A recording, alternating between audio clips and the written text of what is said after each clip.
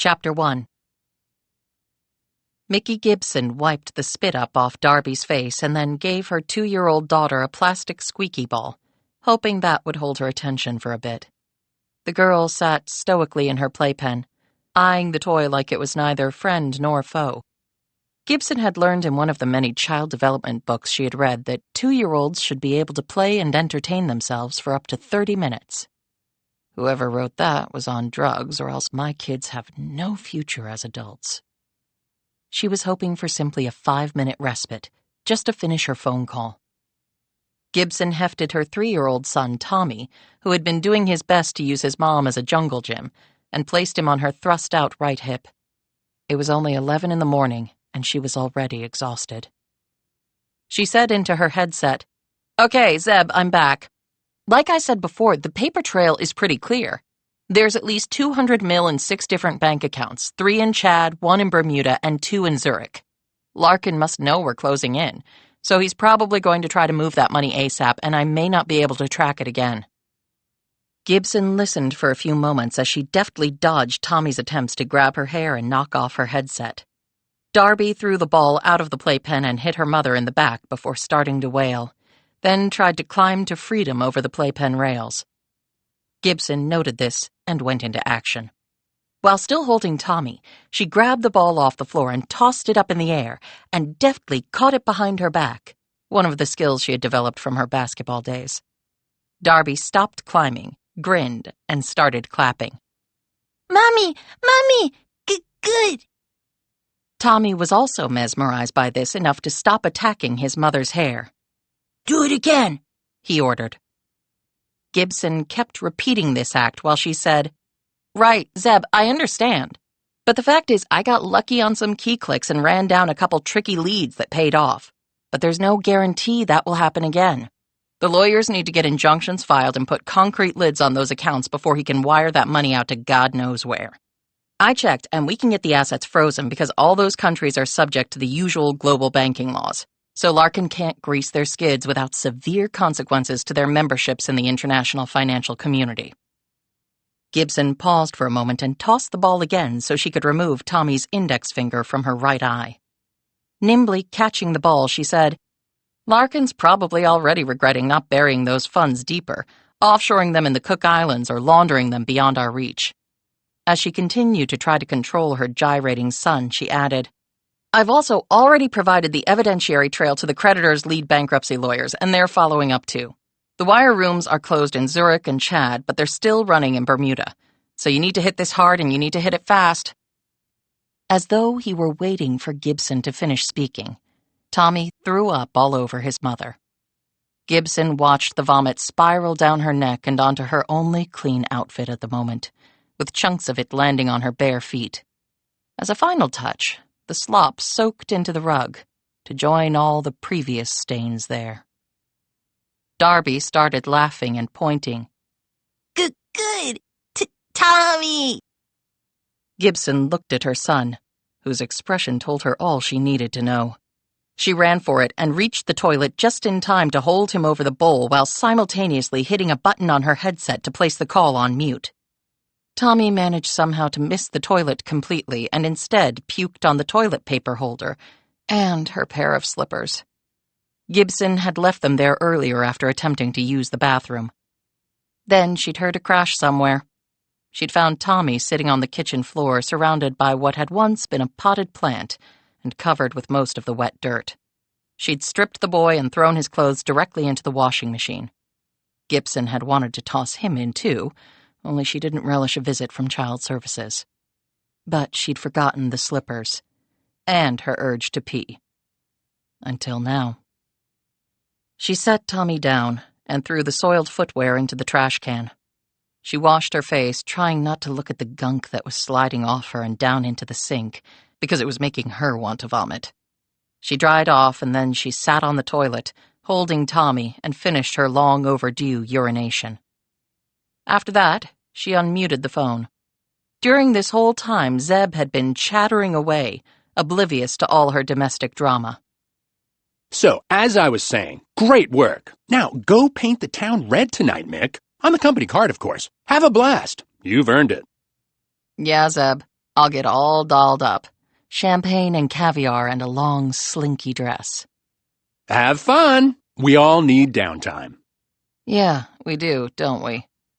Hey, and next time, let's do a Zoom call. I like to see my people's faces. Not this people's face, thought Gibson. Not now. Not for maybe the next 10 years. Right. Sounds good. She clicked off, flushed the toilet, and looked at her son. He rubbed his stomach and said solemnly, "Better, Mommy." I bet. Chapter 2. Later, with the kids down for brief naps, Gibson grabbed a quick shower, unlocked the door of her home office, and hurried inside. She had a cup of peppermint tea in one hand and an oatmeal almond cookie in the other. Her dirty clothes had been replaced with green gym shorts and a t-shirt and ankle socks. Until she did the next load of laundry, this was mostly it for clean garments. The slinky dress would definitely have to wait since she didn't have one, or the time to paint the town red, whatever the hell that meant. And with the tea and cookie, she was holding the mommy version of champagne and caviar. At least this mommy. The baby monitor was on the shelf. All she could hear right now was gentle breathing and a series of small snores that she knew came from Tommy. She let out her own long breath and wondered if their usual 1-hour nap timeline would hold today. The one predictable component of motherhood she had found was that no 2 days were ever alike. Then she glanced at herself in the drab reflection of her twin computer screens. Gibson was 5'7" if she stood absolutely erect, which she had never once managed to do since having kids. She figured her right hip was stuck out about 4 inches further than her left, and she had no idea if it would ever return to its original alignment. She didn't want to even think what her spine looked like. But if it reflected her chronic back pain, it was a real anatomical horror show. She still carried stubborn pounds of baby weight on her hips, buttocks, and belly, and they might be permanent for all she knew. Her dark hair was cut short because who had time to deal with long tresses? Her face was puffy, her skin blotchy. Her OBGYN had blamed postpartum hormone releases, which was something they hadn't covered all that thoroughly in the pregnancy books she'd read. The slender, dynamic athlete she had once been in high school and college was no longer readily apparent. As a tough, feisty, ball-hawking, elbows-throwing point guard with a wickedly accurate mid-range jump shot, impressive passing skills, and great court awareness, she could run all day. Later, first as a crime scene tech and then a street cop, and after that a detective, she had won the 10K competition for the entire department 6 years in a row, besting both the men and the women. The guys had been initially faster than she, but their endurance had petered out around the 5K mark. She had tried not to smile too broadly as she blew past them at that point. Now, the stairs were a bitch. She'd gone to Temple University in Philly and been coached by the legendary Dawn Staley. Gibson had also been a theater major and had been cast as the lead in a number of student productions at Temple. People thought she might make it to Broadway one day.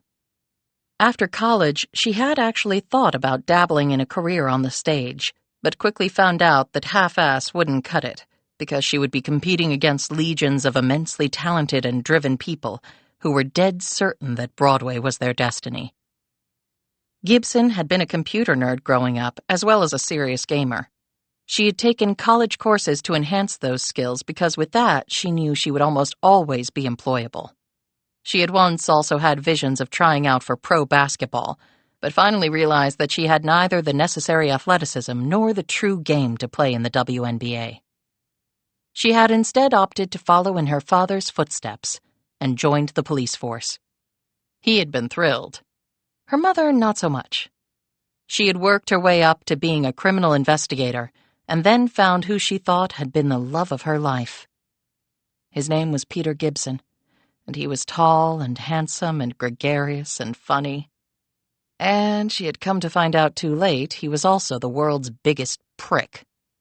He'd said he wanted a large family, but as soon as one baby was out of the oven, he had been a changed man, chafing at not being able to go out with his friends, or having his weekends ruined by the daddy-do list. When she was pregnant with Darby, he had cleaned out their bank accounts and run out on her with his secretary, leaving Gibson with an infant and another baby on the way, and a mortgage and bills that could not be paid on her salary alone. She had searched for him, but Gibson had vanished so thoroughly that she wondered if he had some professional help in doing so. She had lost the house and had to leave her job with the force, and then she moved to Williamsburg, Virginia, where her retired parents lived. She had lucked out by joining Pro-Eye, a global private investigation agency that did most of its sleuthing online. It paid well and allowed her to use her computer skills and work from home pretty much full-time. And she had her mom and dad as a support group and free childcare when needed.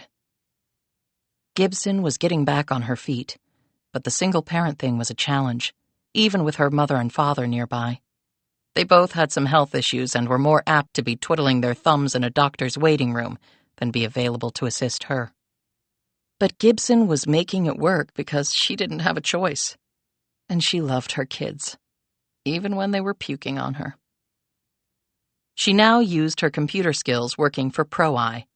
The company specialized in hunting down the assets of rich delinquents who continued to live notoriously in the lap of luxury while blowing raspberries at both courts and creditors as they hid behind a wall of snarky lawyers, scheming accountants, and PR mudslingers. And there were so many of these moneyed deadbeats that Pro-Eye, and thus Gibson, were flooded with work. Some rich people obviously did not like to pay their debts, as though they were somehow exempt from the obligation. While the car mechanic or grocery store cashier or warehouse worker were routinely audited by the IRS for a few $1,000s as low-hanging fruit, the zillionaires scared off the revenue man with their prodigious legal and accounting muscle. She'd attended one deposition where a billionaire defendant had argued that his businesses created thousands of jobs and those people paid taxes, that he had very little actual income since most of his billion-dollar fortune was in stocks, which he got loans against to pay for his extravagant lifestyle, effectively bypassing the tax man, and that he gave to charity. When the counsel for the government had pointed out that that was not a defense for paying no tax at all on his actual taxable income, the billionaire hadn't told him to fuck off. He'd just said, "Wait until we officially make it the law. It won't be long now." And then he'd told the lawyer to fuck off. Gibson took a sip of tea and a bite of her cookie, put on her headset and started clicking computer keys. The current case was much like all the others. It had gotten to where finding assets wasn't as much of a challenge as it used to be, as though all the rich delinquents used the same basic playbook. And even when the assets were found, it then became a monumental legal battle, and while most thought the government was Goliath and the debtor was David, the public lawyers were almost always outgunned by their pricier rivals in the private sector. What she did now could never compare to the adrenaline rush of working cases on the street. But life was full of trade-offs, and this was one she had made. For the good of her family. Something every mother would understand. She might eventually find someone else to spend her life with, but right now that did not seem likely at all. Why? Because what Peter Gibson had robbed her most of, and it was a lengthy list, was trust. Trust in men, and even worse, trust in herself. Gibson prepared to get to work chasing down a rogue businessman who had $2 billion in assets somewhere, but unfortunately also had $4 billion in debt. Just another world-class punk fraudster in a sea of them. 20 years ago, there were fewer than 500 billionaires in the world. Now there were nearly 3,000. That was an enormous amount of wealth creation for a very select few. Everybody else, not so much, she mused. But then her phone rang, and everything in Mickey Gibson's suburban single-mom life was about to get blown straight to hell. Chapter 3. Ms. Gibson, this is Arlene Robinson from Pro-Eye. I work with Zeb Brown. I know you were on the phone with him earlier. That's right. Is there a problem getting the funds locked down? No, that's all going very well. They're acting on Bermuda, and they'll get Zurich and Chad done as soon as they open. You did great work as always. Thanks. I don't believe we've spoken before, said Gibson, as she bit into her cookie and took another sip of her tea. We haven't. I've been with Pro-I for 18 months, but I was just transferred to Mr. Brown's division 3 weeks ago. He's always spoken highly of you. Then she chuckled. What? Said Gibson. He also informed me that he told you to paint the town red tonight or something to that effect. On the company dime, of course. Yeah, he did, said an amused Gibson. I looked you up right before I called. You're a single mom with 2 little kids, right? Now Gibson understood the chuckle. That's right. And just as I was telling Zeb to lock down those accounts, my son threw up on me. Well, I've got 3 under the age of 5 at home, so I can definitely relate. And I knew you weren't going to be painting anything red unless it's a room in your house. Gibson laughed. Spoken like a true mom. Where are you operating from? Albany. I was told it was Pro-I's headquarters about 10 years ago before they really took off and went global. That's right. I've been with them for about 2 years. It's a good firm. And it lets people work remotely, which is very nice. Yes, it is. So, what can I do for you, Ms. Robinson? Please, make it Arlene. Here's the thing, and it's a little different, but I was told to call and run it past you. Okay, said Gibson expectantly.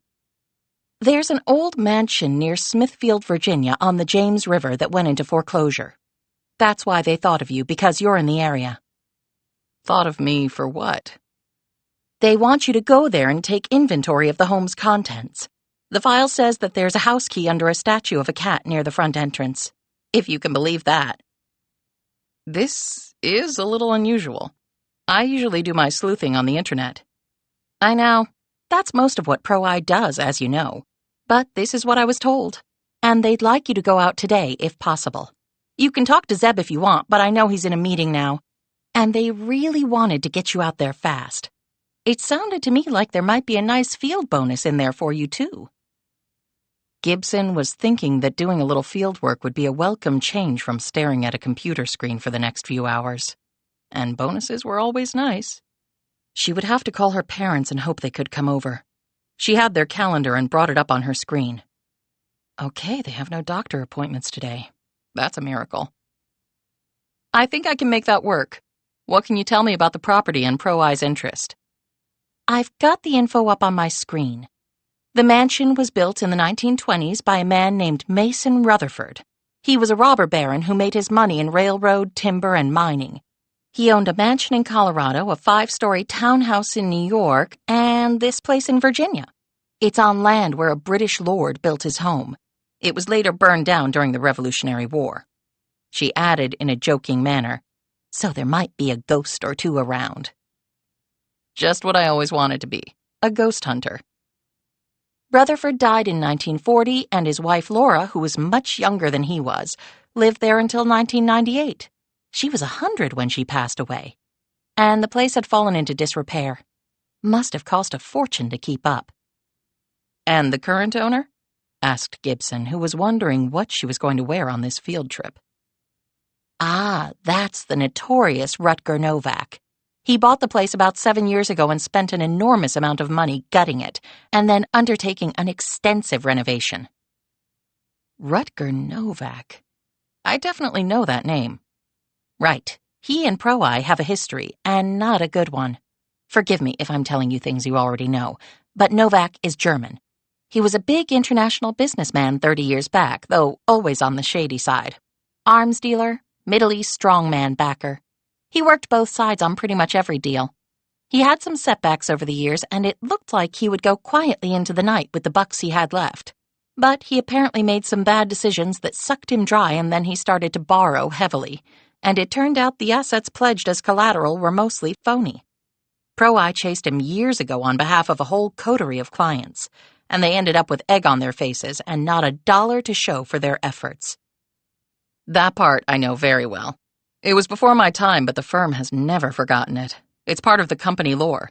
They even tell it to you during orientation as a warning sign against complacency and not going the extra mile. Well, time apparently caught up to Novak. Everything has now gone belly up in the last couple of months. Is he around, or did he hit the road like last time? Vanished, or so the file says. He owes so much his creditors are trying to grab everything they can. This mansion is one of them. That's why we want you to go there. The firm wants to make amends for what happened last time. You said near Smithfield? Can you be more specific? She heard some key clicks. It's between a place called Mogart's Beach and Rushmere on something known as Burwell Bay. Robinson gave her the street address. Okay, that gives me some context. The short route includes a ferry, so that would take me about an hour or so, and that's if I hit the boat schedule dead on. The long route will have me drive south through Newport News, cross the James River Bridge, and head to Smithfield. And then it's about 8 miles above that, like making a horseshoe. All told, that's about an hour too, depending on traffic. So that's the way I'll go. See? It pays to have someone who knows the local geography. I'm surprised no one has been there before now. Well, we didn't know about the property until an hour ago, which is why Zeb didn't mention it to you earlier. The title was in the name of a shell company. We just punched through that wall. Our clients have documented liens on the place and have filed blanket legal papers allowing access to all his properties. We're hoping Novak left so fast he couldn't clean the place out, because our intel is that he loved the finest things in life, and that place might be full of them. Paintings, furniture, sculptures. Hell, the creditors will take oriental rugs, silverware, the contents of a wine cellar or a library. Whatever.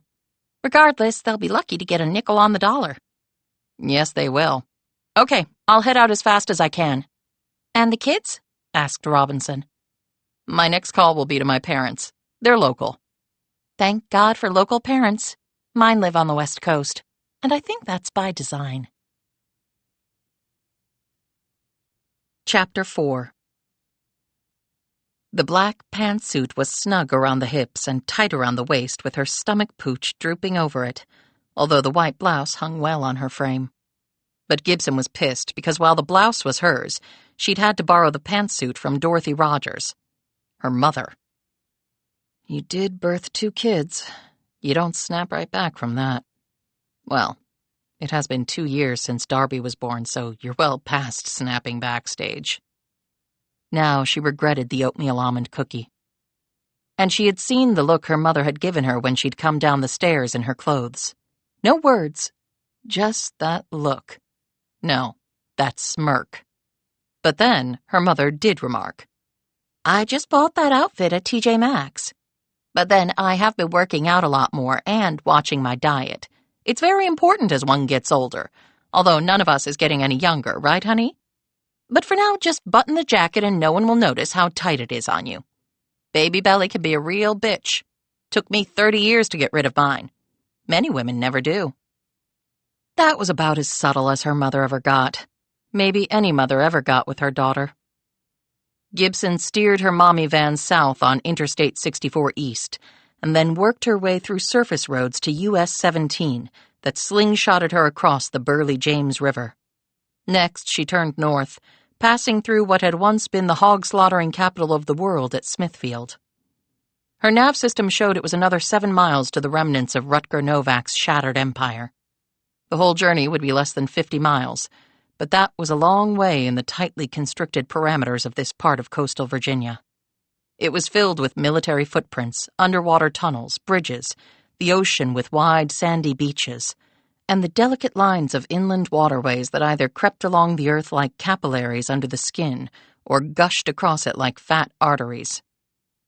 She had thought about calling Zeb Brown back, but she knew he would be preoccupied with the case she had discussed with him this morning, and she was excited about getting out of the house. She followed the directions until she turned down a long drive that was bracketed on both sides by mature trees that were just starting to bud out in early spring. Gibson reached down and touched the holster riding on her belt. In it was a Beretta 8-shot Nano, which was comparable in size and weight to the Glock 26 she had carried on the police force, and chambered the same ordnance. Its slightly smaller footprint fit her hand well, and the 9mm Luger bullet that blew out of its barrel would stop pretty much whatever it hit. She had not let her mother see her unlock the combo safe located at the top of her bedroom closet, or put the gun in her belt clip. Her mom had never wanted her daughter to be a cop. One in the family was enough, she had often said. However, Gibson had wanted to follow in her father's footsteps. As the oldest child, with 2 brothers coming in behind her, she had held her uniformed father in awe. But initially, bowing to the will of her mother, Gibson had joined the force as a forensics tech. That had mollified her mom, since Gibson would show up at the crime scene only after all the danger had passed. When she secretly took and passed the written and physical exams to enter the police academy, her mother had thrown a fit. It wasn't until her father, Rick Rogers, stepped in that she was allowed to pursue her dream. Her old man was proud of her, Gibson knew, though he rarely showed it. Public displays of affection were not in the DNA of the Rogers family. Gibson could count on one hand the number of times her mother had hugged or kissed her, and she could count those times on one finger with her father. That was the day of her graduation from the police academy. He hadn't done it at her wedding, for reasons he had made clear to her prior to Gibson's walking down the aisle. She turned off the road she was on and started down another. The property was just up ahead on the right. And maybe I'll find some British ghosts living in the old mansion. She slowed as she saw the stone monuments on either side of a driveway. The plaque on one of the monuments read, Stormfield. Arlene Robinson hadn't told her the name of the place. Not that it mattered. There was a wrought iron gate, but it hung open. Farther down and partially concealed by some overgrown bushes stood a mailbox. She drove up the cobblestone lane and swung around a bend in the road. Revealed was a sprawling old mansion that looked as though it hadn't changed a jot since it had been built. Rutger Novak's renovations must have all been on the interior. She could only describe the architecture as an unruly blend of baronial, feudal, and Gothic, with a bit of Versailles thrown in for no apparent reason. It sat in front of her, stained and discolored after a long residence next to the unforgiving elements of an estuary reeking of equal parts salt and fresh water. She parked in front and got out. The only sound was the breeze and the occasional bird opening its beak in anticipation of the dawning springtime. The tree canopies were still relatively bare, and the gloomy sky did not provide much light in the afternoon. She figured when it turned dark it would be difficult to see anything. And then she decided to hurry, because it had just occurred to her that this place might not have electricity. She snagged a flashlight from her van, because, as large as the house was, it would be dark in some places, regardless of the light outside. Gibson made her way up to the front doors, which were each 12 feet tall and constructed of solid oak. She found the cat statue and the key underneath. As she set the statue back in place, it seemed to her that the feline was warning her to flee from here before it was too late. When she unlocked the door and stepped inside, the musty air abruptly hit her. That was strange, she thought, because the place supposedly had been recently inhabited. Yet maybe it always smelled like this. She suddenly looked around for an alarm pad. A bit panicked, Gibson listened for the sound of beeping prompting the inputting of a code before it was too late. She saw the alarm pad to the left of the doors, but its panel was dark. That's also odd. But it was also lucky for her, since she had not been given the alarm code. Gibson took her iPad from her bag and turned on the video feature. She had no idea of the floor plan here, but since the place was nearly as large as a small shopping mall, this was not going to be a single afternoon's worth of work. She started in the foyer, where there were 2 suits of armor standing about 8 feet tall and still looking dwarfed by the immense space. There was a large dining room, fully, if incompatibly, outfitted with Baroque pieces and a Chippendale sideboard. Gibson had become something of an expert about such things while hunting the assets of the rich and shifty over the last couple years. On the walls were oil paintings, mostly consisting of colonial scenery and waterfront landscapes. She didn't think they were originals, or if they were, she doubted they were worth much. There was a 19th century-era bar set up in a massive hinged globe on rollers, and some nice oriental rugs. Those might bring in decent bucks. She walked down hallways and into other rooms, taking video and dictating pertinent information to the extent she could find any from either the objects themselves or her own expertise. She could Google everything later. She passed by a broad window and looked out at the dying sun. The rear grounds gazed out upon the James River, which looked dark and slick as it slid slowly past Newport News, turned to the east, and emptied into the Chesapeake Bay between Hampton and Norfolk. Beyond that was the unnervingly long Chesapeake Bay Bridge Tunnel. After that was the Atlantic. Gibson had been across the Bay Bridge Tunnel a few times and never cared for the experience. It was over 17 miles long, with artificial islands built along the route, and the bridge seemed to disappear right into the middle of the bay where the road entered the tunnels. It was like the highway was executing a suicidal dive into the water, taking all traffic with it. Along the shoreline, she spotted an old boathouse with an attached dock. There was a covered cabin cruiser there that might fetch some dollars. She decided to check on it while it was still light outside. She had already confirmed that there was no electricity turned on, which probably accounted for the musty smell, what with no air circulation. Gibson headed down a slippery stone path to the shoreline of the James River. The boat was a Formula cabin cruiser, the hull white with blue and red accents. She estimated it was about 40 feet in length and seemed to be in good shape, though it still had its winter cover on, so her views were limited. She took video of it, and then tried the door of the boathouse, but it was locked. She peered in the window, but couldn't see much. She trekked back to the house and entered the library. The shelves were mostly empty, so it appeared Novak had either cleared it out or wasn't much of a reader. Gibson walked up to one section of shelves to look at a vase there, when she felt something on her ankles. She stopped and eyed the wall. It didn't precisely meet the adjacent section of wood. There was about an inch sticking out. She set her iPad down, curled her fingers around the wood, and pulled.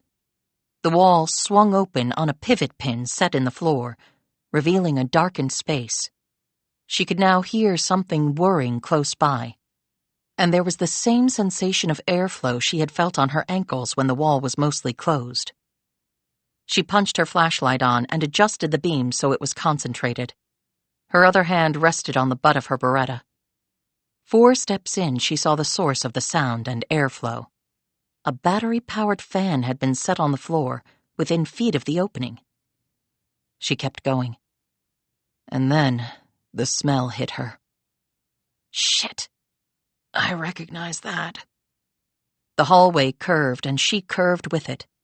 She shone her light on walls that were damp stone. They probably dated back to the original construction. She directed the beam back and forth in front of her as she walked along.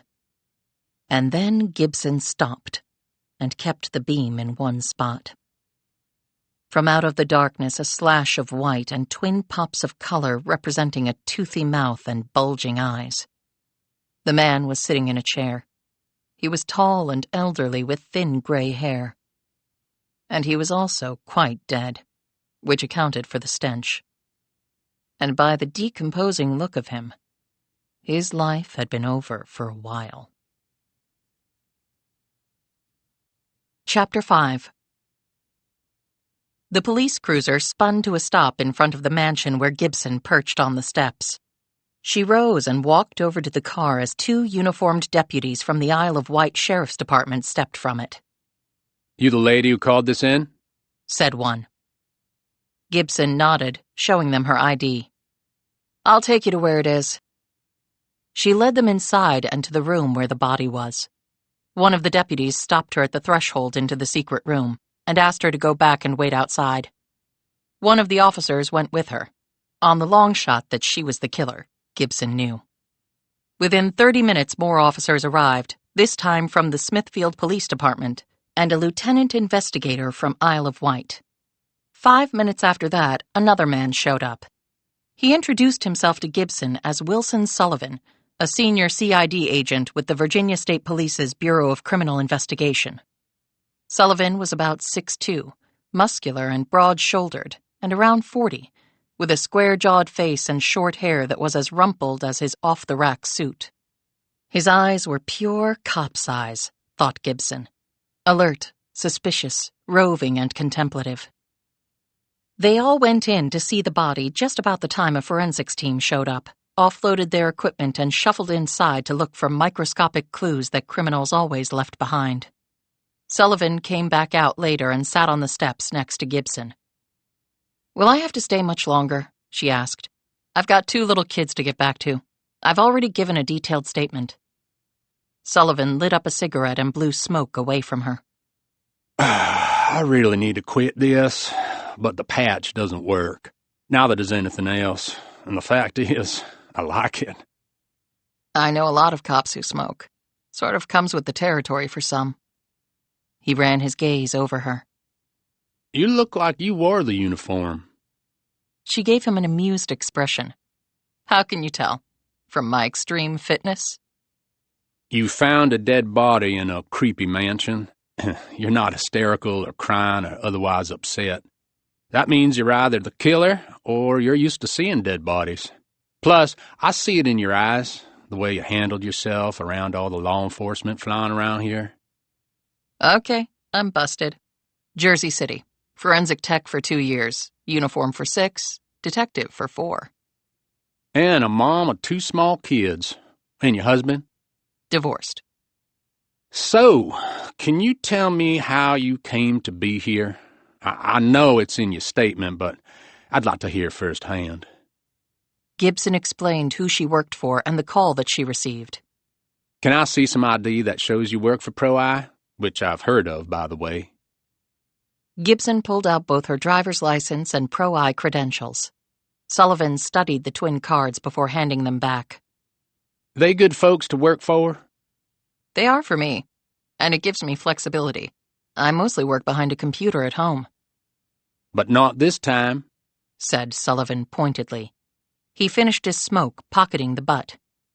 Don't want to contaminate the crime scene. So, Rutger Novak, he said. "Yes." Sullivan got a look in his eyes that Gibson did not like. I've heard of him, though not too much lately. Didn't know he was living around here. "I didn't even know this place was here. I'm a relative newcomer to the area. I was told it was built by some robber baron named Mason Rutherford back in the 1920s, and that a British lord's house used to be here before it was burned down during the Revolutionary War." Sullivan gave her another look that Gibson liked even less than the first one. "What?" she asked. I've only been in this area a couple of years, too. Came up from North Carolina, but I learned pretty fast. And I've never heard of a British lord having a home here. Never heard of this Mason Rutherford either. And I checked on this Stormfield place before I headed out here. Rutger Novak never owned this place. Gibson looked perplexed. I don't understand," Neither do I, retorted Sullivan, giving her a sharp look that Gibson had given many suspects in her time as a cop and detective. Shit. Sullivan took out his phone and scrolled through some screens. Stormfield was built in the 1920s. It was built in 1950 by a man named Richard Turner. He was a great-grandfather of the people who lived here before the current owner. He made his money in advertising up in New York, but he was from Tidewater and returned home to build this mansion. The Turner descendants owned it until about 6 years ago. He stopped and eyed her. I don't understand any of this. I was told that Laura Rutherford lived here until she was 100 in 1998, and... Sullivan turned when a uniformed officer came out and called to him. Excuse me, said Sullivan, standing up and joining the man for a minute. They had a whispered conversation that included several glances at Gibson, who was growing more uncomfortable by the minute. She looked at her watch and was expecting a call from her mother any moment demanding to know where the hell she was. After the officer went back into the house, Sullivan rejoined Gibson on the steps, his features grim but otherwise unreadable. "Problem?" said Gibson. Sullivan took out his cigarette lighter and clicked the top back and forth like his personal fidget toy. We called Pro-Eye about you. They just got back to us. And they confirmed that I worked for them. Yes, they did. I sense a butt coming. But they never asked you to come out here to do an inventory on this place. They never called you at all about Stormfield. They have no idea what it is or where it is. Gibson caught a breath and gaped. Who did your people talk to? Fella named Zeb Brown. He said he was your immediate supervisor. He is? So, care to explain the discrepancy? Because one of you seems to be lying, and I'd like to know which one it is. I told you. I got a call from Arlene Robinson from the Albany office. There is no Arlene Robinson in the Albany office. There is no Arlene Robinson that works at Pro-Op, period. So let me ask you again. What are you doing here? Gibson looked at the old ugly building as a number of scenarios played out through her mind. I got a call from someone identifying herself as Arlene Robinson a couple of hours or so after I spoke with Zeb about an unrelated case. The woman said she worked with him.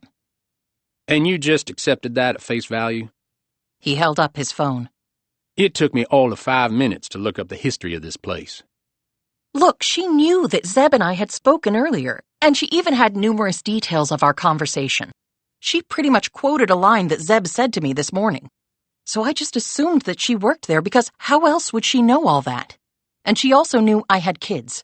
She said that since I was local, which meant she knew I lived around here, they wanted me to come over and do an inventory of this place.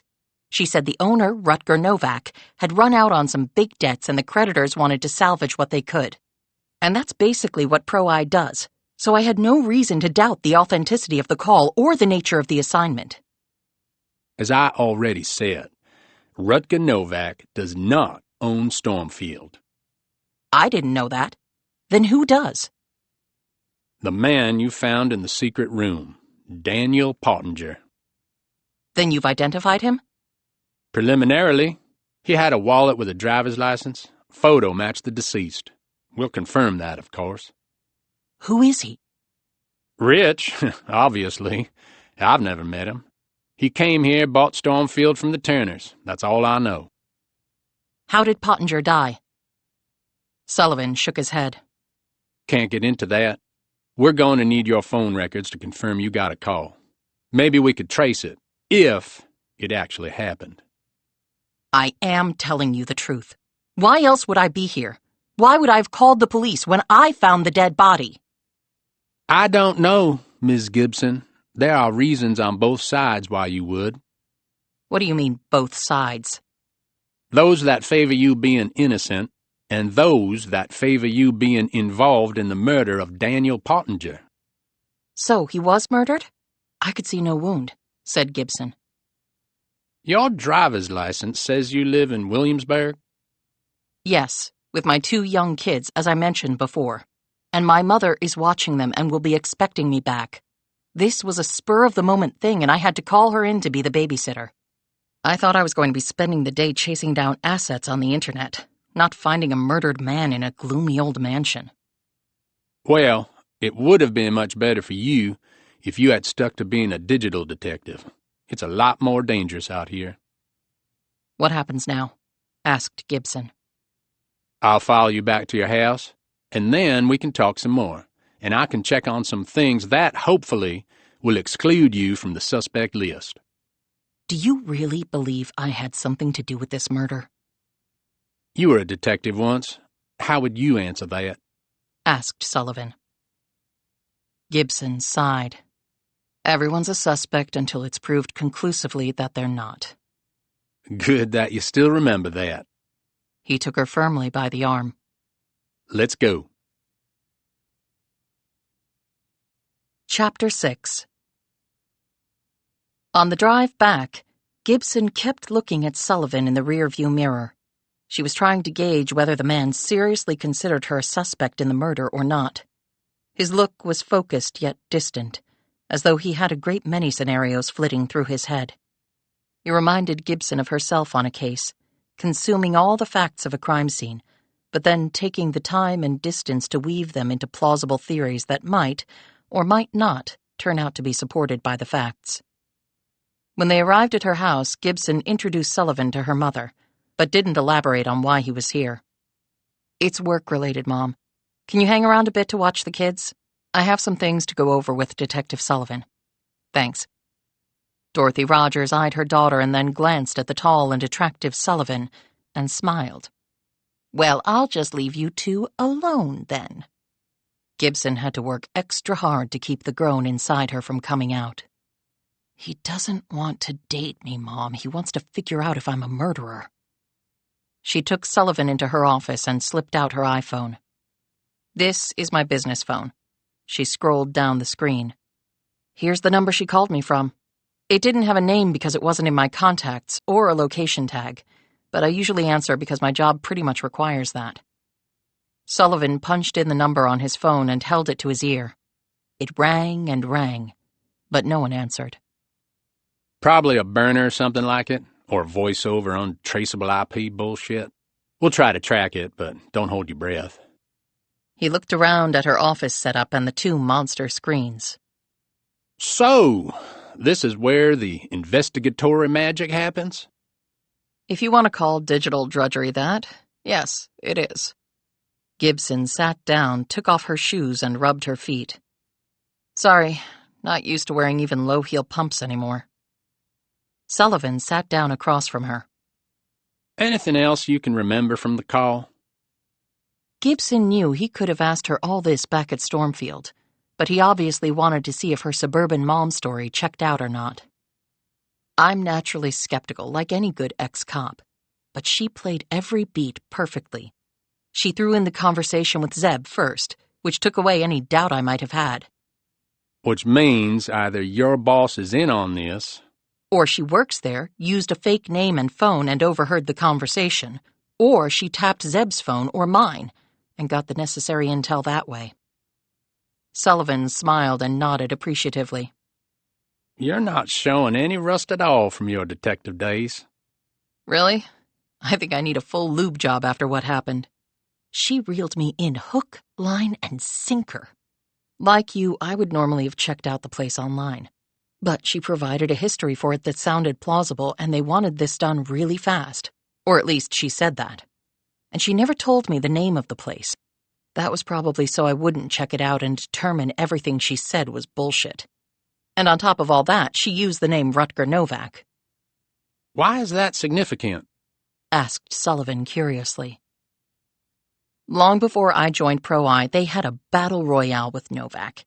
He ended up winning because he disappeared, and Pro-Eye couldn't find a single asset to grab for their clients.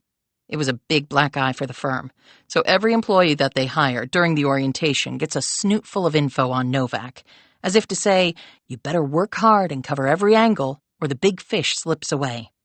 She must have known that about the firm and mentioned his name to me so I would have no doubts she worked there." "Mickey Gibson. It says that on your license. But isn't it short for Michelle?" "No, my given name isn't Michelle. It's Mickey." "Okay. Is there a story behind that?" Gibson sighed resignedly. "To say my late grandfather was a die-hard Yankees fan would be a gross understatement. He bled the navy blue pinstripes. Family lore has it that he threatened to strangle my father unless he named his first grandchild, regardless of gender, after Mickey Mantle. So voila, here I am." "Well, it is different." "Very kind of you to say so. Growing up with that name, I would have used a different word to describe it." "Made you tougher, I take it." "Made me something." Which then leads us to the question of why you? Out of the entire universe of people she could have made that call to. I thought about that all the way on the drive back. I didn't come up with much other than I work for Pro-Eye and live close to Stormfield. She obviously wanted me to go there and find that body. Today. The wall had been opened a bit and there was a fan just inside the space to create airflow and noise. And a vase had been placed on the shelf there to draw my attention. Chances were very good I would stumble upon it. Any possibility you could know the woman under another name? I didn't recognize the voice, but she could have altered that. I don't know all that many people around here other than some other moms and dads in my neighborhood. So you think the crime scene was arranged? There's no power on in that house. Fan was battery operated. Wall left partially open. Dead body, fan on. Yeah, it was staged, and then the call came to me. Sullivan said, And the techs estimated the fan had a decent charge left. So whoever turned it on was there probably today. Maybe this Arlene Robinson even called me from there. She knew where I lived, and she knew how long it would take me to get to Stormfield, because I basically told her it would be about an hour after I left my house. So, the question becomes, did she kill him? How long has he been dead? It wasn't today, I can tell you that. I could see that for myself. Why would anyone want to kill Pottinger? Did he have any enemies? Early for that. We're checking out various possibilities. I was told the place was abandoned. But if Pottinger was still living there, where's all the hired help? He couldn't have taken care of that place all by his lonesome. But it was empty when I got there, and the power was off, and the place didn't really look lived in. There was stuff that I inventoried, but it just had the feel of being abandoned. Checking into all of that. So, am I off the suspect list? Not quite, but you're getting there. He rose. We'll be in touch. Look, if you need another pair of eyes on this... Not the way the Virginia State Police work, sorry. Gibson took a symbolic step back. Of course. He eyed the computers. I guess it was a big change, going from the streets to this. It was. But being a parent is an even bigger change in your life. Maybe the biggest. He left Gibson there, staring at the screens around which her work life now flowed. What the hell have I just stepped in? Chapter 7. Gibson put the phone down after having talked to Zeb Brown. He confirmed everything that Sullivan had told her. There was no Arlene Robinson. There was no assignment from Pro-Eye. Brown hadn't been all that sympathetic with Gibson. On the contrary, he'd clearly been pissed that she hadn't confirmed the assignment with him and saved the company and her a lot of trouble and egg on their face. We do have a reputation to uphold, he had told her in a scolding tone. So if there is a next time, just call me, okay? Then maybe we can avoid being part of a freaking police investigation. And maybe you should bag going out tonight to celebrate the Larkin matter and get your head on straight. He'd clicked off before she could reply. She slowly set the phone down. Okay, he thinks I'm either an idiot or I'm involved in a crime. And I'm not sure which is worse because I cannot lose this job. Later, she fed her kids, played with them, bathed them, and put them to bed. She still had on her mother's pantsuit. The waist actually felt a bit looser, and she realized she hadn't had anything to eat other than the almond oatmeal cookie. She went down to the kitchen and pan-cooked her special and amazing Kraft mac and cheese, and ate it standing up with a glass of cheap Merlot to kill the taste. Gibson looked out the window and saw nothing but darkness in the chilly springtime evening. Darkness out there, darkness in here, darkness between my ears. And then her phone buzzed. Her business phone. She looked at the screen. It was a text. Can you talk? AR. She almost dropped her wine and then looked quickly around to see if she was being watched somehow. She texted back, okay, and waited. The phone buzzed and she answered. The same woman's voice came on the line. Can I explain? She said. That would be a good start, snapped Gibson. Maybe your real name might be the best place to start. They found the body, correct? I found the body. Daniel Pottinger. Murdered. How'd you kill him? I need you to go to your front door. Why? Said Gibson in a tense voice. She automatically looked up to where her kids were sleeping. The woman said, You'll find a phone there in a box. I'll call it in 30 seconds. She clicked off. Gibson rushed to the gun safe, unlocked it, slid out her Beretta and slapped in a mag. She hurried to the front door and looked out one of the side lights. She lived in a working-class, cookie-cutter neighborhood of 1,500-square-foot homes with carports or one-car garages, built mostly in the 80s. There were lights on in some of the houses, and cars were parked up and down the street. She saw no one out and about. A dog barked from somewhere, making her jump. She slowly opened the door and saw the small box on the porch. She gently opened it, just as the phone inside started to ring. She stepped back into her home and locked the door. And then Mickey Gibson decided to lose her shit. "What is this load of crap?" she screamed into the phone. "I don't appreciate getting sucked into whatever stupid game it is you're playing." "It's not a game, but I'd feel the same if I were in your shoes." "Easy to say since you're not in my shoes. You almost cost me my job and you still might." "I'm sorry, but please let me explain." Gibson bit back her anger and turned to cop mode, which meant, above all, listening. And this might be the only way to eventually get to the truth. Plus, she was curious as hell as to what was really going on. Not that she expected this woman to tell her anything except lies. But Gibson was really good at tracking stuff down. She just needed a lead. One tiny morsel. "Okay, go ahead," she said in a calmer voice. "I didn't kill him, and I don't know who did. All I know is that I found his body and didn't know what else to do." Gibson barked. "How about calling the fucking police? That one ever occur to you?" "I couldn't call them. You just had to hit 911 with your index finger. You didn't have to give your name, or just use a fake one like you did with me."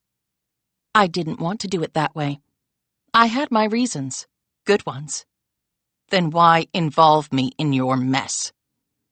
"Because I had heard of you." "Heard of me from where?" asked Gibson. "When you were a cop." "That was back in Jersey. So you tracked me to Williamsburg?" "I felt like I could trust you. I hope I still can." "Well, I don't trust you, seeing that the police now think I'm a suspect for a murder I knew nothing about until today." She drew a long, calming breath. This aggressive posture was going to get her nowhere. "Did you know Pottinger?" "Yes." "How?" Gibson said. "He was very well known in Miami. I was surprised that he moved to such an isolated place in Virginia." "So she was from Miami?" "Why were you there?" "He asked me to come to see him." "Why?" asked Gibson. "I can't get into that." "You're going to have to get into everything if you really want me to trust you." "He was someone I knew from way back. He said he was in trouble. I went to Stormfield to help. The door was unlocked. I went in. The wall in the library was open. That's how I found him." "Was there anyone around when you got there?" asked Gibson. "No, which surprised me. The place is huge. He must have had servants or some kind of help. But if they had been there, they would have found the body." "How did he die?" asked Gibson. "Didn't the police tell you?" "No, they don't tell people like me things like that." "I don't know how he died." "You're lying," retorted Gibson. "I'm not. I saw no obvious wounds." Okay, she might be telling the truth because I didn't see any either. "Are you sure you didn't see anyone while you were there, or hear anything?" "No. The place was empty except for him." "Did you put the fan in there and then leave the wall partially open and place the vase on the shelf?" "Yes. I wanted you to find the body." "Exactly who are you? And how did you know all that stuff you mentioned on the phone? You tapped my lines? Or pro-eyes?" "I did what I had to do to convince you to help me," she replied evasively. "What exactly do you want me to do?" "I thought that was obvious. Find out who killed Dan." "Why?" asked Gibson. "I told you. He was my friend." "From Miami?" "Yes." "How exactly did you know him? Business? You don't sound all that old. He was at least 70, if not older. It was hard to tell with him decomposing right in front of me." "We were friends who did business together. My age was never an issue." "What sort of business?" asked Gibson. "I feel like I'm being interrogated," she countered. "Good, because you are."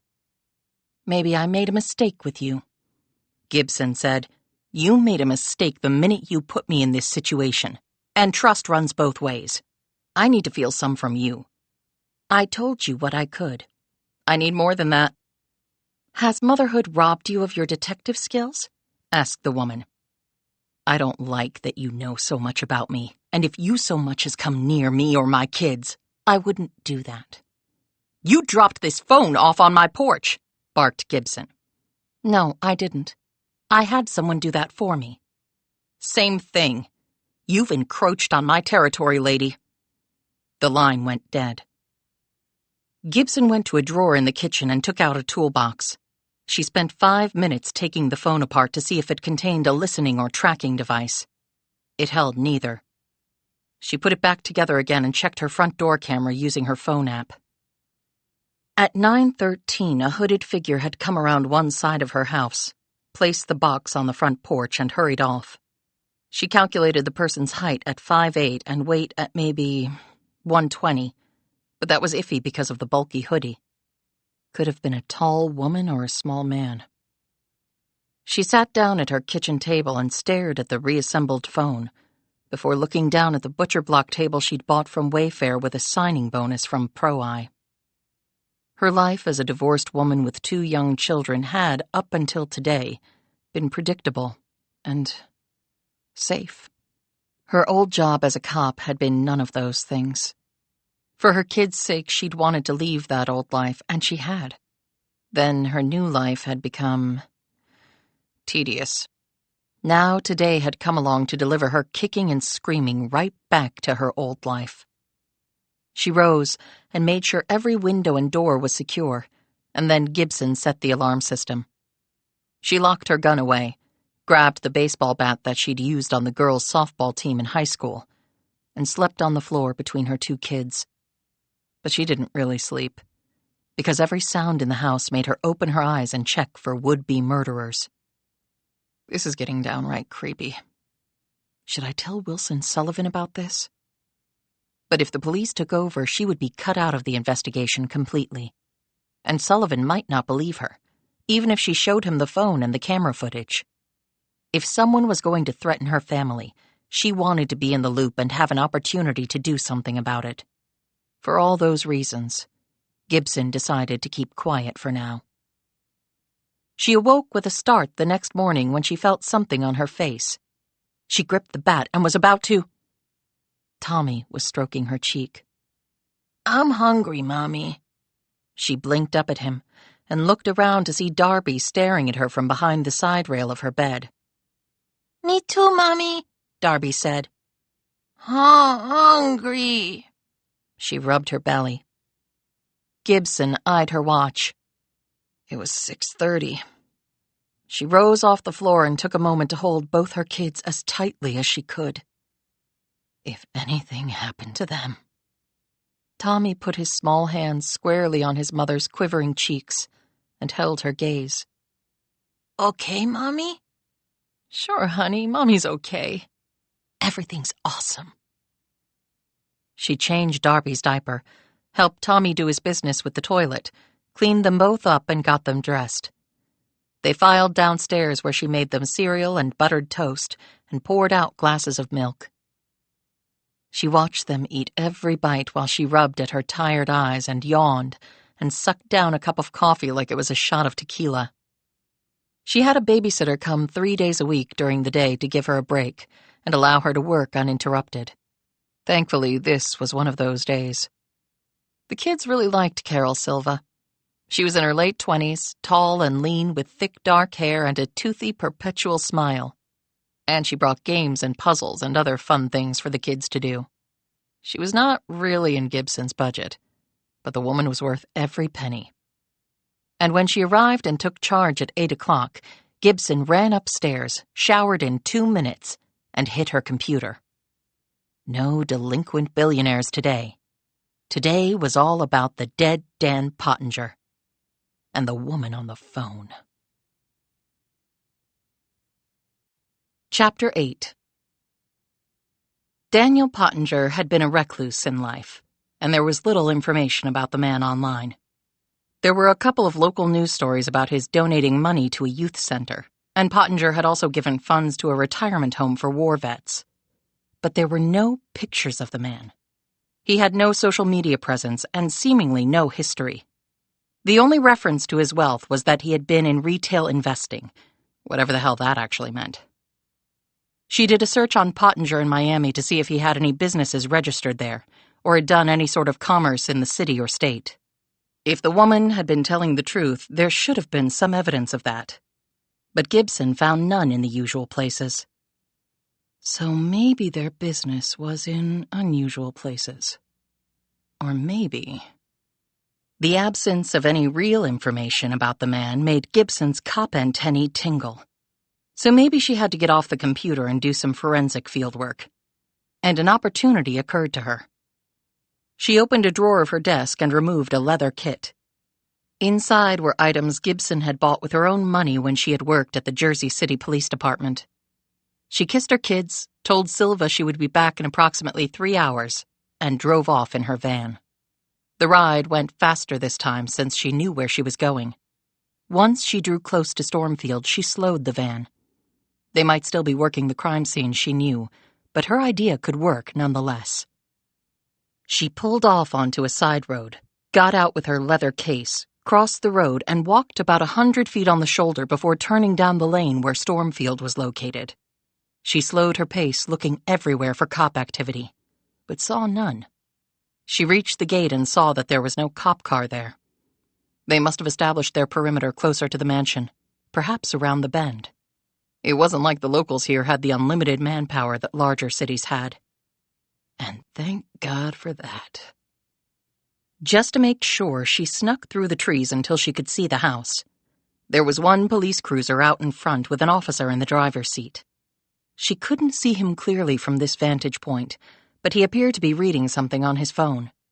The forensics team must have finished up and gone on their merry way with Pottinger's body, and hopefully with some promising clues. She couldn't see any other cars. If Pottinger had hired help, they wouldn't be allowed in the house right now. But she imagined they would have already been questioned by Sullivan, or would be shortly. She got back to the mailbox, which fortunately was set about 20 feet off the road and screened from there by some large bushes. She made one more searching look up and down the road, and then toward the mansion. All was clear. She opened her leather kit and took out the fingerprinting equipment. A vial of latent powder, a fiberglass brush, black plastic lifting tape, and backing cards. Luckily, it hadn't rained, or else she might have to use a reactive spray to bring out the latent prints. The same would hold for curved or irregular surfaces.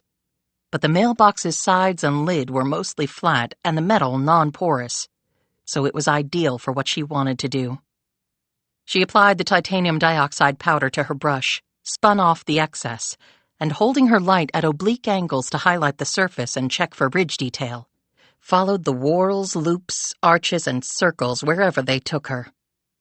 It was fortunate that she had started out her police career as a crime tech. Forensic evidence ruled the day in the world of criminal convictions, and the lack thereof guaranteed that guilty people often walked free, lifting their collective middle finger at the scales of justice. She spread the powder to all the areas of the mailbox, around the handle, the flag, the sides, anywhere someone might have touched the surface. She knew she would probably get the prints of the mailman as well, but she could work around that. She identified 10 sets of viable prints. Her next step was to use her lifting tape to grab them. She established an anchor point and set the tape down over the first print, smoothing away the air bubbles. She repeated this for all the other prints, including a nice palm print on the side of the box where someone had placed their hand, perhaps to provide a leverage point for pulling an oversized package from the box. She constantly looked around for anyone coming. She knew she was taking a risk and would be in serious trouble if the cops showed up, or the officer on perimeter duty decided to go get some coffee. But right now she didn't care, and she would hear the car coming and could duck down and hope whoever it was didn't notice the print powder on the mailbox. Gibson placed each print onto her acetate cards. She finished and wiped off the print powder with a spray bottle of water and a rag from her kit. She wasn't destroying evidence, she told herself. The cops would have lots of prints inside the house, and they could always take them right off the dead man. Gibson was certain they already had, though they had preliminarily identified him as Daniel Pottinger. But that was not conclusive, Gibson knew, and that was the reason she was here. because Pottinger's background or lack thereof just screamed that he was trying to hide his real identity for some reason. She walked back to her van and drove off. Gibson suddenly noticed that her heart was racing and her cheeks were flushed. All in a good way. This was perhaps her most exciting moment since she was a patrol officer running down a suspected rapist and tackling him in an alleyway behind a Walmart back in the Garden State. And when he'd tried to attack her, a knee to his groin and a palm strike to his nose had been immensely gratifying. She returned to her house, took pictures of each card with her camera phone, and then called a friend of hers who still worked for the New Jersey State Police. She asked the woman to run the prints for her through her databases, and, if necessary, also through AFIS and NGI, which were the FBI's national identification databases, with the latter having enhanced capabilities including palm prints, irises, and even facial ID. "What's this for, Mick?" her friend asked. "It's personal, Kate, but I really need to find out the ID of someone." "Where'd you get the prints?" "Off a mailbox." "Is that legal?" "Absolutely. Public space," said Gibson, though she really had no idea if it was. "I'll see what I can do," replied Kate. "How are the kids?" "Adorable, especially when they're not vomiting on me." That got a laugh out of old Kate, who was the mother of 4, and hopefully extra incentive to run the prints for her. Then, the phone that had been left on her porch buzzed. Chapter 9. "Are you ready to talk calmly now?" the woman said. "I was talking calmly last time and you hung up on me," replied Gibson a little testily. "But I am ready to talk and listen to what you have to say." "Good. Do the police know the cause of death yet?" "Again, they have no reason to share that with me. In fact, I asked and they refused." "Can you ask again?" "Why?" "It could be critical. It could be instructive. Like a clue. Cops like clues, right?" "Okay, I'll see what I can do." "Have you told the local police about me?" "No, I'm keeping it to myself for now." "Good, because it might unduly complicate things if you do let them know." "They're complicated enough. You mentioned Miami and business. Can you tell me anything else? I need something to go on if I'm going to make any progress. You want me to help you, so you need to help me. I hope you can see that." "You're very manipulative," she replied. Gibson wanted to scream out, "I'm manipulative?" Instead, she said, "Just the cop in me. But I do need some information, otherwise I'm stuck in neutral." "What do you want to know?" "First, is Daniel Pottinger the man's real name?" "Why do you ask?" "Because there is really nothing on the guy online. Just stuff that could be fabricated." "Not everyone bears their soul online." "Preaching to the choir on that one, but my question is still hanging out there." "Dan was secretive," she said cautiously. "He didn't like people knowing his business." "So maybe he had a fake identity then?" "I knew him only as Dan Pottinger. If he had a different identity, it was before my time." "Okay. Were you in Miami with him?" "For a while." "How long ago?" "Years." "How long did you two work together?" asked Gibson. "Not long enough. He taught me a lot." "When did you learn he had moved to Virginia and bought Stormfield?" "Recently. As I said, he communicated with me and told me to visit him there. I wish I had gotten to him before whoever killed him did." Well, that's quite the self-serving statement. "Before then, how long had it been since you had heard from him?" "Why does that matter?" the woman asked. "I'm just trying to establish some basic facts and timelines here." "What you need to establish is how he died." "But for the police to share with me, I need something of value to barter with them." "I hadn't thought of that." "That's okay. Together we can get there," replied Gibson encouragingly. "Our interests are probably not perfectly aligned." "That never stopped people from working together before." "And you reached out to me. Can you at least give me a hint as to what business you two were involved in?" The line went dead again. On impulse, Gibson threw the phone across the room. But then she rushed over, picked it up, and hit the redial button. It rang and rang. Finally, she clicked off. That evening after Silva had left, Gibson got to be a mom again. She made dinner for the kids, and they played in the living room for about a half hour. This usually involved Gibson's giving the kids rides on her back, which wasn't great for her spine, and then reading to them or letting them toss a ball back and forth.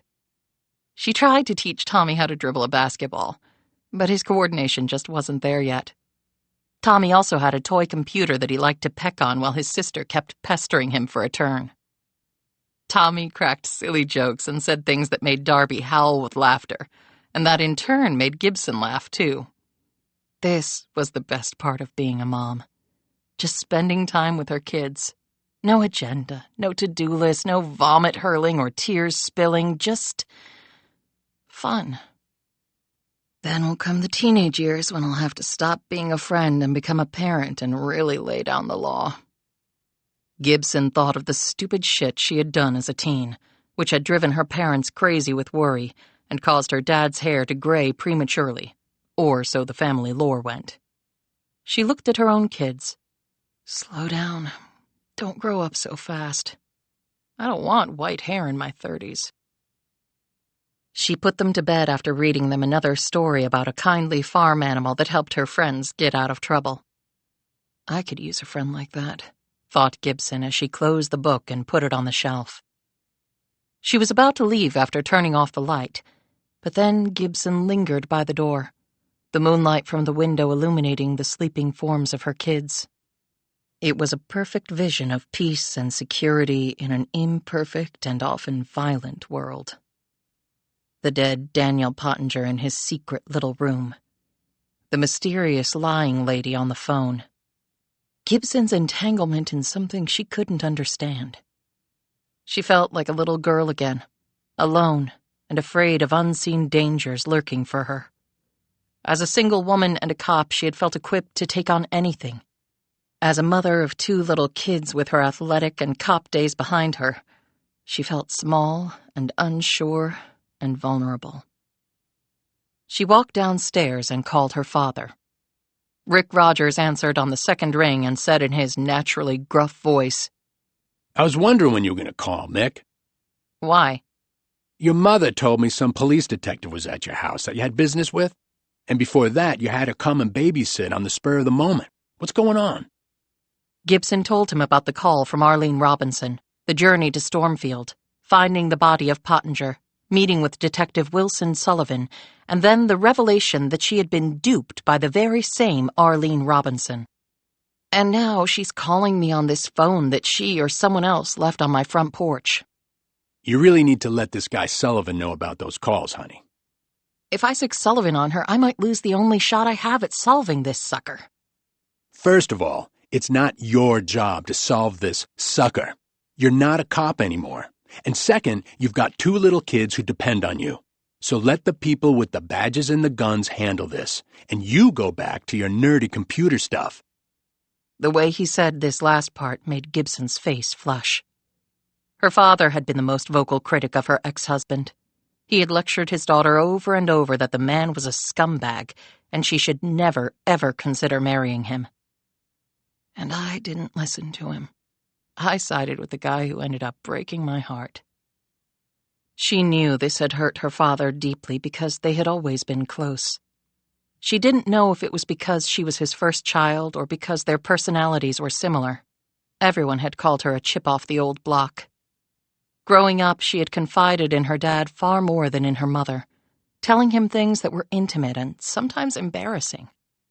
And her father had taken it all in stride and never betrayed her confidences.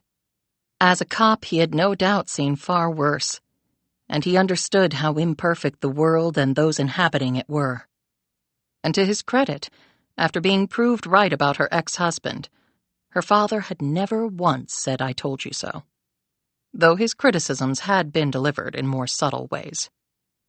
But in speaking with him now, she wondered if he held it against her for quitting the police force and becoming, basically, a computer geek looking for bounty. "I know that makes the most sense," she began. and I hope you know I would never do anything to put my kids in danger. Then you're going to follow my advice? I'm not going to actively investigate this case, but I want to let it play out for a bit. See where it goes. You may not like where it goes. This person sounds manipulative and slick. I worked with the fraud division for a couple of years. It made me disgusted with my fellow human beings. The ones who committed the fraud and the ones who, despite all the clear evidence to the contrary, refused to accept they were being lied to. Like me and my ex, thought Gibson, who also wondered if this was another subtle dig from her father. I know, Dad. And if it starts to go sideways, I'll go to the cops, I promise. Just to be clear, my advice is for you to go to the cops now. Okay. Hey, I got some prints that I think are Pottinger's. Why? Because I don't think that's his real name. I'd like to know who he really is. How are you getting them run through the system? The outfit you work for? No, just somebody I know from the old days. I thought you said you weren't going to actively investigate this case. Running prints is not exactly active. Yeah, sure it isn't. They said their goodbyes and Gibson slowly put down the phone. He's right, Mick. You need to drop this thing right now. But they knew where she lived.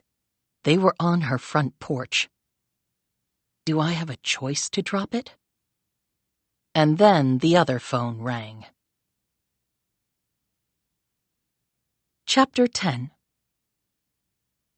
The room was dark, as she preferred it. Light was dirty, she believed, and it also showed too much that might be true. She used the computer audio, channeling the burner phone through it.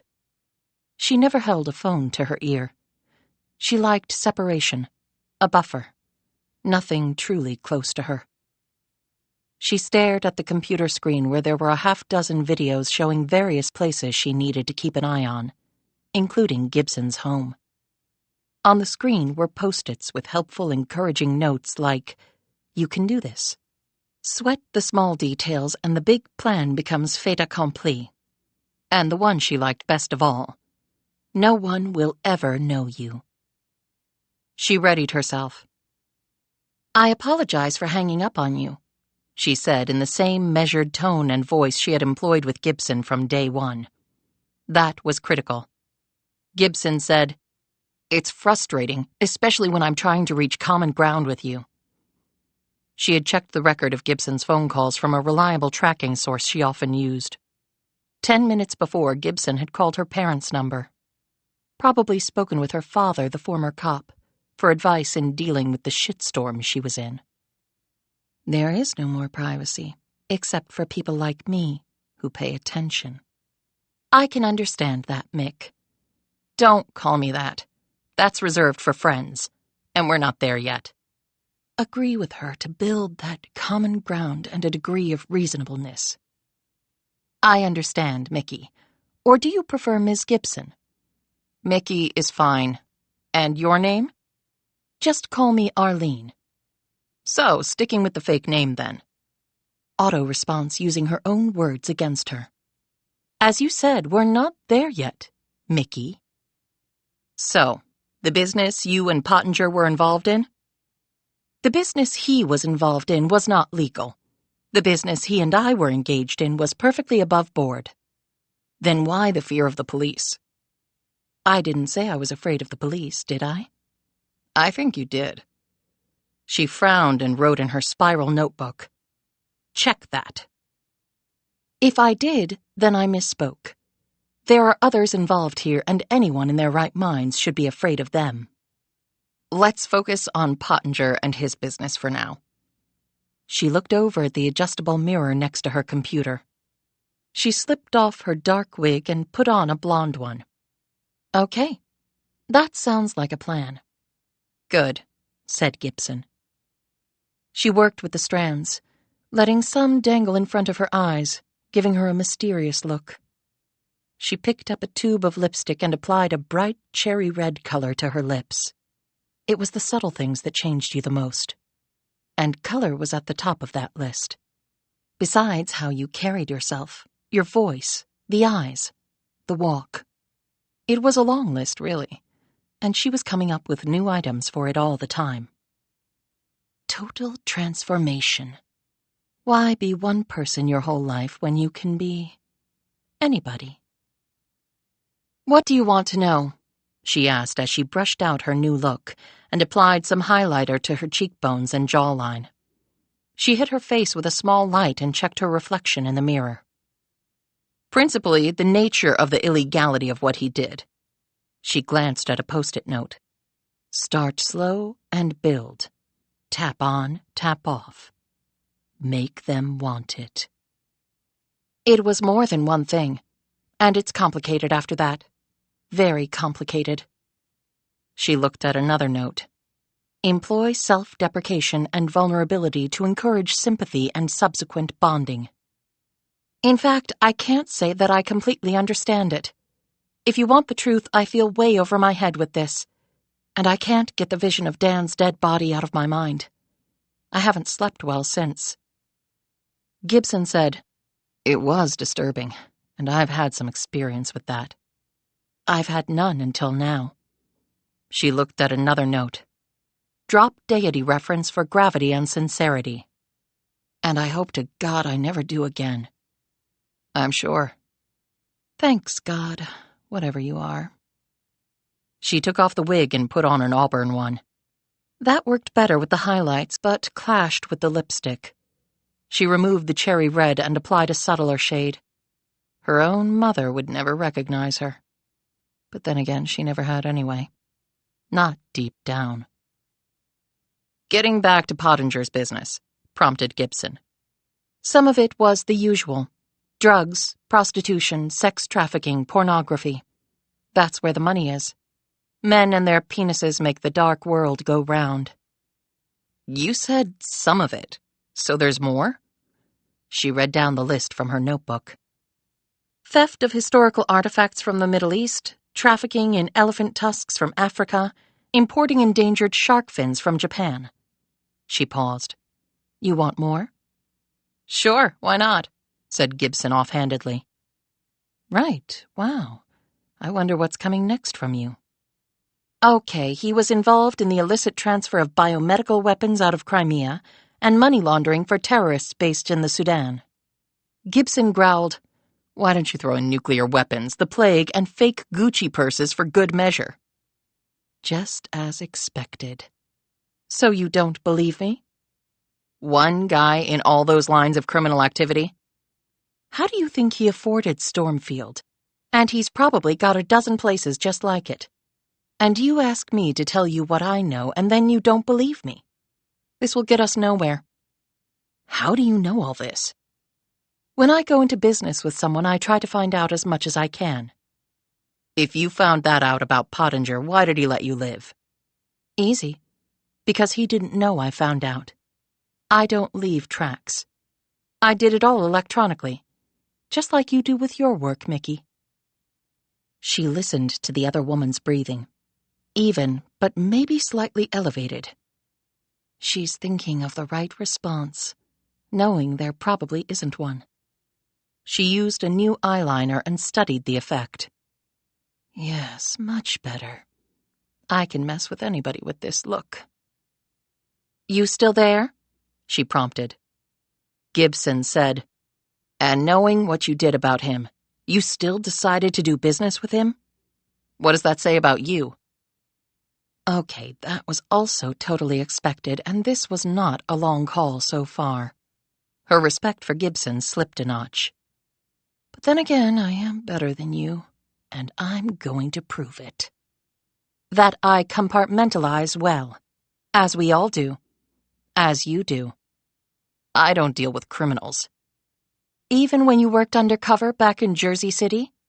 You shacked up with some real scum there. Did some questionable, borderline illegal things." "I won't ask how you know about that, though I'd like to.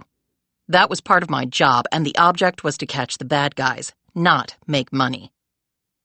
Cocked and loaded. Fire away.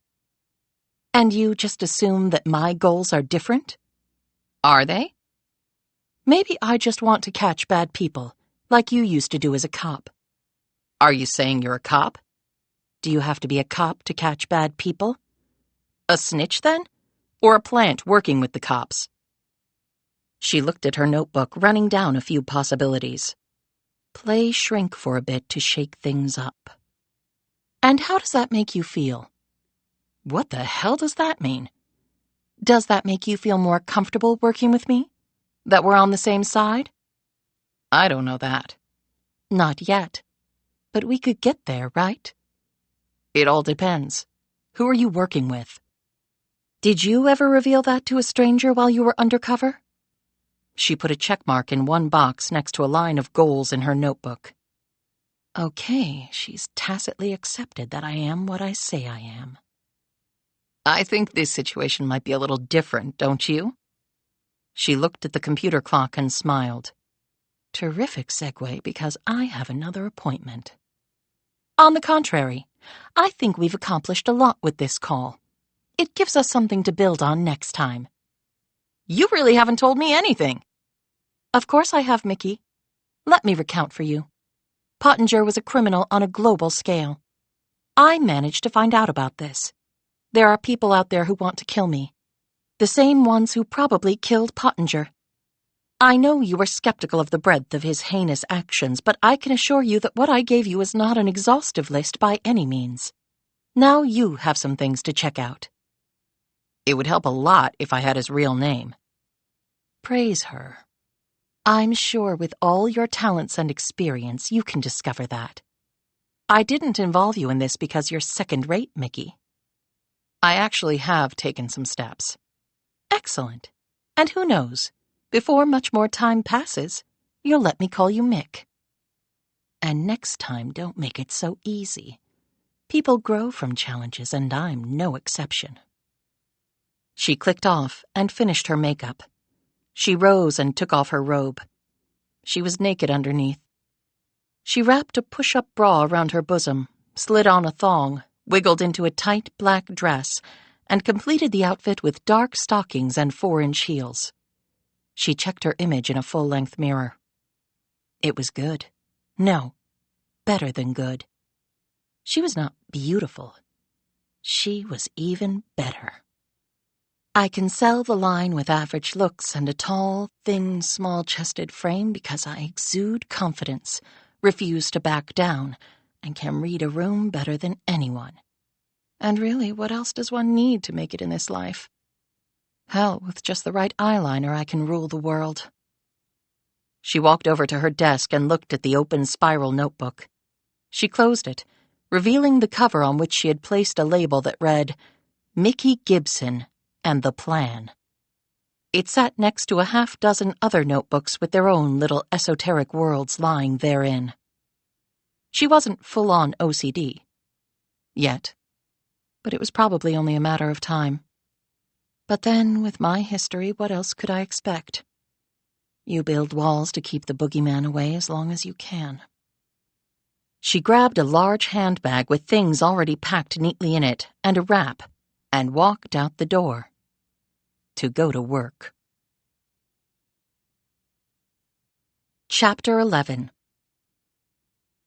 The cab dropped her off at the corner of a major thoroughfare in Washington, D.C.'s Georgetown neighborhood, which gleamed bright and full of possibilities. "Clarice!" exclaimed the woman. The lady approaching her was towering and black and busty and hippie and dressed for success of a certain kind, with men of a certain kind. Clarice turned and smiled with her muted, burgundy-tinged lips.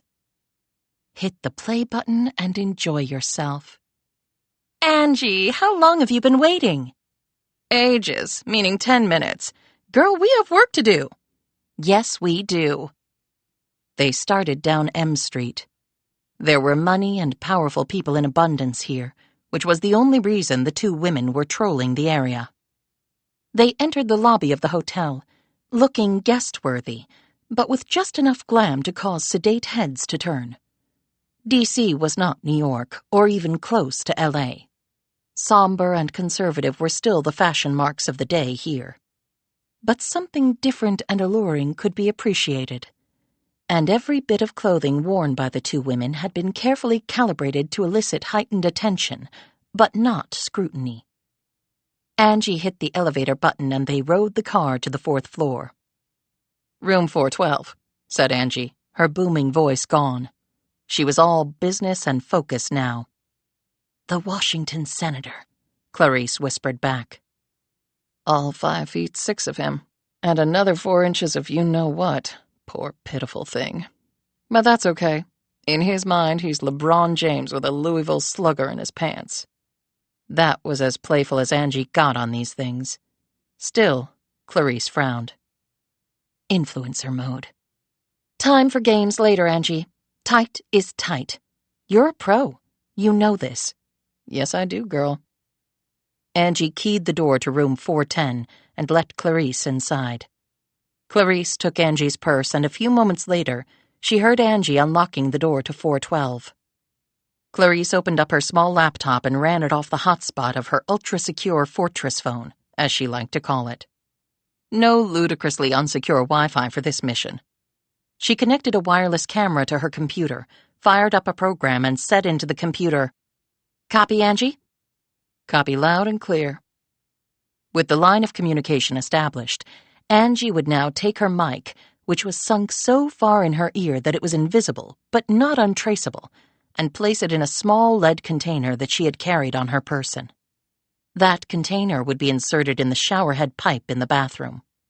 She would wait for the electronic sweep to be completed, and then, unless she did it before the mark arrived, the bathroom would call before the show would begin. In this intimate situation, no man would deny a woman that. The earbud would then be reinserted, and the connection resumed.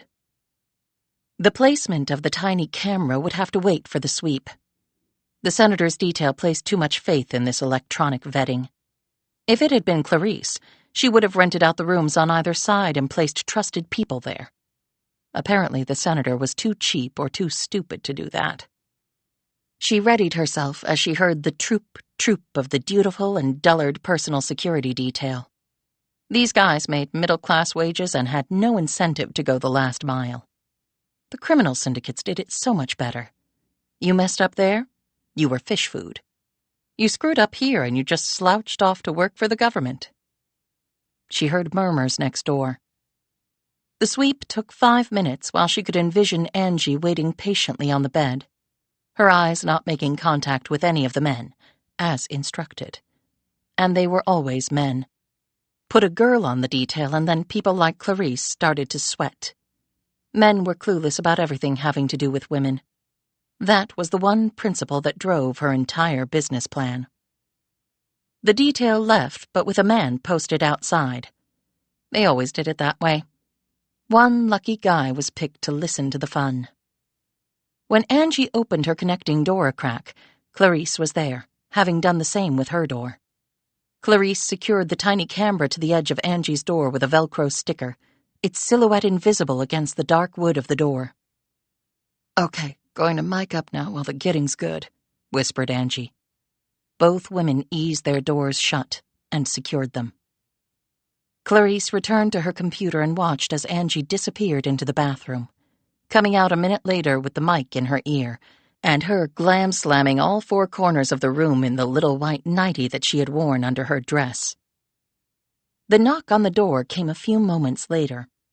Angie opened it, and in strode Senator Wright, who was, despite the name, all wrong in too many ways to count. He was 4 inches shorter than Angie and bare feet, flabby, bald, and the second wealthiest politician on Capitol Hill. All inherited. Back in the 50s, his grandfather had invented a new type of windshield wiper motor, invested the royalties well, and allowed his descendants to be lazy, rich, and obnoxious about it. And the senator's wife, a petulant Princeton grad with her own trust fund, just didn't get him. Or so he told women like Angie. And neither apparently did his 3 kids. He smiled, wrapped his arms around her, his hands dipping down and sliding up the nightie. "I like them really voluptuous," he said, giving her the same campaign trail smile he had probably practiced in front of a mirror for months on end. And you damn sure fill that bill. Clarice could not speak without fear of the senator overhearing through the mic, but she and Angie had devised another method to communicate. Clarice tapped her mic twice, telling Angie to deliver the line they had practiced. Angie said breathlessly, "I will be your best friend tonight." Oh, I can see that, babe. One tap. "But this will be our little secret, okay?" said Angie. What do you mean? 3 taps. "I'm married." He smiled. Perfect. He's a lucky guy. "And tonight, I'm a lucky girl." That was it for the chit-chat. The rest was a mud wrestle on the bed that was energetic, if not epic. Clarice had seen better and worse. The gasps, the moans, the squeaks of the embattled box springs, the nervous chuckle of the lone security guy outside. You won't be laughing tomorrow. Tomorrow you'll be unemployed. Clarice now put things on autopilot. Angie knew how to string the guy along. She somehow could tell right when the cork was going to pop, and she pulled it back, letting the guy calm, allowing a bit more time to film, because the more footage they had, the more the men tended to pay. Clarice pulled another notebook out of her bag and began jotting thoughts down on another project, the sounds of sex next door becoming white noise to her. Later, when the couple was done, the senator washed up and was gone, leaving unexhausted, he thought, and sleeping, he hoped, and absolutely sexually fulfilled, he was sure, Angie on the bed, naked, along with some cash on the nightstand. Oh, this night is going to cost you so much more than that, thought Clarice. 10 seconds after the door closed, Clarice checked her security peephole and tapped the all-clear signal on the mic. She watched on the screen as Angie rose, washed up, got dressed, and then methodically wiped down everything in the room she might have touched. Prints she could do something about. DNA not so much, but DNA was probably not going to come into play, particularly after the maids cleaned the room. And Angie was in no database anywhere, so DNA could go screw itself. Clarice had worn gloves, because her prints were on file. Angie then knocked on the connecting door and was let into 410. Clarice had already put all the equipment away, and now she took the ear mic back from Angie. Angie worked away on some fasteners and a scalp adhesive patch, and finally pulled her long hair free, revealing a bald head. She put the fake tresses in her purse. She said in a resigned tone, "How come the richest, cheating assholes are the shortest and the fattest with the smallest dicks?" Somehow in the universe it all makes perfect sense. I'd much prefer tall, rich, handsome, with a six-pack. Try the NBA, Angie. They've got plenty of free cash flow. Oh, I've worked that garden, baby. I thought so. And you don't have to blackmail those suckers. They just give you a Ferrari for a blowjob. Right. Before parting, Angie said, "When?" "Very soon." "You know how much?" "To start, $500,000. I've got 25 minutes of film. The good, the better, and the really better." Angie blew her a kiss. "See you next time, baby." Her coat was reversible. She went from black to white, which looked stunning. She left, her cavalier stride now transformed to a normal gait. Clarice watched the door for a moment. She had 6 Angies, but Angie only had 1 Clarice. She took her auburn wig off as well, and put on a short blonde one she had in her bag. She teased the hair in the mirror, reapplied her makeup, and changed the colors of her eyeliner and lipstick. She slipped out a different outfit from her oversized bag and went from slinky dress to a women's tailored suit and black square glasses. The sky-high heels got replaced with flat and professional. With slumped, rounded shoulders, she shrunk from high-priced hooker to mousy CPA. The hotel had CCTV everywhere, and if the senator later had it pulled, he would be very confused as to the women coming out of this room. And tomorrow she and Angie would look nothing like either of the two women the film would reveal coming and going. She hailed a cab outside and rode it back to within 3 blocks of where she was staying. She never took anyone all the way home.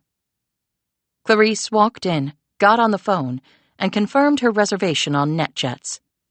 She slept well, rose early, walked the requisite 3 blocks, picked up her Uber and rode it to Dulles with big sunglasses covering her face.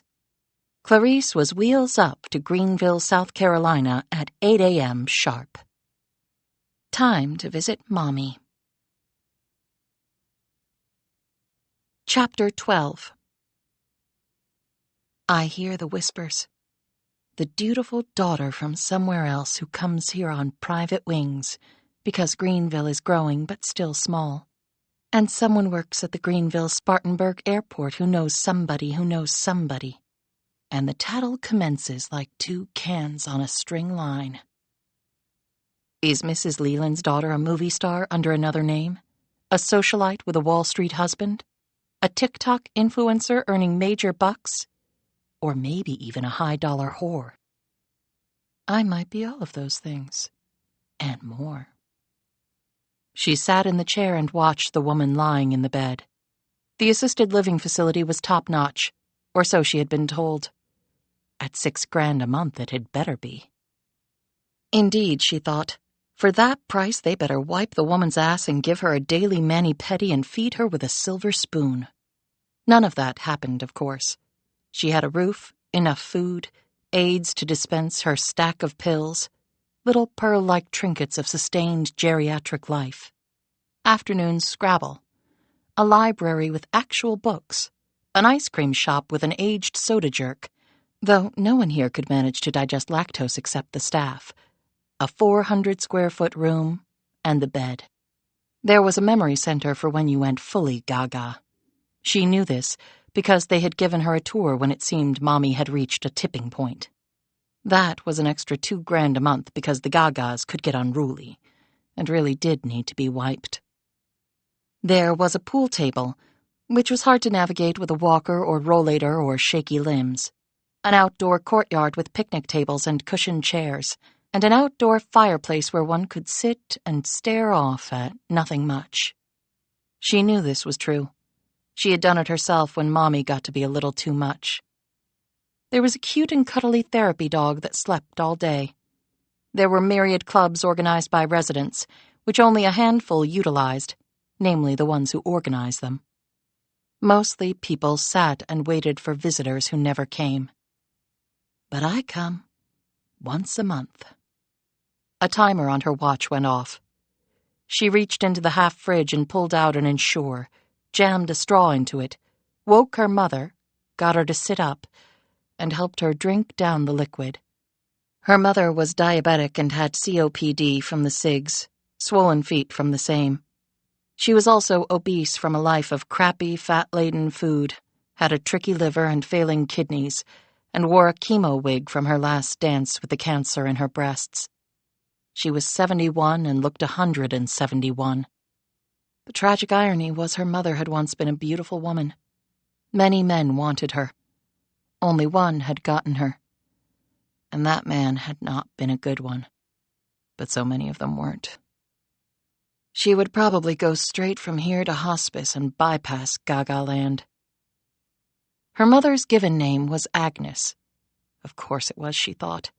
Her parents had given their daughter nothing, not even a decent name. Instead, they had bestowed one upon her that sounded like someone trying to hawk up phlegm. Thanks, Mima and Papa. Her mother opened her one good and cataractless eye and said in the hollowed-out, gravelly voice of a camel smoke queen, "You look too thin. Don't they feed you?" "Does who feed me?" "Your man." Post-it note to self, never ask Mommy another question again. But you know you will because you can't help it. "I feel like shit," said Agnes, not waiting for an answer and probably already having forgotten the question. "You actually look better than last time." "Can I come and live with you?" "We tried that, remember? You tried to stab me with a cheese knife. Putting you here was actually a compromise in lieu of my calling the cops and having you arrested." "I forget things," said Agnes. "That's okay. I don't. Especially cheese knives to the jugular." "You look rich. Are you rich? Is my little girl rich?" "I do just fine. That's why you can afford to live here. Because of your little girl." Her mother would never remember this because her brain was full of rot, too. But it made her feel good to say it. "I never thought you'd make anything of yourself," Agnes said with a yawn. "You always said I was full of surprises." "Did I?" "No, I'm lying." "How's your father?" "Dead to us. Over 20 years? We've covered this before." She pantomimed the shotgun to the mouth, pulled the invisible trigger and jerked her head back, although her mother wasn't even looking. That was okay because the pantomime had been bullshit. "I forget things," said her mother, promptly forgetting it, but then surprising her daughter by saying, "Did he treat you nice? Did he love you?" Clarice's fingernail rubbed the arm of the chair she was sitting in. She rubbed it so hard part of it broke off and fell to the floor. She looked down at the fuchsia-colored piece of herself resting on the cheap, stained carpet and said, "How have your bowel movements been lately? Firmer?" Her mother sucked down the last of the Ensure and handed the empty to her daughter, who disposed of it. "Why do you keep coming here?" asked Agnes, licking her cracked lips, caused by oxygen deprivation, caused by the COPD, caused by the camels. "You hate me and I know it." "I'm your daughter, and I am paying for this place, so I like to make sure you're getting my money's worth." "Do I have other children?" "Not that you ever mentioned," she lied. "What is your name again?" "Lucretia." The older woman sniggered. "That is one funny-ass name," says Agnes. The lips curled back. "I don't like you much, you little bitch." Yes, you made that quite clear over the years. Not so much the words, but the actions. Or more accurately, inactions. "You must love me too, though. To pay for this shit. To come here and give me the chocolate milk and ask about my bowel movements." "It's called Ensure. And I will bury you nice. Or do you prefer cremation?" "Just burn me to ash and be done. I'm almost there now." "And sprinkled where?" "Who gives a shit?" "I will see you next time." But her mother had fallen asleep. That often happened when your body could barely breathe. As she looked down at the wrecked woman, she had to fight back the urge to put a pillow over her face and be done with her and that part of her life. "You're right. I do hate you. And you earned that. But it also wasn't all your fault either. Part of me feels sorry for you, but only part. But you have nothing, and now I have a lot, so here we are."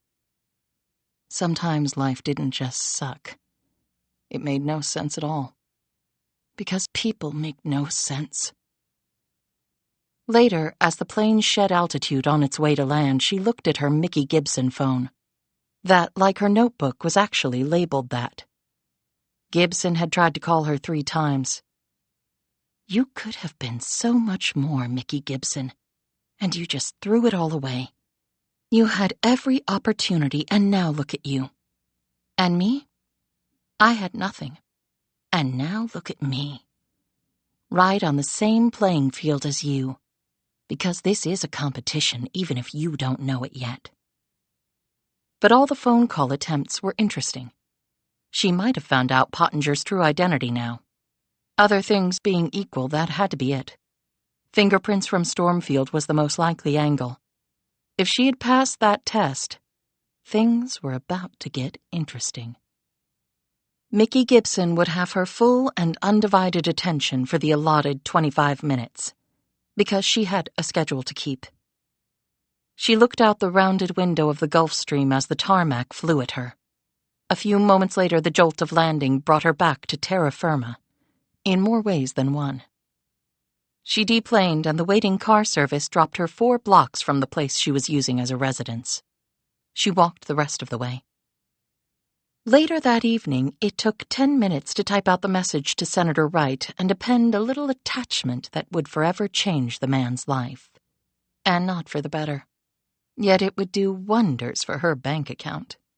This was her version of ransomware, only she would never accept cryptocurrency. It fluctuated too much in value from day to day, which was the last thing you wanted currency to do. A wire to bounce around bank accounts in Zurich and Istanbul would suffice. With the senator about to receive a gut punch via the very personal online account he had provided Angie so she could write dirty to him over the digital ether and hopefully sext him a time or two, she opened her Mickey Gibson notebook, lined up her post-it notes, stared at the video sectors on her screen, and tapped the speed dial. Mickey Gibson, round 3. She was fully prepared and scripted, but actually hoping that Gibson had a few surprises for her. Truthfully, after mommy time, she needed the diversion. Chapter 13. Gibson was in her home office. Tommy was playing in the corner, and Darby was sound asleep on her blanket in a miniature wooden rocking chair Gibson's father had made for his granddaughter. The phone buzzed. It was her police friend, Kate, from Jersey City. 3 sets of prints were in the system, she said. One matches a fellow named Paul Gerald. He works for the post office. The mailman, then, said Gibson. Right, that's what I figured, too. The second set was a Mary Tatum. She's also a postal worker. And the third? Harry Langhorne. Not another postal person? No. So where'd you get the print match, then? I always check local databases first before I hit the national pipeline. The 2 mail carriers were on the Fed databases. I had no idea if Langhorne was from or had any connection to New Jersey, but apparently he had his prints taken when he was doing some volunteer work at a school. That particular school district required a background check, so I didn't even have to tap the FBI databases to nail him. So, where in Jersey? Trenton. Near my old stomping ground. Could he be your guy? Maybe. Thanks. I owe you, Kate. Gibson clicked off and tapped a finger against her desk. She glanced over at a still passed-out Darby and then at Tommy, who was getting all droopy-eyed because he had been running 1,000,000 miles an hour since 6 a.m. and was about to fade into a nap. Me too, if only. Her phone buzzed again. It was her pro-eye boss, Zeb Brown. She watched as Tommy lay on the floor with his dinosaur pillow tucked under his head and his thumb in his mouth.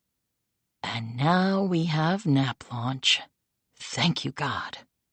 She spoke quietly into her headset. Hey, Zeb, what's up? I'm sorry if I was a little stern with you earlier. I did think about calling you before I went out there, but then stuff happened. But it was my fault. Buck stops with me. The detective on the case, Sullivan, I think his name was, contacted me. He said the person was super slick and would probably have talked him right out of his badge. He did? Yes, so I'm sorry for flying off the handle. Apology accepted. Do they know anything more about who killed that man? He asked. Not that they're saying, but I'm not involved in the investigation either. She crossed her fingers on that one. White lies are good for the soul. Right. Well, I wanted to let you know that we nailed Larkin's assets. All $200 million. The clients are very happy. That's great. Look, you might want to take some time off before jumping back in on your other assignments. Gibson's eyes narrowed along with her thoughts. Time off? With pay, of course. And I've recommended a performance bonus for you in connection with the Larkin matter. Thank you so much, but as far as the time off, I'm fine, Zeb. I can keep— Jesus, Mickey, you did find a dead body. And you do have someone out there who made direct contact with you and who was obviously listening in on our phone conversations. I have to be honest, it freaked lots of people out here. We're doing a full internal security audit. I saw lots of dead bodies in my old career.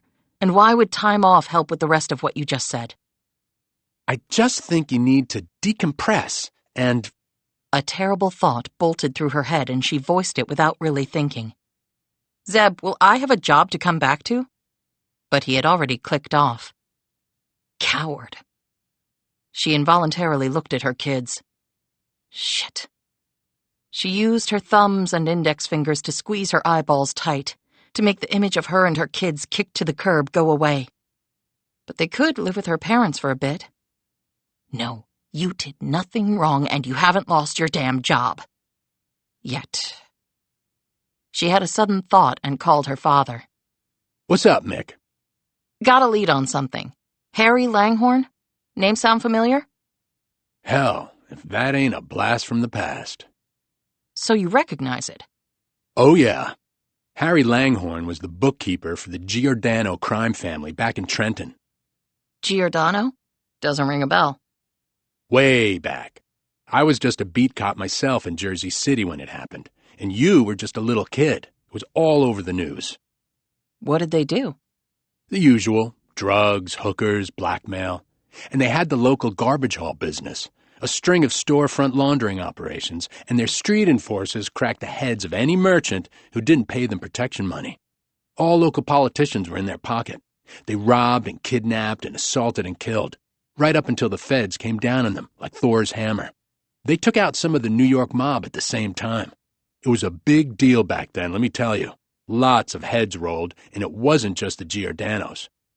And Langhorne was the bookkeeper. He doesn't sound Italian, he sounds Presbyterian. If memory serves me, his mother was, let me think, Ida Giordano. Yeah, that was her name. She was a niece or something of the top guy, Leo Giordano. Funny I remember that, and I have no memory of what I had for breakfast. Anyway, she married Langhorne Sr. I'm not sure if he knew what he was getting into, but their son Harry apparently did. When he grew up, he got his CPA license, went to work for the mob, and kept all the books, knew where all the bodies were buried. I guess he was a whiz with numbers. What happened? Big-time trial. Witnesses murdered, evidence tainted, cops paid off, political pressure brought to bear. But still, all the sons of bitches were convicted. And Harry Langhorne? He didn't even testify, wasn't even charged. But I think he gave them lots of dirt and named the names and opened the cooked books. Then he just vanished. I mean, like gone. You know, like your dick of a husband. Thanks for the reminder, Dad. I'd almost forgotten. So what about all the money generated by the Giordano family? Funny thing, you never heard much about that. I bet we were talking big bucks. They had a ton of real estate and other hard assets that the feds confiscated, but there must have been mounds of cash lying around. It's not like they accepted barter or IOUs. And I never heard about that being recovered, and I think I would have. Why are you asking about Langhorne? Because I think he was the guy who I found dead in the creepy mansion. Bullshit. Seriously? Seriously. I'm sure he did a preemptive plea. If so, he was smart. Government comes after the mob. The first thing they do is deep six the accountants with cement shoes. Spoken like a true Jersey cop with lots of experience in that realm. Hey, I know what I know, you know? She could almost see her old man grinning. So what are you going to do? He asked. Keep digging. Her father's tone instantly turned serious and warning. You do not want to get mixed up in anything like that, Mick. I know it was a long time ago, but there are still Giordanos out there. They couldn't get them all, and little mobsters grow up to be big mobsters. And if they did just off this guy, some of them are alive and killing, so you don't want to be on their radar. I don't want to be involved with any of this. The thing is, I may not have a choice. But if there is an exit ramp, I promise to take it. Shit. You got your gun? Of course.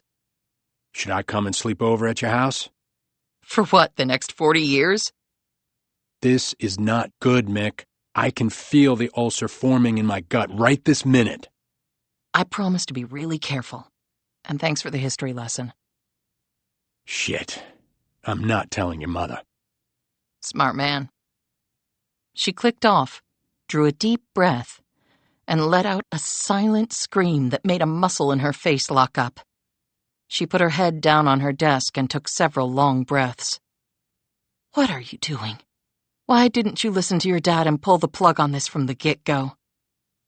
Mommy? You okay?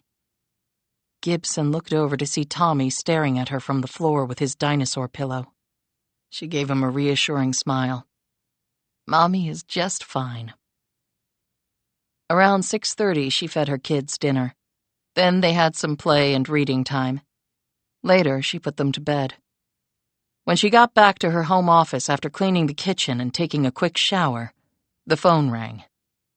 That phone. Chapter 14. "Where the hell have you been?" said Gibson, clearly irked at the lapse of time. "I've been calling and calling you." "I do have another life, Mickey." "What are you going by today? Still fake Arlene?" "Clarice will do." "Is that your real name?" "What do you think?" "Okay, Clarice." "Have you made progress?" "I'm not taking orders from you, and I'm not working for you. Actually, I don't want to be involved in this at all." "I'm sorry if I implied that you were working for me, but I thought we were working together." Gibson decided to cut to the chase. "Harry Langhorne?" "Yes, Mickey, that is excellent." "You could have saved me the trouble and just told me his real name." "But you feel far better having discovered it yourself, right? And even if I had told you, you would have had to verify it, correct?" Gibson grimaced, because she knew the woman was right. "The cops will have that information by now, too." "Oh, I'm sure. What will you do with it?" "He was a mob bookkeeper who turned state's evidence back in New Jersey. Did you know that?" "That all sounds quite intimidating." "You didn't answer my question." "I have since learned of his relationships with other unsavory types." Now, if that wasn't a lawyerly bullshit word salad answer, I don't know what is. If they were the ones to take him out, they have long memories, and they would be old guys by now. Or it could be their descendants. They would be younger men, and women. Gibson drew in a breath. Was that last reference important? Could be. I wonder how they found him. I have no idea. But if the motivation is strong enough, people can accomplish anything. You sound like you know that very well. I've lived life, just like you have. Are you scared? Should I be? Asked Gibson. I am, but I think I'm several degrees removed from where you are. They might know you've been out to the mansion. They'll know you discovered the body and alerted the police. You actually discovered the body. Yes, but no one knows that. I do. And who are you going to tell? I've recorded our calls. I can share them with the police. Do you really want to do that?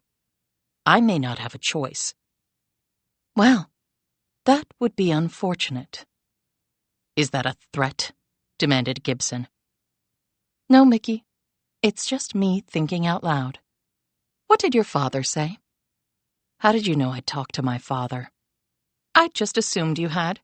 He was a cop in Jersey right around the time that Langhorne turned on the mob. So you know all that. I told you I had educated myself. So what did he say? He gave me some useful info and told me to keep the hell away from all of this. Okay. So what will you do now? I'm not sure I'm going to do anything. The police are handling this, and it could be dangerous. You were a cop. Danger was part of the job.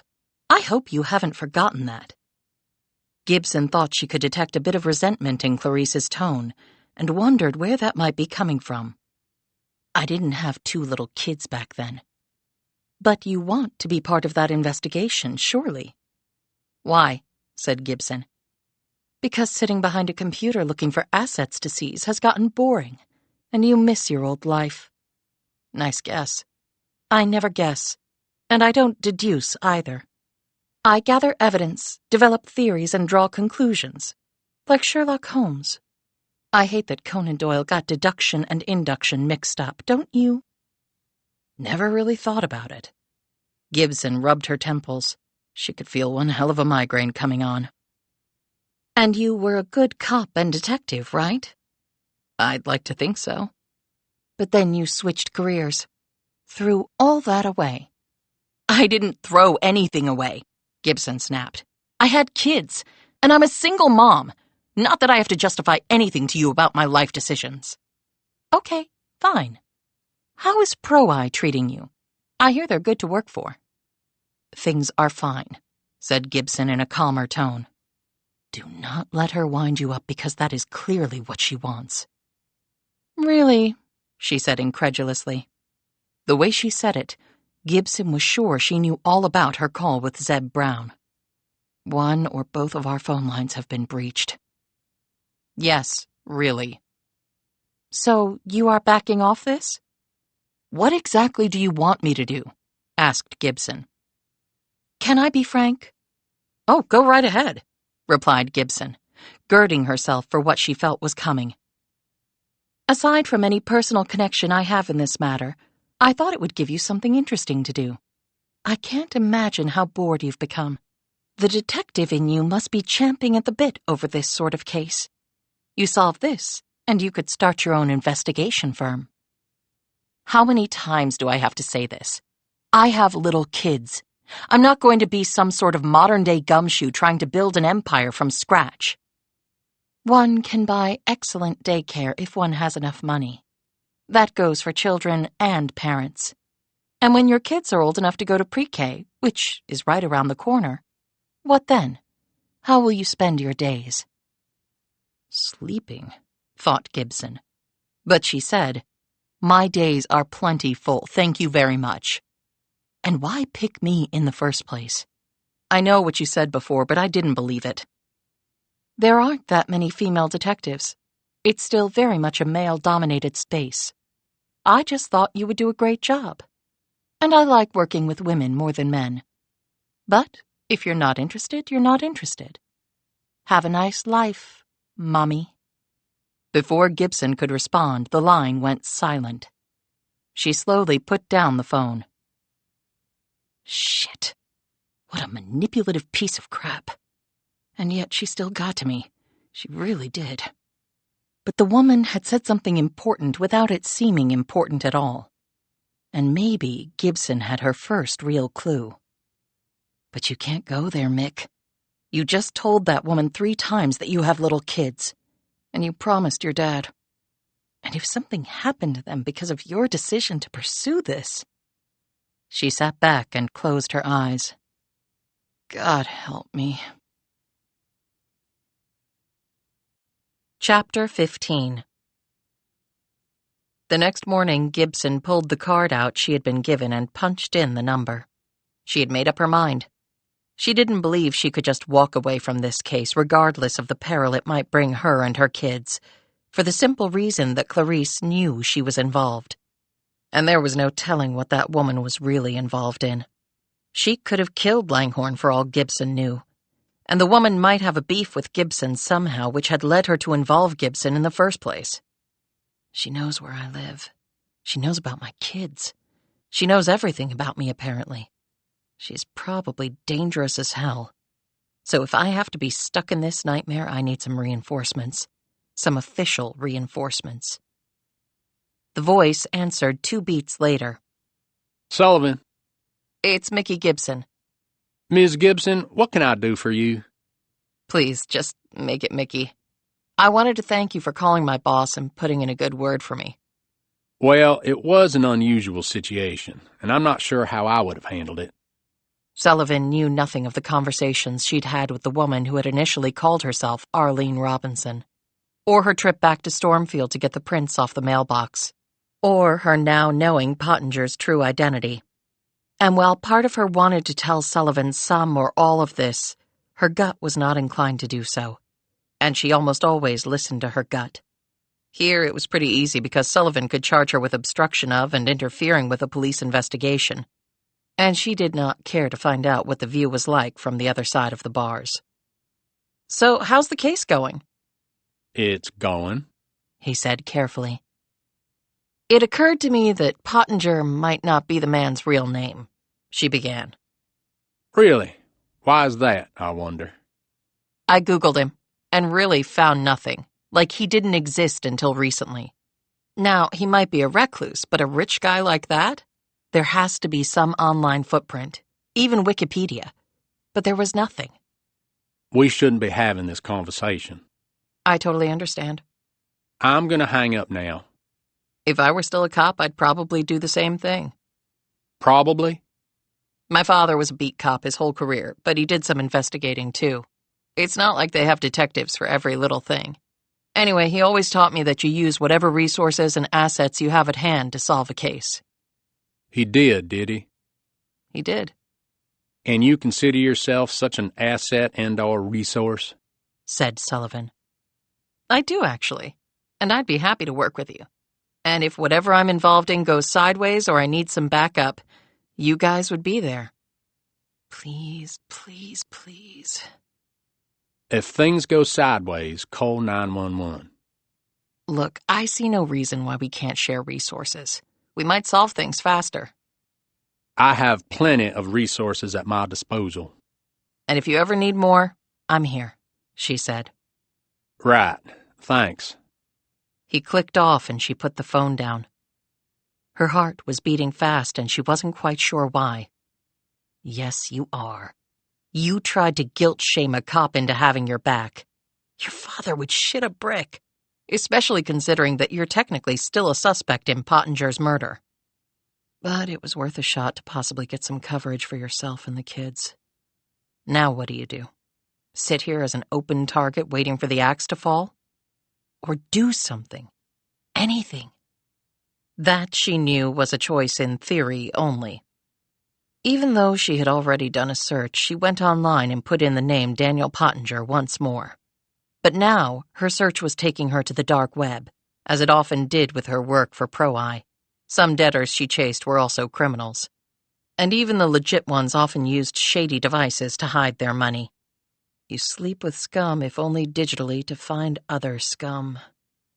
She dialed up some sites she had used before, trying to dig up dirt on Daniel Pottinger, the tusk-trafficking, drug-dealing, biomedical, horse-trading, Sudan terrorist money-laundering douchebag. Nothing. Okay, that'll take some more time and we'll have to wait. Let's try some low-hanging fruit. She Googled Harry Langhorne. A great many articles from decades ago came up on her screen. She read through them, but they didn't tell her much more than her father already had. She did gaze at a grainy photo of Langhorne from the late 1980s. He had a thin face, high cheekbones, long wavy hair and glasses that made his eyes frog-like. She was pretty certain it was the same man she had found at Stormfield, even with all the intervening years, and the fact that Langhorne's face had been decomposing for a while. She didn't like his look in the picture. She had liked it even less in death. She finally found an article about Langhorne's family. Langhorne had married Geraldine Mercer when he was 34. A few years later, they had a son named Douglas Langhorne, and a year later, a daughter, Francine. She found pictures of all of them. Geraldine was a mousy woman who looked like the unhappiest person in the world. Douglas was around 6 in the photo.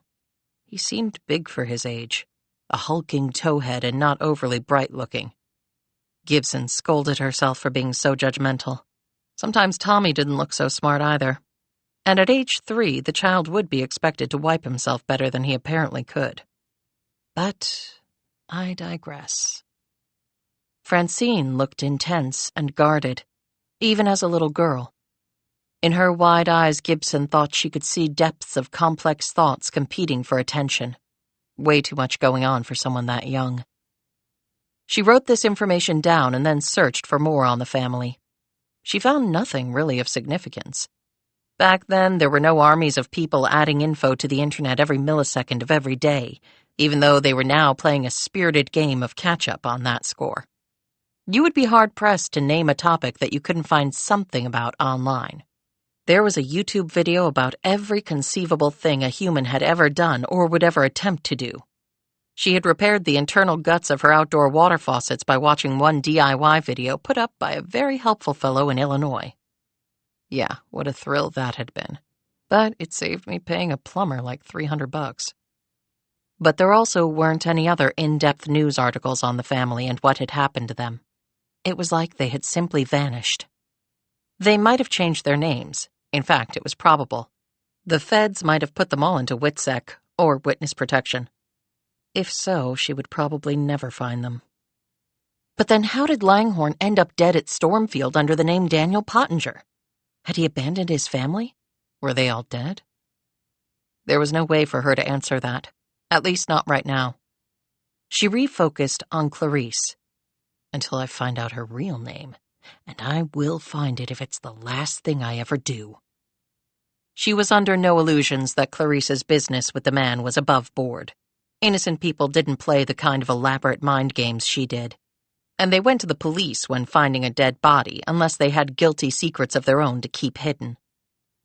On the phone, Clarice had said that some of the mobster descendants could be men or women.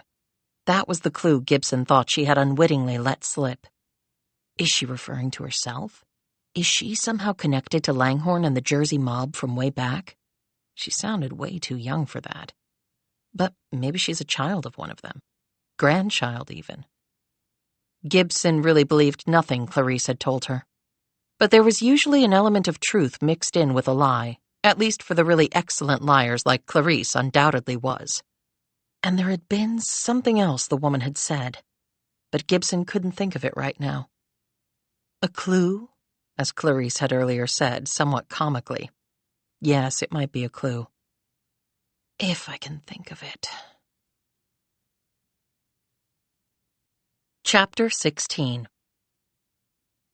Later that day, Gibson fed the kids lunch, then sat there watching them and continually wiping their mouths, and the table, and the floor when Tommy and then Darby got particularly adventurous with their meals.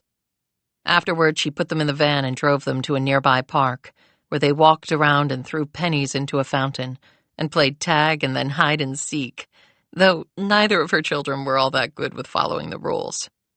But then neither am I. As she sat and laughed and applauded their spirited antics, she wondered about what her father had said. If something happened to her, where would her kids go? Her parents couldn't take care of them, not full-time, and she would never allow her ex to go anywhere near her kids, even if the jerk could be found.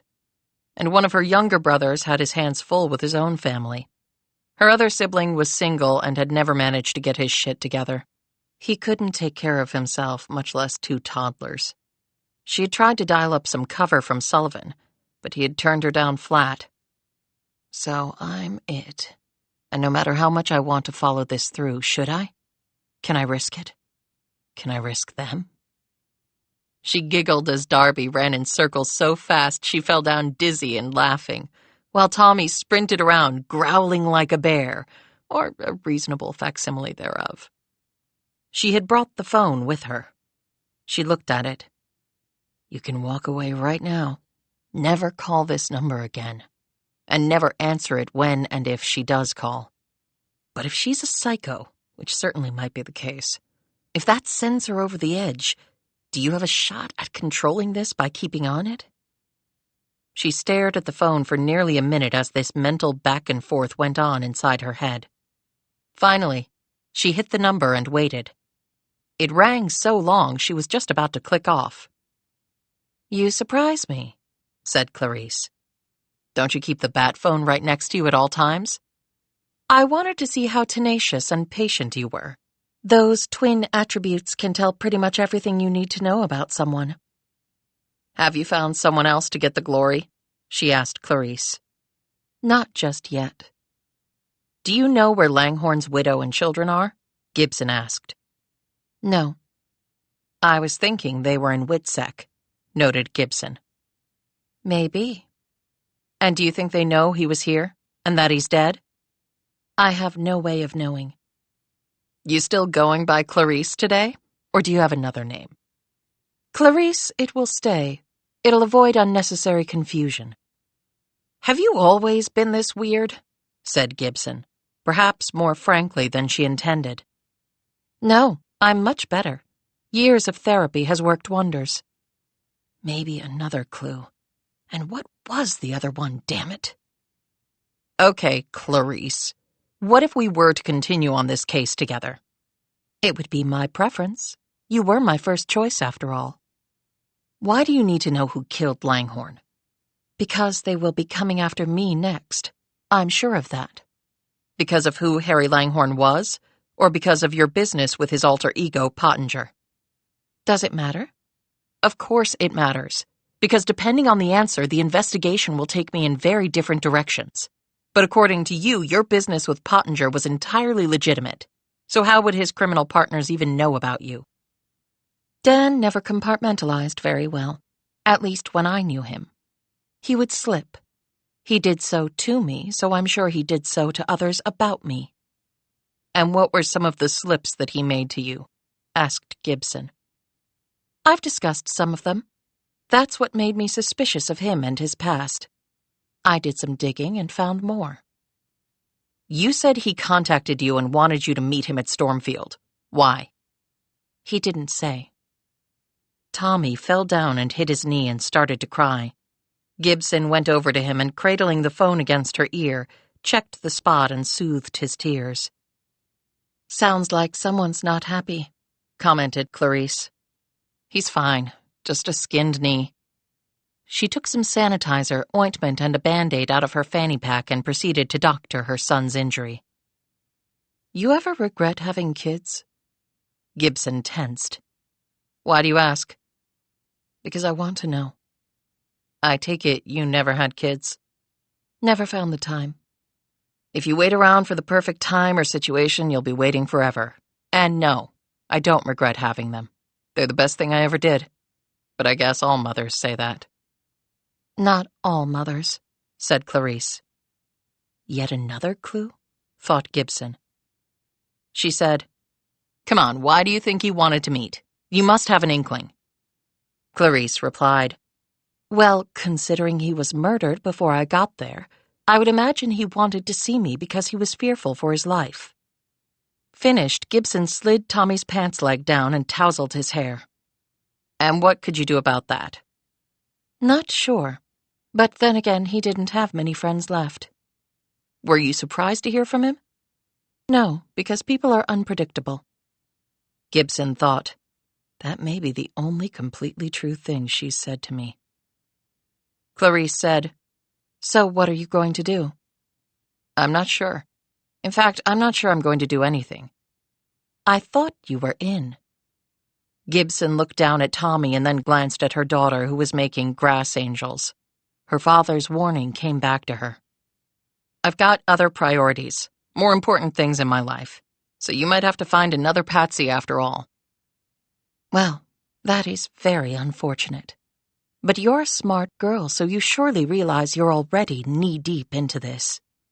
That's your opinion. No, it's not. And there's something else. What? Snapped Gibson. I sense we are running out of time. Running out of time for what? Asked Gibson sharply. Until the next person dies, of course. The line, appropriately, went dead. Chapter 17.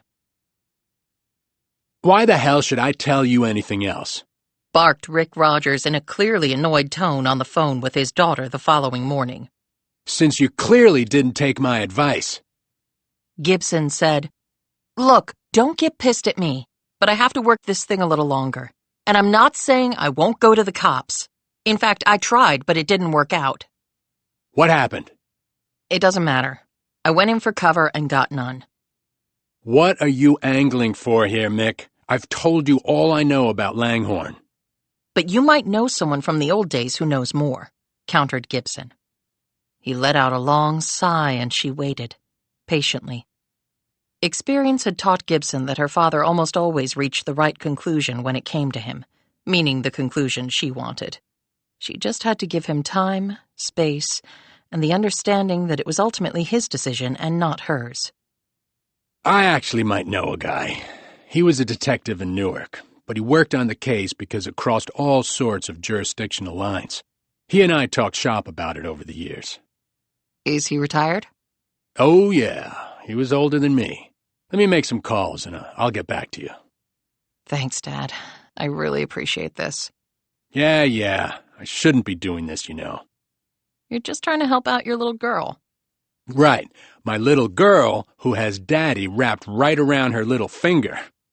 You need to stop listening to Mom. You try that, and I wish you luck. You'll need it. He clicked off and she headed for her office. The kids were with Silva. With the situation the way it was, she'd arranged with the woman to come over every day for the next week, and luckily Silva's schedule allowed for that. As soon as she got to her office, her phone buzzed. It was Wilson Sullivan. You busy? He asked. I'm never too busy to help you, Detective Sullivan, she replied brightly. You know, you're very good at that. At what? She said innocently. Exactly. Anyway, we have some developments. Can you meet me at Stormfield, or do you have kid stuff to do? I have a babysitter today. I can be there in about an hour and a half. What developments? I'll fill you in when you get here. Gibson thought. Did I just get my official cover? She quickly changed into jeans, a white blouse and a dark jacket, checked in with Silva, hugged her kids and drove off in the van. When she arrived at Stormfield, Sullivan was standing out front. Nearby, a trooper in a marked car was sitting in his ride. She walked up to Sullivan and he said, Let's go inside. As they entered the home, she suddenly had a weird feeling that this might be a setup. Did someone see me dusting the mailbox for prints and rat me out? Am I about to be arrested for obstruction of justice, tampering with evidence, or for just being stupid? He led her to where the body had been discovered. What I'm about to tell you goes no further, okay? He said. She made a show of locking her lips and throwing away the key. He pointed to the chair where Pottinger had been found. The fan had been taken away and everything was coated in fingerprint powder. First of all, like you intimated before, Daniel Pottinger was not his real name. She managed, she hoped, to look suitably surprised. But you said people around here knew him. He hadn't owned the place for that long, and he wasn't here full time. In fact, from what I found out, he was almost never here. So who is he really then? Fella named Harry Langhorne. He studied her in the dim illumination provided by a pair of battery-powered police work lights set on tripods. Ring a bell? She pretended to think on this. Not really. Should I know the name? I only asked because he was from your neck of the woods, but a totally different generation. He was from Jersey City? No, sorry. In the South, we just tend to lump all of New Jersey into one place. He was from Trenton. What do you know about him? He was an accountant for the mob decades ago. Apparently, he turned state's evidence on them and brought down some mafia families. So, you think they finally caught up to him? All this time later? I don't know. I don't have much experience with the mob. She smiled. And since I'm from Jersey, I do. Is that why I'm here? I didn't mean to imply that. But I suspected he was mob-related even before we had identified him. Why? Asked Gibson. In answer, Sullivan held up his hand, palm facing her. He had a burn mark here on his right hand. How'd he get it? As an initiation, the mob would prick the person's finger, smear the blood on a picture of a saint, and set the picture on fire. And the initiate would have to hold the burning picture while repeating the oath of loyalty to the mob. Holy shit. Yeah, and if you break the oath, you burn like the saint did. I didn't know that beforehand. I had to research it after I was shown the mark. She decided to take control of this opportunity. Look, I've got contacts back in Jersey.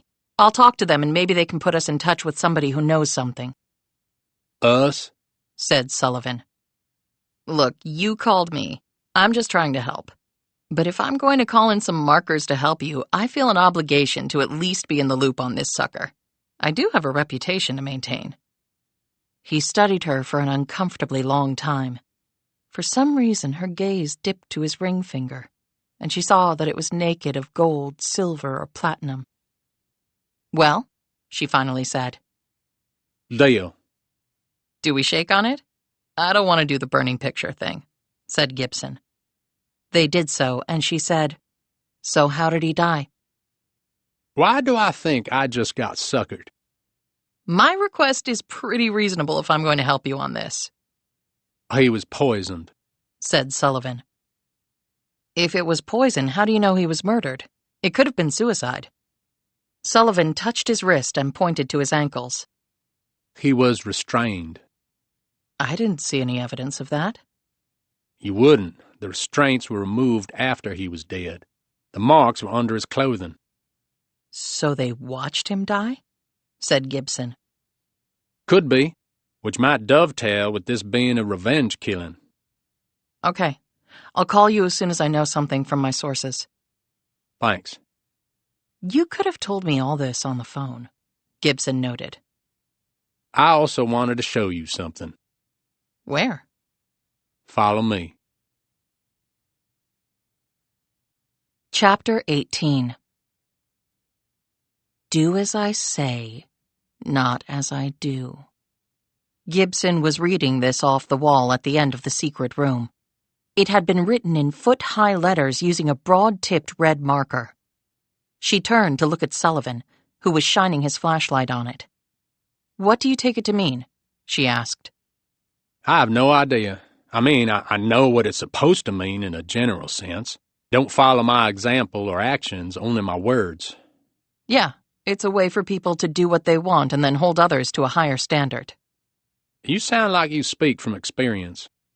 "Every woman I know can speak from experience on that one." Sullivan coughed into his hand. "Right. I get that, especially in police work." "In any work where there are lots of guys around. When did you find it?" "Just recently. The team spent most of its time with the body and crime scene, but they finally made their way down here and found this."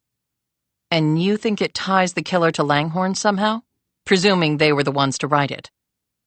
"My people examined it and tell me it hasn't been here any longer than the body." "Okay," Gibson said. She was wondering whether the killer had written it, or Clarice, her new phone friend. Or whether they were one and the same, because she had no reason right now to believe otherwise. If it does tie into Langhorne somehow, we might be able to track it down. But the nexus is pretty vague. "But not to whoever wrote it." Sullivan pointed out. "No, to them it's crystal clear. Can I see the flashlight?" He handed it over and Gibson shone the light over each letter, going slowly and studying the marks thoroughly. They were done in block lettering, which made it harder, but since there were 3 words repeated, it also made it easier. "I think it was written by 2 different people," she concluded, handing him back the flashlight. He stepped forward and shone the light over the letters. "Really? I'm no handwriting expert, but those who are usually examine cursive writing, not block letters." "True, but handwriting is handwriting. Take the 3 words I, do, and as. They obviously appear in the first and second half of the message. Take a look at how the D is formed in both, and look at how the A and S are done. Different arcs and upward and downward strokes. Varied stopping points. The flourish on the first D is not seen on the second D. The first S is smooth, the second one choppy, as though the person wasn't quite sure how to do it. Even the I's are different. The height is dissimilar and the top caps are not close. The penmanship is totally different." "How do you know so much about handwriting analysis?" "Like I said, I started out as a forensics tech. And with my job now, I review thousands of documents online and compare signatures and other handwriting all the time. But I would suggest you get your experts out here to do their own exam. My opinion wouldn't count for squat in court." "But it does with me." She gave him a look. "So, does that mean I'm off the suspects list?" "I think we can safely say that." Gibson scrutinized the space where Langhorne's body had been as they passed by it. Had Clarice killed the man? If so, why involve her? Because she was afraid? She didn't sound afraid. Because she wanted something. Yes, that was the far more likely answer. Langhorne had probably stolen a ton of money from the mob. Gibson wasn't really speculating on that, for how else could he have bought this place? Did that represent all of the money he'd taken? If not, where was the rest? But if Clarice had done the deed, had she also written the phrase on the wall? And taken the pains to make it seem like two people had done it? She seemed like just the sort of person who would sweat those sorts of details. But what would have been the point of that deception? Or maybe she was working with another person. Out in the daylight, Sullivan turned to her. Thanks for coming out, and thanks for the expert analysis back there. You're welcome. And thanks for taking me off the suspect list. I'll make those calls and get back to you. She paused, and that made Sullivan hike his eyebrows and say, Yes? So how did a mob accountant end up here under an assumed name? We're looking into it. Did he have a family? Yes, wife and 2 kids. Part of Gibson felt badly for doing this dog and pony show with Sullivan, asking him questions she already knew the answers to. But the other part of her, the professional part, knew it was necessary. Any idea where they are now? None, he said. You would think a mob accountant, after turning on his employer, would be put into witness protection. I was thinking the same thing. In fact, I have a meeting with a representative of the U.S. Marshals Service in Norfolk this afternoon. Want to tag along? Gibson was surprised by this offer, and her expression showed it. I would love to tag along. We have time to grab something to eat if you want. In for a dime, Agent Sullivan. Just make it Will, Mickey. I'll follow you over. They got into their vehicles and drove off. As they passed the mailbox, Gibson shuddered with her guilty knowledge of having dusted the metal and come away with Langhorne's true identity, right under the nose of her new bestie, Will Sullivan. Chapter 19. Clarice studied the numbers on the screen. $500,000, not a penny more or less, had just landed at its final destination, after taking an untraceable digital whirlybird tour of financial accounts and money havens around the world. She shaved off 30% and catapulted that amount into Angie's big pocketbook. The message that came back from the big, bad little senator was full of quite colorful language and threats and other things, none of which he had a chance to actually do, since he would never find either of them. And in 1 week's time she would send another demand to the senator, this time for an even $1 million, with a pledge that such would be the last request for compensation. And it would be. She was always fair on that. And Angie would get another $300,000. A girl could have fun pretty much any place with that level of funding, tax-free as it was. She glanced at her reflection in the little vanity mirror set next to her twin computers. She was a blonde once more. She didn't know why she liked that particular color so much. It seemed to her to represent light and transparency when she was anything but. But maybe that was her explanation for her affinity for being a blonde. Her physical appearance on its face was itself deceiving. She opened her Mickey Gibson book and read over some notes she had jotted down. Their last conversation had been intriguing. Gibson had wanted to back out, and the reason was clear. She was fearful that something would happen to her and leave her kids in the lurch, or that working with her could place them in danger. She could understand that, from a normal person. Yet children got screwed over every day by their parents and lots of other people, and no one apparently gave a damn unless they were rich or famous or powerful, or all three. That was just her little old opinion, but what did she know? I only know myself, but I know myself really, really well. She had deployed the standard, "the next murder is coming" warning to entice Gibson to keep going, but she also believed it to be true. She had an idea who had killed Langhorne, perhaps more than an idea. And if she was right, she could use the help. Her job was to remain in the background, moving her chess pieces around. And Gibson was her queen on the front lines. Or at least she hoped the woman had the potential to become such a powerful tool. I've already filled up multiple notebooks on her. I hope it's going to be worth it.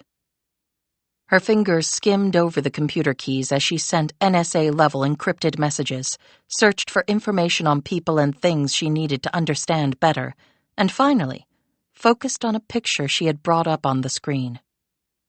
Wilson Sullivan of the Virginia State Police, she read off. He was good-looking in a rugged way that appealed to some women, but not her. Steady career in law enforcement. He was not spectacular. He was above average. He might be a Goldilocks, just right as an unwitting if useful tool for her, working through Gibson, of course. As a matter of principle, she absolutely refused to work directly with the police. They were not dependable, she had found. And they lied. A lot. Google Maps showed her that Sullivan lived in a 2-story townhouse with a deck on the back in a Norfolk suburb that looked like 1,000 other such neighborhoods, 1,000,000 other such homes, 1,000,000,000 other such people. That could have been me if something called my life had not intervened. But then, existence itself is a trade-off. The cops would now know that Pottinger was Langhorne. From secretive, reclusive rich guy to secretive on-the-run former mob accountant. But that was not all Harry Langhorne was and had been. He had been a lot more than that, as well she knew. Men like Harry made women stutter and shudder, and every woman would know exactly what she meant by that. So would she wait for Gibson to engage? Or would she insert herself back into the conversation? To drive this mission forward with speed and urgency? People needed to be pushed. Otherwise, the human tendency was to slow everything down. People hated change, and they hated to make decisions. Her job was to turn those tendencies on their proverbial head. The surveillance device she had placed on Gibson's property showed that the babysitter was there. The kids were engaged with her, and Gibson had driven off in her van an hour before. If she had to guess, it was back to Stormfield, because her phone log showed a previous call from Wilson Sullivan. They would discuss the revelation of Daniel Pottinger's being Harry Langhorne. Perhaps Sullivan would want to use the Jersey girl's knowledge of Garden State mobsters. If they teamed up, wonderful.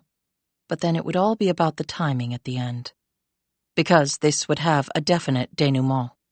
And it had to terminate on her terms and to her benefit.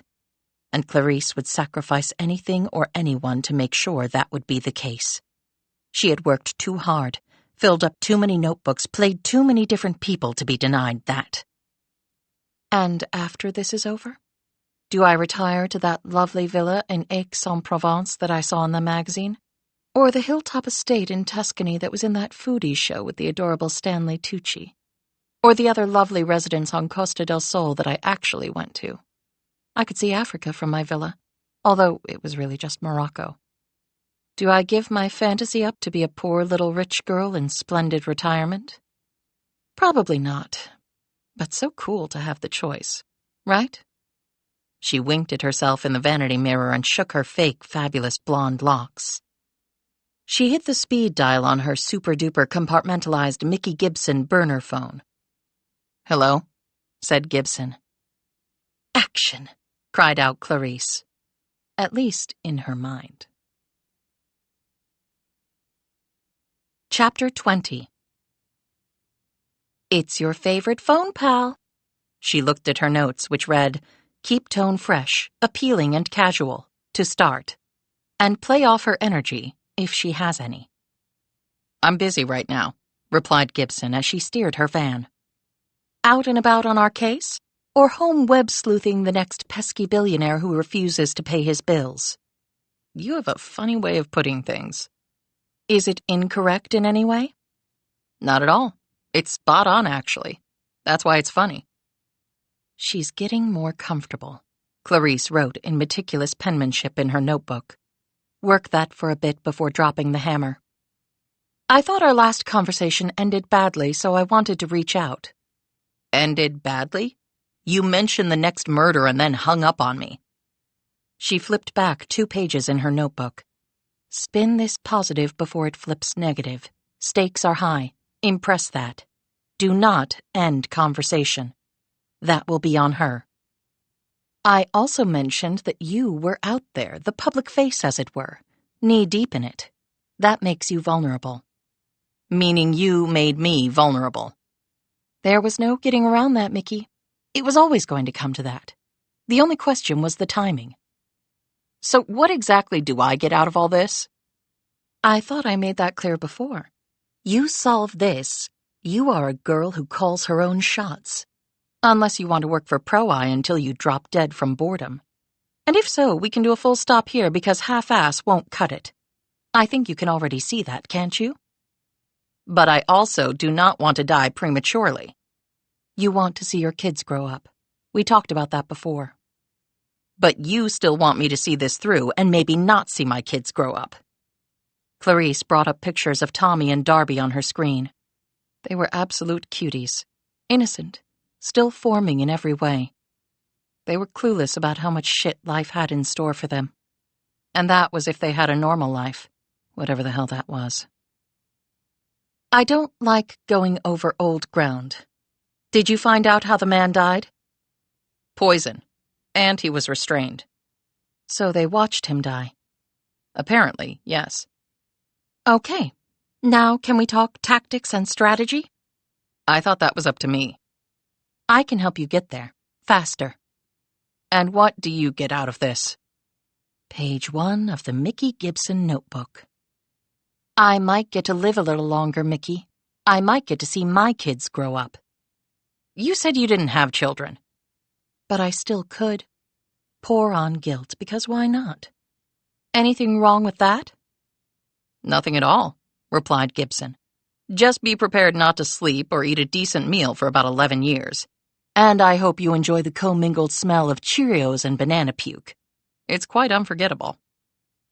Clarice turned to page 24. Tactics and strategy? Shall we? Okay. The man I knew as Daniel Pottinger, businessman with his fingers in lots of pies, both legal and illegal, has now been revealed as Harry Langhorne, an accountant for the New Jersey mob of yesteryear. I know you know this, she said, because she could sense Gibson was about to interject. But it doesn't hurt to lay out everything precisely and in order. Now, whoever killed him did so for specific reasons, and I don't think it was related to his mob activity. Why not? The mobsters who went to prison for the crimes Langhorne provided information on are either still in prison or dead, without exception. Not all of them went to prison.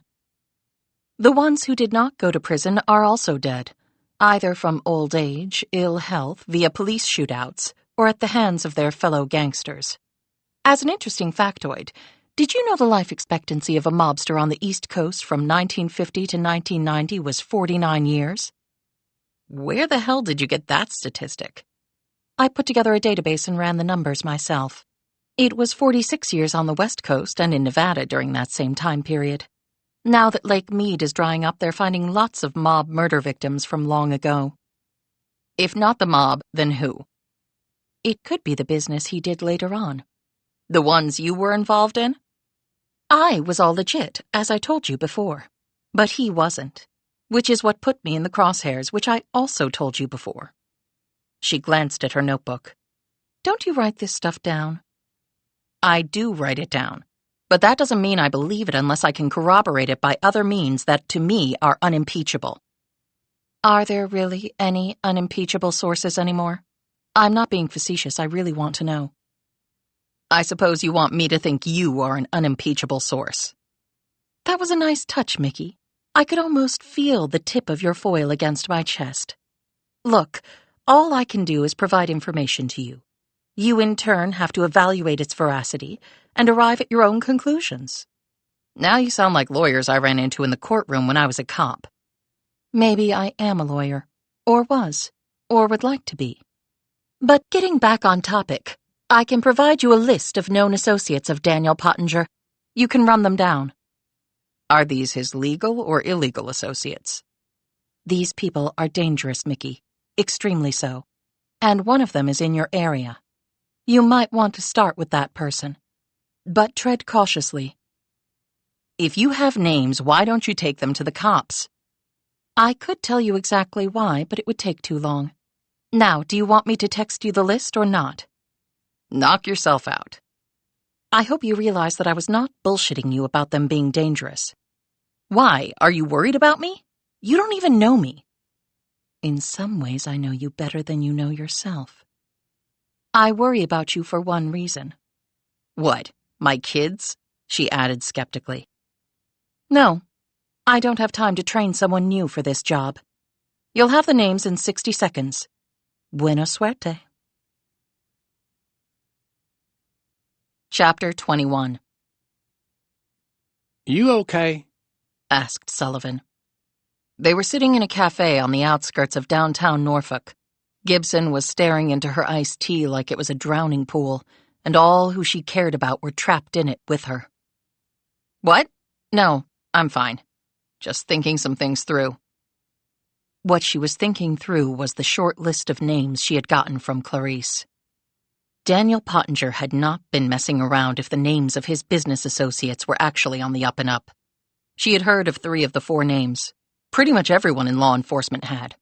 1 was from Mexico, 1 from Russia, 1 from China. That was the one she hadn't heard of and couldn't pronounce his name. The last name was all American, and he was the one living in the area. And he scared the crap out of her. All these guys were way out of her league. Yeah, I used to be a cop, but now I drive a Chrysler minivan. My daughter spit all of her scrambled eggs back onto her plate this morning just because she found out she could and thought it was the funniest thing ever. I am not Gal Gadot as Wonder Woman, not in real life, not in the movies, not even in my dreams unless I'm drunk. These guys eat feds for breakfast. They throw prosecutors off buildings in a dozen countries. I would be roadkill to them, plain and simple. No challenge, no sweat at all. The American was Nathan Trask, a real piece of work with the shadiest of connections, and neither the feds nor the states nor anyone else in the world could lay a glove on him. To the ignorant public, he was a legit businessman, if they even knew who he was, which they probably didn't. To the cop world, he was a criminal heavyweight that they were itching to indict but just could never seem to get there. Evidence disappeared. Police and prosecutors were compromised or bribed. Witnesses missed their time on the stand because they were no longer living. And unless you could prove Trask was behind it, the judge just ended up screaming at the prosecutors for not being able to keep their witnesses breathing, while Trask's high-priced lawyers tried hard not to laugh their asses off. How are your kids doing? Fine. Just being kids. They're at an age that wallops the crap out of you physically, and it's also the time that as a parent you would never want to miss. Their mess-ups now are easy to clean up. Not so when they're teenagers and then young adults. Sullivan looked at her strangely. You have teenage children, too? Must have started young. No, I was speaking about the misery I put my parents through at those ages. Getting back to the case, you didn't mention the poison that was used to kill Langhorne. Botulinum toxin type A. Apparently, it's considered the deadliest poison in the world, or close to it. Prevents your muscles from working. Heart stops beating, you can't breathe, everything shuts down. Just a tiny dose can do it. A far tinier dose, and you can get rid of those annoying frown lines on your forehead for a bit. Just don't get the amount wrong, or the only place you won't be frowning is in your coffin. Yeah, sounds tempting. There was something else that came up on the post. What was that? She asked. Langhorne had terminal brain cancer. The man had maybe a few months to live. Shouldn't he have been in a hospital or hospice then? You would think. But he apparently went to his house, laid off his entire staff, and settled down to die. He must have been in a lot of pain. The medical examiner also found a ton of morphine in his system. He was apparently self-regulating for his pain. I think you might be off about one thing. He cocked his head at her. What do you mean? It was like he went to Stormfield, fired the staff, and waited not to die, but for someone to come and kill him. That's an extraordinary theory. It's an extraordinary case, at least so far. She glanced down at his hand. I don't see a wedding band, but I know lots of cops who don't wear them on the job. Okay, where did that come from, Mick? Sullivan rubbed that spot on his finger. I was engaged once. Didn't work out. I wish I hadn't pulled the trigger on my walk down the aisle. He grinned and turned his head a bit. She noted the scar that poked above his shirt collar. "Work souvenir?" she said, pointing at it. He flinched and then nodded. I was a little sloppy on an arrest when I was in uniform. Didn't search the perp carefully enough. He pulled a knife. Another half-inch to the right, I'm not sitting here with you. She shook her head. However much they pay cops, it's not enough. So tell me about the U.S. Marshal we're going to be meeting. Earl Beckett. Been doing his job for around 25 years. So was Pottinger Langhorne in Witsec? I don't think Earl would bother meeting if he wasn't. But what is he allowed to tell us? Considering Langhorne's been murdered, I hope a lot. Pretty much no one who stayed in Witsec and followed the rules has ever ended up being murdered by the people they were being protected against, Gibson noted. So either Langhorne is the rare exception, or he voluntarily left Witsec and got himself killed, which seems far more likely since I don't see Witsec springing for a place like Stormfield. Hopefully he can tell us what happened to Langhorne's family. I'm not sure hope is going to cut it, noted Gibson. But even cops can hold out for it, said Sullivan, grinning and tapping her hand. That was a first in their relationship, thought Gibson, who immediately caught herself. What relationship? She recalibrated. Maybe whatever Daniel Pottinger has been up to lately got him killed.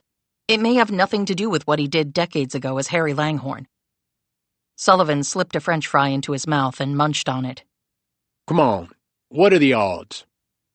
Yeah, but I have a list of global psychopaths Pottinger was doing business with, and you don't. Apart from the little you told me about Pottinger, I know nothing about what he's been doing all this time, or when Langhorne changed his name. Sullivan shrugged. I don't know all that much either. Like I told you, Pottinger came here around 6 years ago and bought the property from the Turners. Have you been in contact with the Turners? Did they know why he was coming to the area? I have talked to them. They say they never met him. It was all handled by his representatives, lawyers, real estate agents, financial people. All that money, and he was living alone in that mausoleum at the end. People make choices. Was that secret room always there? I asked John Turner that when I talked to him. He said his great-grandfather had put that in. They used to play hide-and-seek, and that was a popular destination, until people caught on, that is. So do you think the Stormfield acquisition was just a money laundering bit? Why do you ask that? You mind? She eyed his fries. What? No, go ahead. I should have ordered the fruit salad as my side, but I have a weakness for things that aren't good for me. I think I have you beat in that department, buddy, thought Gibson, thinking of her choices in husbands. She snagged a couple of fries, bit into one, and almost purred. I've been trying to cut this stuff out and lose some of the baby weight, but it's harder than I thought it would be, as my mother loves to point out. Well, as someone who will never have to go through that, all I'm going to say is hats off to you, whatever you do or you don't do. She smiled. I'm beginning to like your style, Will. She inwardly groaned at such a stupid line. So, getting back to the money laundering, what did Stormfield sell for? The property records say $5 million. That drew a whistle from Gibson. Langhorne was a mob accountant. It's not like those folks are millionaires. So why do I think that when Langhorne disappeared, he didn't do so empty-handed? Stealing from the mob is pretty much suicidal. So is turning state's evidence against them. Langhorne had already crossed that Rubicon, so why not go for the brass ring in the process? So you think the money laundering angle is legit? He asked. Look, I spend all my time now looking for assets just like that. Dirty money means it goes through multiple washing machines and comes out smelling like it was filled with nothing except healthy doses of Febreze. If he was smart enough to hoodwink the mob and take their money, I think he was smart enough to keep moving it around in an elaborate shell game. And it's not like the feds would have known about him stealing any money. If they had, they would have confiscated it. At least in an ideal world. but maybe the world wasn't ideal back then. Well, and you think it is now? Retorted Sullivan with a chuckle, but it was clear he was intrigued by her theory. But your point is valid. So the guy had the mansion and probably other assets. And if he managed to invest it all somehow over the years, I would imagine those assets have grown exponentially. I do know that he paid cash for Stormfield, and they would have checked that the funds came from legit sources. After 30-plus years, you can make anything look legit, replied Gibson. Even mob money. You know, your experience in ferreting out assets might come in handy for our investigation. Now, I like how that sounds. How what sounds? Our investigation. She checked her watch. And it's time to go add to it. Chapter 22. Earl Beckett looked like a U.S. Marshal, thought Gibson. Tall, lean, ramrod straight. Weathered good looks, wavy salt and pepper hair. A grim smile coupled with flinty eyes and a crushing handshake. Gibson thought that in another era the man could have walked onto an old movie set and been an instant star, especially if he'd had on a 10-gallon hat and was sporting twin pearl-handled Colt 45s. After introductions by Sullivan, Beckett led them to his office in the Federal Building in Norfolk and sat down across from them. He had a manila folder in front of him. Had to get this sucker overnighted. It was in the record morgue in yonder parts. He smiled. Yonder parts are what folks expect to hear from a U.S. Marshal. Or maybe I'm just getting old. Works for me, said Sullivan. Beckett opened the folder and got down to business. Harry E. Langhorne. A name right out of the past. Yeah, and he's in our morgue, said Sullivan. So you told me over the phone. Then he was in Witsec? Asked Sullivan. Beckett slid a finger over his top lip. You confirmed the dead guy's Langhorne? Yes, we checked and rechecked, and the FBI sent us a notification as well. Right, all Witsecs are on their database, and if any law enforcement sends a print ID request that ends up being a Witsec, the Bureau gets pinged. They usually let us know, too. They may have, but I'm not necessarily in the loop on that. Gibson inwardly cringed. Thank God my cop friend Kate didn't have to access a Fed database but got Langhorne's print off a local one. Beckett said, Okay, yeah, he was under our protection starting around the time of the mob trials. With his family? Asked Gibson. That's right, his wife Geraldine and the 2 kids. Beckett took a few moments to read over the file. They were initially relocated to Eugene, Oregon, about as far away as you can get from New Jersey, then to Butte, Montana, and finally to Albuquerque, New Mexico, where they spent a number of years. Why so many moves? Asked Gibson. Not unusual at all. Might have been they suspected someone had found out where they were, or there was a problem of some kind with the current location. We always err on the side of caution. What's the process for a Witsec family? Asked Gibson. We determine how many members will be entering the program, adults, children. Then they're all given a psych evaluation.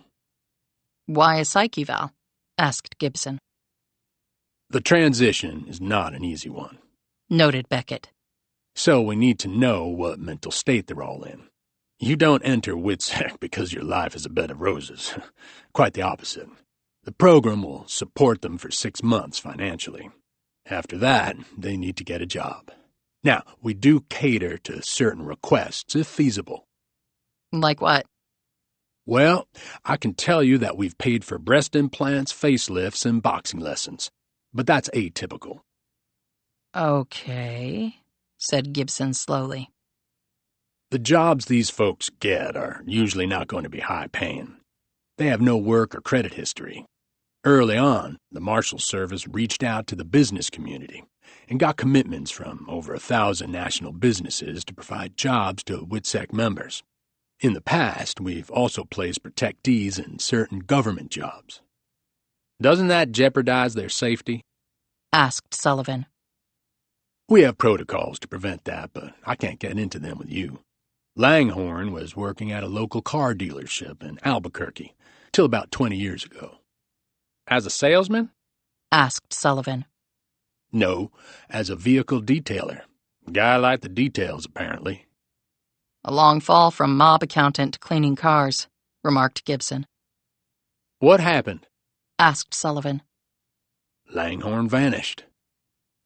Gibson and Sullivan exchanged glances. She said, "Vanished? Alone or with his family?" Alone. After all those years, maybe he didn't appreciate the lifestyle or the working-class life that came with it, or the family he had. Damn, said Gibson. I always thought the guy was odd. Wait, you knew him? Exclaimed Gibson. Beckett nodded. That's why I agreed to meet. See, I was in Albuquerque at the tail end of Langhorne's time there. Did several years with him and his family and some other families out there in Witsec. Don't tell anybody, but we sometimes clump them together in the same neighborhoods to conserve manpower. None of the families knew the others were in Witsec, of course. He eyed Gibson. Will told me you were a cop for a while, and now work for Pro-Eye. Said I could trust you. You can. What names did they go by back then? They're no longer in Witsec, so I guess that won't hurt to tell you. He glanced at the file again. Harry and Geraldine Parker. The kids went by Fran and Doug. But those are their actual first names, Gibson pointed out. Way we do it at Witsec. Theory is people will not be able to get the memory of their true given name out of their brain. Someone calls you Harry, and Harry turns. But if the first names are the same, so what? Last names are different, of course. Do you change their appearances? Asked Gibson, especially if their faces had been in the media. On a case-by-case basis. We do what we need to do to keep them safe, said Beckett. And that's really all I can say. So he just left his family? Said Sullivan. You're sure nothing happened to him? We're sure.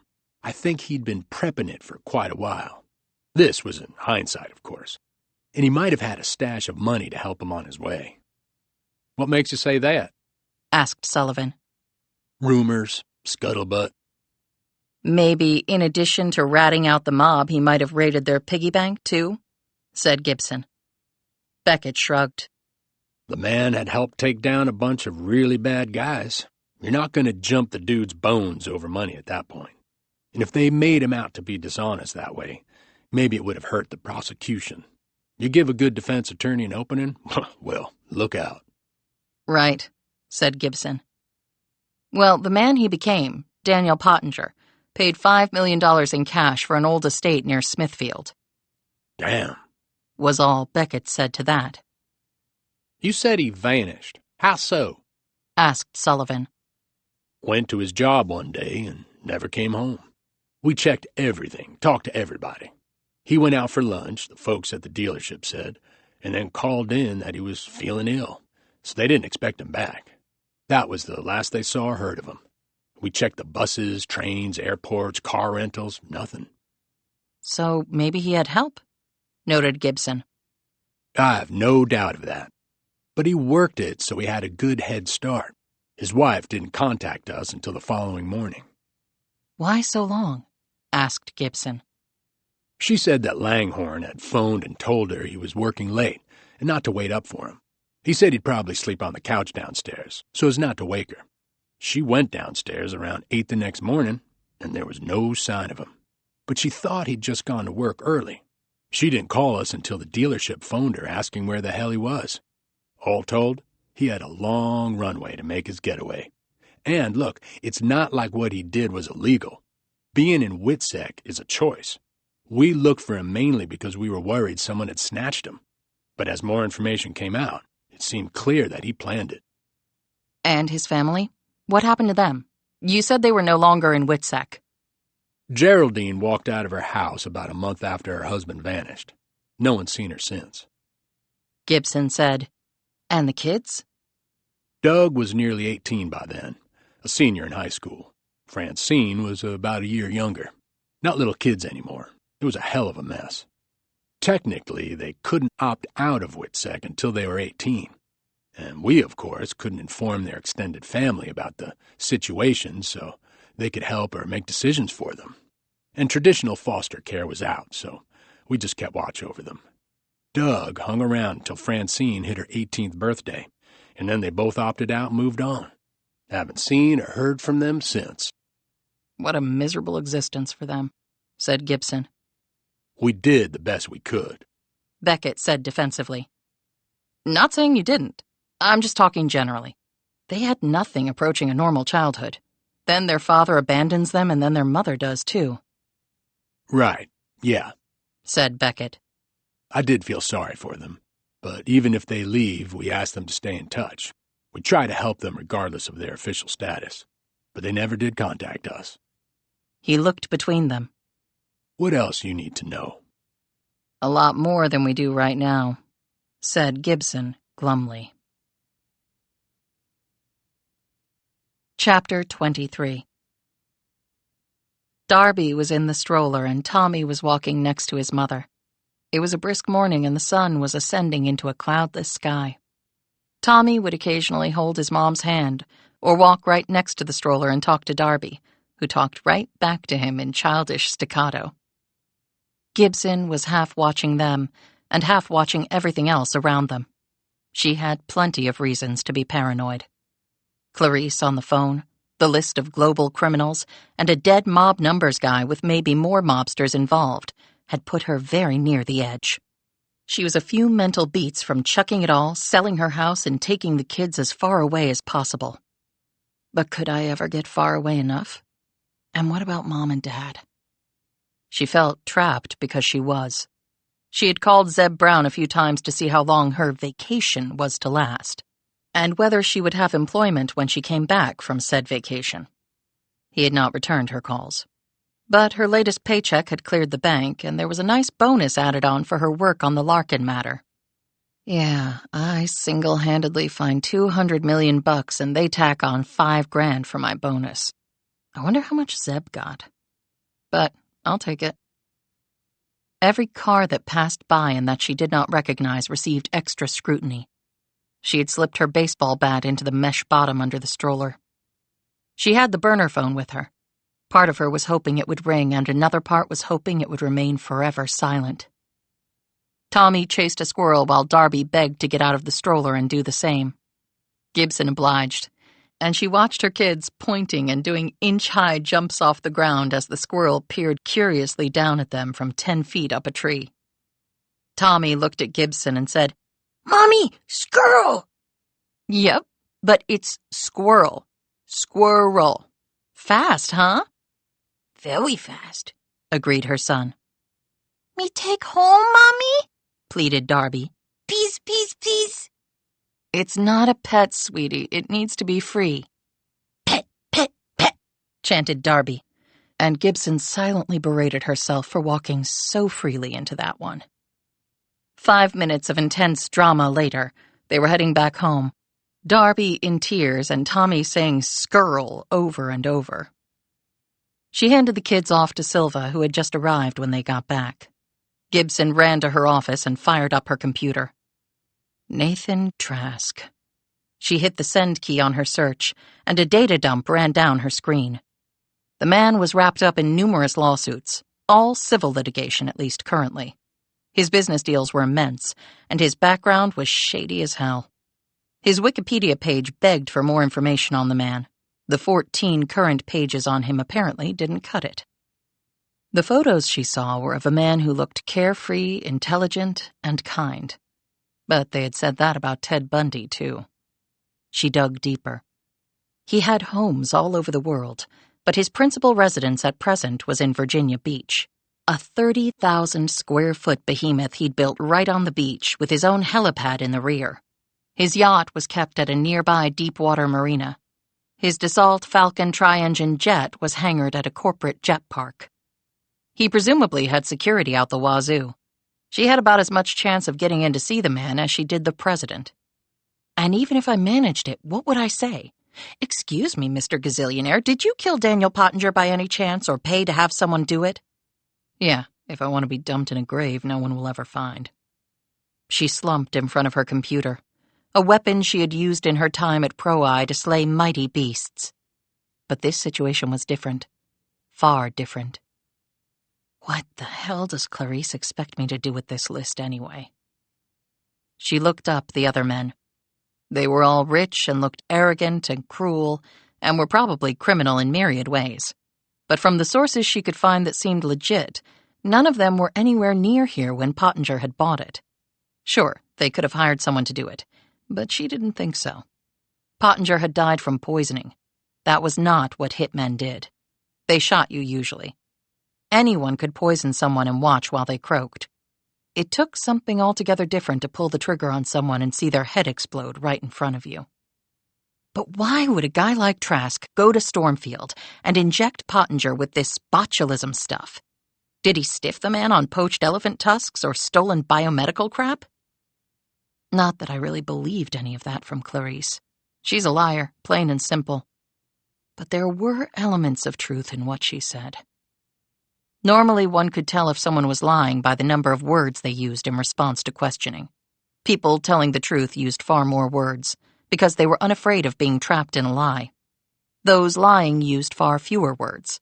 They consolidated them as a cautionary measure, because they were wary of being jammed into an inconsistency.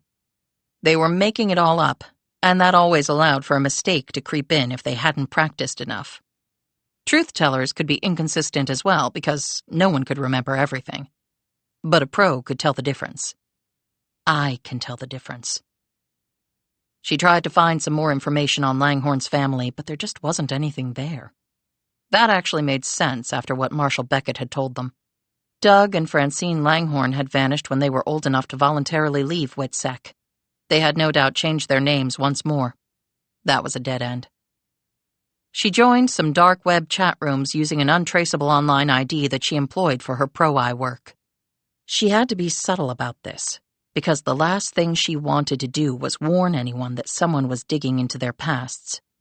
She dropped innocuous-sounding queries in some comment threads and then exited. She had an auto-ping that would alert her if anything interesting came out of these searches. So now she had Clarice on one end, Nathan Trask on the other, and a dead ex-Witsec mob bean counter in the middle. She grabbed her keys, snuck past the kids who were enthusiastically telling Silva all about squirrels as potential pets, and drove away in her minivan. She had plugged the address into her navigation. It took her about an hour to get to Virginia Beach. Holy shit. Trask's compound made Stormfield look small. But it was as unlike that place as it was possible to be. It was all glass and metal and concrete. It looked more like some funky-ass factory of the future than a home. There was a big gate that looked like the one at the White House. There were men in suits by the gate. As she watched, one of them climbed into a golf cart trimmed in what looked to be some sort of gold leaf and raced toward the house. A few moments later, a chopper came into view, tracking over the ocean below. As she continued to look up, it came to a hover over the rear of the mansion and slowly lowered like a descending elevator until it passed from her sightline. The king had apparently arrived back at his castle. She drove off and later stopped for a cup of coffee. As she was sitting in her van drinking it, a gentle, chilly rain began to fall, and the phone rang. She looked down at it, not really wanting to answer it, but still. Damn. Chapter 24. The good folks in Greenville, South Carolina, had called late last night. Her mother had taken a turn for the worse. Clarice wasn't unduly concerned, since the woman took a turn for the worse at regular intervals. "I'll be there as soon as I can," she had said. "Tell her to hang on until I arrive." She clicked the line dead. That had stopped the woman on the other end of the line in her tracks, she felt sure. Clarice could imagine the silent gasp, the brow wrinkled in outrage at a daughter's callousness. Oh, honey, if you only knew. And it's complicated. You can care about someone and still hate them at the same time. At least I can. With that last thought, she picked up her Mickey Gibson phone and made the call. Then she stared at her screen. Clarice had just downloaded an app that would analyze a person's speech pattern and spew out findings on a variety of emotional measures, including anxiety and fear. "Hello," said Gibson. Clarice eyed the screen to see if this simple greeting had caused any alarms to go off. Nothing yet. "You got the list. Have you checked it twice?" "If you're trying to be funny..." "I thought it would work well for a mom with 2 little kids." "Christmas is a long way off," noted Gibson. "Not for me. Not if things go according to plan." "So, what have you learned?" Clarice asked. "Nothing that I'm sure you couldn't have learned already. But I did go by Trask's house. It's a fortress. I'm not sure what you expect I can do about it." "I wasn't suggesting a frontal assault if that's what you're implying. You're a stealth girl, remember?" said Clarice. "I've been online. There's a ton of stuff on the guy, but so what?" "Have you checked his assets?" said Clarice. "Why? Is he a deadbeat and I need to find something to grab before he can hide it?" "His net worth puts him at number 89 on the Forbes list." "He's not on the Forbes list. I did check that," said Gibson. "That's only because they don't put suspected criminals on there, since their wealth can't be verified using traditional measures. That's why you won't see Putin on there. But for some odd reason, they do list a number of his oligarchs. I simply estimated his net worth and placed him within the Forbes list rankings." "Again, so what? That doesn't help us find out if he had Pottinger killed. And Trask is only 50. He's really too young to have been a player in Langhorne's mob days." "What did you learn about Trask's past?" Clarice asked. "He was born in Chicago. He seemed to have a normal upbringing. Hell, his father was Sam Trask, an FBI special agent of some note. But then again, maybe that's a variation of the preacher's kids gone wild theme. Anyway, he got into some scrapes with the law, managed to dodge any jail time, and after that he headed to South America. Probably cartel business. Then he came back home flush with cash, and he built on that footprint to get to where he is now. He owns a lot of businesses and properties." "Laundering fronts?" asked Clarice. "Probably. He doesn't tweet or post or say anything publicly. He just makes money and lives in a grand style. But there were a lot of gaps in the story. My thinking is those gaps represent the man's true history, but people are afraid to post it because they'll get sued or, more likely, killed." "I'm impressed, Mickey. You've covered a lot of ground and your analysis is perfectly acceptable." She studied the screen and finally had a hit. The analysis of Gibson's speech pattern showed stress and doubt and conflict. "Amazing that your words can show all that." She wrote in her notebook, "Speak far less." "Okay, but I don't see where it gets us." "Remember that I only threw out that list as possibly being connected to Langhorne's death. You're right that Trask is too young to have really been part of the mob back then.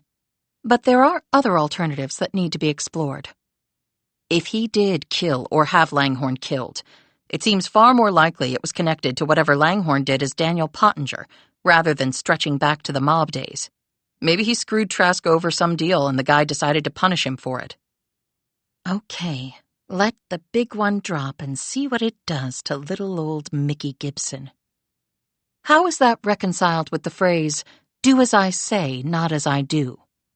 She listened to the breathing and waited for the words to come and be analyzed. "If you knew about that, why not tell me?" She looked at the stress meter. "Oh, yes, straight up pissed off angry at me on that one." "I assumed you knew if you were in the room, and obviously you did." "Yeah, but only recently." "You were in the room with the body," she repeated. "I didn't search the whole thing. I found the body, got out of there, and called the cops. They wouldn't let me back in there. It was a crime scene." Still angry, but mellowing. "But now you do know. So someone told you or showed you." "Does it matter?" "I suppose only to you." "What does that mean?" exclaimed Gibson. "I don't know. What does it mean to you?" "I'm not playing the patient to your shrink, okay?" Clarice said, "My take is that either Trask did it or paid someone to do it because Pottinger screwed him over fairly recently, as you suggested. The writing on the wall might be mumbo-jumbo, or it might have some meaning between Trask and Pottinger. Or Trask is not involved and someone else killed Pottinger for recent dealings. Or, Gibson said, this does date back to Langhorne screwing the mob over. Oh, Mickey, you missed an obvious one, babe. But that's for me to know and you hopefully never to find out. Gibson continued, If the latter, then I can start digging into the mob from back then. She paused. Langhorne might have escaped with a shitload of mob money. The mob, at least the one today, may have discovered that and wanted it back. Oh, how right you are. At least partially. The question becomes, did they find it? Is that what you want to? The mob treasure? She analyzed the screen and saw that Gibson had been remarkably calm when uttering these lines. Clarice automatically wrote some thoughts in her notebook. Her anxiety goes down when she believes she's right about something. I could lie and say it never crossed my mind, but what would be the point? Besides, don't girls multitask really well? I'm glad you can see it that way, muttered Gibson. Are you? It brings me no particular joy. Her other phone silently buzzed. She looked at the screen. It was Greenville. What now? Frowning, she said, I'll have to get back to you. Only in her hurry, her finger didn't hit the right button. She answered the call. Yes, I already said I would be there as soon as I could. The woman's voice on the speakerphone was trembling. Miss Fraser, I'm afraid. Afraid? Don't tell me she died already. No, ma'am. But it seems that... Oh, for God's sake, it seems what? It seems that she's gone missing, the woman said. It was only then that the line with Gibson disengaged, as Gibson clicked off her phone. Chapter 25. The hard bed, the hard chair, an empty bottle of Ensure on the nightstand. The cheerless room cluttered but now without its occupant. Her mother had come here with basically nothing and had now left with the same. Clarice sat in the chair and gazed around. The management had groveled at her feet for an hour, begging for mercy, pleading for her not to sue their asses off. The police had been called and looked around and asked some questions. They came back to meet with Clarice when she arrived. They told her that her mother might have simply wandered off. They had started a search. No foul play was suspected, they told her. Just an old woman wandering off. She would turn up soon. The weather was nice, not too hot, not too cold. She couldn't have gone far. They'd find her soon enough. They left, their boredom barely concealed. Clarice slipped one glove off and then the other. She had gotten off the jet dressed to the nines. She wanted them to know who was in their presence. She wanted them to quake. Though I'm really a nobody, I can act like somebody better than any other person on the planet. The manager poked her head in the doorway. If there's anything you need, anything at all, Miss Fraser? My mother would be nice. See what you can do about that, why don't you? The head disappeared like it had been jerked away, and the door closed. Her mother had not gotten up and walked away, although it would have been easy to do so in this place. Except for the memory unit, the facility had not been built to prevent old people from fleeing. It had apparently never occurred to the dolts here that their charges ever could or would. But her mother didn't have the lungs to walk down the hall, much less out the door. She had told the police this, but they clearly didn't believe her. She hadn't pushed it because the last thing she wanted was to start answering a bunch of questions about her and her mother's past. One cop had asked her, Do you or your mother have any enemies, ma'am? She knew the way he asked it, he was being tongue-in-cheek. Oh, you have no clue, asshole. She hated men in uniform. It was clear that someone had taken her mother. The puzzle was how they had found her in the first place. She walked to the office, opened the door, and said, Any CCTV? I saw what looked like cameras. A few minutes later on the camera feed, she saw her mother come around the corner of the building. Not alone. She was in a wheelchair being pushed by someone in jeans and a bulky hoodie. She was wheeled out of the building while the front desk was apparently unoccupied. The exterior cameras next picked her up being loaded into a van, then the hoodie driving them off. Only the first 3 letters of the license plate could be seen. She looked at the manager who was standing behind her, riveted by this spectacle. "And no one saw this?" Clarice said. "Do you have no one who actually watches this stuff? And no one thought to show the police this while they were here? They didn't ask if there was footage? Is this a joke or what?" I don't know what to say. We're a little short on personnel, and we never really saw the need for security. We thought the cameras were enough. And who would want to hurt any of our dear, sweet residents? You do realize that I could end up owning this place, right? And if I do, I sure as hell won't be requiring your services. The woman swayed on her feet. We can get the police back in here and show them the footage. Clarice had already leapt ahead and thought this through. No police. She would handle this on her own. I'll make a deal with you. Say nothing to the cops, and I won't file a lawsuit against you and this place. But it wasn't really a request. Thank you so much. Now you need to transfer that video file to my computer and then get out of my face. I don't want to see you ever again. After the file was provided, she returned to her mother's room, sat down in the chair, rubbed her temples and shut her eyes. Hoodie and white van stealing her mother away. Not good in so many ways. My defenses have been pierced. She was sure the van was already abandoned and the hoodie abductor was long gone with her hostage. For that was what her mother had become. They hadn't realized her mother was missing until her meds were due. That was 5 hours after she had been rolled out of the place. Wheels up on a private jet? She could be in another country now. Just being driven somewhere, she could already be in any number of states. And what am I going to do about that? Because I'm not sure who it is, though I have my suspicions, strong ones. But the worst part is I'm apparently no longer anonymous, when that's all I've ever wanted to be. This was a race, a competition of sorts. That was why she had brought Gibson in.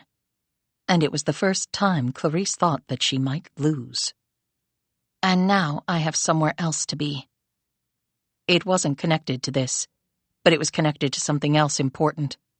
The most important of all. My survival. Because I've damn well earned the right to keep on living. Chapter 26. Thank you for meeting me on a Sunday, Philip, Clarice said, though that was not the name she was using today. She and Philip Crandall were in the lobby of a building in North Carolina. She had just let him in and was escorting him to the elevators. They got on using her security card. Crandall looked wealthy and was, but he was also too arrogant for his own good. He'd always wanted to be a player, a big-deal investor, when he had neither the brains nor the discipline to be one, which made him perfect for her. She was not blonde for this encounter. Her hair was a demure but professional-looking brown. She had on tinted specs and blue contact lenses. Her dress was businesslike, with a measure of underwire bra-aided cleavage. It had always amazed her how little it took to completely gain dominance over a man. Their dicks were their Achilles' heels, and Crandall was not only arrogant, he was also a pig. She liked pigs. All they cared about was eating, rolling around in the mud, doing whatever they pleased, and feeling like the boss of all bosses. And then they were killed and eaten by others. Well, I wanted to see your operation for myself. Kick the tires, now that we're going to be partners. I think you'll be impressed with what you see. I already like what I see, he replied, giving her the eye. They laughed at his wit. He was dressed in a dark blue blazer and khaki slacks, with an untucked shirt to look hipper and younger than his 50-something age. A pocket square completed the package. She could tell he was so impressed with himself. just like he had looked when he'd climbed out of the Aston Martin two-door after he'd pulled up in front of the building. "Wow, you don't see many Aston Martins around here," she said, smiling adoringly from the other side of the elevator car. He smiled right back. One thing you'll learn about me? I don't like to have the same toys as all the other guys. She applauded him with her eyes. "I like your style." He ran his gaze over her again, his intentions as clear as the elevator buttons. And I like yours. He was married, but unhappily, he had told her, which meant, of course, that he wanted to screw her. She had let him think that was a real possibility because that's just what you did with a guy you were trying to screw, but in a completely different way. He had told her over drinks that he read people really well and trusted his instincts. That's how I made my fortune. "Brilliant," she had said. She was actually referring to Crandall's father, Richard, who had made a fortune in real estate. This Crandall had taken a $250 million inheritance and over 20 years managed to lose $50 million of it by investing in stupid deals that never rose above the scam level. If he'd just put his inheritance in the stock market back then, he'd probably be a billionaire by now. They got to the 5th floor and she led him down the hall to a double office door with a sign proclaiming it to be the home of Laser Focus, Inc. She opened the door with her key card and led him inside. The lobby was spacious. The firm's name on a much larger sign was behind the receptionist's desk. "Nothing fancy, but we're not into that. All our money goes into product and people, and the branding push will come next. Of course, no one is in today." I've been to your website. Very impressive. "Thanks. It's a very different world than the one I had at IBM. Yes, IBM. Great company, but maybe a little bit of a dinosaur now. "Wow, you are so up to date on everything," she said. "We're lucky to have you as an early investor." Oh, I keep my nose to the ground. His gaze drifted over her legs. Look, maybe we can have dinner and drinks later. "I can do it Wednesday if that works. I'm off on a business trip to Montreal early tomorrow. We're trying to go full bore in Canada right now." I'd like that. I know a place. "I knew you would. In fact, we can celebrate your investment in Laser Focus. But I have to warn you, I'm not much of a drinker." Then I'll order a case of red for our table. They both laughed. "Now, to business." She led him into a conference room where she had set up a slide deck on a laptop. "We've already been over pretty much all of this, but I wanted you to see it again in a more comprehensive way." They sat down, inches apart. He touched her arm. I appreciate the private showing. Stranger danger, stranger danger. "And let's appreciate that this is strictly business, as I owe my partners a fiduciary duty." She touched his hand. "But there's always Wednesday." Here's to always Wednesday. "And then we'll bring you in for a full meet and greet. The rest of the team are dying to get to know you." I really enjoyed meeting your partners, Joe and Bill. Rock solid, both of them. "Yes, they are." She went over the plans for Laser Focus, which she had written on her laptop, cobbling together bits and pieces from other such plans she had gained access to. It all had a professional appearance because she was really good at Excel and Photoshop, and what she didn't know, she could always find out. She actually thought the business concept wasn't bad, but she wasn't going to be the one to see if it would work or not. All she needed to do was get the $2 million wire transferred tomorrow. Love the name, by the way. Laser Focus, said Crandall. "I wish I could claim credit for it, but it was that before I came here. However, I wouldn't leave a VP slot at IBM for nothing. You remember our main concept of pop-ups, of course, but leveraging them in a totally unique way. We refer to it as a latitude-based instant market supply coordination-factored gross throughput decision-making process." She glanced at him. "It's all algorithm-centric, of course. No human can operate at the speeds we need to balance out supply and demand and also definitive location-focused stratagems. Pop-ups must literally pop up right when and where the consumer needs them to." He looked utterly bewildered by all of this, but said bracingly, Pop-ups, of course. Great idea. Always loved the concept. Now, as we discussed before, post-pandemic, a great many people have or will be starting their own businesses or can work remotely. However, the future dynamic of work has been fundamentally altered, and they don't want the office spaces and headaches that come with that. And many businesses have cut back on their office footprint and don't have the requisite flexibility anymore. And workers don't always want to sit at their kitchen table and do Zoom meetings while their kids are screaming in the background. That's where we come in. And while there are temporary office space companies galore, like WeWork, Impact Hub, and Regis, we thought, why not make the temp workspace also temporary? That way we, as landlords, don't have to bear the underlying brick-and-mortar property costs. And then we simply pass some, but not all of those savings on to our clients. In essence, instead of their coming to us, we go to them. Love it! She smiled and touched his arm.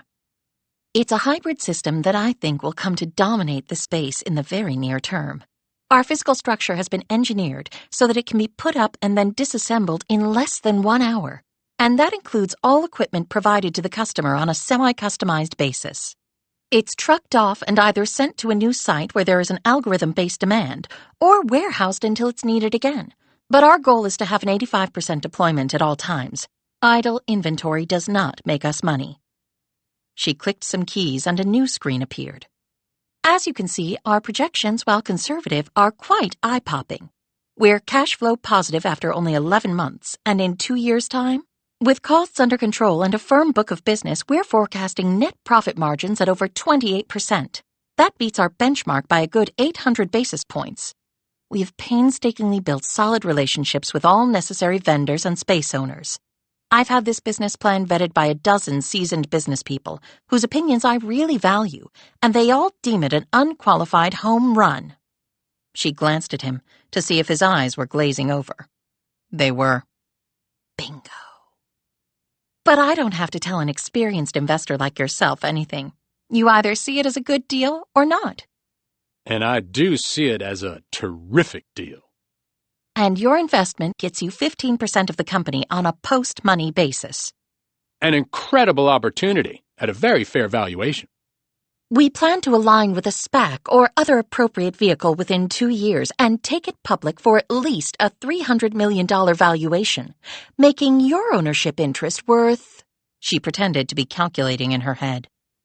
He said, $45 million. A nice return on investment. She smiled. No fair. You're quicker on the draw than I am. Hey, I'm not just a pretty face. She saw him out, letting him kiss her on the cheek. Wednesday. But by then, I'll be 1,000 miles away. Enjoy dinner and drinks and tears alone. Or maybe try taking your wife out, you jerk. Chapter 27. Clarice looked over at the electronic marquee in the lobby where the name Laser Focus did not appear. But Crandall had never even looked. She knew he wouldn't, especially with her gushing self in the lobby to distract him. Life was a shell game. The winners could just hide the truth better than everybody else. She walked upstairs and let herself back in using a duplicate key she'd had made. She had gotten the passcode to the firm's security system by working as an office cleaner in the building for a week. And the security card she'd gotten as a cleaner granted her access to the building at all times. She walked behind the receptionist's desk and curled her fingers around the sign there. The magnetized backing on the styrofoam sign pulled free from the metal letters bolted into the wall. Revealed was the name of the company that really called this place home. Creative Engineering. A well-respected company with lots of projects worldwide. She had come in earlier today and made sure nothing that said creative engineering was visible anywhere. She had led Crandall right to the conference room and then right out the front door. She felt like a stage director. Enter and exit only when and where I say to. It was a role she enjoyed. She had learned that all the personnel from this office had been redeployed to Austin, Texas for a special 4-week project, which was why she had chosen this space for her office. She broke her sign into 2 pieces and stuffed it into a large trash bag, then slipped her laptop into her briefcase. She next wiped off her prints from every surface she had touched. She closed the door behind her and took the sign off the wall next to the exterior door. Underneath was once more revealed the name Creative Engineering. But not as creative as me, I'd wager. She added the small sign to the trash bag and left the building, but first took a moment to glance out the glass front door, just to make sure Crandall had not doubled back. Of course he hadn't. Arrogance again. He was probably stopping off to get the pack of Trojans for their Wednesday dinner, followed by a romp in a hotel room with her all drunk and helpless against his preening manliness. She got into her rental car and drove off. She threw the trash bag away in a dumpster about 2 miles away. By 1 o'clock the next day, $2 million had been wired into the bank account of Laser Focus, which had been set up only 2 months earlier. Crandall's banking people would have made certain he was really authorizing the wire because they needed to cover their asses, but it was not their job to make sure Crandall was not being scammed. That was all on him. 30 minutes later, the money had been wired out, and the account was closed. In the next 5 hours, the money would be divided up and sent to 4 different accounts around the world on pre-authorized transfer instructions until it disappeared into a sea of digital funds, never to be seen by its original owner again, but to be utilized fully by her. She was on a commercial flight an hour after that. She didn't like to fly private all the time, and she sometimes found Marks in first class. That was where she had first met Crandall, on a red-eye to London, where she let him innocently caress her leg and arm on the night flight over the Atlantic. That was followed by a peck on the cheek, a hug that lingered a bit too long, all with the implicit understanding of much more to come if business could be done. On the plane, she had just been thinking about leaving IBM, she had told him. He had never checked, of course. Men like him never did. She had taken her time reeling him in on Laser Focus, a scam she had been working on for some time. She had put the website up and gotten the slide deck together and spent some of her money on dinners with just the 2 of them. She had also introduced him to her 2 partners, Bill and Joe. She had used them in the past for things like this. They weren't cheap, but they adhered to the script like the pros they were, more than earning their compensation. During several meetings, they had talked of financial projections and marketing plans and corporate rate org flow sheets and cost itemizations and hiring initiatives and all sorts of business items ad nauseum. This had overwhelmed Crandall and caused him to finally stop asking questions and simply nod at their fancy-sounding gibberish, lest he reveal that he actually knew very little about business. It really was all in the psychology. If you knew what made your mark tick, you knew everything you needed to know. And playing to the mark's ego was usually golden. When she had learned while sitting next to Crandall in first class that his wealth had been inherited, her interest had been piqued.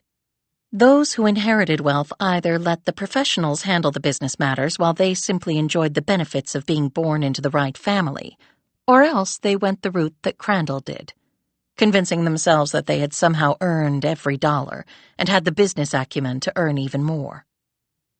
Well, Philip Crandall would have to content himself with the many millions he still had left, and knowing his ego, he might not even report being ripped off, because that would make public the fact that he was an idiot. But this might be a nice wake-up call for him. He hopefully would take the rest of his huge fortune and put it into a proper stocks and bonds portfolio and let people who actually knew what they were doing manage it for him. That way he could spend his days driving around in his ego machine and chasing younger women until his pecker gave out. She was much richer today than yesterday, but really only focused on one thing. Where in the hell is Mommy? And who took her? And what am I going to do about it? Chapter 28.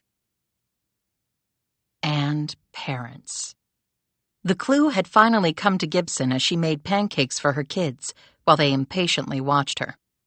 Clarice had said, "One can buy excellent daycare if one has enough money. That goes for children and parents." And days later she had taken a call, presumably unaware that Gibson could still hear. It seemed like a woman had gone missing. That was what the person on the other end of the line had said. And the woman had called Clarice Miss Fraser. Another alias. Gibson wondered how many she had. Probably more than the number of shoes I own. She looked down at her ratty pair of Adidas sneakers. Yeah, definitely more. No one would really say that about their parents, not when talking about daycare, but they might if they had parents in assisted living or a nursing home. So did Clarice have that in her life? Until her mother went missing? She had an intriguing thought. Could Clarice be Francine Langhorne? She sounded around Gibson's age, which would be in the ballpark with what she knew about Francine. She buttered the pancakes, ladled syrup on them, and put them on plates with the scrambled eggs, and the turkey bacon already cut up into easily swallowed pieces. She then poured the milk into plastic cups with snap tops and built-in straws, making them spill-proof. Whoever invented these cups must have had kids. Tommy asked for more syrup and said, "Me do it," when she brought it over. He made a mess of it, but she said nothing. She had long ago learned to pick her battles, and making a lake on your plate with syrup was not a hill she was willing to die on. As Tommy and Darby ate, Gibson munched on a piece of bacon. She pulled out her laptop and looked at the material she had downloaded on the Langhorne family, studying the image of Francine Langhorne in particular. It looked like the kids were being rushed into a car by their mother, Geraldine.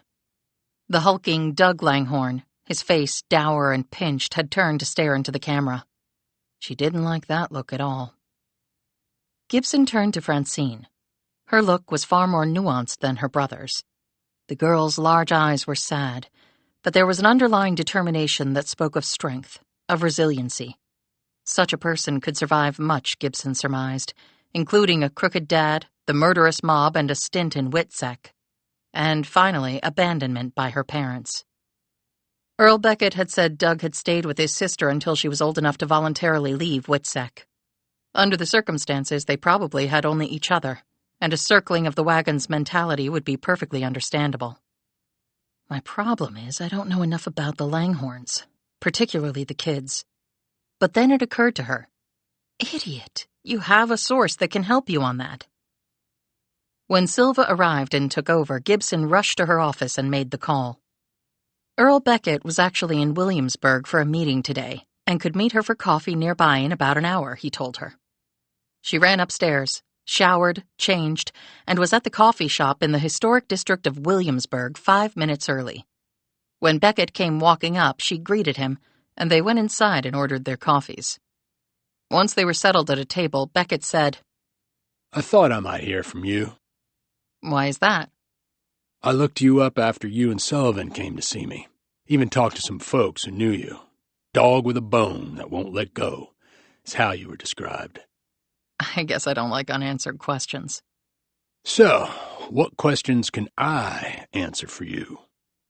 I'd like you to tell me about the Langhorns, the kids, the family dynamic, the relationship between husband and wife, but particularly about the kids. You think one of them tracked down their daddy and made their own justice? It's certainly a possibility. He nodded and sipped his coffee.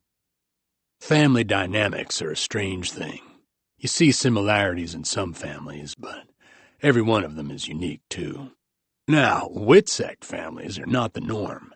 They are as far from the norm as it is possible to be, in fact, except if you're in a family of serial killers. You mean the stress and the upheaval? Yes, and having to build a new life from scratch. But it can't be any kind of, well, special life, I guess is what I'm trying to say. You're not going to grow up to be a rock star or CEO or a pro athlete after being in Witsec. At least I've never seen that happen. Your opportunities are definitely limited, and that's a damn shame, really. Gibson fingered her coffee cup, thinking of her own children at the moment. And for the kids, it had nothing to do with them and everything to do with the decisions their parents made. Well, in this case, Harry mostly. Exactly.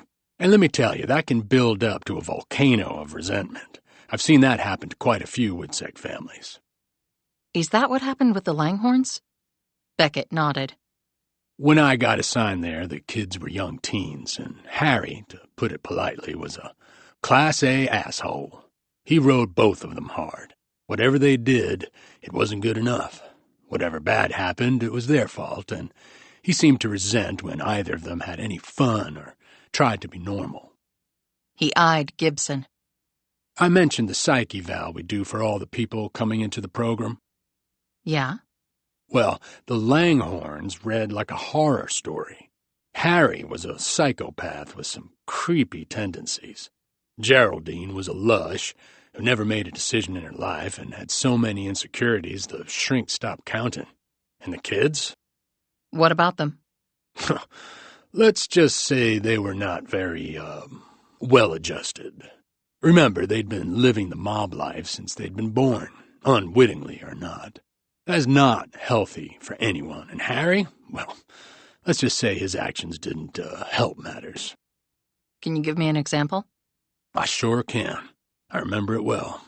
Francine was a junior in high school, and she was the lead in her school's Christmas play.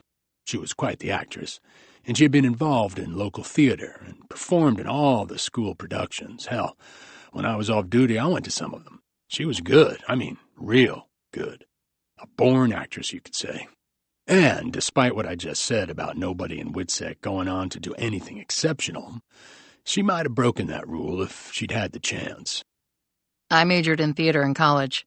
It's intense as hell, but there's no rush like being up on that stage, said Gibson. Oh, I'm sure. Which play was it? I don't know why, but I remember it all these years later. 12th Night, you know it? Asked Beckett. Yeah, we did a lot of Shakespeare in college, but not that one. So, what happened? The night came for her to do the play. They'd sold out the show. But before Francine left for the school, the house alarm went off. Not the normal burglar alarm. This was the alarm tied directly to our office. Our protocol was strict. When that alarm went off, the family was taken to a safe house, no exceptions, and kept there until we determined there was no threat. Well, we followed our procedures, and because of that, Francine missed the play. I'm sure she was devastated. She was even more devastated when she found out her father had intentionally set off the damn alarm. Not because there was a threat, but because she had brought a stray cat home to feed it, and the thing had crapped on the floor. And he thought a good lesson would be to have her lose out on starring in the Christmas play. How did you find that out? Hell, he told her and us. He laughed, but I read him the riot act. I told him if he pulled something like that again, I would rip his hand off. Shortly after that, he vanished. So he presumably had already decided to disappear. Oh, yeah. No way he could have vanished so effectively without some planning. And the son? Dougie was strong as a horse, wanted to play sports and all, but his old man wouldn't let him. So he just stayed in the garage and lifted weights. At age 18, he was 6'2" and over 200 pounds, and none of it fat. Blonde hair, nice-looking kid. He had all the girls swooning over him. But he didn't seem to care about that. He sort of closed off that part of his life. He wasn't a typical teen, and he knew it. Why get close to someone if nothing was going to come out of it? At least that was my take. So he stayed in the garage and lifted weights. How about Geraldine? What was her role in the dynamic? She did what her husband told her to do. Didn't stand up for the kids? Not that I ever saw. Kids pretty much raised themselves. I'm not saying Geraldine was a bad person, but her life basically fell apart after the family got moved into Witsec. She didn't cope well, but she apparently liked the mob money that Harry was paid. They had a good lifestyle back in Jersey. But he was no millionaire, at least not back then. Strictly upper middle class. Did she work outside the house while in Witsec? Yep. Like I said, that's a rule. Gotta get a job. And it's not just about the money. We don't want people sitting at home moping. Only bad things come out of that. So she was a maid for a while at a motel chain, and she also worked at a bowling alley. Then at a Walmart. There were other jobs, all menial stuff. But after the mob business, it was like every bit of energy and ambition left her. I didn't get all that just from my time with them. Other marshals filled out the story for me. And the kids resented their mothers not taking their sides, not being there for them? He eyed her. You got kids? Yes, very little ones. And we were all kids once. Well, then, you probably know the answer to that. Gibson let out a long, subdued breath. Yeah, I guess I do, she thought. How did the kids get along? Francine could get Dougie to do whatever she wanted. She just had that way about her. Now, I might have given you the wrong impression before about Dougie staying in the garage and lifting weights. The boy was not stupid. He was a brooder, but intelligent. His grades weren't the best, but not because of ability. He just seemed bored. But he loved his sister, would do whatever she told him to do. I think that's why he waited around for her before heading out. Well, a good actress can be very manipulative, said Gibson. The image of Clarice and the image of the young Francine Langhorne from the photo appeared in her mind's eye.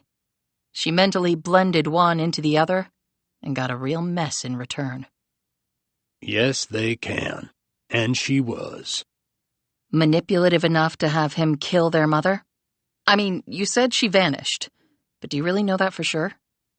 We never found the body, and the kids disclaimed all knowledge of her disappearance. Would someone have seen anything if they did do her harm? Another Whitsec family with kids, name of Enders, lived near them. The Langhorns would socialize with them. The fathers got along, really well. It was like Harry had found a kindred spirit in Darren Enders. We talked to them, but they weren't home the night she vanished. Geraldine's kids reported her missing the next morning. Part of me thinks she went to join her husband. We never found a trace, but, like her husband, she had a good head start. One last thing. Sure. Can you find samples of Francine's and Dougie's handwriting? Handwriting? Asked Beckett. Yeah. You have something you think they both wrote out? Do as I say, not as I do, she thought. Not right now, but I might stumble on something in the future. You're talking a long time ago. I'm not expecting miracles, just asking you to make some phone calls to see if something turns up. Okay, I'll see what I can do, replied Beckett. Thanks. And thanks for all the info. You really think his kids found Harry Langhorne and killed him? It's certainly possible. And I might be working with one of the killers, thought Gibson. Chapter 29. On the drive home, Gibson mulled over things. If Clarice was Francine, she could have found and killed her father at Stormfield. Whether her brother Doug was around in part of it, Gibson didn't know. But then why involve me? If she did kill him, then she basically engaged me to find her. Since that made no sense, Gibson had to conclude she had it all wrong, or was missing something vital that would make her initial speculation right. Later, she turned into her driveway and sat there for a bit. If the "and parents" comment made by Clarice meant she had a parent in assisted living, then Geraldine Langhorne might be alive. Had Francine found her mother and made her tell where her father was? Then she went and killed him? But that still didn't explain Gibson's involvement in all this. And had something just happened to Geraldine if that's who it was? Based on the partial conversation Gibson had overheard, it was possible. And if Clarice is Francine, how did she even know that I exist? Based on what Beckett had told her about the school play, Francine had been a thespian too. She and Gibson were close in age. Had Francine gone to Temple while Gibson had been there? Had she used the name Francine Parker? Or had she used another name? And where was Doug? Had he followed his sister across the country? From what Beckett had told him about Doug Langhorne, he didn't sound much like the college type. But one never knew. But that's something I can check. Gibson went inside to her office. She could hear the kids playing with Silva in the backyard. She picked up her iPad that she had used to take pictures of the items at Stormfield. Gibson sat down and scrolled through picture after picture of the mansion's interior. The thing was, there wasn't millions of dollars worth of assets there. She had gotten particulars on the Formula cabin cruiser. Brand new, it would go for well over $1 million. But this model was 4 years old, so it would be worth far less. And if the millions were the ones Langhorne had already spent on purchasing Stormfield, he couldn't imagine how Clarice intended to get her hands on those proceeds. She would have to prove that she was Harry Langhorne's daughter, and if she had killed her father, that would not exactly be smart. Plus, even if the place was sold and millions resulted from that sale, it could be argued by the government that the monies Langhorne had used to buy the place were stolen from a criminal organization. In that case, she might not realize a penny. And while Harry Langhorne might have been a Class A asshole, as Marshall Beckett had said, that didn't give anyone the right to murder him. Yet how many times have you dreamed about killing your ex? Her small attic had an access door in the middle of the upstairs hall. She pulled on the cord and a set of stairs dropped down. She clambered up and turned on the light. There was no room to stand, so she stepped across the loose plywood boards set over the ceiling joists until she reached the pile of cardboard boxes. She opened one and pulled out her yearbooks from Temple. She went over all 4 of them. There was no Francine or Doug Parker, not that she had expected to find those names. Next, she went through all the photos of the students. The problem was the only pictures she had of Francine and Doug Langhorne were from when they were children. As they were leaving after having coffee, she had asked Beckett if he had any photos of them as teenagers, but he had told her no. As a routine, he said, they did not take pictures of their protectees, in case they fell into the wrong hands. That meant Gibson really had no idea what Francine or Doug looked like now. She stopped at one page in her junior yearbook which showed Mickey Rogers on stage in the role of Eliza Doolittle from My Fair Lady. She smiled and ran her fingers over the images. The Cockney accent had been really hard for the Jersey girl to master, but she had worked her butt off to nail it. The camera angle showed the audience and also some of the crew in the wings. She heard her kids screaming and playing in the backyard. She took the yearbook with her, left the attic, and walked over to the window where she could see Tommy and Darby running in circles, using their arms as plane wings, while Silva clapped and danced around them. She glanced down at her far younger self on the page as she beamed out at the audience. I thought I was going to be the next great thing on Broadway. Even though my pipes weren't the best and my acting chops, though decent, were not exactly Tony Award level. Now I'm approaching 40, divorced with 2 little kids, and I'm embroiled in something I can't even begin to understand. But whoever said life was predictable? She put the yearbook down and hurried outside to be with her kids. Chapter 30. Clarice had managed to trace the van that had been used to abduct her mother. It had been rented. The identity used to lease it had been stolen. She found that out on her own. The rental company could do nothing to help her. They apparently spent every dollar of their budget on ads demonstrating how amazing their customer service was, and none on their actual customer service. All she got were recorded voices sending her from one voicemail to another until the system just spit her out. Clarice looked at her computer screen. The vehicle had been picked up in Asheville, North Carolina, driven to Greenville, South Carolina, used for a felony abduction of one Agnes Leland, and then abandoned somewhere in between. No leads, no clues, no nothing. The interesting thing now? How would communication to her occur? True to her habit, she had started a new notebook. On its cover, she had written, Recovery of Mommy. Short and to the point, but with a lot of work ahead and not much to go on. She hacked into what she needed to hack into and watched Hoodie rent the van in Asheville, which was only about an hour or so across the state line from Greenville. The world was all connected now, which actually meant that there was no more privacy ever. She zoomed in on the figure, but the person's face was never pointed toward the camera. Using an app, she calculated the height of the person at over 6 feet, but that included shoes.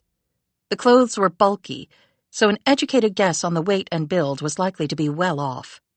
The ID used to rent the car was in the name of Darrell Oxblood of the Plains, Virginia. The DMV records in Virginia showed there was a Darrell Oxblood of the Plains, Virginia. The credit card used was also in Oxblood's name. She sat back and thought about this. Do I go to the Plains, Virginia, or do I wait for them to contact me? Or maybe they already have. And there would be only one way to do it. She used a burner phone to call the facility in Greenville. The manager said in a cowed voice, "You're not going to have me fired, are you? I really need this job." "How good are the firewalls on your computer network?"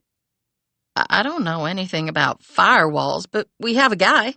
He's a cousin of someone who works here, and he gave us a good deal to—" She hung up on the woman and checked the email she had given the facility in case of emergency. She had provided a phone number, too, which they had called when her mother went missing. But she felt sure the first contact would not be by phone, if ever. And there it was, sitting in her email's spam folder. Hello and surprise. Took a while, but like you, I don't give up easy. The old bitch is well and full of shit, as always. We'll need to talk about things. I'll let you know when. Get cranked and buckle up because we're taking this ride to a whole other level. It's going to be a wild one, hun. Take it to another level, will you? Well, that can cut both ways. But how did they find Mommy and then me? She let the possible scenarios flow through her mind. The background cover was solid. Agnes was gaga, so she wasn't telling anybody anything. Greenville, out of all places. So how? The answer didn't please her, but it was inevitable. They didn't track Mommy to me. They tracked me to Mommy. She went back over the last 6 months of her activity to see where the penetration might have come from. She consulted her notebooks and computer files, and Frankfort, Kentucky. A scam run on a horse breeder who thought himself a demigod of sorts. It was only a $250,000 operation, plus a racehorse that she'd later sold for a tidy sum. There had been no glitches. The dickless senator with Angie, again, nothing there. She hadn't appeared on the scene until the very end. Philip Crandall.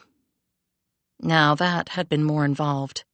She had been invested in that one both digitally and in person. She flipped through her notebooks and then checked her schedule of appearances on the computer. She pulled up footage of the places where she had been seen on camera, but always in disguise. A disguise no one could see through, especially after all this time. She flipped through screen after screen. The airport, the restaurants, the meeting places, her conferring with her two conspirators, Bill and Joe. There was nothing that looked out of the ordinary. No one paying her the least bit of attention. The building housing the fake laser focus. It had nothing to do with creative engineering, the office space that she had used to dupe Philip Crandall. But creative wasn't the only business in the building. There was a wholesale jeweler, Stewart & Sons. She had previously read the news article but thought nothing of it at the time. They'd been robbed. $2 million in uncut gems taken from a vault that was guaranteed as being pick-proof. It had been opened without any force whatsoever, which had led police to think it was an inside job. People had been questioned and arrested and then released for lack of evidence or alibis. Insurance paid the claim. The authorities were befuddled. She was not. Not now. The cleaning crew, of which I was a member for a short time. There was another woman, my race, my age, and the right size. She thought back. No, she never let me get a look at her face. But the crew had cleaned the jeweler's shop. Clarice had seen the impressive vault with its digital pad and laser tripwires and alarms all around it. They had been strictly instructed not to go anywhere near it. $2 million in uncut gems. The easiest of all to fence. It would have netted her around $500,000. Not bad for the time and effort.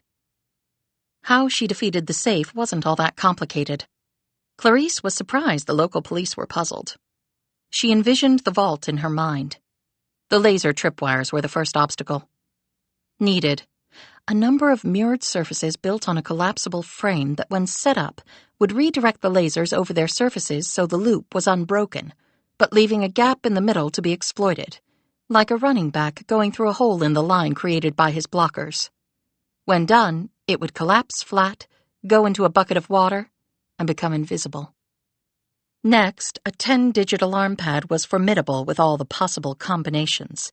But knock it down to 4 numbers and it was quite doable by an app you could download on your phone. How do you knock it down to 4? She pantomimed shooting the digital pad with a substance that would luminesce under the right light. The person opening or locking the safe would hit only the requisite keys, leaving their luminous prints behind. That was how you eliminated 6 out of the 10 possibilities. And that turned 10 billion different possible combinations into 10,000. That could be defeated in seconds. Then a place to secret the gems? The pole on the mop. It's hollow. Open one end, slide them in, then drop in a long strip of pre-cut styrofoam so the gems would make no noise. She could have gone into that room and done it all in a couple of minutes. And if she hadn't been focused on separating Philip Crandall from his money, she might have. But somehow, against all the odds, she recognized me. She followed me. She found out what she needed. She knew I had traveled to Greenville. I flew commercial there twice. She was on the plane. She followed me to the assisted living facility. She bribed the people who worked there. Or more likely, to avoid interacting with anyone there and leaving behind witnesses, she probably snuck in by pretending she was visiting someone else. And then sat down and gotten out of Agnes in her lucid moments all that she needed. And Agnes wouldn't tell me about it because she probably thought she was having one over on me. But then they took her. And it's obvious why. So now I know how it could have happened. And I think I know who did it. But there my advantages stop. So they have Mommy, and I have no idea where they have her. But I have one thing to do. Close up this shop and open another. The trail on me goes cold now. And Clarice set about to do just that. Mickey Gibson would have to wait a bit. Chapter 31. Gibson watched her children eat their dinners, or rather, Tommy wolf his down and Darby pick at hers. It was annoying, but she could understand it. Gibson had been the same way when she was a kid. Her brothers had eaten everything in sight, while she had been indifferent to food, and thin as a rail. She touched her hips and closed her eyes. Those were the days. Later, she put the kids to bed and went to her office. She stared at the bat phone for about 10 minutes before hitting the send button. "Now is not a good time," Clarice said. "Then why answer?" "I thought it might be important. Is it?" "I went by Nathan Trask's place." "You told me that already." "But we didn't finish our discussion. How in the hell do you expect me to ever get a face-to-face with the man? Stealth, as you suggested, isn't going to cut it, unless I can become invisible." "I didn't think it was my job to do your job." "I don't remember being hired by you to do a job," Gibson snapped. "Or did my paycheck go astray?" "You are in this knee-deep. No, make that ass-deep. If Trask is involved in Langhorne's death, he knows all about you already." "You sound flustered." "Maybe I am. And maybe I don't need to be your self-starter, Mickey. I thought you could motivate yourself. You're a smart girl. Act like it." "Maybe we should meet. On a Zoom." "Why?" "I like to know who I'm dealing with." "You already know who you're dealing with. Me." "You're just a voice on the other end of the ether." "A voice who has spent quite a bit of time holding your hand and leading you down the path you need to go down. I suggest from now on you take it from here." The line went dead, and Gibson slowly put the phone down. She picked up the yearbook and went back over the pages. Her focus was now on some of the people in the audience. She went through them one by one, but that didn't make sense to her. Why would Francine Langhorne be in the audience in Philly watching a college performance starring Mickey Rogers? But then her focus changed. to the stage wings. The backstage crew. They were typically all students at Temple and also some folks who worked at the university. She had helped a number of the students, becoming a mentor and shoulder to cry on when auditions or their tests went badly. She took pictures of all the images with her phone and then sent them to her email. She fired up her computer and brought the images up on the large screen and then zoomed in on the faces in the wings. There were a lot of them. Stage productions needed a great deal of manpower, whether in college or on Broadway. She went through the pictures one by one. Nothing clicked. But why would it? You have photos of Francine Langhorne as a child. Wait, could our paths have crossed when I was a cop? She knew I had been on the force in Jersey City. Did I arrest her at some point? I met a lot of people back then. And she obviously knew I worked at Pro-I. But I really didn't meet anyone in person at Pro-I. It was basically all done on the computer. She sighed and sat back. This was getting her nowhere fast. Okay, set this aside for now and work to your strengths. And that meant trying to find Pottinger's assets by way of her cyber-sleuthing. She obtained some of Pottinger's personal information from his purchase of Stormfield. She used this to start building a baseline of the man's financial activities. And then the bat phone rang. She answered it. Clarice said, "I apologize for being so abrupt before. I did have something else on my mind, but it was no excuse for rudeness." "Okay," said Gibson grudgingly, surprised by this abrupt turnaround. "As for Trask, here is some advice. He has an army of aides and bodyguards and all the entourage of the king he thinks he is." "Which was my point, so how can I—" began Gibson. "Why do you think he built a place in Virginia Beach when he could live anywhere in the world?" "Okay, why?" "His father, Sam Trask, lives in Virginia Beach, too," said Clarice. "What? And you didn't tell me this before because why?" "I like to see people find out things for themselves." "Trask Sr. obviously knows what his son really is," noted Gibson. "He does. Apparently during his career at the Bureau they built a formidable case against his son. His father, of course, would have been no part of it because of conflict rules. But I heard that he was actually the leading force behind the scenes. But the case fell apart when a group of women, who could have sent Trask to prison for sex trafficking, were burned up in a hotel fire in San Antonio." "Trask's work?" asked Gibson. "Obviously. But nothing could be proven. Sam Trask retired from the Bureau at age 57, which is mandatory for special agents. After that, he worked at Kroll International for over a decade. You know them?" Gibson said, "Of course. One of the biggest and best-known private security and investigation firms in the world. They're a competitor of Pro-I." "He did specialized work for them, using his breadth of knowledge and Rolodex acquired from the Bureau. His cases took him all over the world, and there was overlap with the sort of crimes his son was engaged in." "So you mean the father was still trying to take down his son?" "It's almost biblical, isn't it?" remarked Clarice. "Sam Trask is now 80 years old, retired, widowed, and has lived for 5 years at The Feathers, an assisted living center in Virginia Beach. He has some health issues, but word is the man still has his mental faculties." "And his son built that monstrosity after his father moved there?" said Gibson.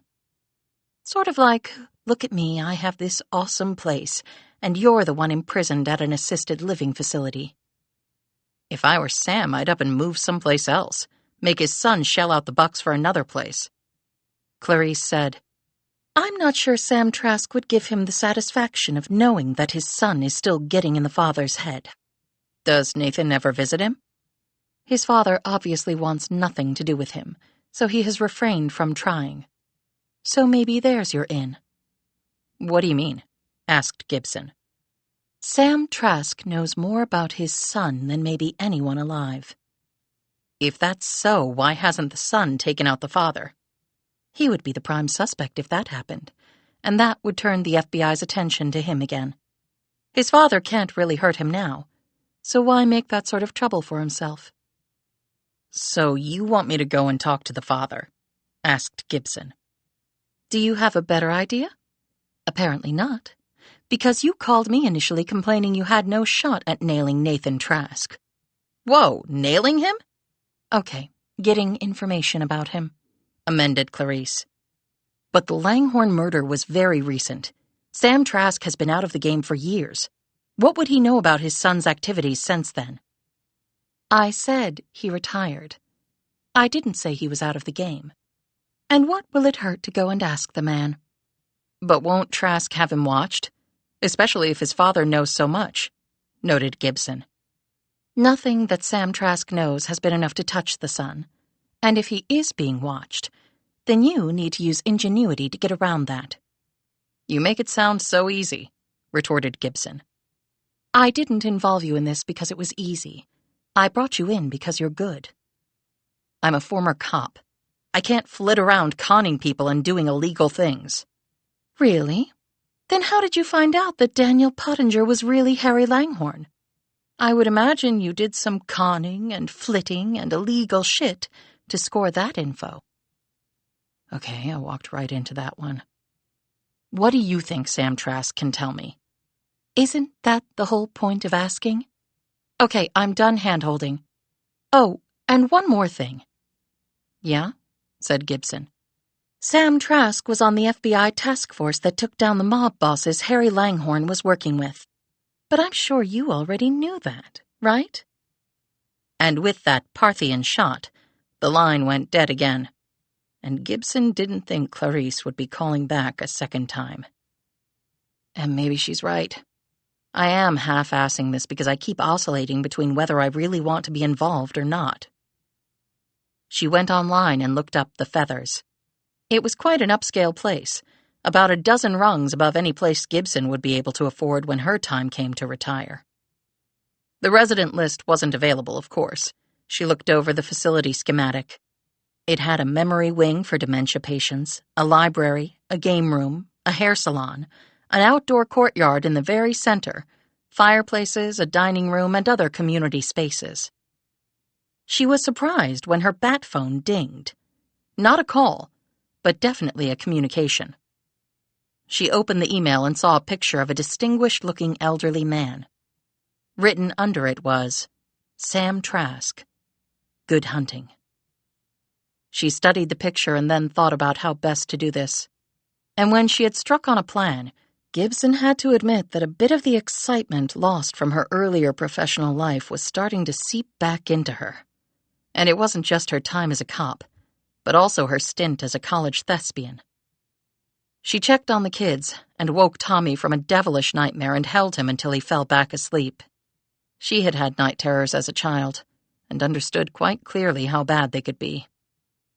Gibson went to her room, set her alarm, and pulled the covers over herself, thinking of what she had once been, and perhaps what she still could be. Chapter 32. With the kids bathed and fed and Silva in charge, Gibson set out for the Feathers the following morning. She had on an outfit that she had last worn about 2 years ago. She had delivered Darby about 3 weeks before and had still been carrying some of her pregnancy weight. She refused to borrow any more clothes from her mother. She drove past the Feathers twice, each time looking for anyone surveilling the place. She didn't believe that Nathan Trask was keeping his father under eyeballs 24/7, but the man had enough resources to justify Gibson's going through the pains of checking. Nothing looked amiss to her, so she drove into the parking lot and went inside with a little gift bag and a small bouquet of flowers she had purchased as part of her cover. There was a sign-in sheet, so she signed in an undecipherable scribble. She took her temperature with the device sitting next to the sign-in ledger and saw that it was normal. A woman at the front desk on the telephone nodded at Gibson, who smiled back and held up the gift bag and flowers. The woman mouthed the words, "Very nice." Another lady in blue scrubs walked by, pushing a basket of soiled laundry. She nodded at Gibson and moved on. Gibson turned left and walked down the corridor, passing the library and community spaces. The nurse's station on this hall was unoccupied. Retirement places had a hard time keeping workers because of low pay, she knew, and less than ideal circumstances. Working with the elderly, who were often in pain, depressed, and sometimes not in their right minds, would challenge anyone. Plus, even the upscale facilities operated on a shoestring, and to make a profit they had to keep the employee headcount down as much as possible. None of that was good as far as patient care went, but it was quite good for Gibson's efforts today. Each resident room had a nameplate on it. She passed by 12 rooms without finding Trask's. She eyed a resident slowly making his way down the hall on a rollator. She asked him if he knew what room Sam Trask was in. He just looked back at her blankly, gummed his lips, and kept going. She turned the corner and ran into another employee. "Can I help you?" she asked. The woman's features an intriguing mix of friendliness and suspicion. "I was looking for Mrs. Edison's room?" Gibson glibly asked, using the name she had seen on one of the rooms she had passed. She didn't want to ask for Trask's room in case the son had plants here. "She's an old friend of my mother's." She held up the gift bag and flowers. "I thought this might brighten up her day." "I'm sure it will. Kate loves flowers, but you passed it. It's back around the corner. Third door on the right." Gibson smiled. "Thank you. I guess I really do have to get those eyeglasses." The woman chuckled and went through a door marked Employees Only. Gibson kept going and turned the corner. She met an elderly woman pushing herself along in a wheelchair and whistling a tune that Gibson did not recognize. The woman stopped and looked at Gibson. "Are you lost?" she said. "I think I might be. It's my first visit here to see my great-uncle." "His name?" "Sam Trask." "Room 223. Upstairs." "Thank you so much." Gibson found the stairs, headed up, and 10 seconds later was knocking on Trask's door. She noted the sign next to the door that warned of oxygen being used inside. "Come!" said an authoritative voice. She opened the door, and breathing heavily, not from the stairs but from apprehension, walked in. Maybe I can get some of that oxygen. Chapter 33.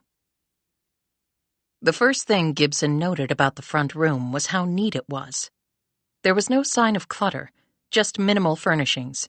2 chairs, 1 coffee table, 1 shelf bulging with books with wide-ranging titles, a small kitchen with a sink and cabinets, and a small under-the-counter fridge. The pictures on the wall looked like they might have been bought at the same print shop. Birds, landscapes, a mountain.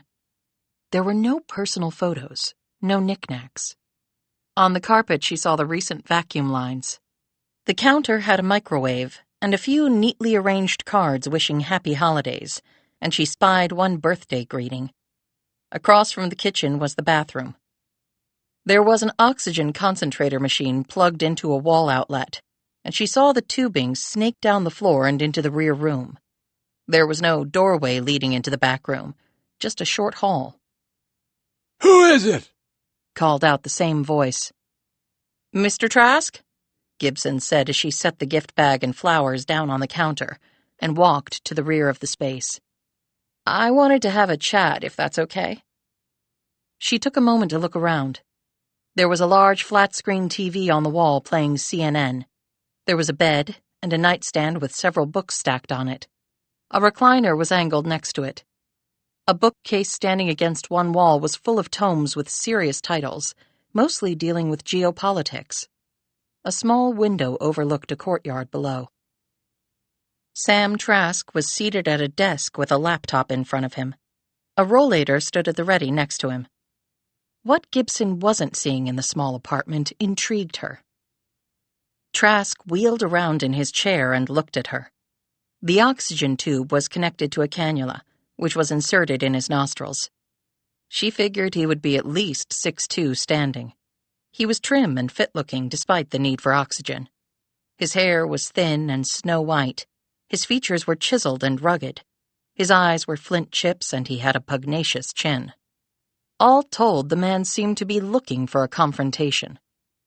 "Who are you? And what do you want to chat about?" "My name is not that important, but why I'm here is important." "Explain." She could see how he would have done well at the FBI.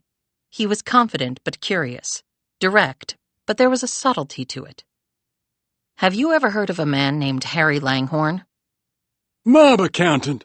He turned state's evidence and helped to take down several New York and New Jersey crime families, including the Giordanos. He and his family were put into WITSEC. I lost track of him after that. You worked on the task force that brought the mob down. I was one of many. Humility, too, thought Gibson.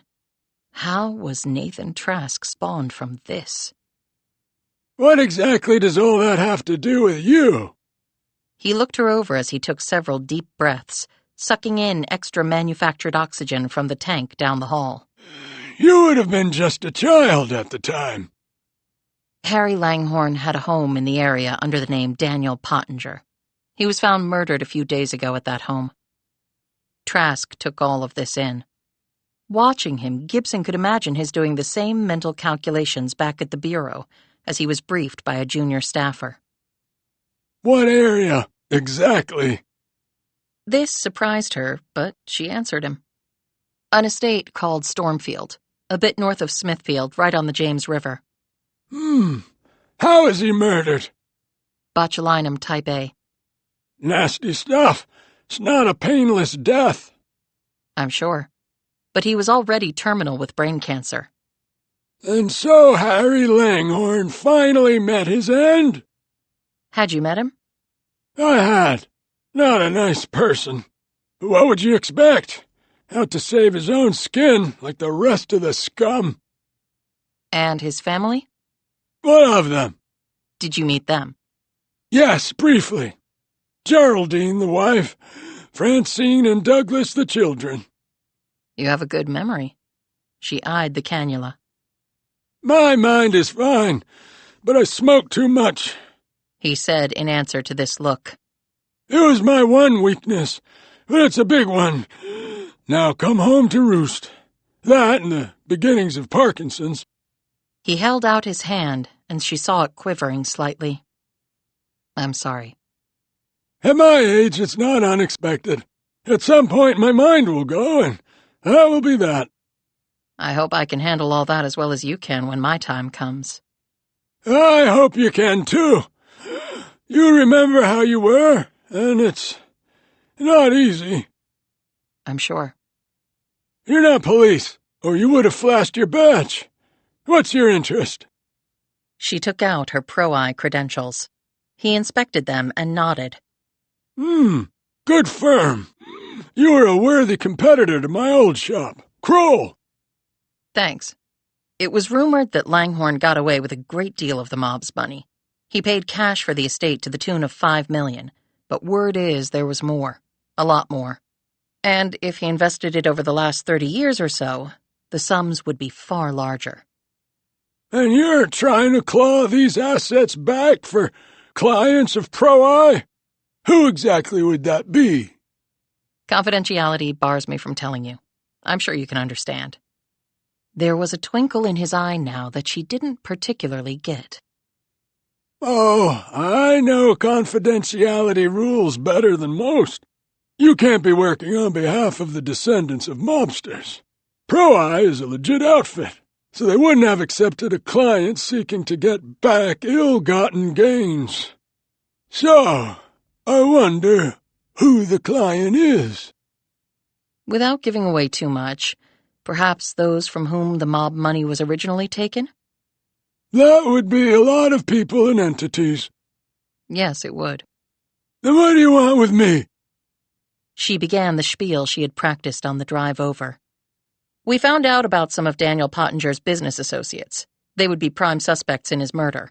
The fact is, Harry Langhorne kept right on being a criminal in the persona of Daniel Pottinger. He was operating on a large scale. His list of known criminal endeavors stretches the globe and goes deep into some of the vilest stuff on Earth. And he partnered with some people who had the wherewithal to play in that sandbox. Gibson stopped talking and just looked at him.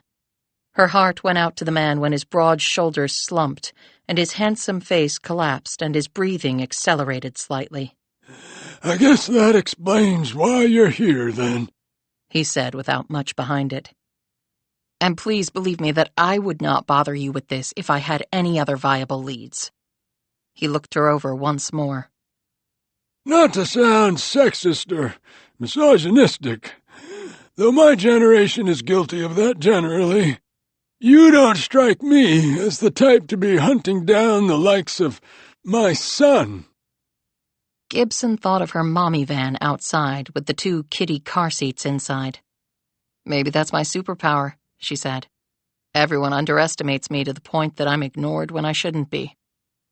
He now looked at her with fresh respect. I can see that. We had some female agents during my tenure that fit that description precisely. Other agents would tell them to get coffee. The next week they'd trump the same guys on a big bust. Ha! They just worked harder. There you go. But even so, you never said what you want from me. Whatever you have on your son and his possible dealings with Harry Langhorne, a.k.a. Daniel Pottinger. Oh, I've been out of the game a long time. She glanced at his computer screen. When I came in, you were on a site that I used to track stolen assets. On the dark web. She eyed the open journal next to the computer. And it doesn't look to be just for fun. He glanced down at his journal. It keeps my mind active. Other people do Sudoku and Wordle to keep their brains sharp. You hunt criminals. Don't get carried away. I just mess around and keep busy. People here play bridge endlessly. I hate card games. She looked around. You also have no ego wall. Diplomas, commendations, awards, photos of you shaking hands with presidents. Nothing to show what you used to do. And I know you have all of those things to show off because I researched you before coming here. You have every award the FBI gives out, plus a slew of other ones from the federal government in general, and 5 other countries with which you worked on complex multi-jurisdictional investigations. France and the UK made you an honorary member of the DSGE and MI6, respectively. You're on the Wall of Fame at Interpol. 4 presidents called you to the White House to take a picture for a job well done. But you choose not to display any of that. Now that doesn't strike me as a man in retirement looking to the past. It smacks of a person still very much engaged and looking ahead, despite some age-related infirmities. He sat back, drumming his fingers on the arm of his chair. How much time do you have? All the time you need, Mr. Trask. Chapter 34. The sight out of the United Airlines jet window was a beautiful, soothing landscape with clusters of homes, some quite large in scope and ambition, but most were small, dulled ingots in a less luxurious chain. And then there were the farms situated along the legendary rolling Virginia hills. There seemed a peace and serenity to all of it. Clarice imagined real estate companies would use a drone to film it all, and then put these images in their brochures to sell a dream that was only just a dream. She turned away because the sight, and not the turbulence they were encountering, was making her sick to her stomach.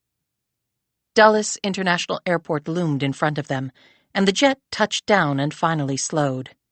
She retrieved her bag, confident in her new identity pack. Driver's license, passport, and credit cards. She even had global entry based on an interview that had never happened, but a computer only spit out what was put into it. All professionally done and paid for. Easy if you knew where to get such things. She rented a car, a neat little white convertible, and headed out. She had researched the plains. It was rural and equal parts poor and chic, but not too many inhabitants. She would be noticed. She did not want to be noticed, at least not right now. But she had no choice. There was money in the surrounding countryside, some of which she had seen from the air. She had read that Jacqueline Mars of the Mars Candy Company lived in the plains. She was worth about $40 billion, she had heard, all from making people fat, diabetic, and dead prematurely. But the town was strictly working class. In May, 50,000 people came out to attend the Gold Cup steeplechase here. She imagined the town prospered greatly during that time. Some of the outside dollars would stick here for a bit, like slick leaves on cracked pavement. She drove slowly past the small pile of wood and shingles that Darryl Oxblood called home. It was a cracker box with a failing foundation, an adjacent lean-to where a dirty tan Ford F-150 sat, and a picket fence that was no longer white and no longer all standing up. Except for the truck, the place looked deserted. There was no smoke coming from the brick chimney, though the day was cold and windy. No lights on that she could see. The fenced-in paddock was empty. As she gazed around, she noted there were 4 homes on this short, dead-end street, 1 next to Oxblood's and 2 across the narrow, disintegrating macadam. Smoke was curling up from the chimney top of one of them while the other sat silent and dark. The home next to Oxblood's had a station wagon from the 1980s, parked out front, and a muddy ATV parked next to a tree. A horse whinnied from behind the structure. A crow flapped its wings and lifted off from the branches of a sprawling southern magnolia set in the front yard and taking up far too much space. Clarice parked her car and got out. She was dressed casually in jeans and low boots and a fleece-lined hoodie. Her bag was slung over her shoulder. Inside the bag was a cylinder of potent pepper spray. She never went anywhere without it, because you never knew who you might run into who would require an eyeful of it. From her bag she pulled out an iPad, an element of cover but also a useful tool if need be. She slipped on fur-lined leather gloves. She stood next to her ride and checked out the 4 houses, Oxblood's and the other 3. She headed up to Oxblood's place, approaching from the rear. She knocked, but there was no answer. She peered in one of the windows and saw a dingy interior with furnishings that looked like carryovers from several generations back. She knocked on the front door and got the same result. There was a decrepit John Deere tractor parked right behind the house. It looked like it hadn't been touched in years. She headed to the house next door. There was permanence there, she concluded, not a trap. I hope. Chapter 35. The woman who answered her knock was in her 60s and looked like she had spent most of her life outdoors doing things that required a lot of physical labor and determination. Her frame was blocky and strong. She had on faded jeans encasing thick legs, dirty muck boots, and a light blue cotton sweater with several holes in it. A pair of leather work gloves stuck out of her front jeans pocket. Her white hair was pulled back in a tight knot. Her face was lined and absent of any artificial coloring. "Yes," the woman said, her voice as husky as she appeared. Clarice held up her iPad. "Hello! I'm here taking surveys of certain people for my company. My information tells me that Darryl Oxblood lives in the house next door. We were supposed to meet today. Right now, in fact. But I knocked and no one answered." "What company?" "Online marketing." "I doubt Darryl owns a computer. It's not really his thing." Without missing a beat, Clarice said, "That's why I was sent out, to meet with people like that. They have no online presence, and that's in line with the audience we want to survey." She glanced over the woman's shoulder and saw the desktop unit on a farm table in the small kitchen, visible from where she was standing. "I take it you don't suffer from that affliction." The woman said, "I suffer from an affliction. It's called having to spend too much damn time on my computer. Whatever happened to a phone call or meeting someone for real?" "I sympathize. I've been trying to get my own screen time down from a ridiculously high level, but Mr. Oxblood doesn't indulge, which is why we so wanted to talk to him." The woman now looked over her shoulder at Oxblood's place. "His truck is there, which means he should be too. It's the only vehicle he has." "And he lives alone?" She glanced at her iPad screen, which was blank. "At least that's what our records show." "That's right. His ma died, 4 years ago. Darryl's never been much of an outside guy, if you know what I mean. He would have never left the house if his mother hadn't made him go out and get a job. Just sit in his room and do God knows what." "What exactly does he do?" "He's actually good with anything mechanical, and there's a lot of stuff around here, farm equipment mostly, that constantly needs fixing." I saw the John Deere tractor in his backyard. It looks like it needs a lot of work. The woman smiled. I guess it's do as I say, not as I do with old Darryl. He makes all our stuff run good and doesn't lift a finger for his own. Clarice had frozen for a moment on the woman's first words. The same tagline in the secret room where Harry Langhorne had died. If he's an introvert, he might not want to open the door to a stranger. You said you had an appointment with him? The woman asked. Yes, but he doesn't know what I look like. I called out and said who I was and why I was here, but no one responded. Now that is strange. Maybe if you... The woman stepped out, and Clarice followed her over to Oxblood's. The woman knocked hard on the door. Darryl, it's Barbara. You okay? There's a lady here you have an appointment with. Darryl! No sound came from within. Barbara looked at her. Okay, now I'm getting a little worried. What should we do? I think we're justified in going in and seeing if he's okay. Maybe we should call the police. Hell, the county sheriff's department's the law around here, and they got a lot of ground to cover. So by the time they showed up, we could have taken Darryl to the hospital if he's fallen and hurt himself. Okay, but how do we get in? Barbara scooted back to her house and came back waving a key. He has one for my place if something happens to me, too. Way it is out here. I'm sure.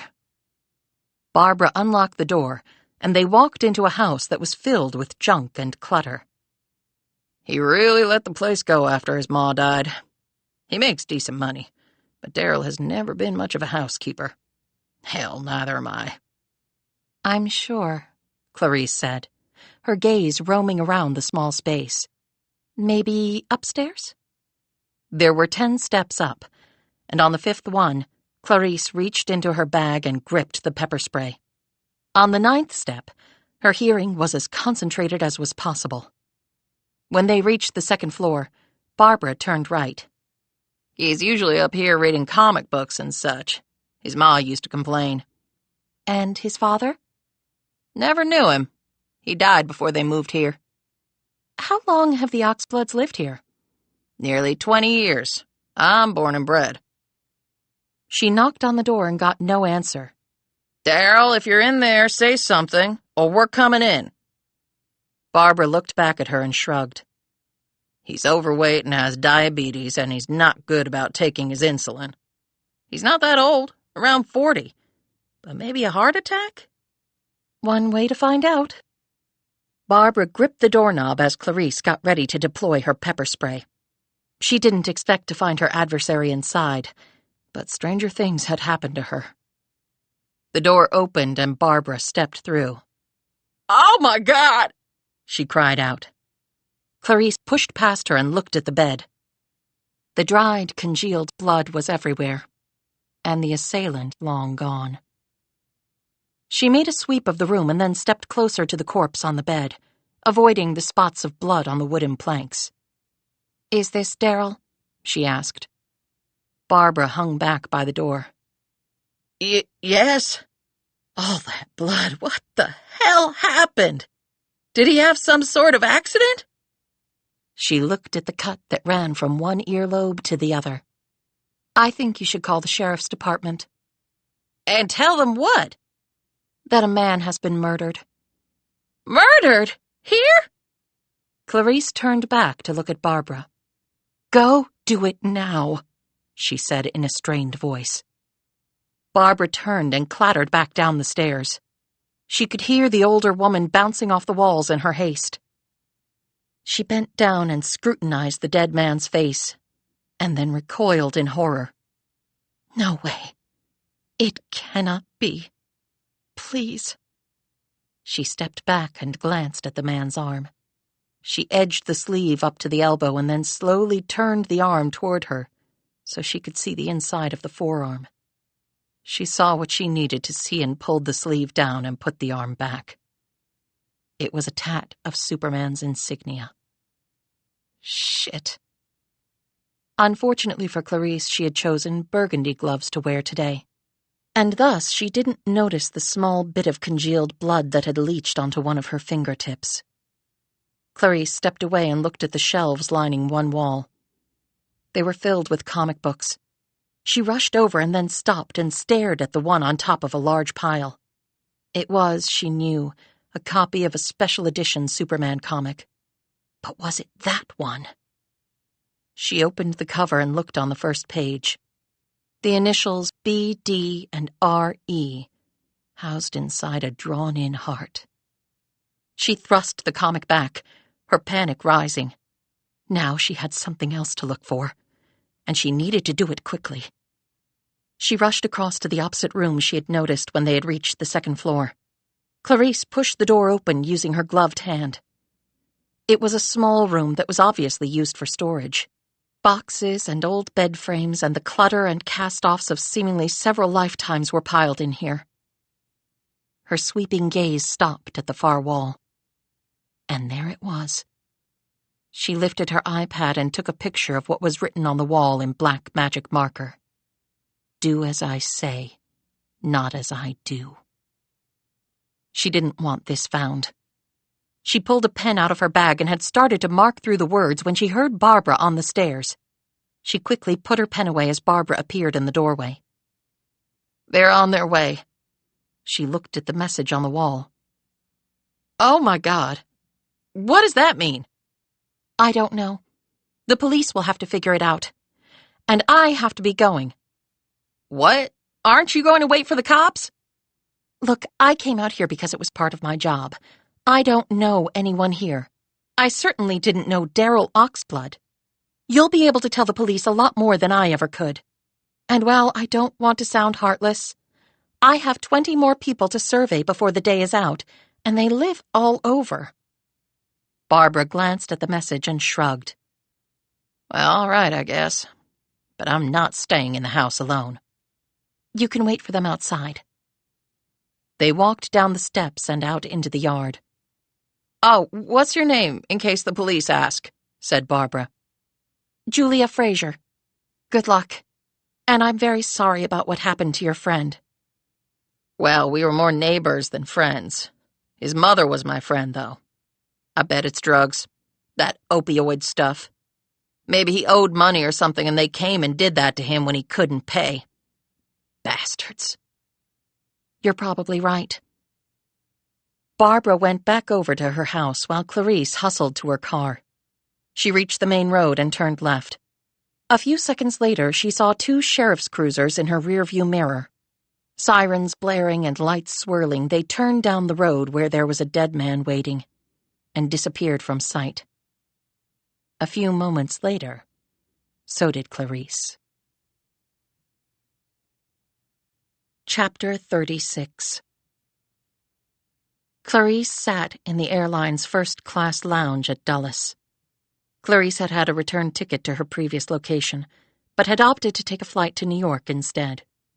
She had changed her appearance in the bathroom stall.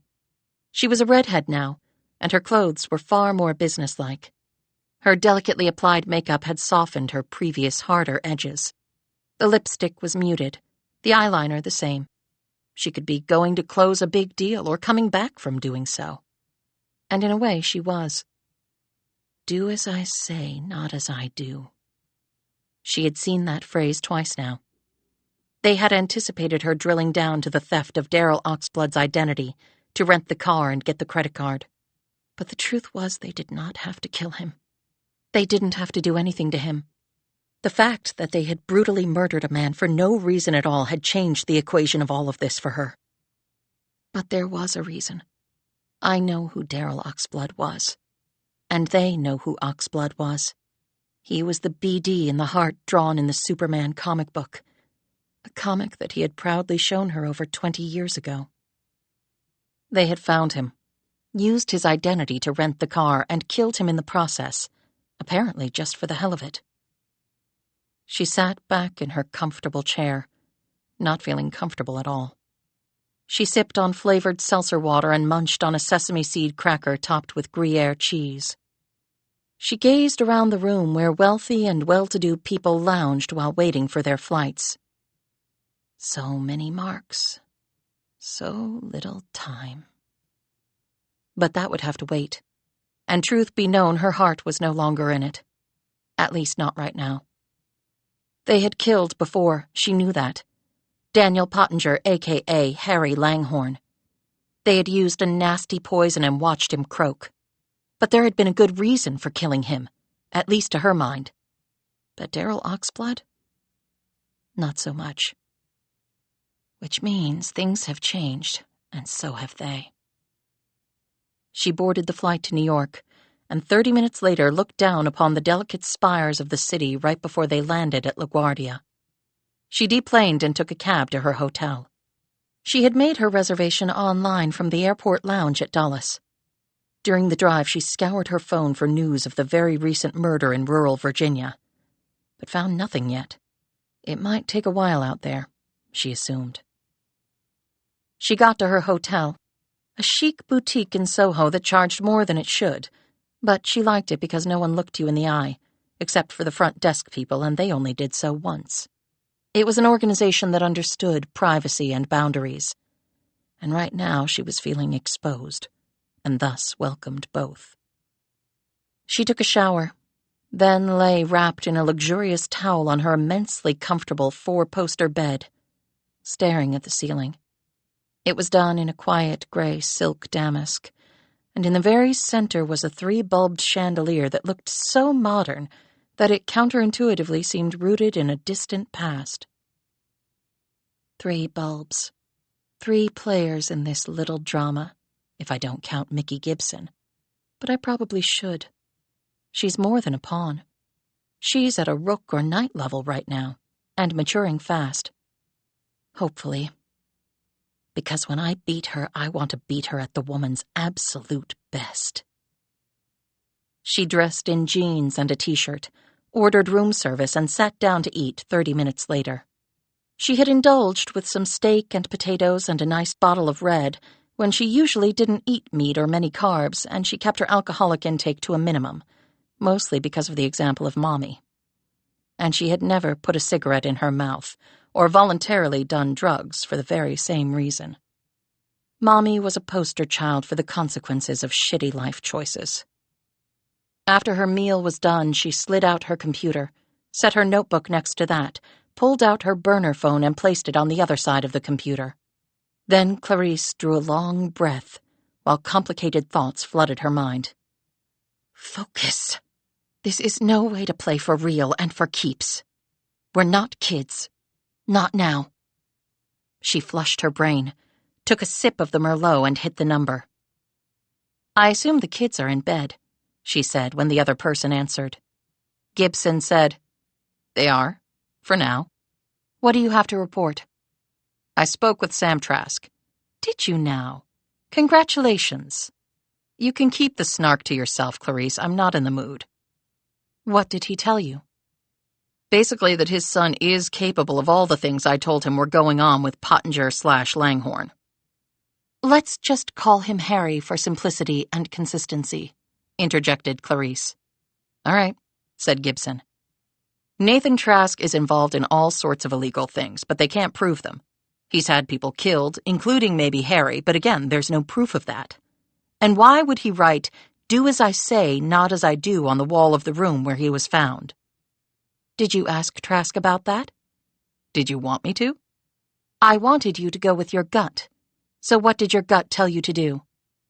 My gut told me not to ask him because I don't think Nathan Trask was involved in Harry's death. Based solely on your gut? Not solely, no. What then? I did some research on Trask. Even though they couldn't make anything stick, he was clearly old school when it came to snuffing out people he wanted snuffed out. 2 shots to the head. But Langhorne was killed by poisoning, botulinum type A, which takes a while and is incredibly painful. Things could happen in the interim, all of them bad for Trask. Maybe he wanted him to feel the pain. 2 headshots wouldn't do that. Maybe, but Harry was already terminal with brain cancer, for which he was on morphine. Really? Said a stunned Clarice. Yes, the post on his body revealed that. And the writing on the wall? It was done by 2 people. So how does that make sense in the context of Nathan Trask? There's no way he personally offed Harry. He would never have been near the place. So why would he have his execution team write that? How do you know 2 people wrote the message? Among other things, I used to analyze handwriting for a living when I was a forensics tech, and I do it today working for ProEye. Did you tell the cops that? So what if I did? So you're ruling Trask out, just like that? I think Trask was busy work for me for some reason, said Gibson. Meaning I gave you an assignment that I knew was pointless? I don't know. Did you? She's gaining confidence, which is good and bad. Clarice said, I don't really see the point of that, do you? How did you leave it with Sam Trask? He gave me a secure email to communicate with him. He said he wouldn't be surprised if his son had paid off people at the Feathers to keep watch over him. What does Sam hope to achieve? He's still working, as you alluded to. I don't mean for a company. I mean he's working on the case against his son by himself. He showed me some of the research and leads he'd run down, all from his little retirement room. He even hired a cab to drive him by his son's fortress in Virginia Beach. He wanted to see it for himself, as added incentive to nail his son. Did he ask you to help him? Let's just say we talked about mutually beneficial action we could take. Did you tell him about me? No, but I did tell him about the situation. He remembered Harry. Has no idea what happened to him or his family after Witsec. He was intrigued about a possible connection between Harry and his son. He's a formidable guy, even with an oxygen tank. We agreed to keep each other informed. You took a big risk going to see him. His son probably knows all about you by now. You basically told me I had to go see him. Do you really do everything you're told, Mickey? She said condescendingly. Shit, why did you say that?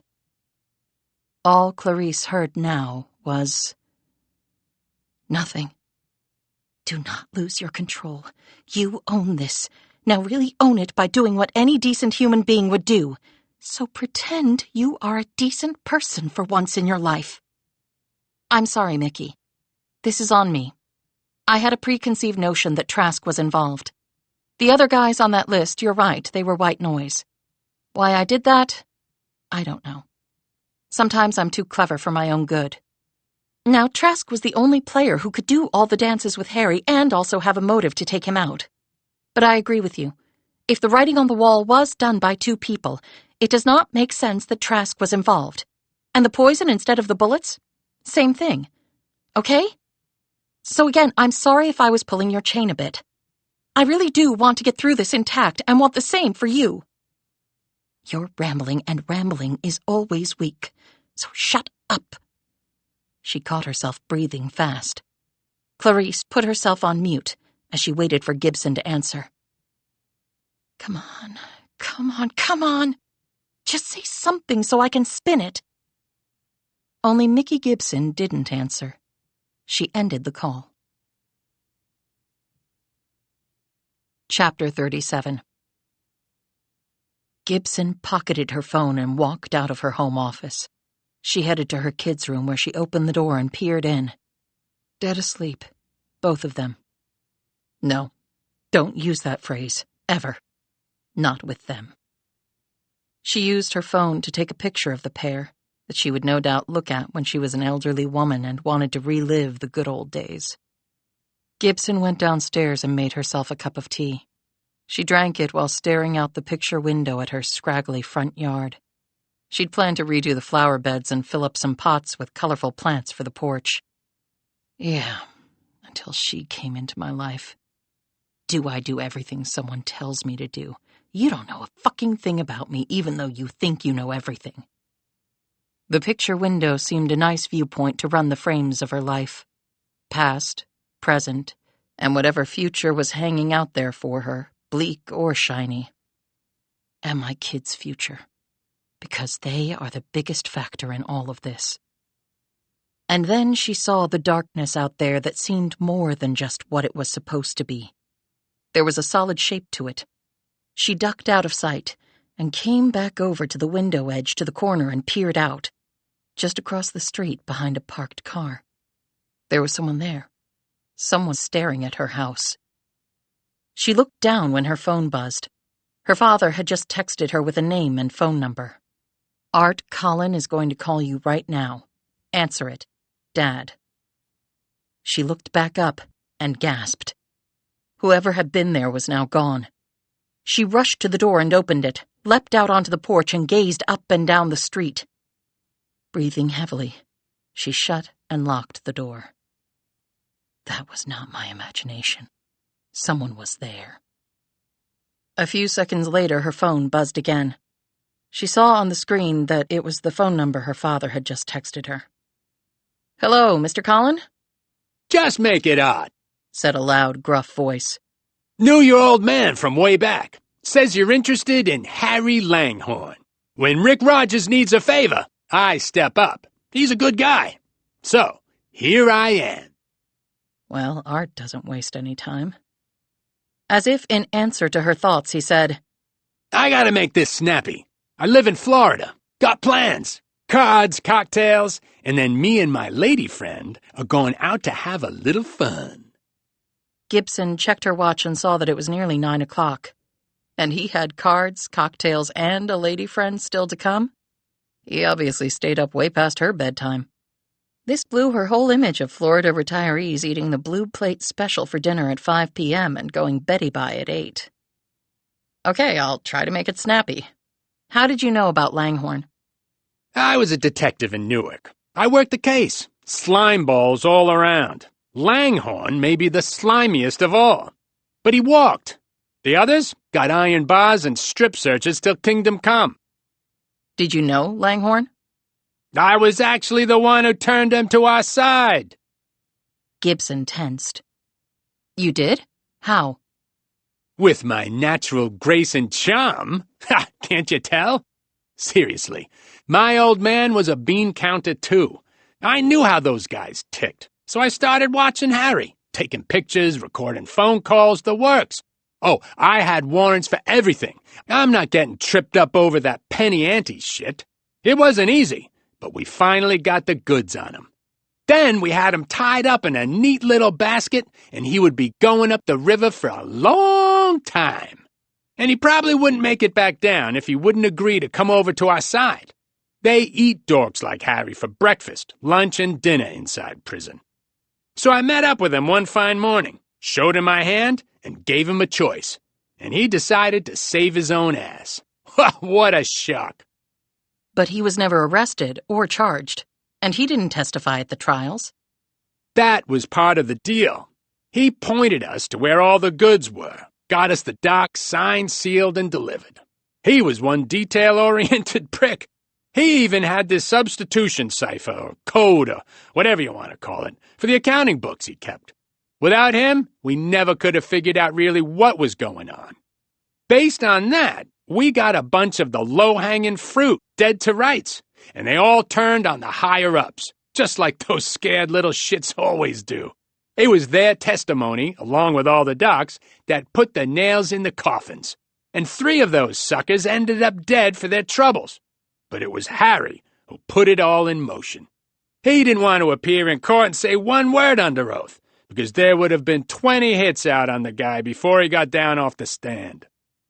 But regardless of that, the mob had to figure out that he had crossed them. Otherwise, he would have been indicted too, or called as a witness. Oh, they did. That was why all the man wanted to do was disappear. With his family, you mean? Colin chortled. If Harry Langhorne could have figured out a way, he would have left his wife and 2 kiddies high and dry. But he couldn't, so he didn't. Heard they went into WITSEC.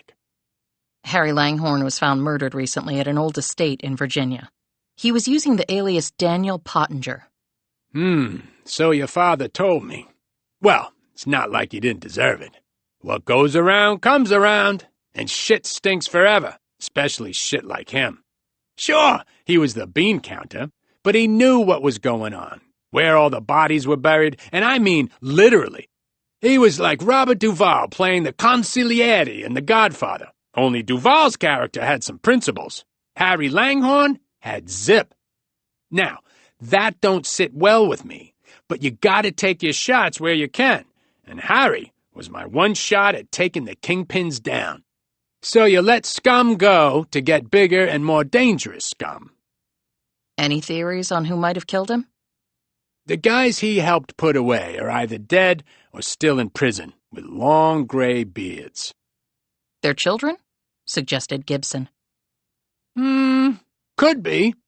But my experience is that the stuff you see on the mob movies about family loyalty is mostly horseshit. The young bulls probably were thrilled to see their fathers go down.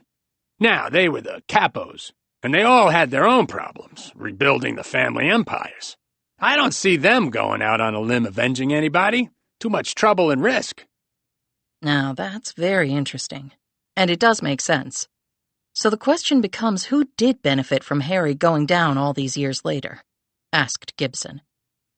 Was Geraldine with him when he got deep-sixed? No, Harry walked away from Witsec about 2 decades ago. His wife disappeared shortly thereafter, but we don't know if they hooked up later by plan, or whether she disappeared on her own, or... Or whether someone popped her, Colin interjected. which I think is more likely. I always had the distinct feeling Harry hated his wife, and she didn't make it easy to love her. I had limited interaction with Geraldine, but back then she was always drunk and or doped up. I understand that Langhorne might have made off with a mountain of mob money. That was definitely a rumor. You didn't run that down? Asked Gibson. Wasn't my job. My job was to nail and then turn Harry to get the big boys, which I did. The place where he was killed? He paid $5 million in cash for it. Colin whistled. So the rumor just went to fact. He did take the cash. I'm thinking there's a lot more than $5 million lying around after all this time. Any idea where it could be? No, but I think people are looking for it, replied Gibson. Like Clarice. And what happened to the kids? Colin asked. As soon as Francine hit 18, they both voluntarily left Witsec. They were only little kids when I knew them, but they were an odd pair, even then. One of the Witsec marshals told me that Doug was totally hamstrung by his father, never allowed to play any sports, and he sat in the garage lifting weights and brooding. And the girl? Said Colin. Had her own run-ins with her father, maybe even more bitter and lasting. The marshal said that Doug basically took orders from his sister. Okay. That makes sense. What do you mean it makes sense? Said Gibson. As I mentioned, even back then they were an odd pair. I didn't get to really know them all that well. They were kids, and my business was with Harry. Now, I'm no shrink, but my opinion is that whole household was royally screwed up. Harry was the king and taskmaster, and he relished that role. Geraldine drank and popped pills, and when it came to Harry, she had a spine like jelly. The kids were silent and staring, and maybe thinking shit I don't even want to contemplate. You ever see that flick Children of the Corn? It's based on a Stephen King story. No. Hell, it probably came out before you were born. Anyway, it was this perverted religious cult of kids from the cornfields who murdered all the adults to ensure a good harvest. Bloody and sadistic as hell, at least by the standards back then. But the kids in that movie? The ringleaders, Malachi and Isaac? Well, let's just say Francine and Dougie would have fit right in. Hell, she'd be ruling the roost, handing out death sentences, and Dougie would be her enforcer. And I got that impression when they were little kids. So, a formidable pair then, said Gibson. Let's just say that I wouldn't want to run into them now in a well-lighted shopping center with 1 million people around. And shit, I worked undercover for 5 years in the human garbage dumps of Trenton. I was with the Newark police force, you understand? But they recruited me for an undercover post in Trenton because I wasn't known in the area as a cop. Now, some people are just born evil, and some people are made evil by a shitty life. I've seen both types. In my opinion, is Francine and Dougie aren't one or the other. They're both. So maybe Geraldine didn't vanish voluntarily. Maybe not. And you think the kids finally caught up with the old man? Said Colin. I'm thinking that's likelier than not. One more thing. Yeah? said Gibson. I know I just laid out my thoughts on the kids, born evil. Right. But there was something else, and I might walk back the born evil spiel I just gave you. I could never prove anything, but I got the definite cop gut feeling. About what? Said Gibson. Harry Langhorne was one sick son of a bitch. He was the furthest thing from a mild-mannered accountant as you could get. What are you trying to say? Despite her sullen nature, Francine was a real cute girl. Can you just spit it out, Art? I saw how Harry was around the girl. Let's just say he, acted in ways towards Francine that no father should ever act around his daughter. Wait, are you saying he sexually abused her? I have no proof, but if you want a veteran cop's take, yeah, that's what I'm saying. Jesus. Some maggots like them that age, and no telling what sort of shit he did to his son. So maybe they weren't born evil. Maybe Harry made them that way. Gibson's thoughts went to her own kids. If anyone ever so much as... So is your job to track them down? Asked Colin. Gibson refocused. It might come to that. Well, let me give you a piece of advice. Okay. Shoot first and don't ask questions later. Now, I gotta go. My lady friend is giving me the evil eye. Good luck. Yeah, thanks, Art. I really appreciate the info, she said as her heart settled into her feet. She clicked off, drank her tea, and looked out the picture window again. People watching the place. Francine and Doug Langhorne apparently sociopaths on another level. But Francine and Doug perhaps abused by their father in horrific ways. That would shatter any level of trust a person could have. It could make you into something less than human. Am I already in the well-lighted shopping mall with twin monsters? Gibson saw one terrifying scenario after another march across the breadth of that picture window. She finally looked up to the room where her kids were sleeping peacefully, oblivious to all the shit their mother might have exposed them to. She closed her eyes as the panic rose in her. What the hell have I done? Chapter 38. After a mostly sleepless night, Gibson woke early, got the kids up and fed, and then called her dad. She had decided that she could either assume the fetal position and wait for bad things to happen to her and her family, or she could use her skills and her brains and her work ethic to get ahead of the tidal wave she felt coming at her. And Silva had called the night before. She had taken ill and would not be coming over. Yeah, Dad, if you and Mom could watch the kids for a few hours, that would be great. Sure we can, honey. But where are you going? Just to run some errands. You haven't gotten any better at lying to me since you were 15 and said someone snuck that gin into your water bottle and those joints into your backpack. Okay, I'm just running down a few leads. Harry Langhorne leads? What else? My buddy Art any help? Oh, yeah, he was. Thanks for setting that up. He's apparently doing okay. Sounds like he's doing very okay. Hey, Dad, what do you know about a guy named Nathan Trask? He didn't answer for such a long time she thought the connection had gone down. Please, God, don't tell me you're getting mixed up with that guy. No, I'm not. I swear. But what can you tell me about him? He's scum, richer than God and twice as evil as the devil, and smarter than Einstein because not even the feds have ever managed to lay an indictment on him. He's got this fortress compound down in Virginia Beach. Oh, really? Didn't know that. She lied. Hopefully better this time. How does he figure in things? I was told that Langhorne might have had dealings with him, but I think that was just bullshit. Well, don't you go poking around that guy, Mick. You will not be coming back. Amazing how scum like that gets to walk around free while some poor sap cracks the skull of his friend in a drunken argument and gets 20 years in prison. This is America. Poor and stupid go to prison while money walks. We'll be over around 11:30 if that works. Your mother's getting her hair degrade at 9. Degrade? I hope to God you've never used that term in front of her. She could imagine her father's grin over the phone connection. I'm still alive and kicking, ain't I?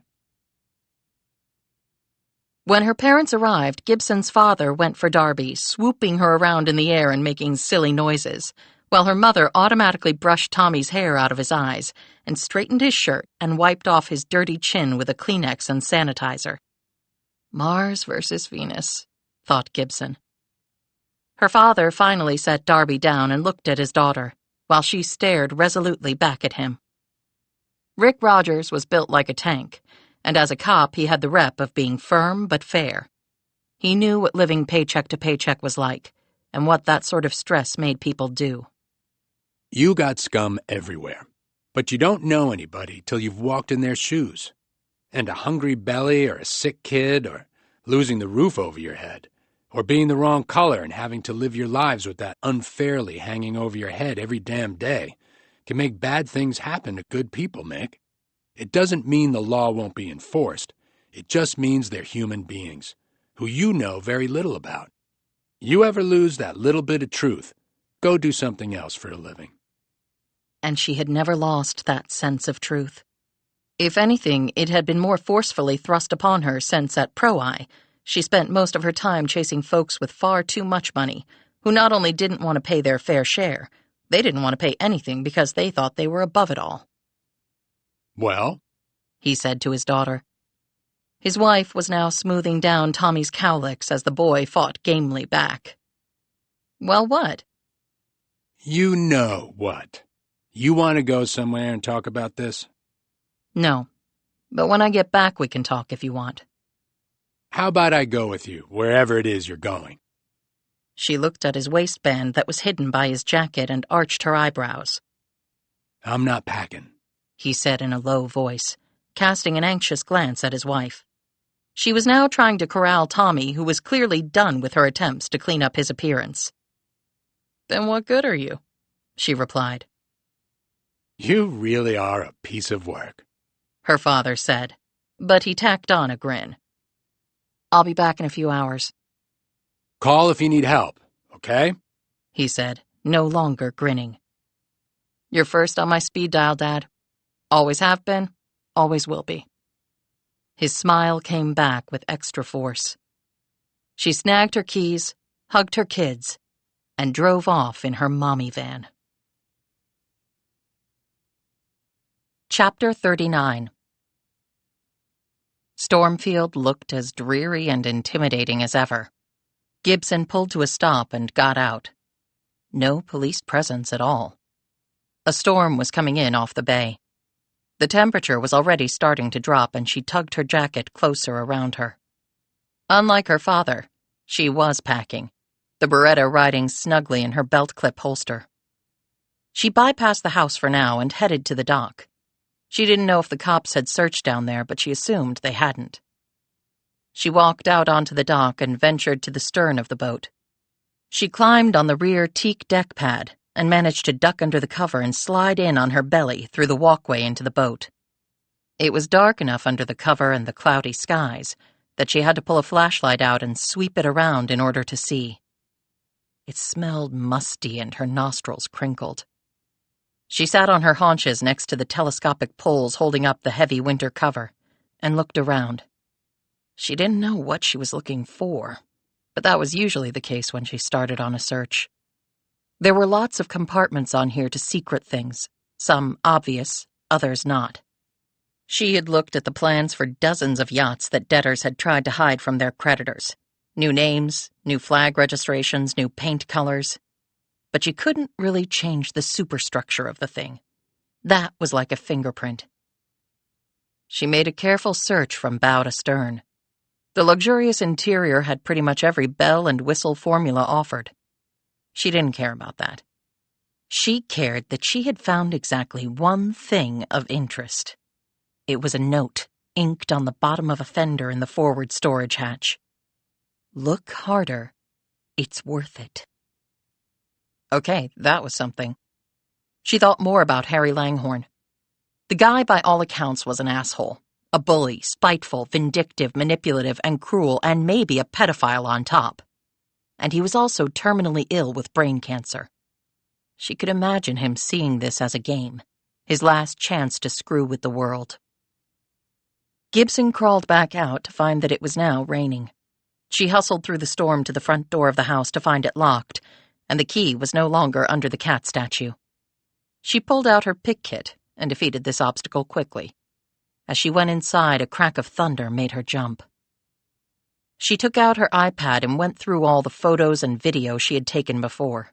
Paintings, sculpture, some furniture, and rugs. She had logged all that inventory and gone online to get prices for them. She figured it was nowhere near enough to constitute the man's stolen mob treasure. She might have thought that he had sunk all his money into Stormfield. After all, $5 million would have been big money back in the 90s. But she didn't think that was it. The note confirmed this. Look harder. It's worth it. So, if his killers were Francine and Doug, had their father told them anything? If the treasure was in some bank account or safe deposit box or other financial hiding place, Gibson might have a shot at tracking it down. It was what she did for a living, after all.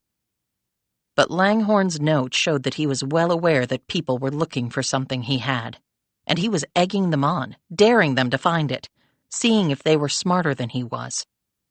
Am I smarter than he was?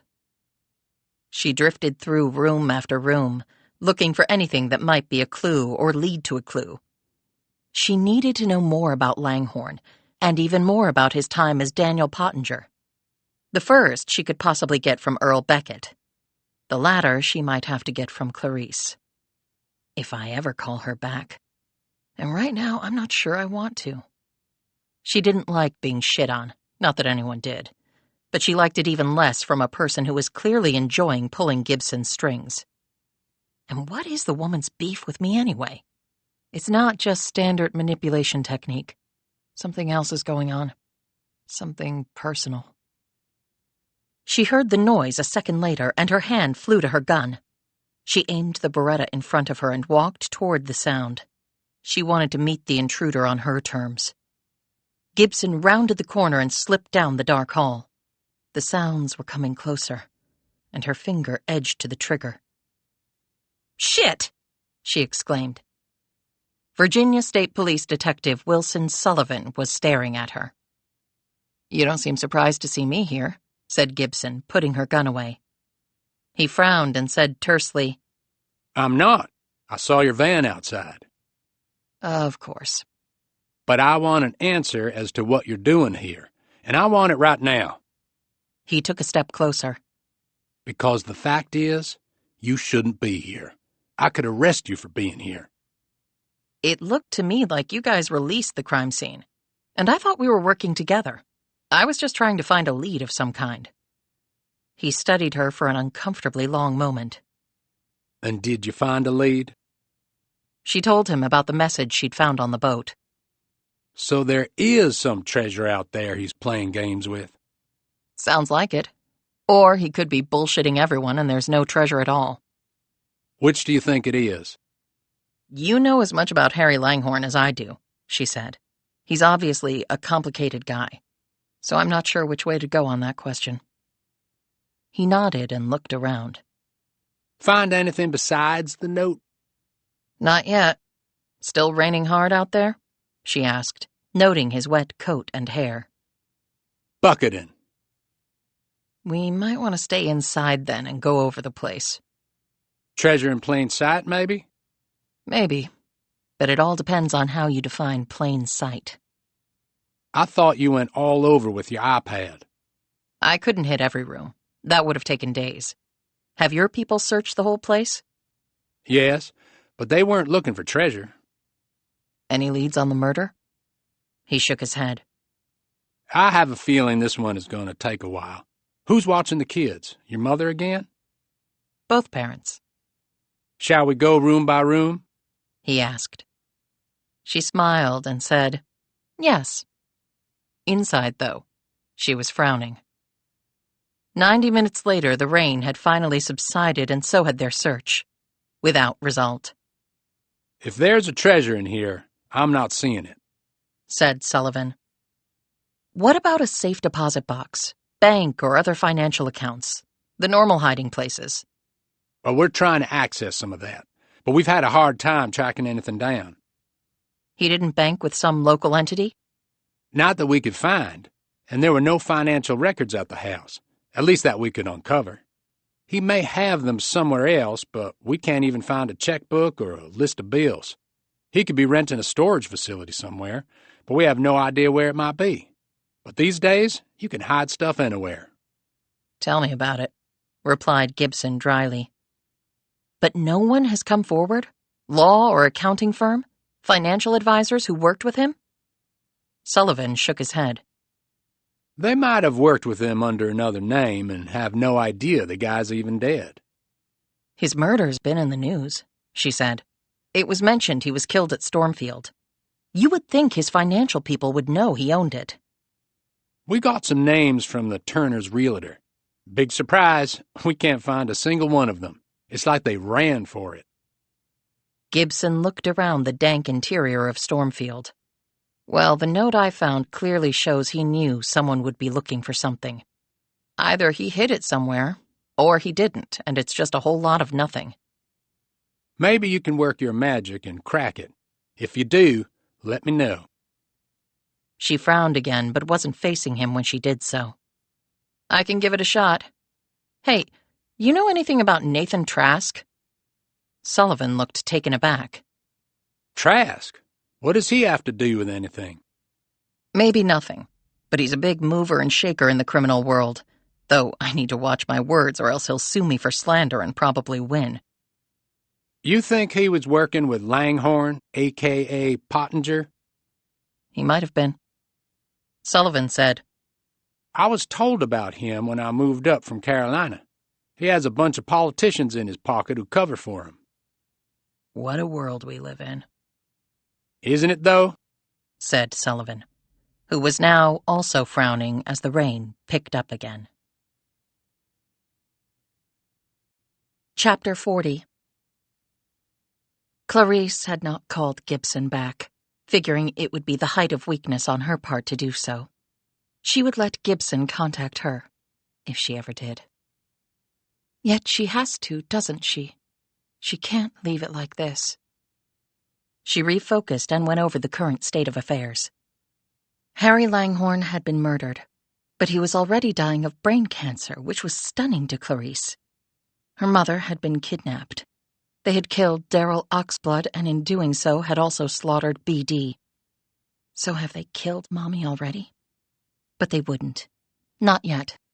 And if they were using her as leverage, they would have to make contact again. She would rather head them off and make contact with them. There was no real advantage in that, other than she wanted to show strength in the face of her antagonist's grab for dominance. Only the person facing her now was not so easily fooled. And Clarice would not mention BD. She didn't want them to know that she had figured that piece out. She pulled up the email she had received. Hello and surprise. Took a while, but like you, I don't give up easy. The old bitch is well and full of shit, as always. We'll need to talk about things. I'll let you know when. Get cranked and buckle up because we're taking this ride to a whole other level. It's going to be a wild one, hun. She opened another notebook. On it, Clarice had affixed a label that read, Old Scores to Settle. She had already written a great deal in it. Memories that might prove useful. Factoids to float around in her mind. Strategies and tactics. She read through it, added a few things, and sat down to compose her reply. Hello, right back at you. Clever girl on the jewel heist. You make a wonderful maid, by the way. In a cheap sort of way. Servitude must be in your DNA. Mommy means less to me than you think, so FYI leverage limited. And really, poor Daryl Oxblood, whoever the hell he is. When you steal a schlepp's ID, you don't have to kill him on top of it. I would have thought you had more class. So the issue becomes, where do we go from here? We want the same thing, I take it. Payment in lieu of services is how I see it. Maybe you see more. I have people working on it and progress is being made. Your plan, as I see it, is to let me find it and you ransom Mommy for your share, since you didn't find it on your trip to Stormfield when you took care of HL. If I'm wrong, let me know. I have other things to do with my time. Cheers, hun. Her finger hovered over the send key as she read and reread the missive, looking for anything that shouldn't be in there, and for something that should be and wasn't. Next moment, her finger plunged, and off it went. She wondered how long it would take for a reply. Her response might also go to spam, but she would be checking that, no doubt. She had to watch herself for sure. Langhorne's murder had been as she had expected, but the murder of Oxblood had been out of control bloody. Maybe Oxblood was a message to me. If she is willing to do that to BD, what will she do to me? She now pondered Mickey Gibson. The woman had been to Stormfield. Her geolocator on her phone and the surveillance camera Clarice had placed near the entrance to Stormfield had told her that. And Wilson Sullivan had arrived while she was still there. What had they discovered, if anything? The problem was what the problem was always going to be, she knew. If Gibson beats me to it, I need to get the treasure from her. And I will. Regardless of what it will take or what it will cost. I will survive this, even if Mickey Gibson won't. The thought of Gibson's possibly dying made her freeze up for a moment, which in turn made her furious. Never forget, it's just you and you alone. Nobody else gives a shit and neither should you. And now you better bring your A-game, girl, because where you're going right now, anything less, and you are dead. Chapter 41. Clarice had lied to Gibson. Of course she had. It was what she did. You simply lie to everyone about everything. But she hadn't lied about Nathan Trask. The man was in the wheelhouse of everything important to her at the moment. She had made calls. Surprisingly, her request had met with success. A meeting had been arranged. She was out on the street observing the man's Virginia Beach fortress. For this meeting, she was using a different name, of course, but still it was not without risk. Trask was smart, ruthless, not a man to be toyed with, and not a man easily scammed. And she was here to do exactly that. She walked up to the gate where two men were stationed.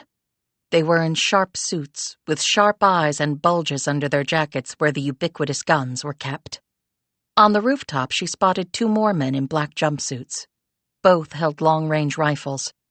A third guard was manning a set of expensive optics while performing a constant 360-degree surveillance of the area from beach to street.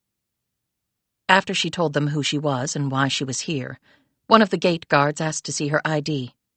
The other one patted her down and then wanded her, taking his time and missing nothing. She appreciated the professionalism. He didn't even try to cop a feel. Clarice had dressed carefully for the meeting. Black jacket and matching slacks, blonde wig, reading glasses, muted lipstick and makeup, low heels. No bag, no phone, no wallet. They would have confiscated them anyway. She was driven up to the main house by another man in a golf cart outfitted with gold trim. She viewed the multi-building complex. It was mostly hidden from the street by the wall and massive landscape plantings, boulders, and other architectural features. She watched as an Augusta Westland chopper lifted off from the rear grounds, banked right, and drifted out over the ocean. "I hope that's not Mr. Trask leaving," she said to the man next to her. He didn't bother to answer. She was dropped off at the front door, and it was opened by a woman dressed as a butler, right down to the starched collar and bow tie. She was about 50, trim, and without a hair out of place. She looked pleased with her lot in life. "This way, Miss Peters," she said, her voice low, her gaze pointed at her well-polished shoes. "So she can have plausible deniability with the cops if I end up as a corpse somewhere," Clarice thought. She was led down a long, plushly decorated hall, from which rooms of considerable size and luxury branched off like ribs from a spine. They came to a set of tall double doors. The butler knocked, was told to enter and held the door open for her. Clarice stepped through and listened to the other woman's footsteps marching away. The room was small and minimally furnished. There were only 2 upholstered chairs with long, straight backs. A man was sitting in one of them. He lifted a hand and pointed her to the other one. She came forward and sat down, adjusting her glasses and taking him in. Nathan Trask was smaller than she would have expected, since he loomed so large in life in all other ways. In her bare feet, they were about the same height, she calculated. He was 51, she knew from her research. His build was stocky but strong. His suit was tailored, but he wore it with indifference. The ring on his finger was probably worth far more than she had paid for her first house. Yet it was the only item of excess on him. His shoes were ordinary, his tie and shirt the same. He looked back at her with unblinking eyes the color of asphalt. Okay, that was a bit unnerving, she had to admit. He lifted a hand. Drink? He asked in a raspy voice that might speak to a cold coming or going. No, thank you. He nodded and let his hand fall to his lap. He never took his eyes off her. She had been told by some in the know that this would be the case. It was as though he was imprinting every bit of her onto his memory. Never a good thing with a sociopath. And don't I know that? You asked to meet. He prompted her. You said you had some information that might be useful to me? She nodded. I do. Normally, I would have ignored the request, and you wouldn't be sitting there. I had you checked out, of course, Ms. Peters. But it's all bullshit. Of course. Made up. But your background cover's good. My people couldn't punch through it. They usually can. So, kudos to you. And that intrigued me enough to allow you in the door. Otherwise, it never would have happened. And I like new things. Keeps me young. So, impress me. Or not. Why let me in if you can't confirm who I am? I could be a threat. There are 6 guns pointed at you right now, from inconspicuous holes in the walls. You can't see them, nor can I, but they're still there. You'll never feel a thing. At least they tell me that. I have no personal experience, you understand. But maybe you don't believe me.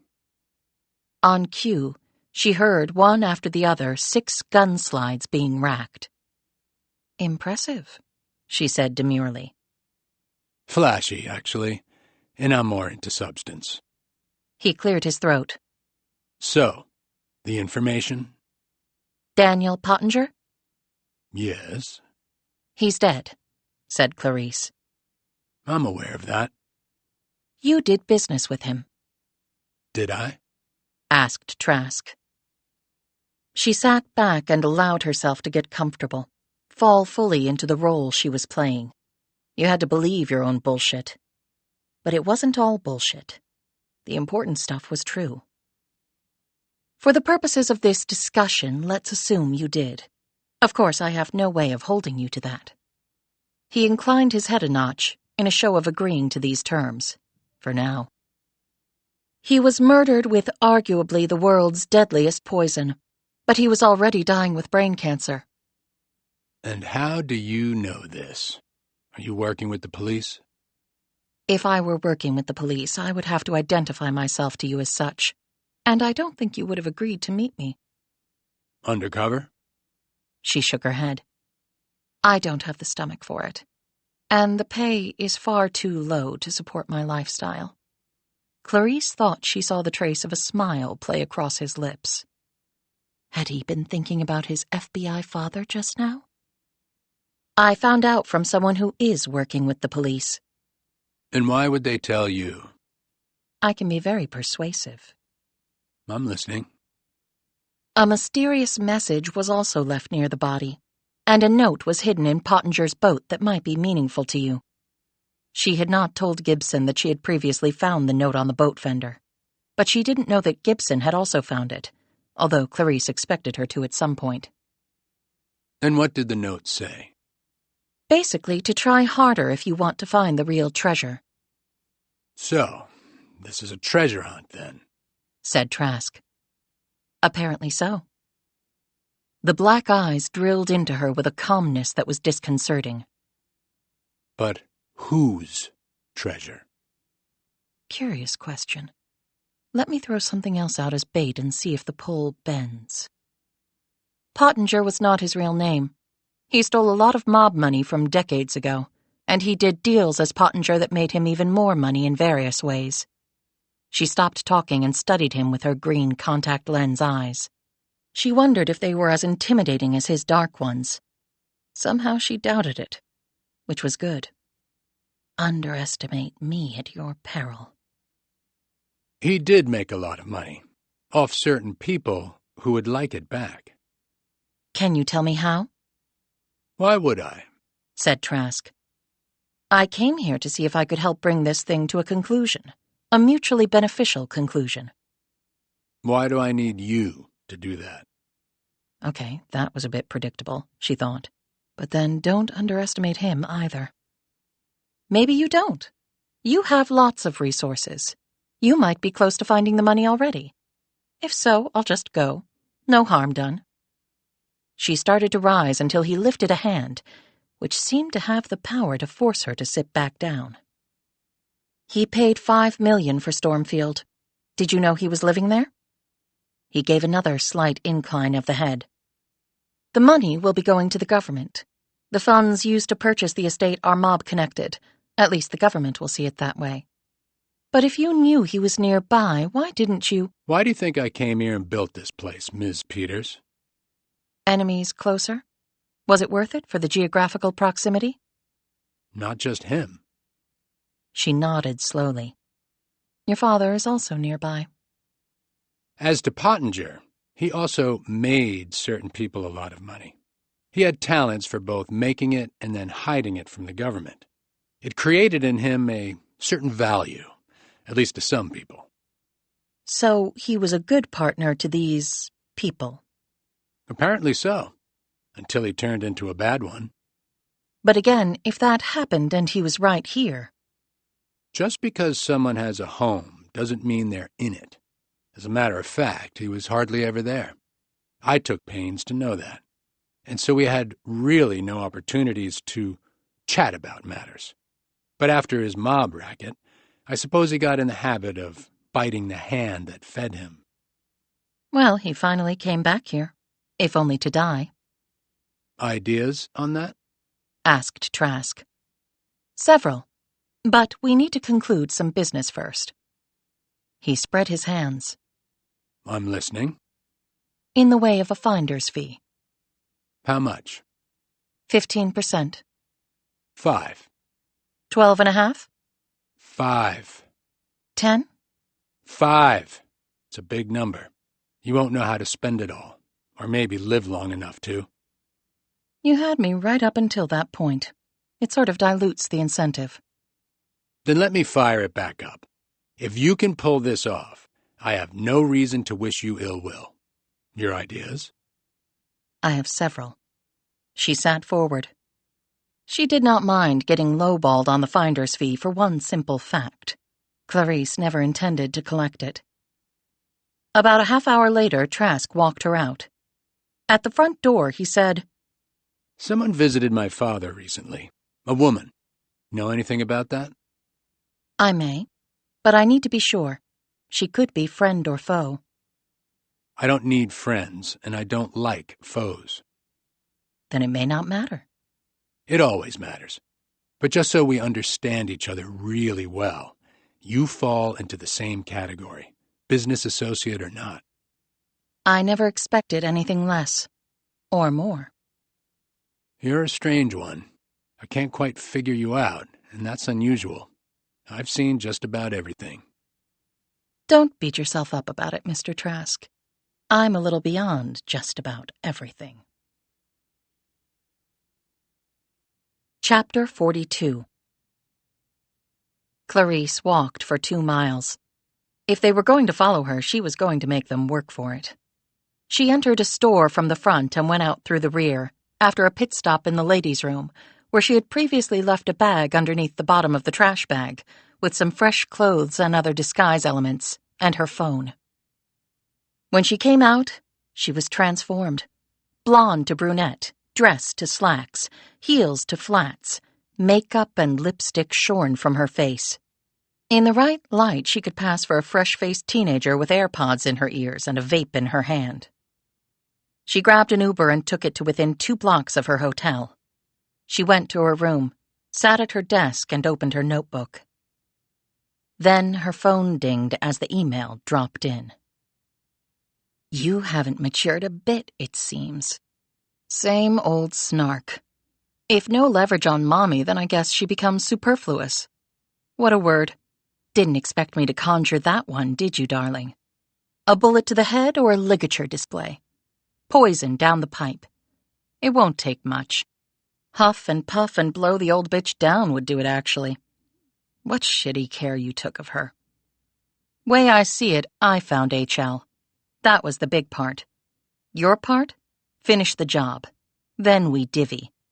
And don't take your time. I'm tired of mops and little diamonds where the fence screws you over after you do all the planning and take all the risk. A faraway beach beckons. I want to get there. But I want to get there in unassailable style. Wow, another SAT word. But I see you've been keeping busy too. Poor Mr. Schmuck. How much did you take him for in the offices of creative engineering? Saw him giving your ass a rub-down. Hope you enjoyed it. You always were poor at relationships. Have you even had sex yet, whirly girl? I mean, not against your will, of course. Not sure you're capable. But I could be wrong. Let me know on Mommy. She eats a lot and she snores, and her gas, well, it's a problem. Tick, tock, tick. Cheers, hon. Her bluff on Mommy had been called, it seems. So, what to do? What to do? She consulted the appropriate notebook, even as her mind lingered on the had she had sex part. That had been a low blow, and she knew the bitch had meant every word of it. I could say the exact same about you, baby cakes. Isn't that what they called you? Young and just meant to be eaten up, with no other purpose in life? But no reason to antagonize. Not yet, anyway. And she had not even mentioned her comments on Oxblood's murder. She would give it a bit. No need to rush a reply. She had obviously taken her time in replying. Plus, I have other things to do. She turned to another notebook and flipped through some pages, making notes and crossing out other notes. What would I do without these? They allow me to make sense of my world, to put things in precise, logical steps to achieve a precise, logical outcome. And they also prevent me from losing my damn mind. Clarice had told herself she was not going to do what she was just about to do. But things had changed. And when things changed, your plans must as well. She looked at her computer screen and hit the key. A few seconds later, Mickey Gibson answered. I wasn't sure you would pick up, said Clarice. I almost didn't. Things weren't left well, I know. But I have information pertinent to you. Okay. Just like that? No rehashing of what went down before? Do either of us have time to play it that way? Asked Gibson. Okay, unload H-bomb and see what happens. Nathan Trask knows you visited his father. She thought she could hear Gibson's breathing accelerate, but only slightly. The woman really did have stainless steel balls. Clarice had to give her that. How do you know that? He told me personally. You mean you got in to see him? How? Asked Gibson. The only way I could. I had information that was relevant to him. Relevant information such as? Treasure, replied Clarice. You'll need to flesh that out. Harry Langhorne left a lot of mob money behind. We've gone over this. So why does Trask care about that? Was he involved with Langhorne in that laundry list of crimes you told me about before? Maybe not all of them, but enough. He also told me he built his fortress in Virginia Beach because Langhorne, or Pottinger to him, was nearby. And you believed that? Said Gibson. Doesn't matter. His father is nearby, too. That could be the real reason, or it could be both. The point is, he was connected to Pottinger at some point and in some way. So he doesn't know who Pottinger really was. I didn't tell him, but I did reveal that he had taken a great deal of mob money from decades ago. Some of it he used to buy Stormfield. But the rest, it has to be somewhere. And I think that Pottinger ripped off Trask as well. At least he strongly intimated that was the case. So the treasure might be even larger than we think. Gibson said, "If Pottinger had ripped off Trask, how come Trask didn't take care of him? He was right next door and had been for years. The man should have been dead a long time ago." I asked him that. And his response? Something to the tune of just because he owned the place didn't mean he actually lived there. Well, he was killed there. Did Trask do that? Asked Gibson. We covered this before, too. The poison, the strange message left. Not his M.O. And do you think he'd confess the deed to me? Did Trask have any idea how much money he got ripped off for? Or how? I'm sure he does, to the penny. And again, he didn't exactly admit to being ripped off at all. But it was meaningful enough for him to agree to see me.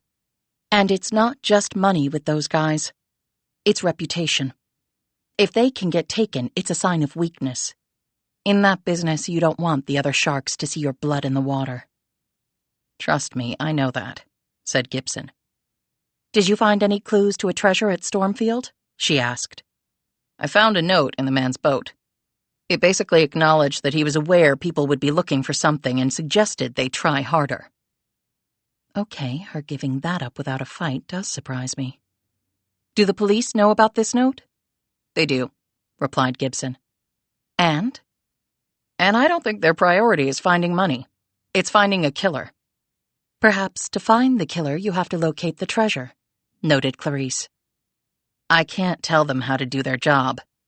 But you can suggest things, said Clarice. Maybe.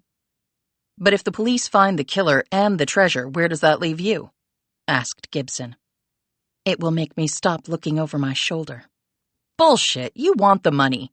I doubt you're worried about your personal security. I wasn't until Mommy went missing. We can agree to disagree on that. So what will you do next? I've got some leads. I'll run them down. Will you be working with Wilson Sullivan on this?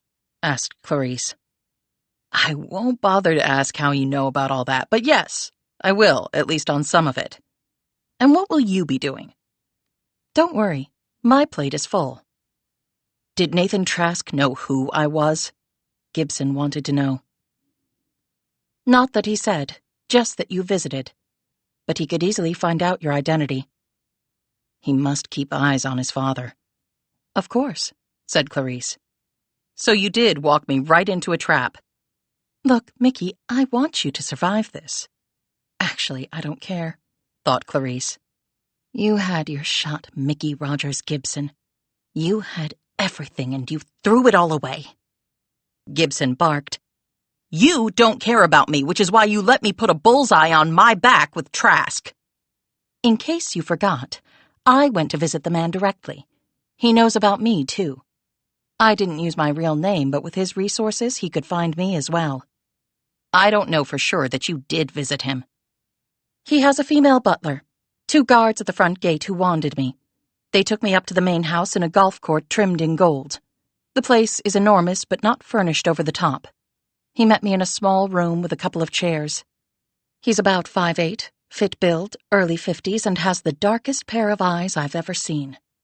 I can hold my own with most people in pretty much any situation. But I have to confess he intimidated me by saying almost nothing. I'll be in touch, said Gibson. The line disconnected. Clarice looked down at her Mickey Gibson notebook. But she had nothing right now she wanted to write in it. She stared at the muted reflection in her computer screen. There might be 2 or 3 people in that reflection, she thought, depending on the day and the need, and whatever else was swirling around inside her head. She wanted to punish Gibson for not living up to her potential. Why Clarice should care about that was complicated. but essentially it came down to the haves and the have-nots.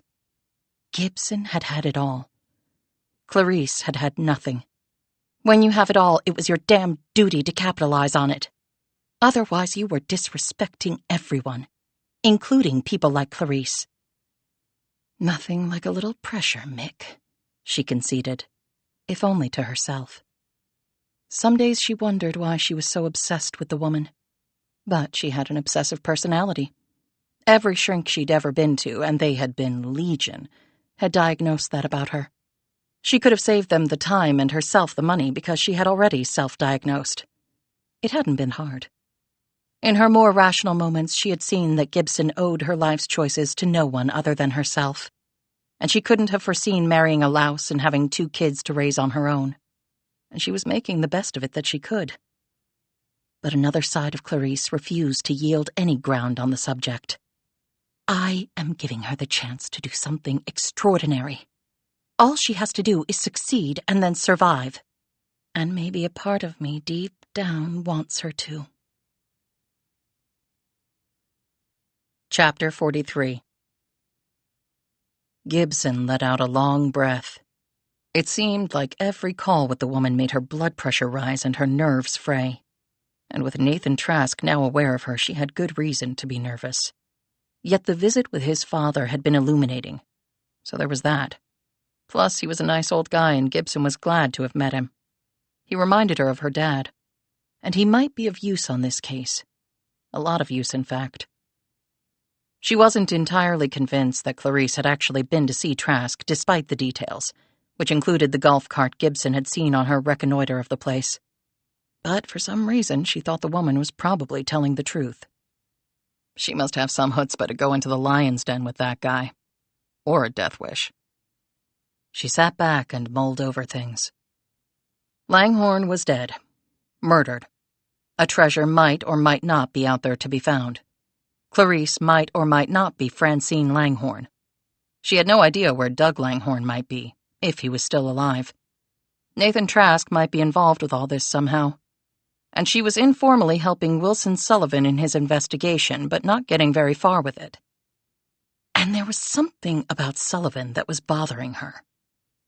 She felt fairly sure that if Clarice was Francine, she just wanted the treasure. But had she killed her father attempting to locate it? But what didn't make sense, as she had thought before, was why involve her? Why not just keep looking with no one the wiser? And why leave the weird message on the wall? She could maybe understand the choice of poison. Francine might have told her father, "Tell me where the money is and I'll give you the antidote," that sort of thing. Though she wasn't sure there even was one for botulinum. But a man who had swindled the mob, then brought them down and lived to tell about it, did not seem gullible enough to buy that sort of line. And he was dying anyway. What did it matter to him? I've got to find out who Clarice really is. If she's not Francine, then what's her interest in all this? Without knowing that, I'm spinning in circles. The kids were down for short naps, so she went on her computer and read the news stories so far about the murder of Daniel Pottinger. Withheld from them was the message on the wall written presumably by 2 people, which might mean Francine and her brother were working together. The police had also not released the fact of Pottinger's real identity. Gibson didn't blame them. That was definitely an item to hold back, though she was sure they had told other law enforcement agencies from which they were seeking assistance. Gibson didn't necessarily believe that some old mob guy or their son or daughter had found Langhorne and taken him out. But stranger things had happened. If so, looking into Langhorne's history was a no-brainer from an investigative point of view. Indeed, it would have been gross negligence not to. Do as I say, not as I do. She had looked it up. It apparently had originated in the book of Matthew. Jesus was speaking to the multitudes and his disciples, and he told them that the scribes and the Pharisees sit in Moses' seat. After that, it got a bit muddled, but the message was apparently, watch them, but don't follow what they actually do, because what they say and what they do are 2 different and probably diametrically opposed things. She had heard that growing up from her father. He'd been a rabble-rouser as a kid, always getting into trouble. But don't you do that, Mick, he would tell her over and over. There was something logical and instinctive about an adult wanting their kids to avoid their parents' past mistakes. but it still seemed disingenuous. Yeah, Dad, you weren't mature enough to avoid all that crap, but you expect me to just because you say so? Easier said than done. And you probably had the same lecture from your parents, so there. She stared at the words on the screen again. They were important to the killer or killers. But were they something every cop looked for in trying to solve a crime? Were they an M.O.? In her job at Pro-Eye, she had access to databases that most people did not, since Pro-Eye sometimes worked hand in glove with law enforcement. She decided to use that access right now. She entered the database and filled in her request. Do as I say, not as I do. Has that phrase turned up in any homicide over the last 2 months? If nothing came back, she could always modify the request. She didn't have to modify it, though. Not the least little bit. A police bulletin from the Fauquier County Sheriff's Office showed up on her computer screen. A murder of one Darrell Oxblood, resident of the Plains, Virginia. It was about 50 miles west of D.C. and had fewer than 300 inhabitants. He'd been found nearly decapitated, and on a wall of his home had been written the words, "Do as I say, not as I do." She sent Sullivan the link to the bulletin with the email labeled urgent. She drummed her fingers on her desk and read through the rest of the bulletin while she awaited his reply. 2 minutes later, her phone rang. It was Sullivan. Shit, he said. Yeah, I know, but is it or isn't it? One way to find out. We go to the Plains, Virginia. We? You found it. Can you come with me today? Let me check with my parents. Great, Mick. You sound like a preteen who wants to go to the movies with a boy. I'll wait to hear from you. Chapter 44. I'm going with a police detective, Dad. I'll be fine. Gibson's parents had come over to watch the kids. Gibson had packed an overnight bag and was saying goodbye to her father on the front porch of her house. I think you're getting in this sucker so deep you'll never back out. One way of looking at it. Is he picking you up? Yep. In fact, that's him now, said Gibson as Sullivan's trim, dark sedan pulled onto her street and turned into the driveway. You be careful, cop escort or not. I'm too old to be raising little kids. My knees and back are shot. She hugged him, surprising her father, and said, I'll call with my status. You got your Beretta? Of course. She got into the car with Sullivan, who flicked a hand in greeting at Gibson's father. Rogers merely nodded back, his hands stuffed in his pants pockets as he stared down the police detective. Still looks like a cop, noted Sullivan. Intimidating. My dad will look like a cop until he takes his last breath. They headed north and rode Interstate 64 to 95.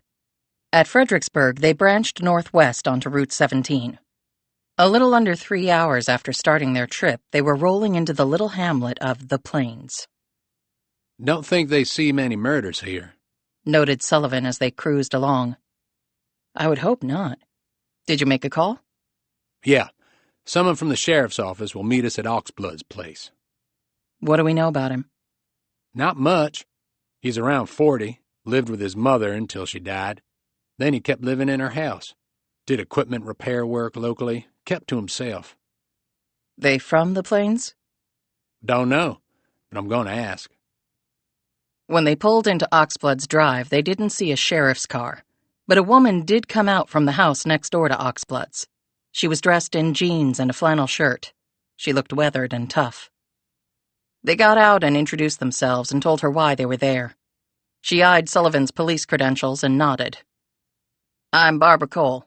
As you can see, I live next door. You knew Darrell? Yes, and his mother when she was alive. Sullivan took out his notebook. And her name was? Cindy Oxblood. How long has she been dead? Asked Gibson. Oh, 4 years now. Time flies. How'd she die? Asked Gibson. Car accident on the road coming in here. Don't know how it happened. Critter might have run in front of her. She went off the road and the truck flipped. She wasn't wearing a seatbelt, unfortunately. Not sure she would have survived anyway. Cab was crushed from the impact. Do you know where they moved from? Asked Gibson while Sullivan wrote all this down. Cole screwed up her features. I think I recall her saying the West Coast. Oregon. Yeah, Oregon. She ever mention her husband, any other kids? No, and I'm not one to pry. I don't like talking about my ex either. Just makes me feel stupid all over again. Gibson smiled at the woman's frankness. I feel your pain, she said, drawing a sharp glance from Sullivan. And you found Daryl? Asked Sullivan. Me and the other gal.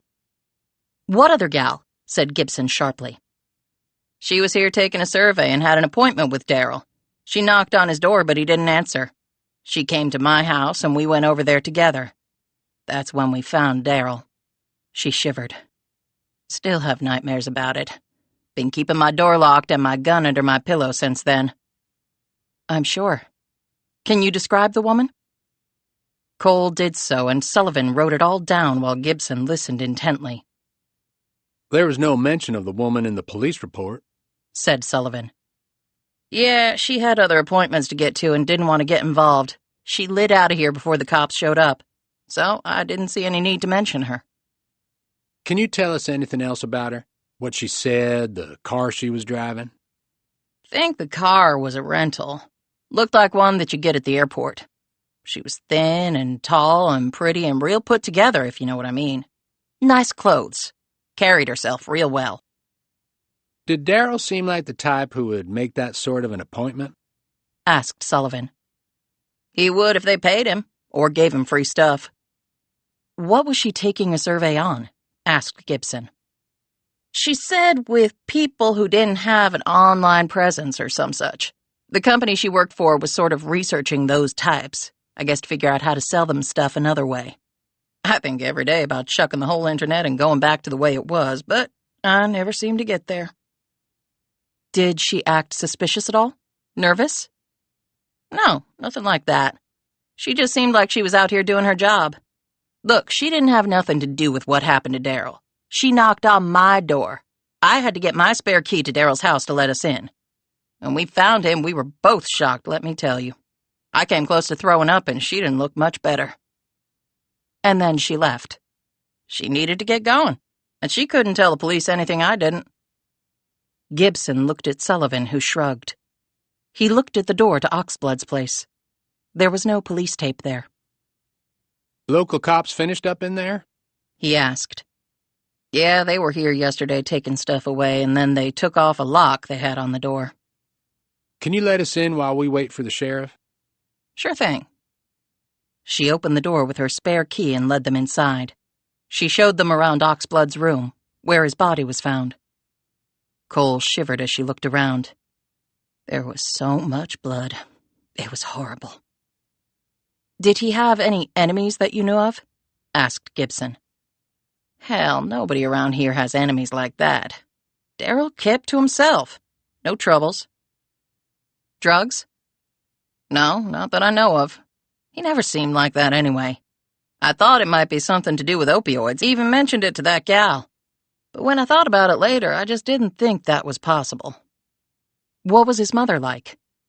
Sort of like Daryl. Cindy kept to herself. I probably knew her best being right next door. But she didn't go to church or join any of the local organizations.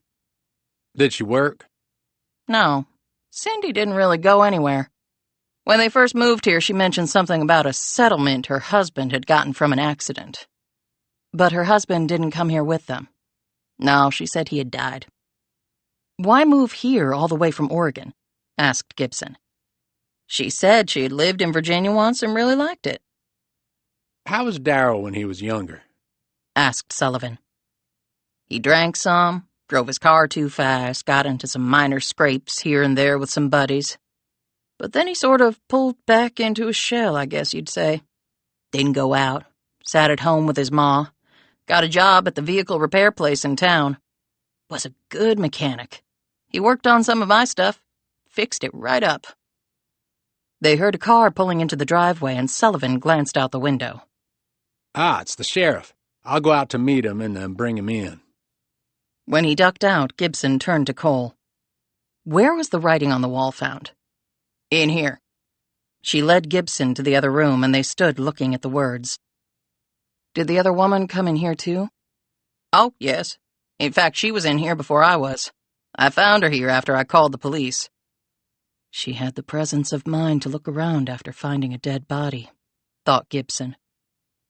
Gibson's gaze roamed over the words until she came to where Clarice had tried to obscure the writing. What happened there? She said, pointing. I don't know. Guess the folks who wrote it did that. Did the woman give you her name? I think Detective Sullivan forgot to ask. Yes, she did. I asked for that in case the police would want to know, even though I ended up not mentioning her. It was... let me think. Yes, Julia. Julia Fraser. That's what she said. Fraser. The same name used by the lady on the phone talking to Clarice.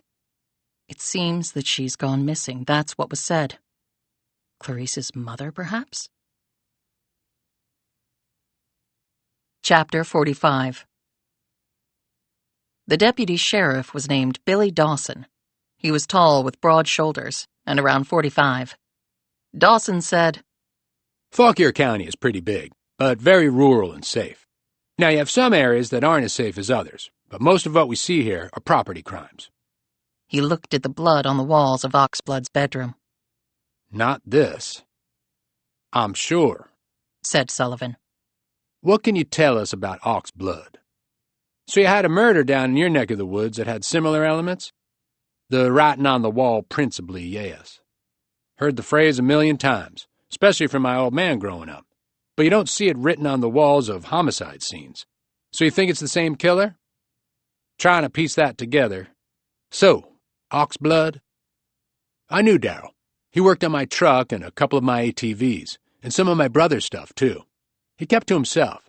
His mother was the same. Just nice, quiet people. Did you know anything about them before they came here? No. How long had he been dead? Asked Gibson.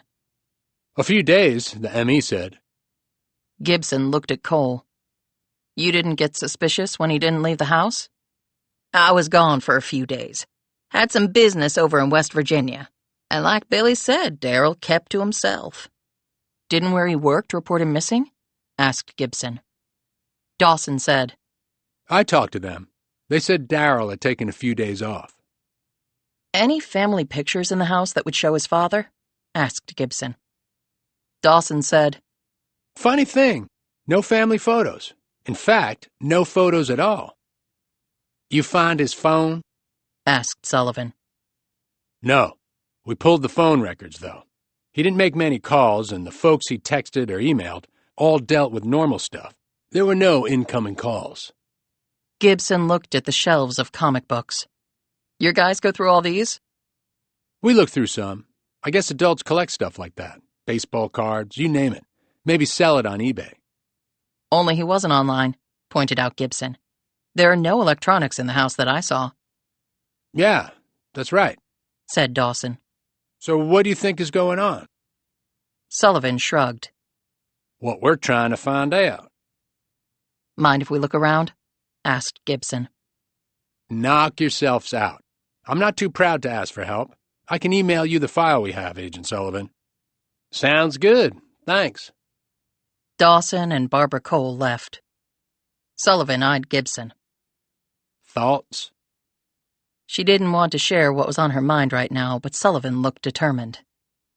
I don't think we know enough to draw any preliminary, much less definite conclusions.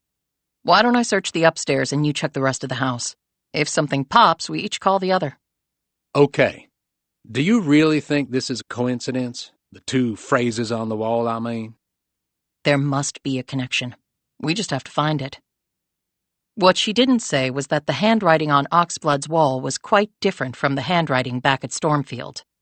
But Sullivan might have already noted that.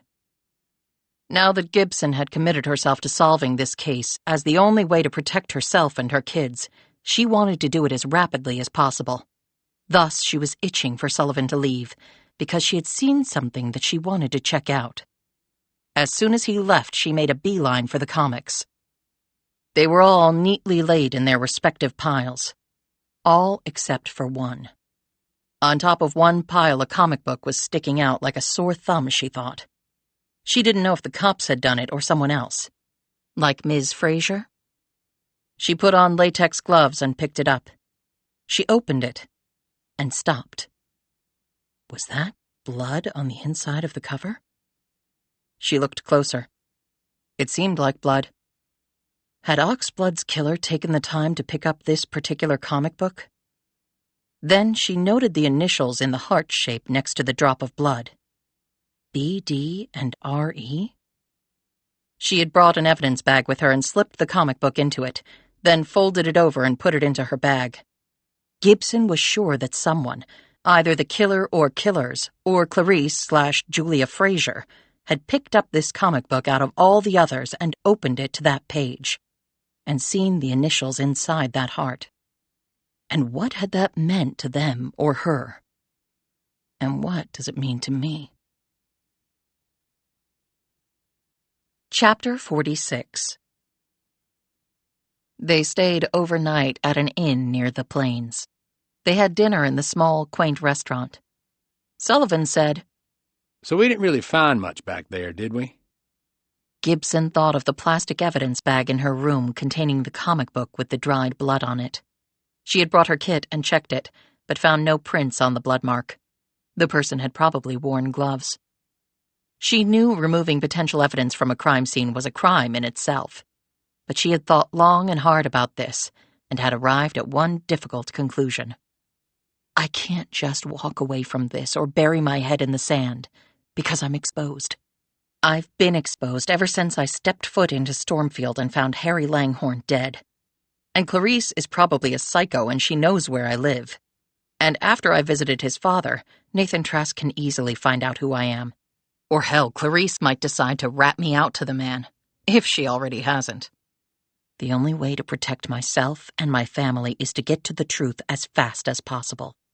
And the only way I can do that is to become a detective again and hope I'm still good enough to solve this mess. She said, "Maybe it's staring us in the face." Sullivan dipped a chunk of bread in the olive oil and bit into it. "Meaning?" No family photos, no online presence, came from Oregon all the way here. Father dead, mother had some money and didn't work. They kept to themselves. Wait a minute. Are you thinking, what, Witsec? Asked Sullivan. Aren't you? Maybe I am. I'll have his prints run through the national databases and see what pops. I'm surprised the local cops hadn't already done that. I guess to them he's Daryl Oxblood. End of story. I guess, replied Gibson. So do we have a whole bunch of ex-Witsecs on the run causing mayhem or getting killed? At least maybe the children of Harry Langhorne, she replied. Well, Oxblood wasn't Francine, obviously, and he does not fit the description for Doug Langhorne, who Beckett said was around 6'2". I saw the file on Oxblood. He was only 5'8". No disguise can subtract 6 inches. Right, agreed Gibson. What do you think of this gal, Julia Frazier? Wrong place, wrong time, probably. Didn't figure walking into a murder and didn't want to hang around to get more involved in it, answered Gibson. Liar, liar, pants on fire. I suppose you're right. They finished their dinners and left the restaurant to get some fresh air on the broad front porch. Nice of you to let me in on the investigation. I know it's not the norm. I am getting some heat for it, admitted Sullivan. Don't cause yourself career trouble, Will. You can cut me loose any time. I thought you wanted to be in the loop. Oh, I'll still be working it, with or without you, she said, grinning. He smiled, albeit reservedly. For now, we'll just let things play out. Sounds good. I'm going for a quick smoke out back. And I'm going to bed. Good night. Good night. They parted company and she took the stairs up to her room. She checked her watch and called her dad. She could tell by the background noise that he was watching basketball. How are the kids? Sound asleep. Ate all their dinner. Never made any trouble. Just little bundles of joy. I don't want to hear you complaining ever again about how hard it is, Mick. Meaning Mom took care of them and you were somewhere else the whole time? Well, I had some errands to run, yeah. Right, Jesus! He hit that 3 from the parking lot! he said, obviously watching the TV.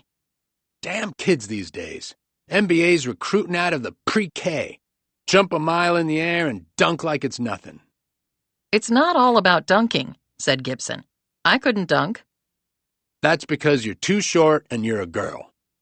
Girls can dunk, Dad. Hell, I know. I just didn't want you to think I was getting soft. How'd it go today? She told him about what she had found and what she had done, and she thought her father was going to come through the phone and punch her. You did what? He exclaimed. You took evidence? Do you know that's a felony? Of course you do. What the hell are you thinking, Mick? I'm playing it safe, Dad. For now, anyway. I need to know where things stand. Oh, I'll tell you where they stand. You don't do what you just did. Now either go give it to the cop or put it back where you got it and let them figure it out. Are those my only 2 choices? Do you need a third? Because I told you before, I'm not raising your kids while you're in prison for the next 8 to 10 years. You going to rat on me? I know you pushed the envelope back in Jersey City, Mick, but this is not a game. Let me tell you my motives, and then we can talk. I don't think you're going to change my mind. She told him about going to see Nathan Trask's father. And Trask knows someone visited his father, and he can find out it's me if he really wants to. This did not mollify her father in the least. It only made him more irate. Son of a bitch! Do you have a death wish? I told you not to go anywhere near that guy. That guy is apparently part of this case. If I'm going to solve it, I have to go where I need to go. Let the police solve it and go back to your computers. Says the guy who hated the fact that I quit the force. I understand why you did it. Her father corrected. But you still hated it. Yeah, I did. Because what's his fucking name cratered your finances and your career. You expect me to be happy about that? And you were a damn good cop. I'm not happy about it either. And I'm not walking away from this. Why the hell is this case so important to you? It got dumped in your lap, and you're taking a risk. I told you that. Think of the kids. I am thinking of the kids, and you, and Mom. I've crossed the Rubicon, so I'm involved in this thing whether I want to be or not. I can either wait for something bad to happen to me or the kids or you or Mom, or I can work this thing like I worked my other cases. Is that your only reason? Asked her father. He could read her so easily sometimes, mainly because the 2 were so much alike. Someone used me, okay? I don't like that. When that happens, I don't run away with my tail between my legs. You taught me to punch the bully in the face, Dad. I can't change who I am. She heard him let out a long sigh. It was the same thing he had done after every argument he had lost with her, which was damn near all of them. So what are you going to do with what you found out? I'm betting Julia Fraser is Francine Langhorne. I need to find her. How will you do that? By digging. Isn't that what cop work is? Just be careful. Some folks really need you to stick around. I know. The kids. Her father interrupted. I was talking about me. The silence hung heavy for a few seconds before he added, I got to get back to my basketball game. You take care, honey. He clicked off. Gibson stared at the phone and realized for the first time just how worried her father really was about her. Chapter 47. Clarice sat in front of her computer screens, writing something down in a new notebook. It was labeled, War on the Past. Things were happening quite rapidly now. Her surveillance camera had shown that Wilson Sullivan had picked up Gibson, and they had driven off together. She had an overnight bag, so wherever they were going, it was some distance away. Where would you go with the cop on an overnight, Mick? Where would you need official muscle to get to what you want to get to? Something occurred to her. She went online and did a search. There were a number of results, but the very first one would do. The front-page story in the Fuck-Your Times. Murder in the Plains. Daryl Oxblood slain. No suspects. And there it was. On the wall in a room of the house, the phrase, "Do as I say, not as I do." The Fauquier County's sheriff's office had not been as tight-lipped as their colleagues to the south, who had kept that piece of information zealously guarded.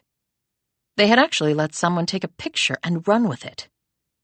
So Gibson did the search I just did, found this item, and she and Sullivan went there to see about possible connections. They would have talked to the neighbor, seen the crime scene, talked to the cops. A search on Daryl Oxblood would have turned up nothing after 20 years back. She will know what that means. They'll run his prints. Clarice thought back to what she had done and not done while there. I tried to erase the phrase, but I was stopped. Gibson will surely see that. I wore gloves, so no prints. The comic book. Did I put it back exactly? She closed her eyes and let that recent memory flow back into her hippocampus, where she analyzed it thoroughly, although the result was not to her liking. No, I didn't. I should have taken it with me. Stupid. BD and RE. Gibson will know about that now. Something else occurred to Clarice. She ran and got the gloves she had worn that day. On one fingertip, the fabric was soiled. With blood. BD's blood. Not mine. With the gloves, I left no prints or DNA behind, but it was still a blunder. You are truly getting sloppy, girl. Clarice took several deep, calming breaths as she composed a reply to the last email. Okay, let's cut out the high school snarky babble. We're older and hopefully wiser now. Yes, I want Mommy back, so put up with her for a bit longer. Once I find what I'm looking for, we can arrange the trade. It will be complex, but what isn't, right? She paused, wondering whether to go there or not. Oh, what the hell. And FYI, I know who Daryl was. It was unnecessary. Why do that to him? We had a history, all of us. Granted, he was not the brightest bulb, but he got out. You could have let that sleeping dog lie, right? He had a life. He was doing okay. You snuffed him for no reason. I know we're all messed up. But let's try to get this done the right way. You want the nice, quiet life with bags of money? Well, so do I. We act appropriately, we get there. We don't, we all go down. Because there are others on the trail here, and they have badges. So don't screw this up. We have one shot, and only one. Clarice's finger again hovered over the send key. This was serious shit. The person on the other end of this email trail was serious shit. The key went down and the email went poof into the ethereal darkness. She wondered how long before the reply came, if there even was one. Clarice's email had been logical, rational, and made sense all around, for their own well-being, their own survival. But the thing was, the person she was facing could not be counted on to see it that way. The most dangerous enemy of all was the one who, consciously or not, didn't care about dying. But in another way, it placed the person in danger of being anticipated by an adversary. And that will probably be the only difference between my surviving this or not.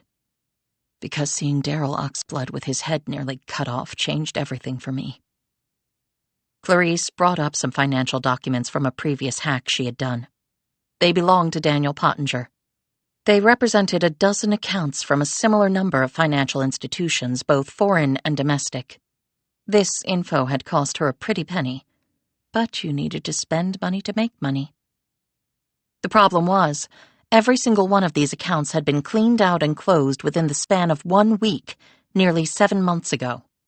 Clarice had only a guess on the total amount of money, but based on other things she had found and the cash price paid for Stormfield, she estimated it to be about $500 million. Now that qualified as treasure under any definition. and she had always loved round numbers. She figured Gibson would be able to snag these same documents at some point if she already hadn't. Whether she would drill deeper was the question. Clarice was banking that she could. Pro-I could get into places no one else could. I may not have Pro-I level resources, but I'm cleverer than the great Mickey Gibson is or ever will be.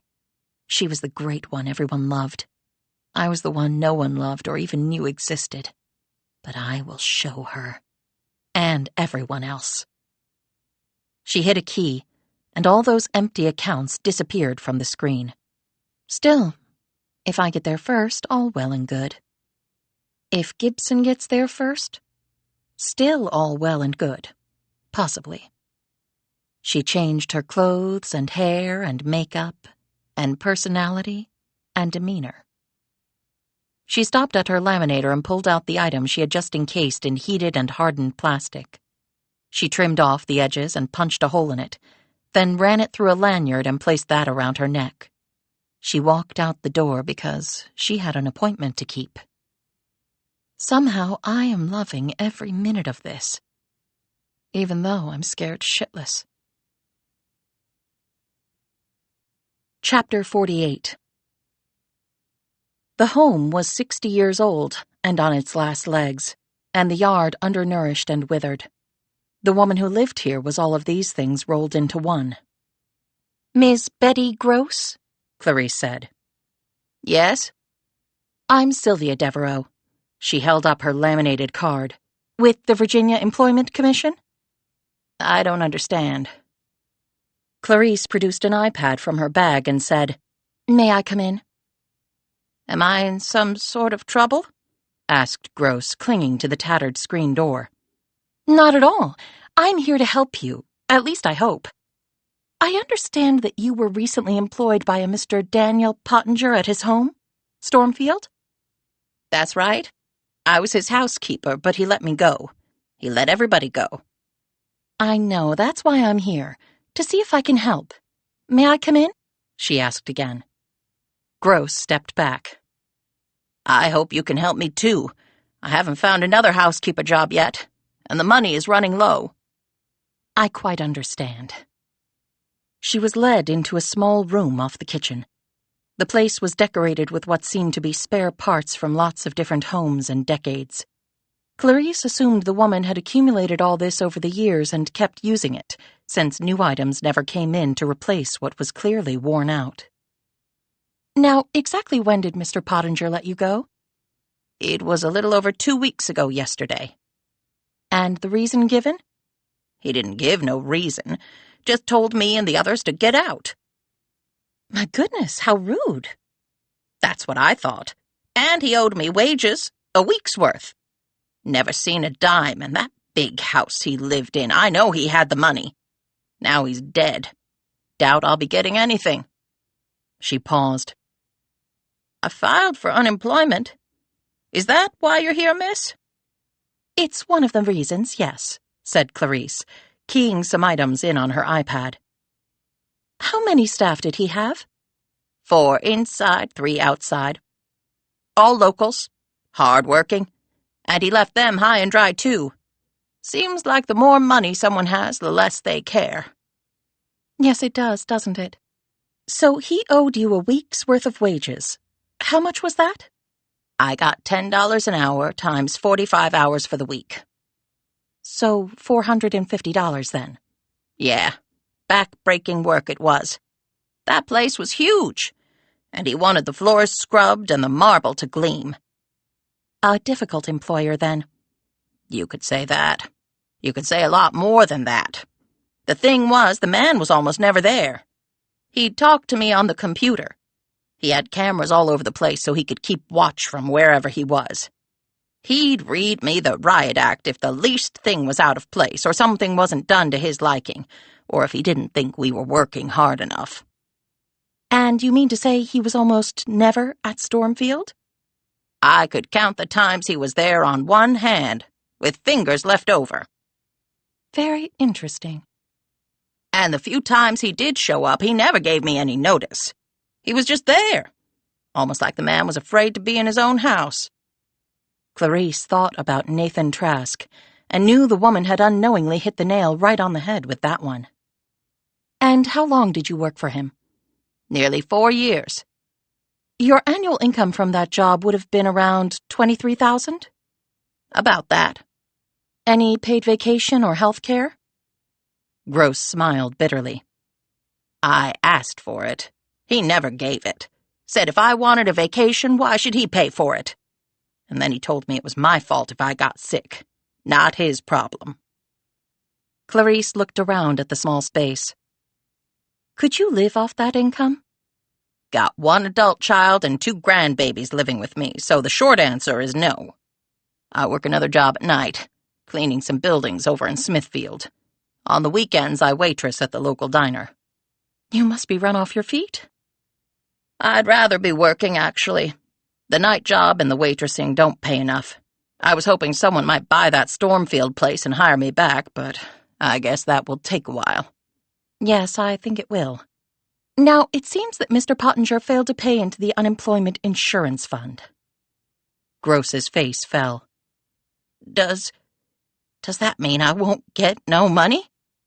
Like I said, I filed, but I ain't got nothing yet. Well, that's one reason I'm here, to help with that. Now, before he fired everyone, did Mr. Pottinger have any visitors? Why does that matter? Gross said, her expression suddenly wary. Clarice leaned forward and said in a confidential tone, Just between you and me, it seems possible that Mr. Pottinger was engaged in something that might be criminal. Criminal? Nothing has been proved yet, of course, but the state is looking into it. If you could assist us in our investigation, well, it certainly would help your chances of being compensated. Gross smoothed down her wrinkled shirt and said, I'll help you if I can, miss, I swear. It's not like I owe Mr. Pottinger nothing. Man made my life miserable. I can understand that. So, any visitors? He only had the one, miss. We used to joke that the only friend he had was the devil. When was this visit? About a week before he let us go. I remember it because he showed up out of the blue again. I walked in one morning and there he was, standing right in the foyer, staring at me. I don't know how my heart didn't stop. Do you think he showed up because he knew he was going to have a visitor? I thought that might be it, but he never said nothing until right before the person got there. And what can you tell me about the visitor? It was a man, about your age. Can you describe him? Tall man, thin. Hair and eye color? Why does that matter? Well, we will want to find this man, of course. Oh, sure, yeah. Blonde hair, thinning, and green eyes, least I think. How was he dressed? Jeans and a sweater. He was very polite, but there was something about him, I don't know. Gave me the creeps. Did you find out his name? It was Mr. Marshall. Clarice sat back. Marshall? Touché. Did you happen to hear what they discussed? Oh, no. I took him to Mr. Pottinger's study and left them there. I went off and continued my work. Did you see him leave? Stormfield has its own phone system, so you can call room to room. Mr. Pottinger phoned me and told me to let Mr. Marshall out. Did either of them say anything as he was leaving? Mr. Pottinger didn't. But when I opened the front door for Mr. Marshall, he looked at me funny, and what he said was even funnier. Not laugh funny, but strange funny. What was that? He said, I hope you'll be able to find other work. Really? And what did you take that to mean? Well, I thought Mr. Pottinger might be selling the place to this man, and he'd bring in another staff. Never thought about him getting killed instead. Did you see the car he'd driven up in? Oh, yes, it was parked out front. She was in the driver's seat. Clarice sat forward again, tensed. She? Yes, it was a woman. Couldn't get a good look at her, but I noticed the long hair. And she had on a necklace. It was all shiny in the sunlight. He got in and they drove off. And a week later you were given your notice? Yes. Did Mr. Pottinger ever mention the visit to you? No, never. Did you know about the secret room where he was found? No, ma'am. When I read about that in the paper, it nearly knocked me over. Me there all that time and never once noticed it. Was the place fully furnished? Books in the library, that sort of thing? She knew the answer to that, but wanted to hear it from the other woman's perspective. Well, it wasn't furnished like it ought to have been. Most rooms had nothing in 'em. Don't know why he bought that place. He was never there, and when he was, he only ever went into a few rooms, but he demanded that we clean everything. There were never any books in the library. I remember I asked him about that once when he showed up. What did he say? He said he didn't like anything that was written down. That's pretty darn strange. Anything else you can think of? No, I think that's all. Have the police been by to see you? Gross started and said, "Oh, that's right, I forgot." A Detective Sullivan? I think that was his name, yes. Did he have a woman about my age with him? Around 5'7", short, light brown hair, big blue eyes by the name of Mickey Gibson? No, he was alone. What did you tell him? What you told me? Not everything, no. I mean, he didn't ask the same questions. Did you tell him about the visitor? Yes, I did mention that. All right. I understand. So, about my money? Can you put in a good word for me? I can do better than that. Clarice reached into her pocket and took out a certified check in the amount of $5,000 made out to Gross. It was drawn on an account that would be closed as soon as the check was cashed. When Gross saw the amount, she exclaimed, "My God, I don't understand." It's a new program at the VEC, sort of like a whistleblower thing. But I do need you to sign this NDA, she added, drawing out a piece of paper from her bag. It basically says you must not tell anyone about what we discussed, or even the fact of my visit. If you do, you have to pay the money back. That includes talking to the police if they come by again. But that doesn't matter because I will inform them. But you can say nothing, do you understand? With her eyes on the check, Gross said, "Yes, ma'am. I'll mention it to no one. Cross my heart." Gross signed the document and Clarice took her leave. As she was getting into her car, she thought, after all this time, they were right here. Both of them. Together. What an exhilarating and terrifying thing to contemplate. Chapter 49. The next day, Clarice made the call. "Long time no hear," answered Gibson. Been busy, as I'm sure you have. I've been making some inquiries, as I said. And? Heard of the Plains, Virginia? Tell me. And Gibson did.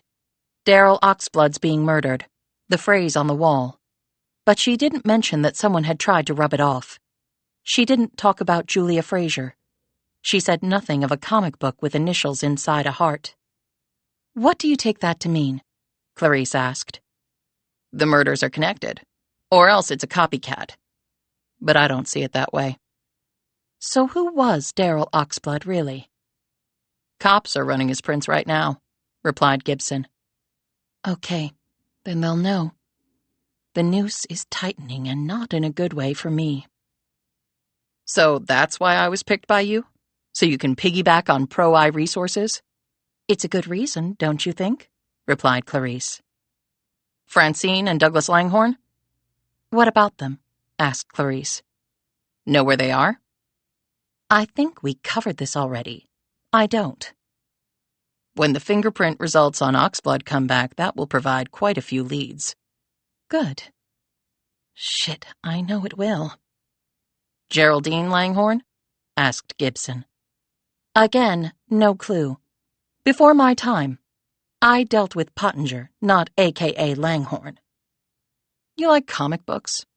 She felt an anxiety attack coming on. Excuse me? Comic books. Superman, Batman, said Gibson. We don't have time to waste. Gibson stared up at her computer screen, where she had her own voice analysis program running. She used it when she was interviewing people on the phone in her search for assets. The indicators on the screen were often truer than the words spoken. And after she had preliminarily concluded that Julia Fraser and Clarice were probably one and the same, she had decided to deploy the analyzer to help gauge whether this conclusion was right or not by asking Clarice some unsettling questions. And Clarice's stress indicators had just spiked. Clarice, who was running a similar program on her computer, watched in dismay as she saw the arrow shoot north on her answer. "Okay," said Gibson. "Just checking." Clarice looked at her Gibson notebook and decided to fire off her own salvo. "Are you worried that your father will do something stupid and endanger you and the kids?" "What in the hell are you talking about?" Now Clarice watched the screen in satisfaction as Gibson's own stress level spiked. "I know you told him about visiting Sam Trask because you're both former cops and have a tight bond. He obviously knows who Nathan Trask is. He's scared for you. What if he does something rash? I'm not doing this to pull your chain, Mickey. This is business with me. And I'm not claiming to have a big heart, but I don't want to see anyone get hurt. Especially little kids." Gibson didn't say anything for a few moments, and Clarice had no intention of breaking the silence. Nathan Trask was a real threat to Gibson, to them both really, and she wanted the woman to understand that.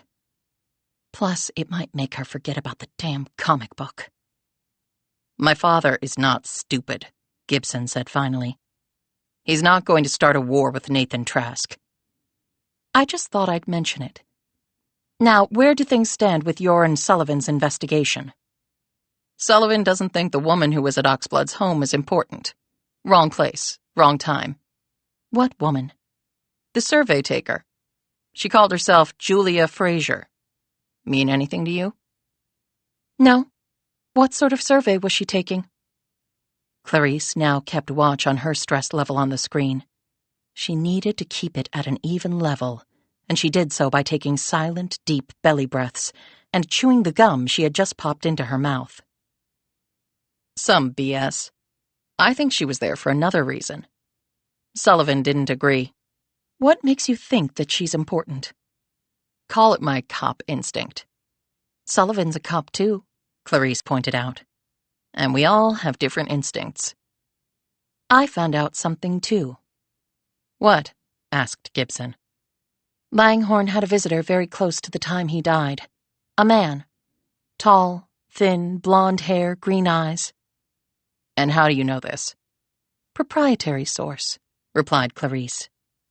"Any idea who this visitor was?" "That's for you to find out.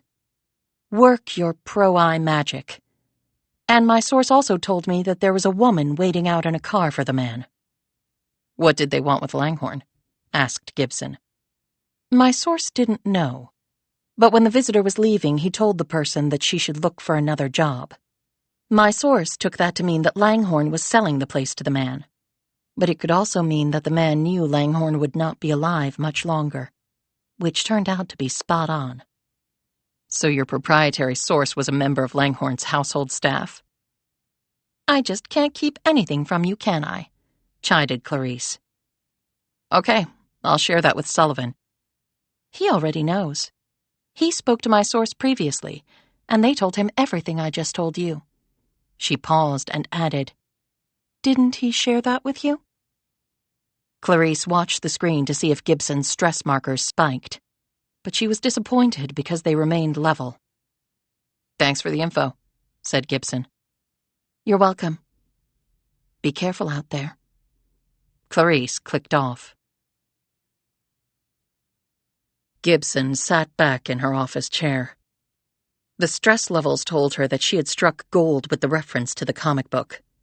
Julia Fraser and Clarice were almost certainly one and the same. Now that she had a fingerhold, she could perhaps track her down. She was not unduly put out by Sullivan's withholding information from her because she was doing the same to him. And he was official police and she was not. But it raised some interesting questions. A tall man visiting Pottinger and a woman in the car. Doug and Francine Langhorne? But if so, who the hell is Clarice? Chapter 50. It was the next day, and the kids were with Silva downstairs. Gibson had her cup of tea and oatmeal almond cookie. She hurried to her office, ceremoniously cracked her knuckles in front of her computer screens, and got to work. While Zeb Brown had been the one to suggest that she take time off, she knew this hiatus would have to come to an end at some point, which lent urgency to her mission, and she could not step away from this case until it was solved. She started hitting keys and typing in web addresses. There were myriad ways to hide money, and just as many ways to look for it. It was a game of cat and mouse played out every second of every day across the world.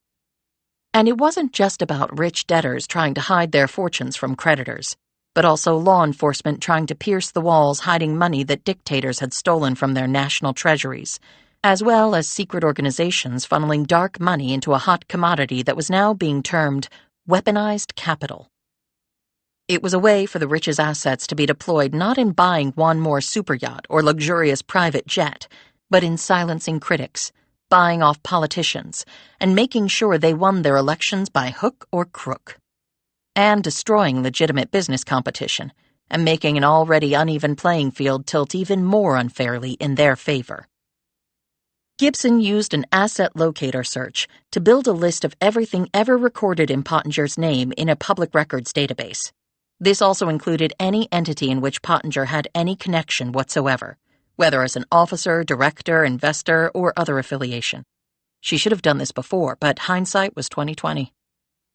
Within an hour, and using Pro-Eye software and access to internet platforms unavailable to the trolling public, she had compiled a list of 44 companies, myriad investment platforms, alliances, and bank accounts. They were located all over the world, but they all had one thing in common. They had been closed down within the last 6 months or so, and all assets transferred out. She knew he had to pay bills from somewhere, including the salaries of the staff he had at the estate. She performed search after search and kept running into dead ends. These accounts had also been terminated, and any funds in them were gone.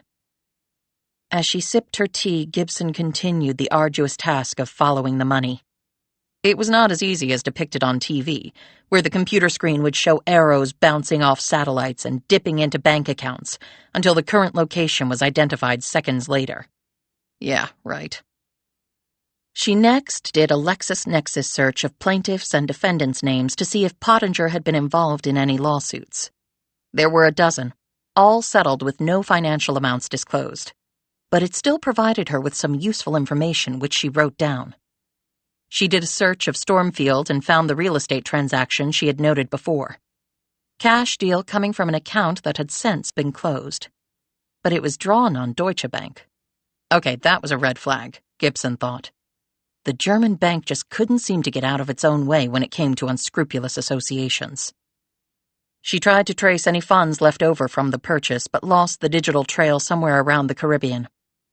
Gibson next checked his credit history, but found nothing much there. Not so odd if the man paid cash for everything. She went on LinkedIn and ran a search on both him and the companies that she had previously uncovered. Unfortunately, there was nothing helpful. She went on another site to see if any liens had been filed against Pottinger, any of his companies, or any other property he and his entities might own. There were none. So the guy never tried to stiff anyone. Good former mafia bean counter that he was. She pulled out her iPad and went through the inventory of the house she had collected on her first visit there. There had been 2 suits of armor. She had gotten serial numbers off them both. She had next tracked them to an antiquities dealer in London. She checked her watch. It would be evening in England. She sent off an email to the business. Gibson posed as a motivated potential buyer. She knew from past experience this would get her a far quicker reply. She went through the rest of the inventory. Wherever she could run down where any piece had been purchased from, she emailed the source and left a message. And then there was the Formula cabin cruiser.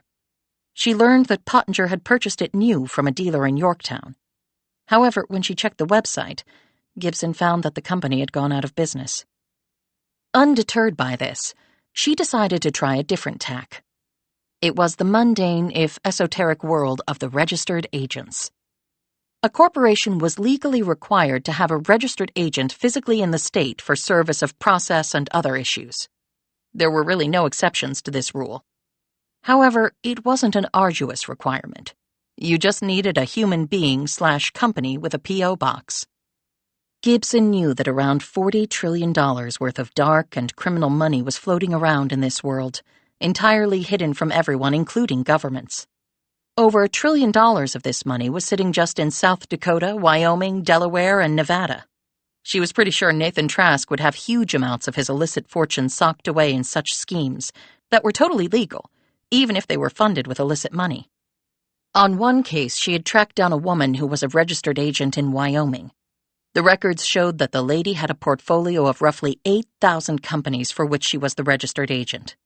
The woman had no idea who was behind any of them. Gibson wasn't speculating about that. She had found a deposition taken of the woman that had been posted to a database to which Gibson, with her pro-I credentials, had access. In the deposition, the elderly lady had said, "It's none of my concern who's behind them. I just do what the law says I need to do, and that's it. Lot better than living just off my Social Security. And thing is, I apparently live in a fraud-happy state. If the law says it's okay, then it's okay by me." She charged $50 a year to be the agent and a one-time $150 fee for formation of the company. She made about $40,000 a year serving as a registered agent, which, along with her Social Security, allowed her to live quite comfortably in retirement. "I've got all my kids and grandkids doing it too," she had volunteered. "Best job in the world, because you basically don't have to do nothing except maintain the records and file what's needed, and you get paid like clockwork. And if they don't pay, I just cut 'em off. Wish I'd known about it when I was younger." Gibson learned that the lawsuit in which the woman had been deposed had emanated from her unknowingly having been the agent for 2 billionaire Russian oligarchs and a cartel boss from Venezuela. The latter, upon his arrest, had said he had never even heard of Wyoming until one of his associates had seen an ad that the woman had placed on LinkedIn looking for new clients. When informed of her clients' infamous identities during the deposition, the elderly woman seemed to be proud that she was representing such wealthy, if criminal, people. "Little old me. Who would 'a thunk it?" she said. "Yeah, lady, who would 'a thunk it?" Gibson seized on one filing in Colorado that Pottinger had done under a DBA, or doing business as. He had left one thread of his real identity attached to it. That was probably the mistake of a county clerk or junior attorney somewhere along the paper trail. That happened a lot, and was one of Gibson's prime methods for breaking through the elaborate shields the rich and/or criminal threw up to protect their assets. She then followed that to what turned out to be 4 layers of corporate shields that she had to break through one after another, until she finally struck, hopefully, gold. She clicked on a registered agent for a company that Pottinger had set up only a year back, and then buried under the shell company's myriad corporate identities. It was called DPE, clearly after the man's initials, with Enterprises probably representing the final letter in the acronym. The registered agent for DPE was located in Sioux Falls, South Dakota. The man's name was Dexter Tremaine. His was an actual street address and not the more typical P.O. box. There was also an email address. She wrote out an email informing Mr. Tremaine that she needed to urgently speak with him about DPE. She sent it off, not expecting to hear anything back, at least not for a while.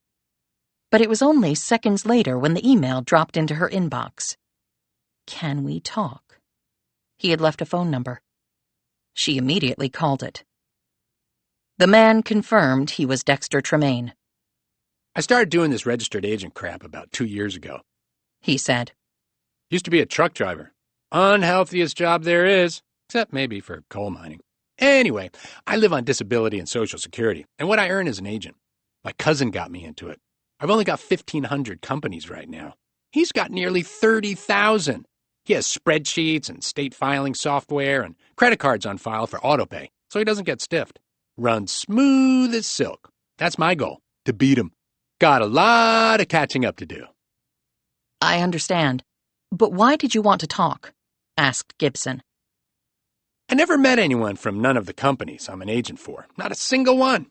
I remember I got an email from a lawyer once, but he didn't say much. have no idea who owns any of this shit. My cousin thinks he's got one of them Mexican cartel boys on his roster. Maybe I got me one, too, he added eagerly. Okay, but... Wouldn't that be something? Me representing him, so to speak. Yeah, really something to tell the grandkids, noted Gibson, trying hard to keep the sarcasm out of her voice. Now, let me get to the point. Like I said, I never met or heard from any of the owners until this fellow Daniel Pottinger called me up one day, out of the blue. Could have knocked me over with a stick. How do you know it was him? He said it was. And why else would he be calling me?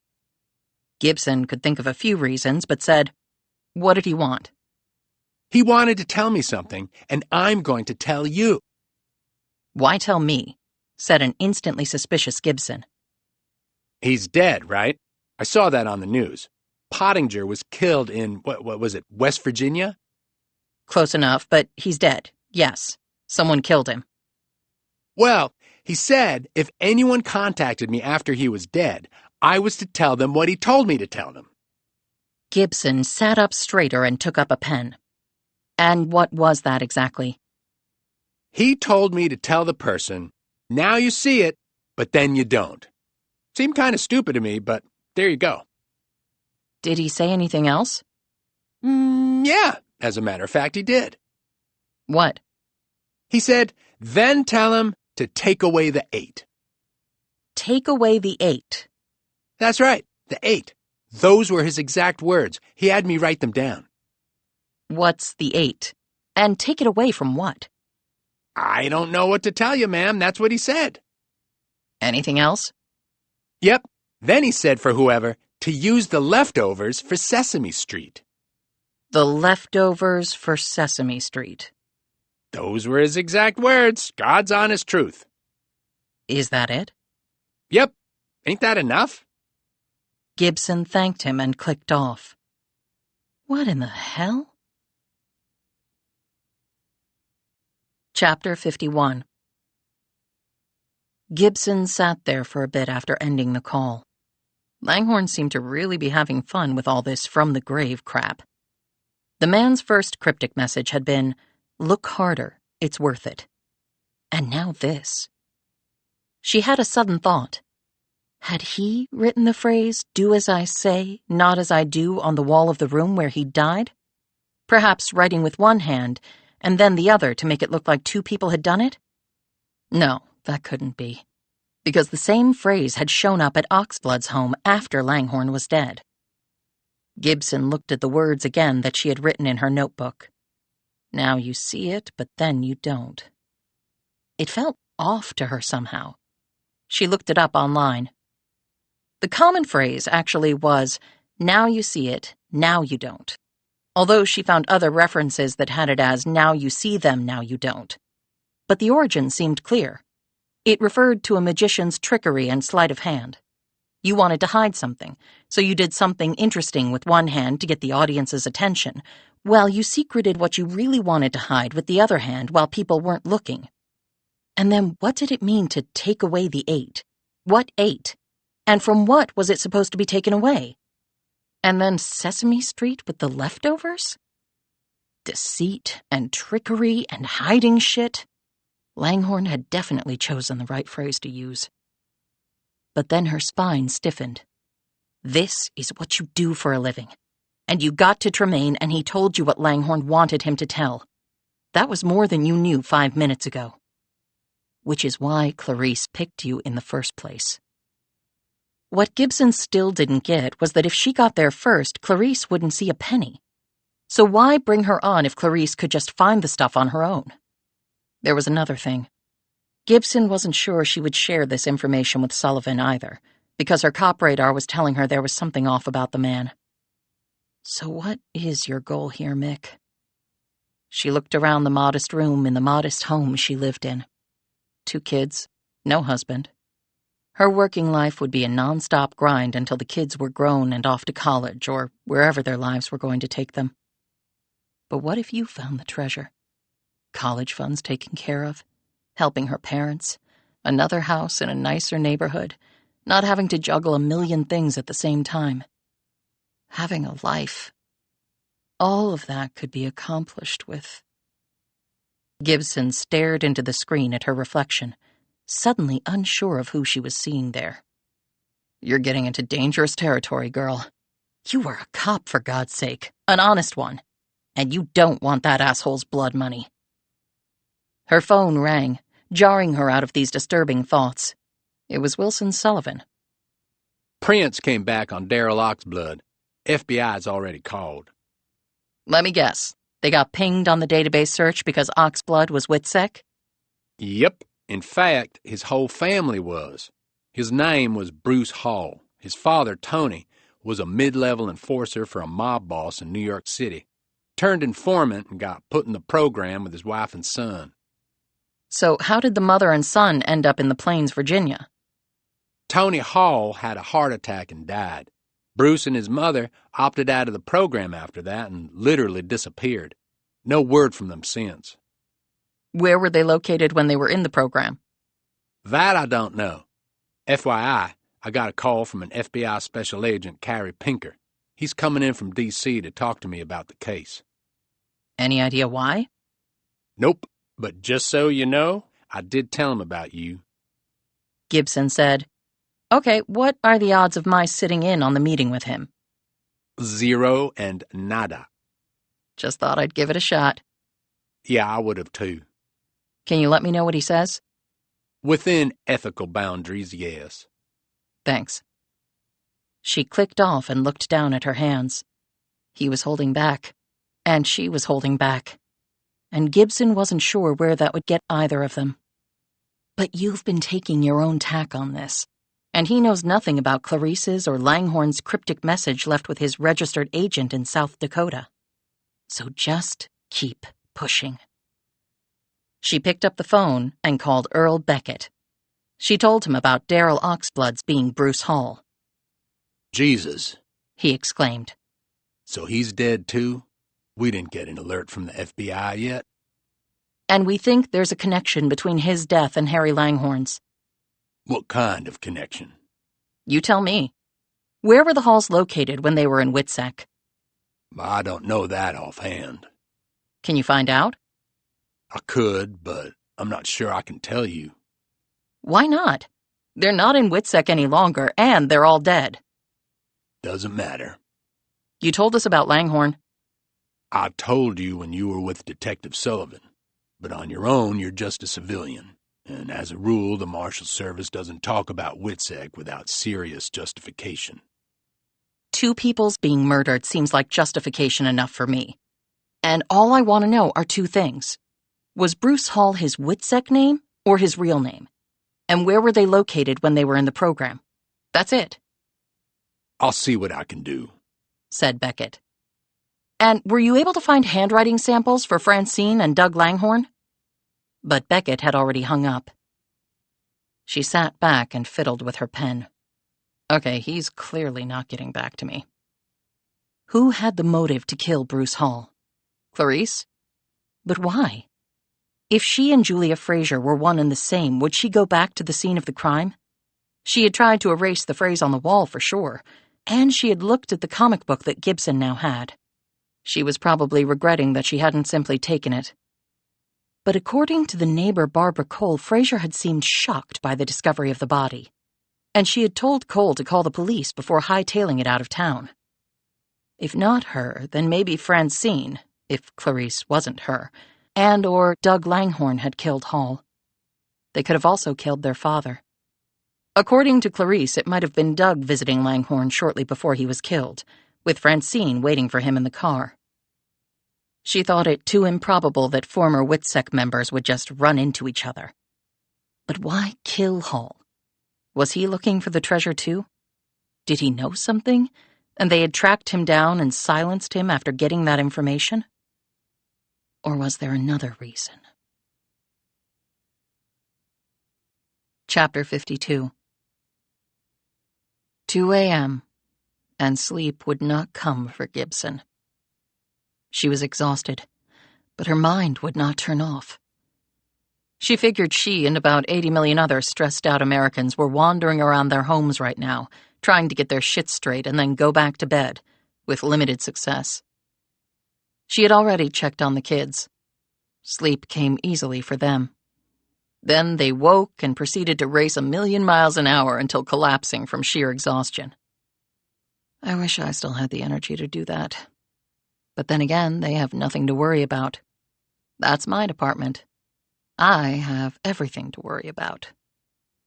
She walked to her office and settled in front of her computers. Gibson had been searching for some lead on Pottinger and been mostly disappointed. The only thing she had really scored was the clue that Dexter Tremaine had provided her. But it wasn't much, because she had no context with which to figure it out. She loaded in her search, and the screen started filling up with all things Harry Langhorne. Born in the town of Yarden in upstate New York in a modest home in a working-class neighborhood, died near Smithfield, Virginia, in an empty mansion. His family had moved to New Jersey before he was 5. He'd gone to public schools there and then attended college at Pace in New York City. He'd gotten his accounting degree and then obtained his CPA license. Then he'd gone to work for the Giordanos. He had married Geraldine, and later they'd had Francine and Douglas. She read another article about Ida Giordano being Langhorne's mother and sister of Leo Giordano, head of that mob family. That had been the portal, the article reported, to Langhorne's becoming a mob accountant. And Langhorne's father, Joel Langhorne, had been one of Giordano's muscle. Probably something also connected to his marriage to Ida. Hell, it was probably the reason he had gotten permission to marry Ida, Gibson thought. The mob was not known to encourage outsiders coming into the fold. You marry one of us, you become one of us, Gibson reasoned. Joel Langhorne had been killed in a shootout with police when Harry had still been in grade school. Gibson wondered if that had changed Harry, made him willing and eager to go over to the dark side. The Giordano family had also taken care of the Langhornes after Joel's death. That had probably endeared Harry to them as well. Langhorne, by the accounts she could find, had been damn good at his job. The books he maintained evaded all attempts by legal authorities to get to the Giordano family and others. Now Gibson asked herself something she should have thought of before. Why had Langhorne agreed to help the feds take down the Giordano crime family if they had taken care of him after his father's death? If they couldn't get the evidence because he was so good at being the mob's accountant, what had happened to make him turn on the hand that fed and protected him and his family? Art Collin had told her that his undercover work had nailed Langhorne to the wall, forcing him to turn on the Giordanos to save his own ass. But was that really the case? Langhorne struck her as a guy 3 steps ahead of everyone else. And while Art Collin might have been good at his job, it all seemed too neat and clean.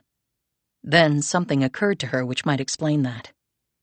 What if Langhorne wanted to be caught and then turned? And why might he want that? The reason was obvious. Money. He had ripped off the Giordano family. Sooner or later they would knock on his door and kill him. But if he helped the government take them down, he would get federal protection and years to effectively hide what he had stolen. Then he would do what he eventually did. Disappear and take that fortune with him, and safely live in the lap of luxury for the rest of his days. This revelation was so startling that Gibson had to sit there for a few minutes and probe it from all sides to see if it held up. And it did. But she wanted to make sure that her theory was correct. But to find the treasure, she needed to know even more about Langhorne. Gibson searched article after article from back then, until one, buried deep in the pages of the Newark Star-Ledger, fully captured her attention. She read it twice and then sat back. Shit, really? Why had no one mentioned this to me before? Why hadn't Beckett... And then the answer came to her. That was part of the deal. Langhorne brought the mob down and his own dirty laundry, and this story was explicit about what that dirty laundry might be, would be forgiven. And that was probably the other reason he had turned on the Giordanos. Not just to get the money, but to keep from going to prison over... this. I guess they did things differently back then. Or maybe they still do today, but nobody ever hears about it. She searched for any other articles that spoke to this same subject matter, but found zip. That was curious in and of itself, she thought. Then the reason occurred to her. The feds had put the lid on this. If it had been widely published, the mob's lawyers could possibly have used that in their client's defense. She emailed the article to Art Collin. Gibson wanted his take on what this reporter had alleged. She also Googled the reporter who had written the article, Samantha Kember. Well, Gibson wouldn't be speaking with Kember. She'd died of cancer 15 years back. Hopefully, Art Collin would have some information for her. Gibson also left an email with Jan Roberts, a reporter now with the Star-Ledger whom she had come to know during her time as a detective back in Jersey City when Roberts worked for the local paper there. She went back to her earlier searches on Langhorne's upbringing. Joel Langhorne sounded like your typical street enforcer. Brutal, sadistic, hard-drinking, and loyal only to the capos above him. His wife, Ida Giordano, seemed to have been totally all in with her mob family. She had nearly gone to prison when her son had turned rat. She doubted that had made the woman love him more. She had died 20 years ago in a state-run nursing home. Langhorne had no brothers or sisters. He was it for the Langhorne line. And now that line was extinguished. Except for Doug Langhorne. She looked at what she knew about Langhorne's wife, Geraldine. She had been born in the South, but her family had moved to New York when she was in her early teens. She had met Langhorne there and they had married. Now her husband was dead and no one knew where Geraldine was. Probably dead too. Gibson closed her eyes and slumped in her chair. She had waffled back and forth over this case from the start. Do I work it? Do I run from it? Now she was doubting herself again. This shit is so complicated, it'll take you the rest of your life to figure it out. And even that probably wouldn't be long enough. Here you are dreaming about impossible wealth dropping into your lap. Hello? It is not going to happen.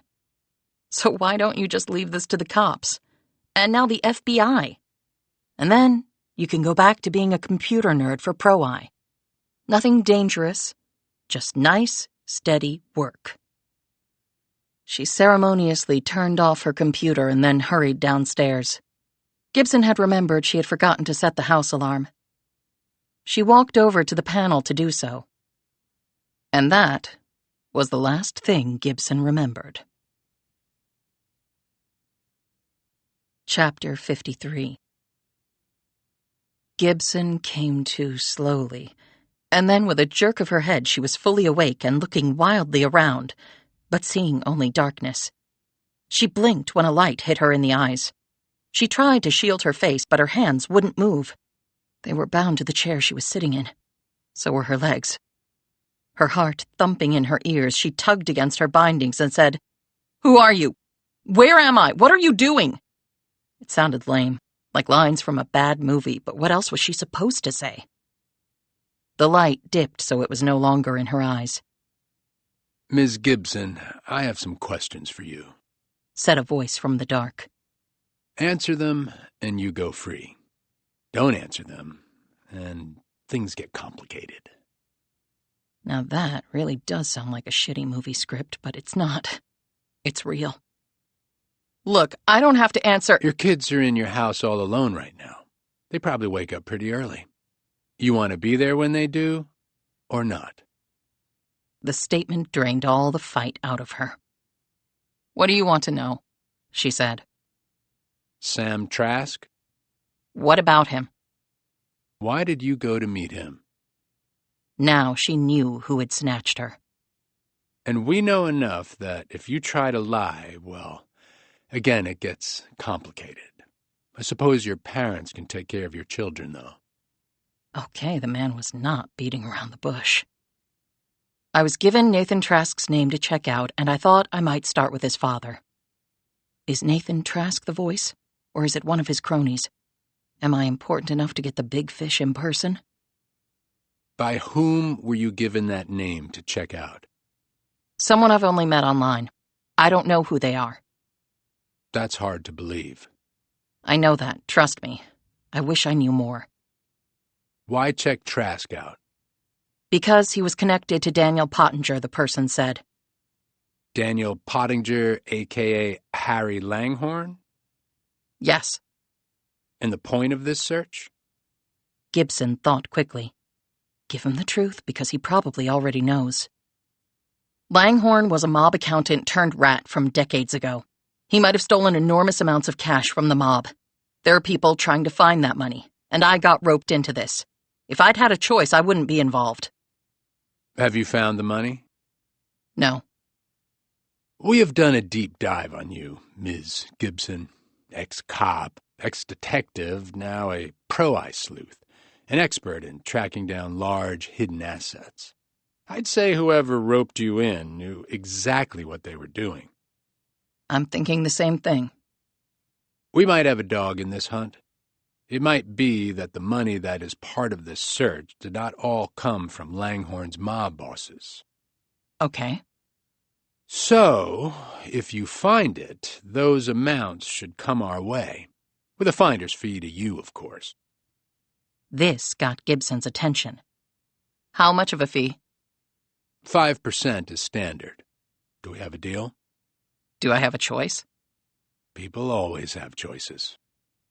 From behind Gibson, a garrote was slipped around her neck and pulled uncomfortably tight.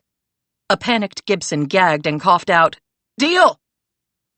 We have ways of checking to make sure you hold up your end of the bargain.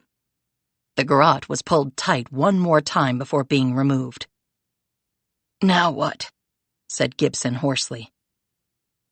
Now you get back to work for your new partner.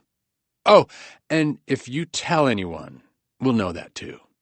So, you talk, then it won't just be you who suffers the consequences. Son, daughter, mother, father, and 2 younger brothers. The Rogers-Gibson family wiped out.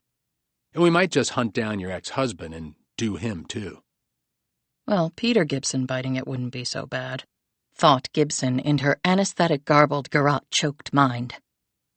But just so you know, patience is not a virtue.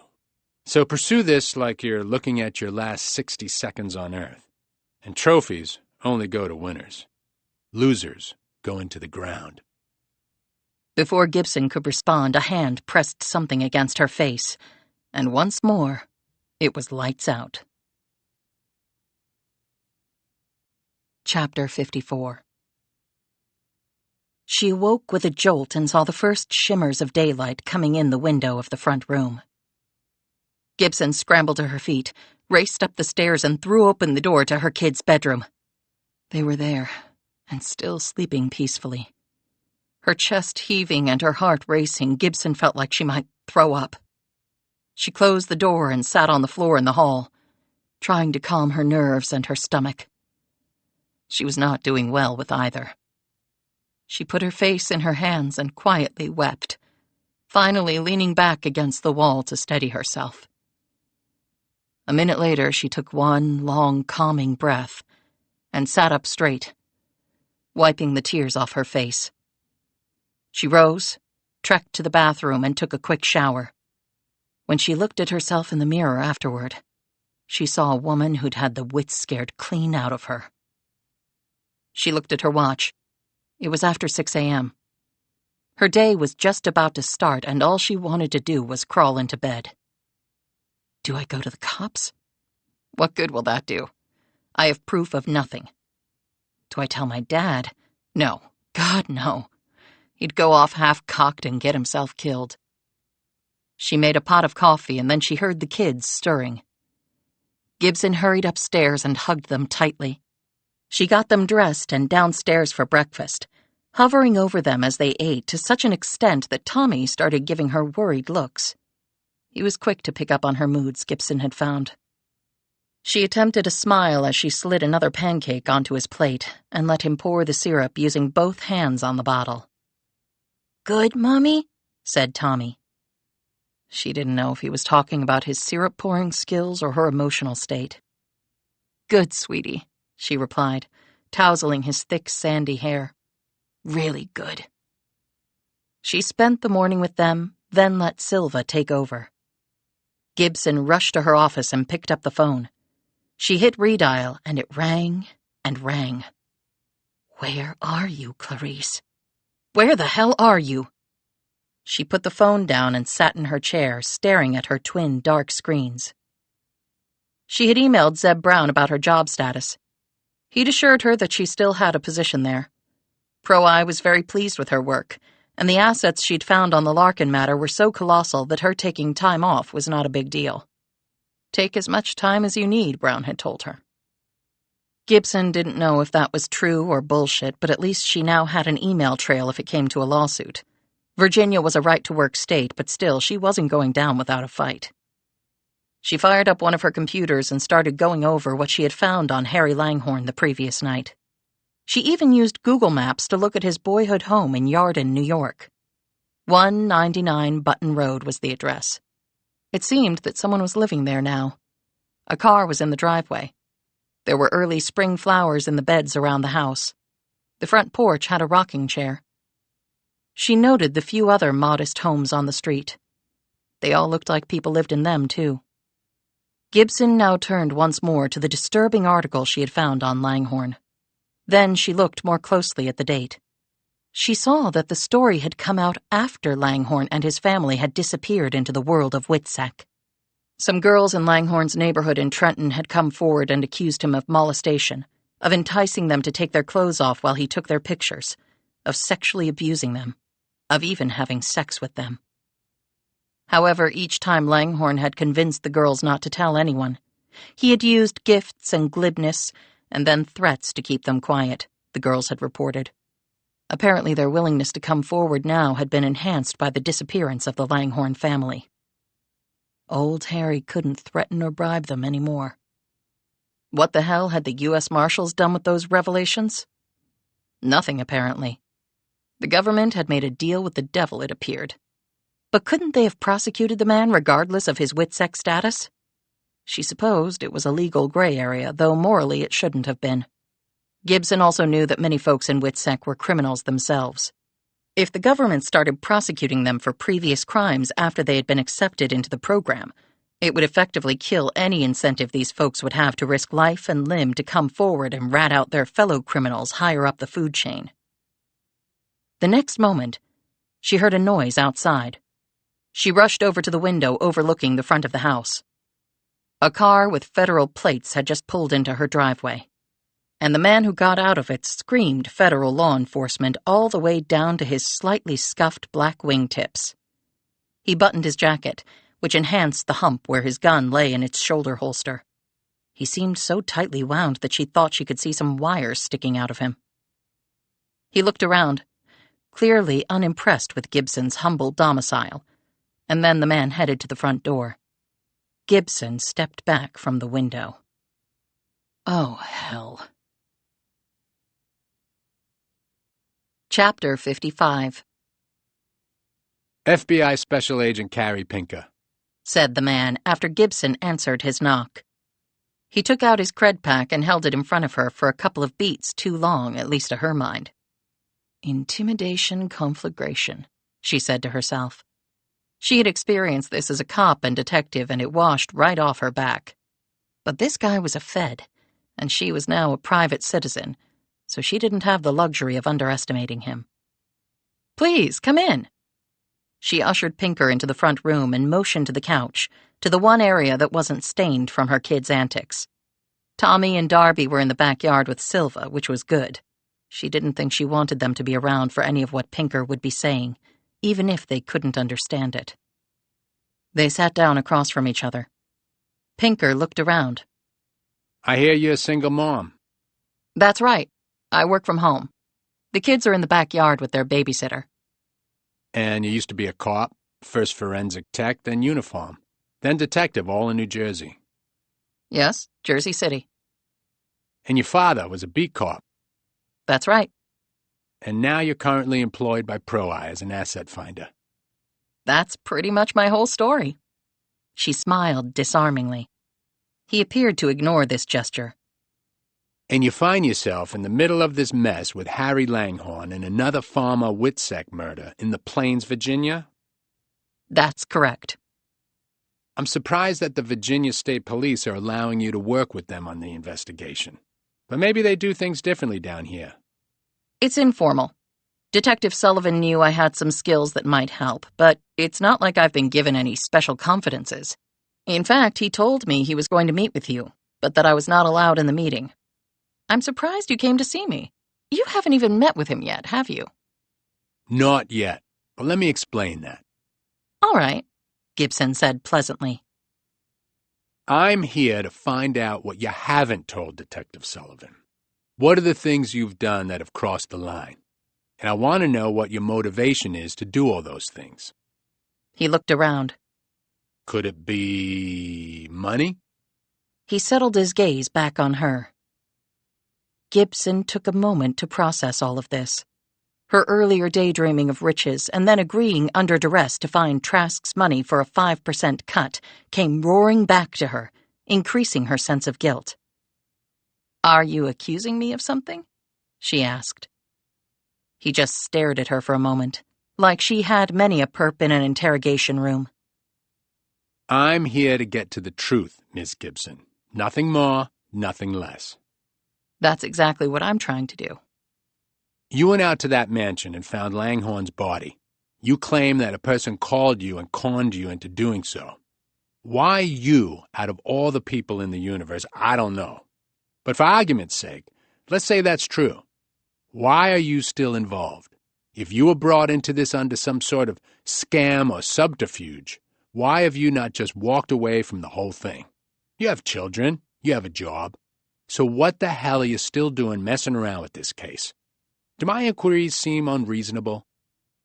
This burned Gibson's butt more than anything because his inquiries weren't unreasonable. She'd be asking the same questions if she were him. And right at that moment, she decided to tell him the truth. Or at least some of it. I didn't want to be involved in any of this. But the moment I went out and found that body, I was involved. I still tried to get out. Like you said, I've got little kids. I didn't want to do anything to put them in danger. Then why did you? Asked Pinker.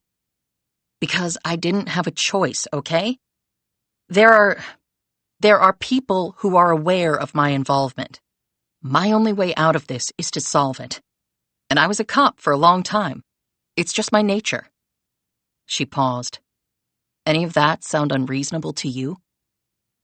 He sat back, clearly reassessing her in light of this swift comeback. What people? Not going there, sorry, replied Gibson. Okay, I'll accept that. For now. Have you made any progress? A little. Pottinger is Langhorne. Langhorne probably stole a fortune from the mob. Someone is looking for that money. And I think that's why they got me involved. At Pro-Eye, that's what I do for a living. I look for assets, big ones, in the most unlikely of places. And does whoever got you involved in this think you'll find this treasure? If it even exists, and then, what, turn it over to them? Maybe, answered Gibson. He looked at her skeptically. Have they made threats against you or your family? I think my safest bet is to find the treasure, if it does exist, and then turn it over to the authorities. That way, I'm off the hook, at least the way I see it. You didn't answer my question. Have you been threatened? That's all I'm going to say on the matter, replied Gibson. Which is an answer in itself. So do you have any firm leads? Yes, and I've shared them with Detective Sullivan. Except for all the ones I didn't tell him. Sorry about that one, Will. So what do you plan to do going forward? Asked Pinker. I'm planning to do some online searches into Langhorne's assets. I'm sure the police are doing that as well. And is the Bureau? Asked Gibson. I can't tell you that. Why is the Bureau involved anyway? I can't tell you that either. But I'm sure you know that WITSEC is a federal program. They were no longer in WITSEC, countered Gibson. Doesn't matter. They're dead. Someone killed them. We have to figure that out. Next, they might start killing people who are still in the program. I see your point, said Gibson. So I'm less concerned about this treasure than I am about finding the killer or killers. I'm sure you know all about the Langhorns? Geraldine disappeared shortly after her husband, and may or may not be dead. Their children, Francine and Douglas, left the program when they came of age. No one knows where they are. You think they might have found their father and, exacted revenge for him walking out on them? Gibson said, "From what I've learned about Harry Langhorne, his kids were probably thrilled when he left. But I can't say they didn't kill him. Not for sure." I take it you've been talking to Earl Beckett with the U.S. Marshals Service? Sullivan and I met with him, yes. He actually was the handler for the Langhornes at their last stop. But you still think they might be good for his murder? Get back at the old man for being such a tyrant? Asked Pinker. People have killed for less. Yes, they have. And Darrell Oxblood? I understand his real name was Bruce Hall, noted Gibson. You understand incorrectly. Bruce Hall was his Witsec name. His actual name was Bruce Dixon. Bruce Dixon? BD? The initials in the comic book. Gibson tried not to show her excitement. Okay, thanks for that clarification. She loved it when know-it-alls like Pinker just couldn't resist showing their superior knowledge. But she bet the man would later regret telling her that. She said, "It seems the same person who killed Langhorne killed Oxblood. Same phrase on the wall. Can't be a coincidence. Not that I believe in those anyway." But why kill him? Asked Pinker. Beckett wouldn't tell me anything about him. Pinker said, The Dixons were neighbors of the Langhornes in New Mexico. Bruce and Francine were friends, close friends, by all accounts. "Thank you again, Mr. Know-It-All. And that one really is important." But then she wondered why he was really telling her this. Gibson noted, Beckett said they sometimes consolidated Witsec families for budget and manpower purposes, but they weren't supposed to tell anyone their real identities. And you think kids or adults always follow the rules? Asked Pinker. My kids don't, and they're just toddlers. I can only imagine what teenagers get up to. No, I take that back. I remember my teenage years, so the sky's the limit. Pinker nodded, looking thoughtful. It might have seemed cool for them, like being in some elite club that only they knew about. So Harry Langhorne is dead, and Francine Langhorne's Witsec friend from decades ago is dead too. What do you think is going on? Connected to the treasure? If I knew, I'd tell you, Agent Pinker. Why don't I believe that? Chapter 56. Clarice sat in front of her twin computer screens, staring down at assorted burner phones and notebooks, conspicuously labeled for each project she had going. Gibson knows about Julia Fraser's being in the Plains, Virginia. She knows about the comic book and the initials. She saw the phrase on the wall. She opened a notebook labeled simply, The Past. She turned to one page and stared down at the initials she had written there. BD and RE. She had once been sentimental, sometimes even caring. She could no longer be that way. Part of her was okay with that. And part of her, a constantly diminishing part, wasn't. She rubbed her fingers across the letters B and D. He had been one of them. They had taken an oath, like the Mafia. You never turned on one of your own. Obviously, the years had dulled that solemn promise for some of them. She looked at her Gibson burner phone. What was the woman doing right now? Tracking Julia Fraser's rental from Dulles to the Plains and back? Had Barbara Cole been able to give enough of a description of Fraser? She wasn't really worried about that. Clarice knew exactly the outfit and wig and makeup she had worn at the Plains. She would never look anything like that again, having already excised the items from her inventory. And Gibson couldn't know that Fraser and she were the same person. The name, driver's license, and credit card she had used at the rental car company were first-rate, with several walls of defense separating her and her alter ego. It was akin to following the Mississippi from its end of the Gulf Delta back to its origins at Lake Itasca in northern Minnesota. The problem was that Gibson was a trained investigator with pro-eye level resources. And going forward, Those same resources might be used against me.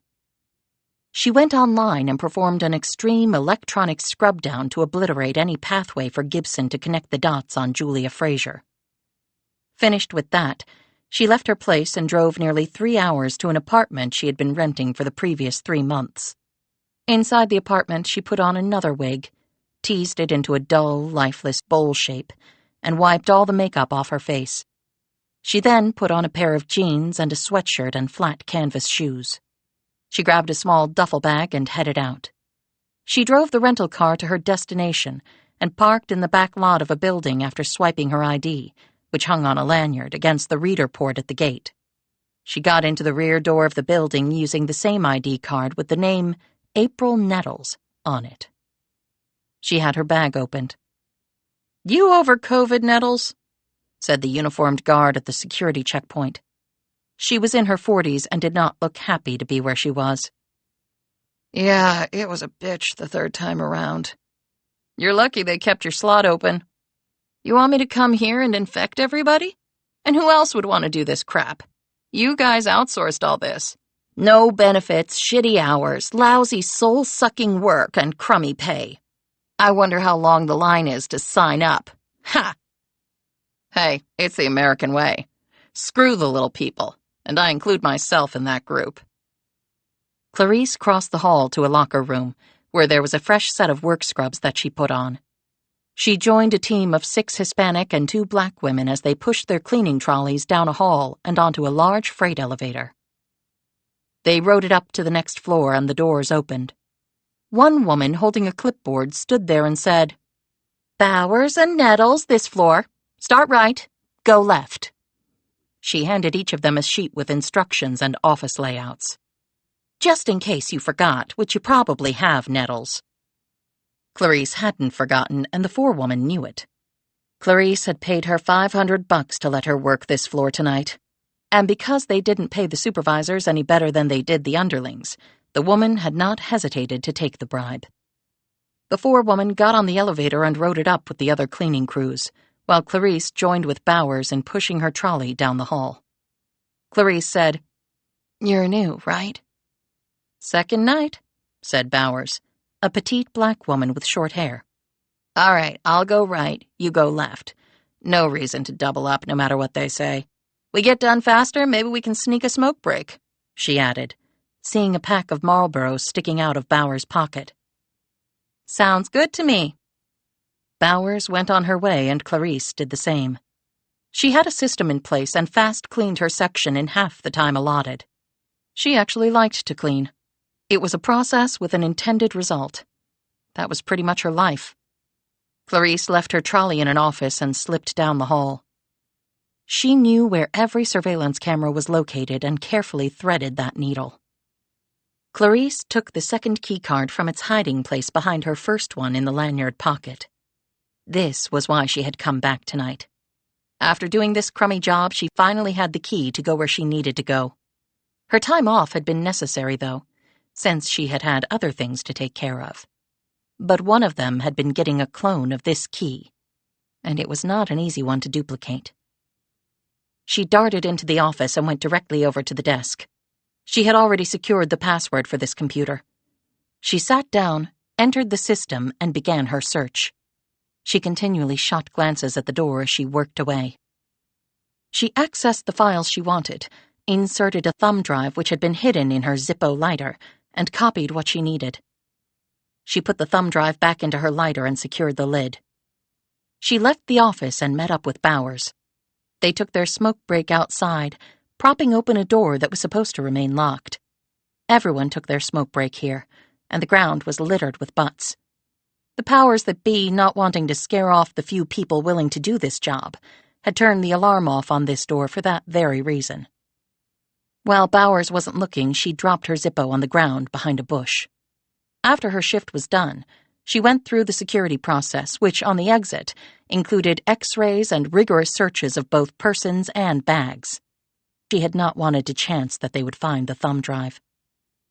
Clarice left the building, circled back around to where they had taken their smoke break, and plucked her Zippo from behind the bush. She got into her rental car and drove back to her apartment. She walked up to her place, unlocked the door, and went in. The voice told her not to move. So Clarice didn't. Chapter 57. The place was dark, and it stayed dark. Clarice slowly took the Zippo containing the thumb drive from her pocket. She put it inside her jeans, and then slipped it into her underwear and finally secreted it inside herself. It hurt, but it might not hurt as much as what was about to come. "Who are you? What are you doing in here?" She observed movement to her right, a shadow only slightly darker than the dark. "Up close and personal time," said the voice. "And you know the who." The shadow did not move. It didn't have to. Clarice indeed knew who it was. "Mind telling me how you did it?" The shadow moved closer. "Yes, I do mind. I don't want you to reverse engineer. You were always damn good at that. Better than me." "What do you want?" asked Clarice. "Obvious, right?" "Not to me. I thought we had done the communication thing and knew where we stood." "Really? I'm disappointed. You were always quick on the uptake. You live by your wits. You fallen down on the job now?" "We had an arrangement, did we not?" said Clarice. "Maybe you thought we had one." "You going rogue?" "I was born rogue. I thought we all were." Clarice shook her head. "No, not born. Made. You know that." "Maybe." "BD?" she asked. "What about him?" "Why?" asked Clarice. "Why not?" "You broke the rule on that one," said Clarice. "I make my own rules now. Have for years." "Still, you didn't have to do it. You just needed his ID for the van to take my mother." "There are things you never knew. Things I protected you from." "He was sweet. He was kind. He didn't deserve that. He loved comic books." "He loved lots of things, not just comic books." "You're lying," snapped Clarice. "Just you saying it doesn't make it so, baby cakes." The person came into the light filtering in from outside, but she still remained largely a shadow. Then she took one more step forward and could be seen fairly clearly. The woman had changed. Greatly. "You don't look good," said Clarice. "You, on the other hand, look amazing. Good enough to eat, baby cakes, even with the dopey wig and plebeian clothes." "Plebeian? Have I educated myself over the years, or what?" "Baby Cakes was your nickname, not mine," retorted Clarice. "It would have been yours, but for me," she said quietly, moving still closer. Clarice looked for a weapon on her person even as her hand slipped inside her pocket. "Something I was always grateful for," she said, her fingers closing around the cylinder of pepper spray in her pocket. "Well, then start appreciating me again. We were all each other had for a long time, and from what I've seen, that hasn't changed. Tell me if I'm wrong. Are you married? Do you have kids? A significant other?" She smiled. "I know you've got nobody." "I had Mommy, but you have her now." "Mommy is just fine, never better. She's costing me a mint in insure, though. But it'll take more than that to keep her alive. She, like me, doesn't look so good. She's had a rough life." "She just sat there and stared at that rough life consuming all of us, same as my bitch of a mother." "I told you what I was going to do," said Clarice. "So I don't know why you're here, and I don't know how you found me here." "You think you're the only one checking out the feds? I was on the day cleaning shift for a month and scoping out the night shift when the time came. What a treasure trove of shit that was. And then I found you." "I've changed." "Not that much. Not to me." "What was it? What gave me away?" "Okay, I'll tell you. It was the swagger. Change the hair, face, clothes, body, but you can't change the way you walk. At least not to me. But really, how could you be sure? I'll tell you, she purred. No one else on the cleaning crew went to pick up a Zippo from behind a bush off the smoking exit. Something hidden in there? I've done that one myself. Great minds, said Clarice, her fingers gripping the pepper spray. So did you find what you were looking for? Maybe. Does it matter to you? It all matters to me, baby cakes. Where's the stash you found? In a safe place. She grabbed Clarice's crotch. Down there, right? Same old hiding place. You need a new location, baby cakes. She let go of her. Clarice drew a quick breath. Deflect and counterattack. Do as I say? Why use that? It was his mantra. Did you forget? I can't forget any of that. There you go, then. Seemed fitting, after all. Try one more time. Where is Dougie? Asked Clarice. No idea. You're lying. He was always loyal to you. Did anything you wanted. If you don't want to believe me, don't. By the way, you gonna pull that thing you're holding in your pocket and try and hurt me with it? Go on and try. It might be fun. I was certainly thinking about it. Well, think about this instead. Clarice felt the tip of the knife bite into her neck. She felt the drop of blood freed from her body. It meandered down her long neck like a skier on fluffy snow. Is that the knife you used to kill Bruce? No, you're special. This one is even sharper. You kill me, no treasure. Maybe I have enough money. Nobody has enough money. She made one more small nick, her hand wielding the blade like a surgeon.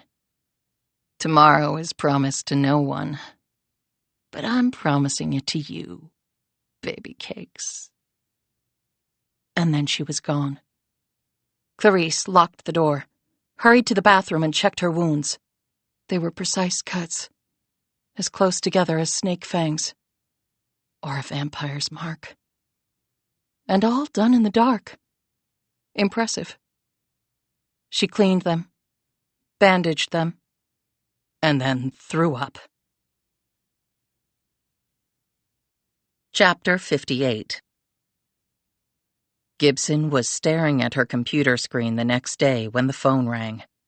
That phone. Hello? Mickey? Said Clarice. Are you all right? You sound shaky. So do you. Gibson hesitated and then just decided to tell her. I had a visitor the other night. She went on to tell Clarice about her being kidnapped and interrogated. Clarice said nothing for a few moments. Nathan Trask? You're sure? I don't know if he was there personally, but it was definitely him behind it. And don't tell me you're sorry because I won't believe it. He wants the money that Langhorne stole from him. He's more concerned with the loss of face than the money. I made a deal with him to recover it. I would get a piece of the action. What? Oh, come on, don't act all surprised. I'm not doing this for the fun of it. Gibson said, Well, I made the same deal with him. I had no choice if I wanted to walk out of there alive. Winner takes all. You make it sound like some sort of competition. Maybe it is. And why do you sound off? Asked Gibson. I had a visitor, too. Who? Trask's goons? Said Gibson.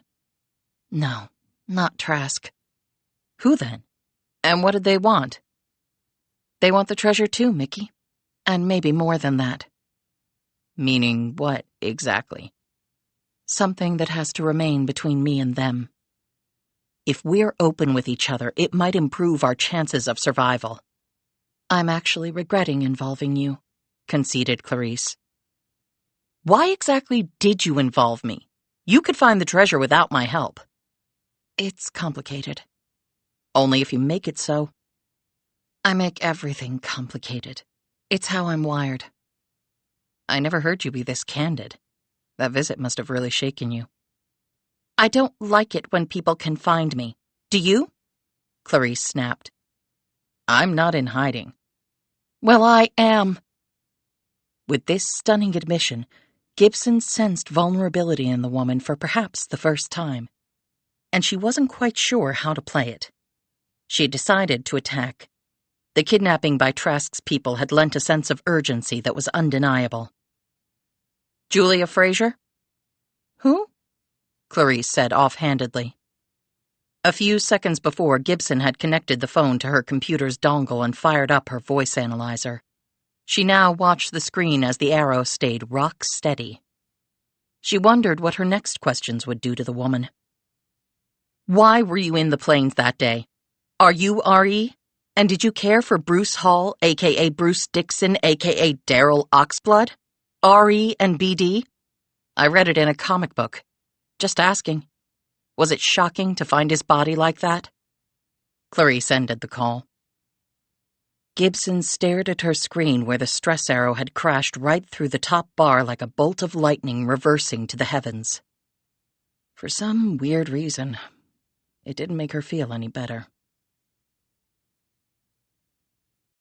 Chapter 59. Clarice was on a train, for the first time in a long time. She had decided against another plane ride. She wanted to be tethered to the earth right now. She could not jump out at 35,000 feet, but she could leave a train with relative ease. She had packed everything from her rental into 2 bags and Ubered to the train station. Just to be safe, she had gone into the women's room, changed her appearance in a stall, and exited the bathroom with 1 small duffel. She boarded the train and headed north. She stared out the window into the deepening darkness. As the train picked up speed and the ride became gently swaying, she closed her eyes and tried to process what had happened. There were 2 major events, neither one of them good for her. She tracked me down. All my precautions, all my work, and she still managed to do it. She touched the wound on her neck. Would she have cut it all the way? Look what she did to Bruce. She pressed her fingers against the coolness of the window. Next up was Gibson's stunning revelations. She knows I was Julia Fraser in the plains, and she's figured out the connection to Bruce Dixon. I've got 2 of them breathing down my neck. Literally. Then her spine firmed. Come on, you've got this. They haven't beaten you yet. She took out her laptop and inserted the thumb drive in the dongle. She brought up the files and quickly sorted through them. The one she was looking at now was, in a nutshell, all the U.S. Marshal Service had on the Langhorne family. She knew most of it, but not all. She saw pictures of Harry Langhorne when he had been the mob accountant. Tall, somewhat nice-looking. But the arrogance in those eyes, the evil lurking inside what most would assume was a mild-mannered dollars and cents counter. She went through the man's history, from cradle to now the grave. The file had been dutifully updated to include the death, murder, technically, of Harry Langhorne, a.k.a. Daniel Pottinger. But that hadn't ruined the Marshal's perfect record, since Langhorne had left Witsec long before he was killed. She glanced away when the pictures of the Langhorne family came up. The mother, the son, the daughter. She knew enough about all of them. The images were suddenly coming to her again, as they once did on a daily, sometimes hourly basis. She had managed that anxiety for a long time. Years, in fact. She had done so through her concentration on grifting, and in her piles of notebooks compartmentalizing her very existence. Clarice looked around, but all the other passengers within her sightline were asleep. You suffer in silence, you remember that. Seen, but not heard.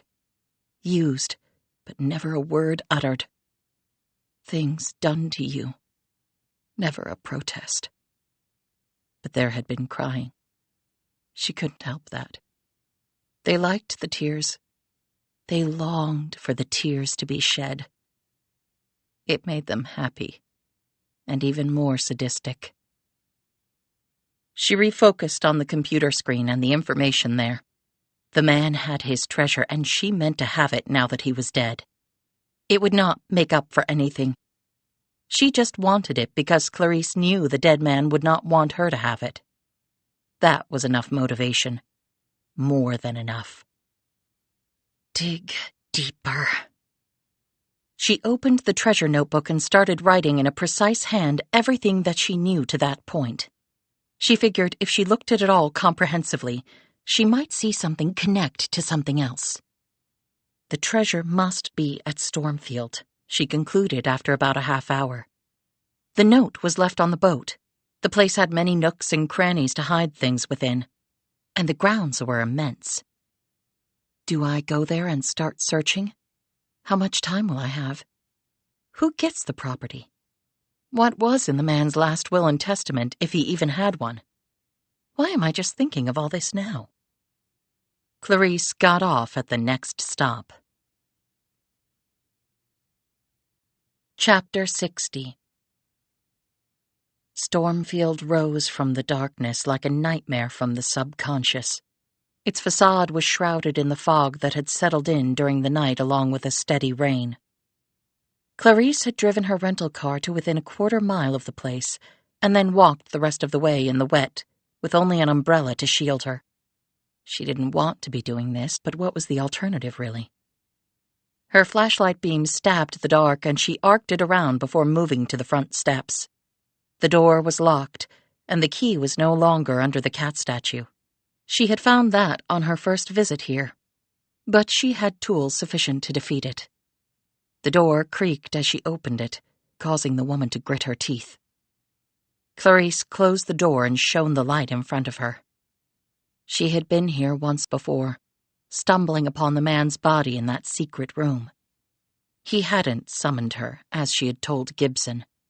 She had never worked with Daniel Pottinger in Miami. But after years of searching, she had discovered that Pottinger and Langhorne were one and the same. But he was already dead. She knew who had killed him.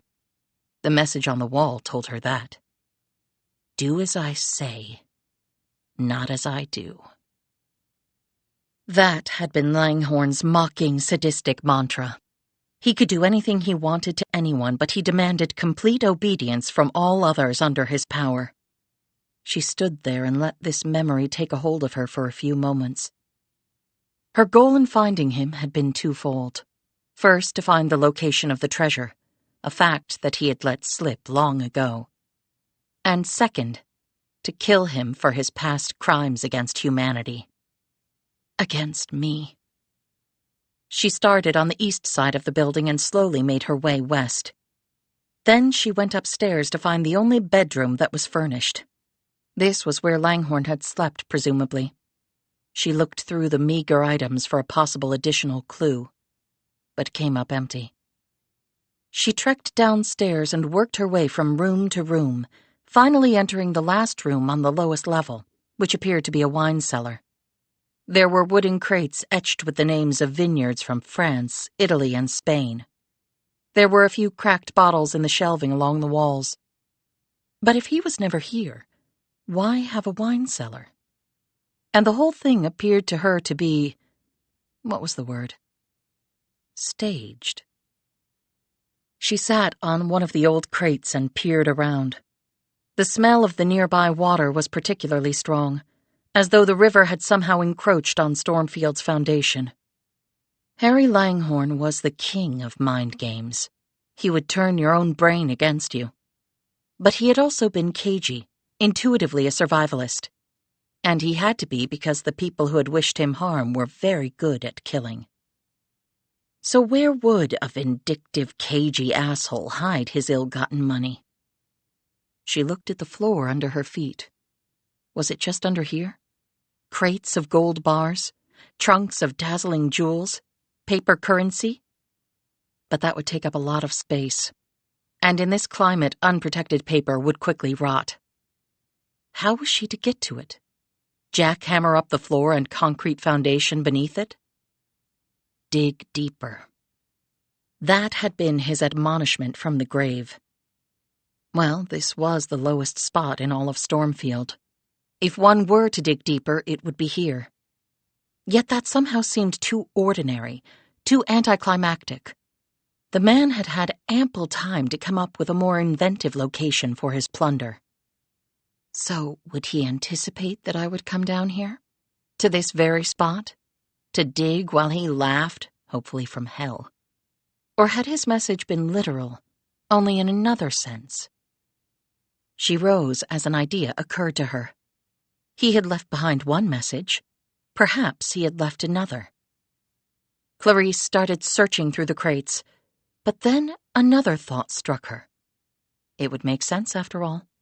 In a classic manner, at least. There were only 5 bottles down here. 4 were empty and cracked. 1 was intact but empty of any wine. Well, that was intriguing in and of itself. Why have a corked bottle with nothing in it? Or was there something inside? She used a rusty wine opener lying on one of the crates to uncork the bottle. Nothing. Shit, she muttered. Was she just wrong about all of this? Was it just a wine cellar, only with no wine? But the one constant in Clarice's life was attention to detail. Her hundreds of notebooks compiled over the years would attest to that. So she examined the cork closely in case something was embedded in it. She hit the glass with her light to see if there was any writing or clue on it. And then her attention turned to the wine label. It was not entirely affixed to the glass. One edge was curled up. She slowly and carefully removed it. The folded-up slip of paper secreted behind it fell out. A message outside a bottle. How quaint, Harry. However, the message was anything but quaint. This is the 21st century. Act like it, you idiot. She stared at the paper for a few moments before slipping it into her pocket. 21st century? Okay, that could mean a number of different things. Some apparent, others not. She had just started pondering a few of the more obvious ones when she heard noise from above. As she listened, it was repeated. It seemed she was not the only person at Stormfield tonight. Chapter 61. Clarice's hand closed around the pepper spray as she quietly left the wine cellar and made her way slowly upward. She didn't want to be trapped in the bowels of the place with no way out. She felt her breath quicken as she reached the main level and cautiously peered around. Clarice didn't dare use her flashlight. She listened for additional sounds, but the quiet remained unbroken. Did they hear me? Are they waiting for me to show myself? Who could it be, she wondered? The ones who had come here and killed Langhorne? She shuddered at encountering her again. Was it the police? But why would they come in the middle of the night? Was it Nathan Trask's men looking for the treasure too? And if they found her here, that would most likely be the end of me. She kept moving forward, growing ever closer to the front door. What she would give to be back in her safe quarters, surrounded by her notebooks with their safe, precise details. She heard a noise. It sounded like one person. Then it all depended on who that one person was. She put the message she had found in the bottle into her mouth, chewed it up, and swallowed the gummy remains. If the person found her, they would not find what she had. Next, the assertive steps she had heard up to now turned to stealth. Maybe she had left wet footprints in the entrance hall. Or had they noticed her car parked along the road? She nearly screamed when the hand clenched her shoulder. She looked up into the face of the tall, strongly built man. What are you doing here? Who are you? The pepper spray hit him right in the face, causing him to drop his flashlight, clutch his face, and stagger backward. He slammed into the wall. God damn it! He screamed in pain. She ran down the passage and hurtled through the open doorway, her gloved hand reaching in her pocket for her car keys. She passed the sedan parked in front and ran flat out away from Stormfield and reached her car. She drove pell-mell to the main road, turned left, and gunned the motor. When she got to a highway, Clarice finally slowed down. She drove to the car rental place where she dropped off the vehicle and left the keys in the overnight box. She had recognized the man from the images on her surveillance camera placed at Stormfield. She had pepper-sprayed Wilson Sullivan. It was 3 a.m, and she wasn't quite sure what to do. Then something occurred to her. Something that for her was truly outlandish. Clarice made the call, desperate to hear the other woman's voice for some reason. She was breathing so fast her body temperature had cooled, making her teeth chatter. "Hello?" the voice said sleepily. "Mickey, it's me." "I know it's you since it's the phone you left me. Do you have any idea what time it is?" "Can I come see you now? Right now? Something's happened." Gibson said nothing for several long, and to Clarice, disquieting moments. "Mickey?" I'm here." "You want to come and see me?" "Yes." "What happened?" I was at Stormfield tonight." "Why?" "I was looking for the treasure." "Did you find anything?" Can't we do this in person?" "What else happened?" "Someone else showed up while I was there. He grabbed me." "Who grabbed you?" "Wilson Sullivan." Gibson did not say anything for several seconds then.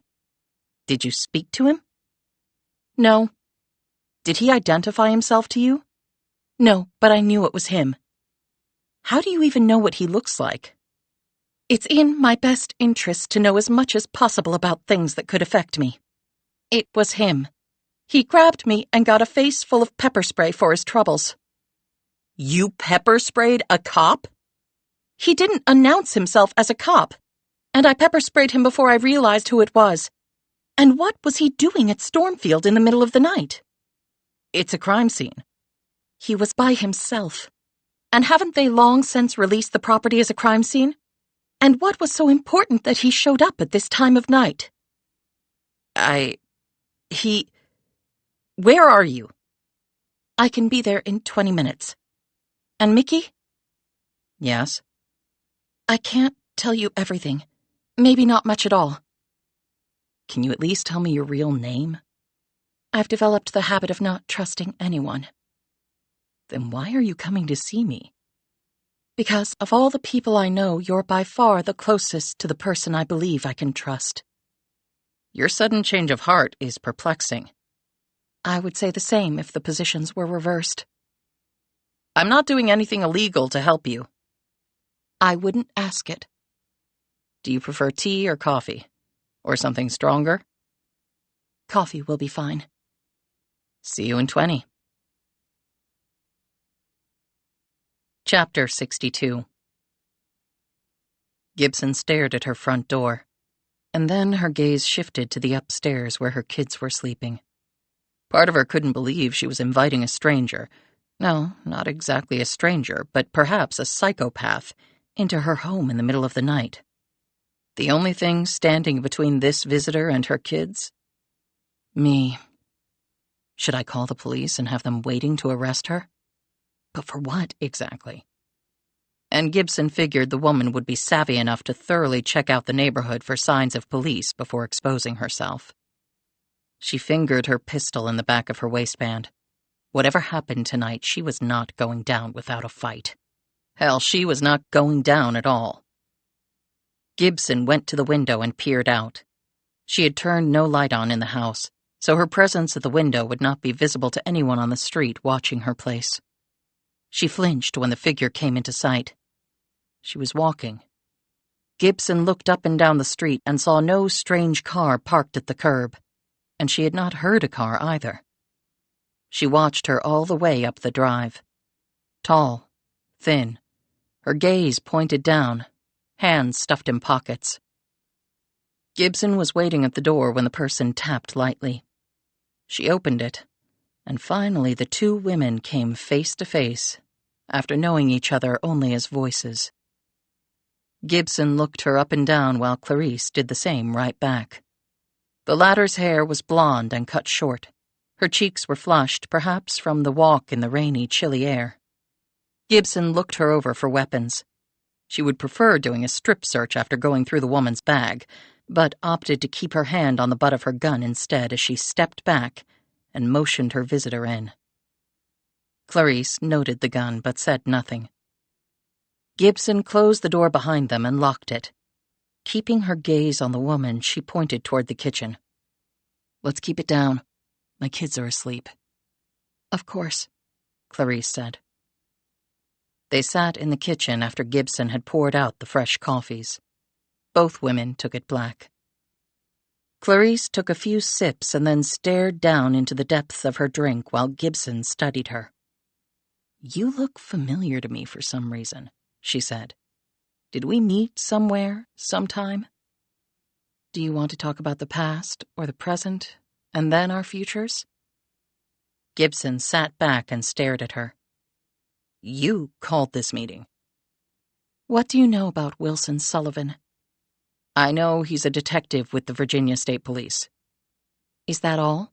said Clarice. "Do I need to know more?" "Knowing less is never a good thing." "Is he aware of the treasure?" "I did talk to him about that, yes. He didn't seem all that interested." "I think he's very interested. I believe that's why he was at Stormfield tonight, looking for it. Why else would he have been there?" "When I was a detective, I worked crazy hours. I would get a theory and want to test it." "What theory needed testing at Stormfield? Daniel Pottinger was Harry Langhorne. Shortly before his death, he was visited by a man while a woman waited outside in the car. Sullivan knew this but didn't tell you. Langhorne was poisoned and found in a secret room with a strange phrase on the wall written, you think, by two people." "Would that be the man and the woman who had visited Stormfield?" "You know who they are, don't you?" "I have my theories." "And who are you, really?" asked Gibson. "Do you have a theory?" "Two, actually. Either Francine Langhorne or someone with the initials R.E. Yes, I know. You mentioned that before. What I really need for you to do is find out more about Sullivan." "I can check into some things." "But you could have asked me over the phone. Why come here and show yourself to me?" "I don't show myself to anyone. Tomorrow, I will look nothing like this." "How about Doug Langhorne? Any idea where he might be?" "He might be the man who visited Langhorne right before he died." "And the woman in the car might be Francine Langhorne? So are you saying that leaves you out of the running to be her?" "Think what you want." "I have little kids to take care of." "I know that." "Do you have someone to take care of? Like maybe a parent?" To her credit, Clarice showed no reaction to this question. "What makes you say that?" "Just something you mentioned in passing." "I must be more careful in choosing my words with you, then." "Is that a yes?" "Everybody has problems." "You had to take a call when we were talking one time. I think you believed you had disconnected our call, but you hadn't. I noted the tone of your voice. It was like mine when I got a call that my dad had been taken to the hospital with chest pains. Trying not to panic, but barely keeping it together." "You love your parents, right?" "Of course." "Well, that's where you and I differ." Gibson said, "All right, so all you want out of this is the treasure? Is that it? Just money?" "Sometimes money is more than money," replied Clarice. "What then?" "Debts must be paid, Mickey. Otherwise, there are consequences." "You were rattled tonight. By Sullivan. That's why you're here." "I have found that in life, strategic alliances are the only way to achieve certain goals. You are one of those alliances." "An involuntary one." "Break this case and you can name your own ticket, unless you want to spend the rest of your life hiding behind a computer." "Isn't that what you do?"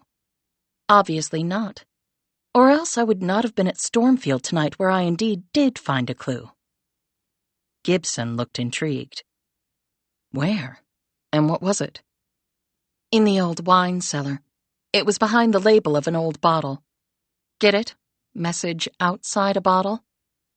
It said that we're in the 21st century now, so act like it. And then it called the finder an idiot. Do you have any idea what that means? It means the treasure is not buried somewhere for us to dig it up. Apparently, we have to look at more modern devices. Any thoughts on that? I will have them. Perhaps you too? Perhaps. Clarice glanced upward. How are your children?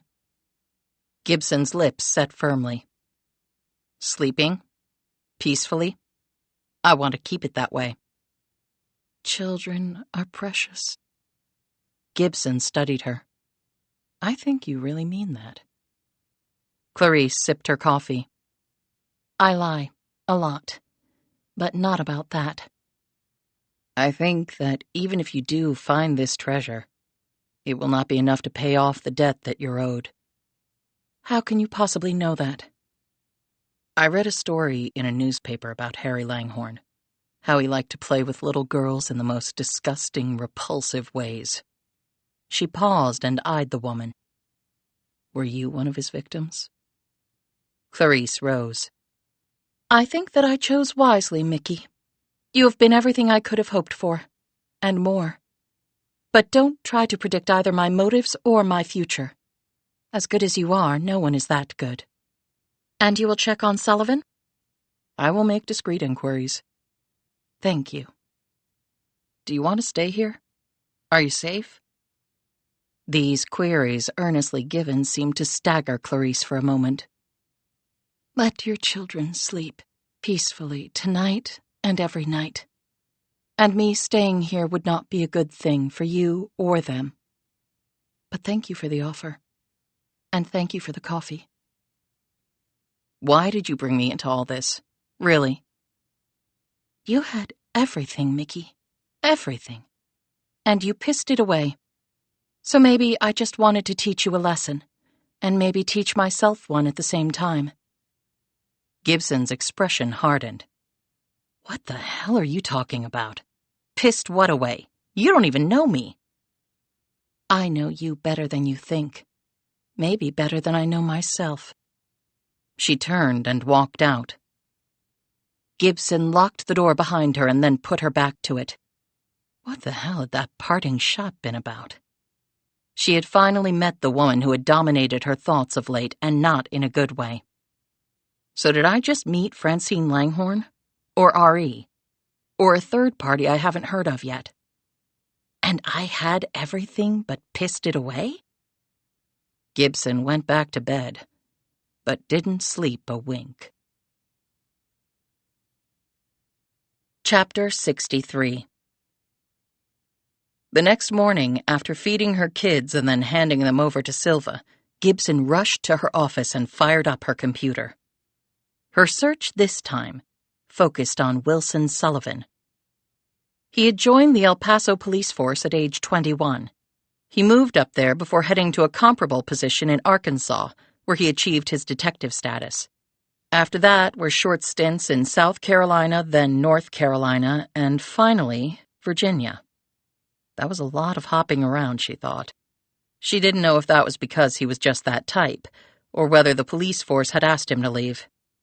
If so, she might be able to dig up something unless they had buried it, which she knew police departments often did. And the thing was, she could find nothing about him before he joined the police force in Texas. It was like a black hole. She went on sites that she used for Pro-Eye to do more sophisticated searches, and pulled a big fat 0 on them. Okay, put a pin in Sullivan and move on to something else. She pulled up a photo she had of Francine Langhorne and compared it to her recollection of Clarice from the previous night. Maybe a hint around the nose, the slightly off-kilter luminous eyes that gave them depth, but she couldn't be sure that the decades-old grainy photo of a little girl with big, sad eyes was the adult woman who had been in her house. She next pondered the clue that Langhorne had left behind. It's the 21st century. Act like it. She knew better than most that there were many modern ways to hide money, assets, treasure. One didn't need a safe deposit box or a bus locker ticket or a trunk and a shovel with which to dig a hole. And if she had learned anything while at Pro-Eye, it was that assets were liquid and non-liquid, but one could be made into the other with blinding speed and done so behind a wall of secrecy. And those assets could be transformed and transferred in ways that would make it nearly impossible to trace their origins. The one 21st century possibility that leapt to her mind was cryptocurrency. Ironically, this esoteric system of creating value, which was tied to reams of numbers spewed out by oceans of computers, could usually be traced fairly easily. This was because of the system's stringent registration requirements, which were the only things that made crypto valuable. Even though it seemed that Bitcoin had been around since the Roman Empire, it had only been created in 2008 by a still unknown person using the alias Satoshi Nakamoto. Once you registered an account online and took possession of your coins, which weren't really coins but digital assets, your account was placed on a blockchain. The blockchain was the electronic ledger that kept everyone honest, and the Bitcoin worth anything. With that, Gibson could find what you had, even perhaps if you later placed it in a secure wallet. This wallet wasn't made of leather. It was more likely in the form of a thumb drive-like device, but still tethered to the blockchain. The FBI had long exploited the fact that persons using Bitcoin for illicit purposes weren't as careful as they should have been. They got impatient or tried shortcuts. That had cost the creator of the billion-dollar Silk Road drug operation his freedom, as well as that of another ambitious criminal with a $150 million Ponzi scheme. And it had cratered a young Frenchman's multi-million-dollar embezzlement plan. All thieves using Bitcoin. All caught and held accountable because they had messed up. Gibson thought of the digital evidence left behind for the cops and people like her to find as Bitcoin breadcrumbs. But folks were getting more careful because if Gibson or the cops found you on the blockchain, it wasn't just one illicit transaction that would be exposed. It would be everything you ever did with crypto. Since crypto was a fairly recent phenomenon, Gibson knew that Langhorne had to have put his stolen mob money elsewhere for many years. Gibson's fingers flew over the keys, and for the next hour she looked for the obvious places where Langhorne might have buried his ill-gotten fortune. And she came up with exactly nothing. Why would I think the asshole would make it easy? She was about to try another search when her phone rang. Her real phone. It was Zeb Brown. "Miss me?" asked Gibson. When Brown didn't answer right away, she knew something was up. "Zeb?" Look, Mick, the company wanted me to email you, but I told them you deserved better. "What are you talking about?" I'm afraid Pro-Eye is letting you go. The blood drained from her face. "Letting me go? Why?" They didn't give me a reason, just a directive. "I thought I was on leave. I thought that things had been explained. You told me so." I thought so too, until the phone call I got. "You're telling me you have no inkling why this happened?" Look, I'm not supposed to say anything. "Say it anyway, Zeb. This is serious to me. I'm a single mom with 2 little kids." Someone here got a call from somebody, and that got it rolling. "Who?" demanded Gibson. I don't know, but it was apparently someone important.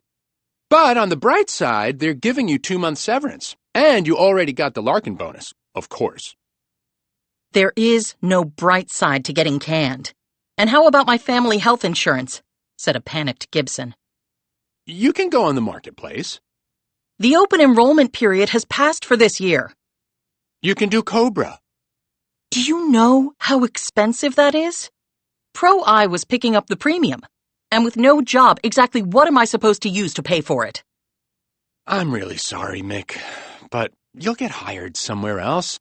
You're really good. Now I'll give you a reference. Again, I'm sorry. "Can't you poke around and find out who got me canned?" But he had already clicked off. Gibson stared at her stunned reflection in the black of her dormant computer screen. What in the hell had just happened? Chapter 64.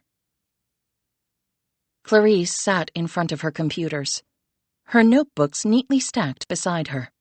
Everything in her life seemed normal, at least according to her eccentric standards.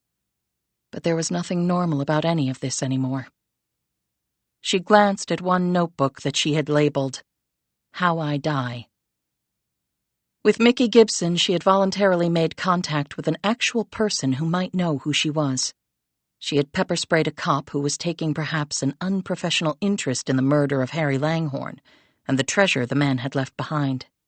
She had a formidable person from her past hot on her trail, and this person also had her mother as captive. And lastly, an international criminal was counting on her to retrieve his money stolen by Harry Langhorne. And if I disappoint him? As soon as she had found the note in the wine cellar, she had thought about ways Langhorne could have concealed his fortune. Crypto had instantly occurred to her, as she was sure it had to Gibson as well.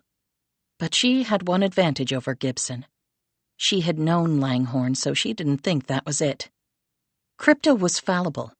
One could lose enormous amounts of money in seconds.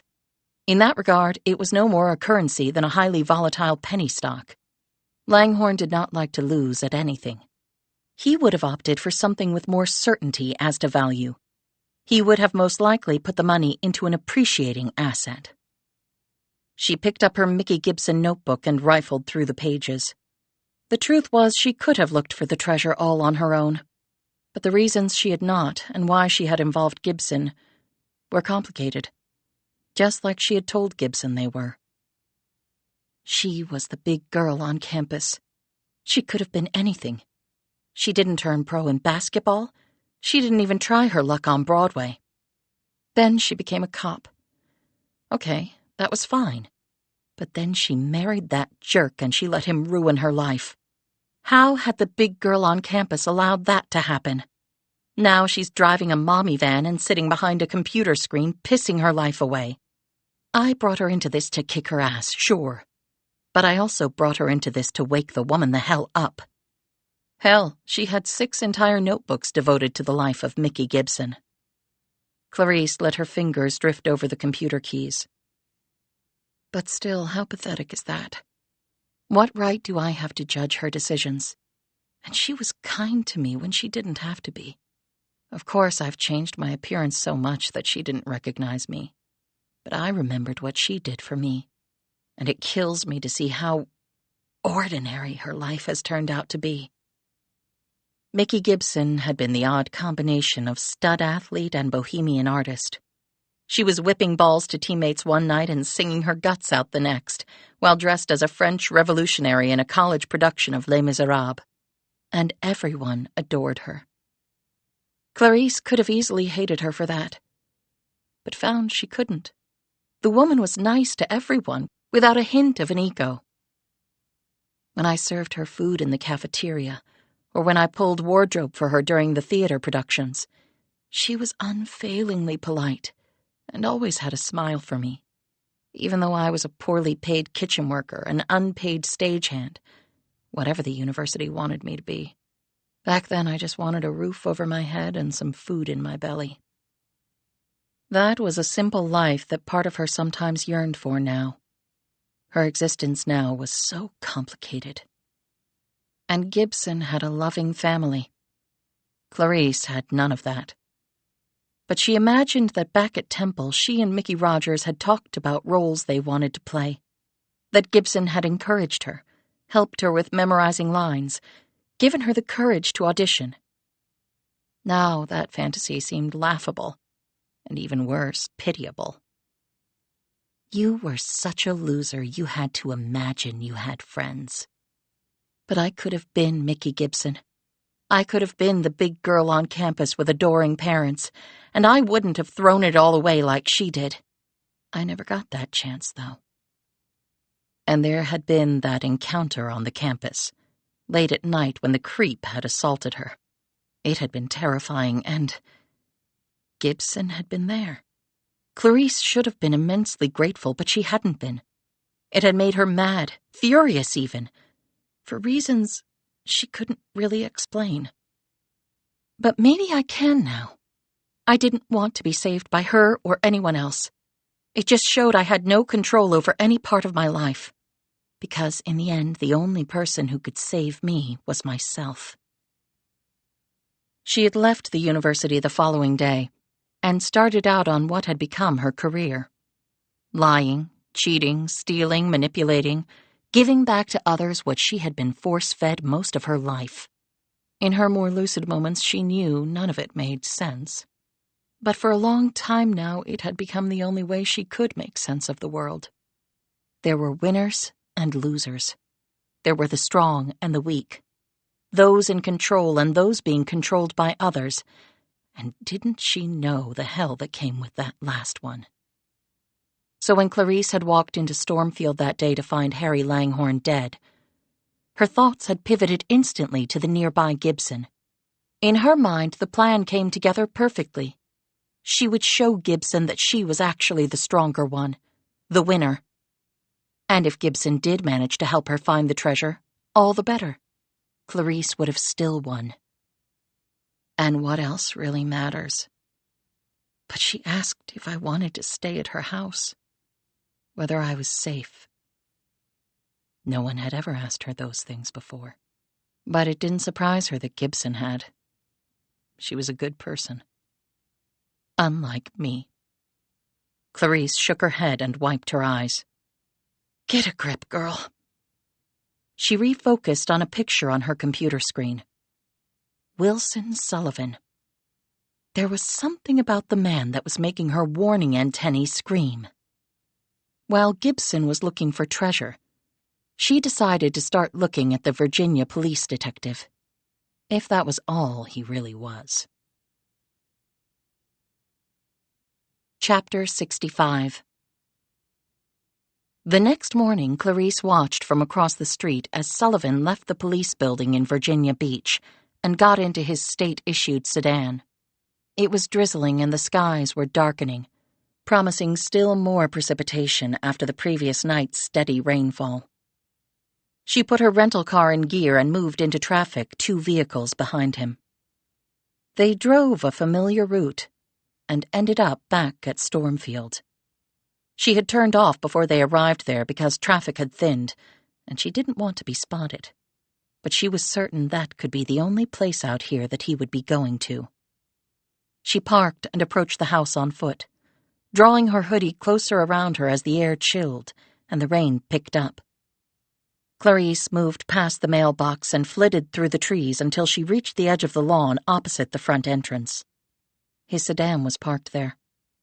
She ran across the grass and reached the east wing of the home, where she peered into one of the windows. It was dark inside, so she could really see nothing. The man must be using a flashlight. And then, to confirm this theory, she saw a stab of light cut through the interior. He was moving along the hall to the main staircase. And then he took it down. Well, if he made it to the wine cellar, he would find it bereft of messages. She licked her lips and remembered how the paper had tasted in her mouth. Hey, baby cakes. Clarice turned at the sound of the voice, right as a cloth covered her face. Clarice awoke slowly at first, and then in a panicked rush of cortisol plowing into her bloodstream, she sat up, or would have if she hadn't been restrained. She looked around at the decrepit room, paint peeling, floors wooden and filthy. One window, the single light bulb overhead feeble and pulsing. She was on a bed with her arms and legs tied to the bedposts. The smell here was not pleasant.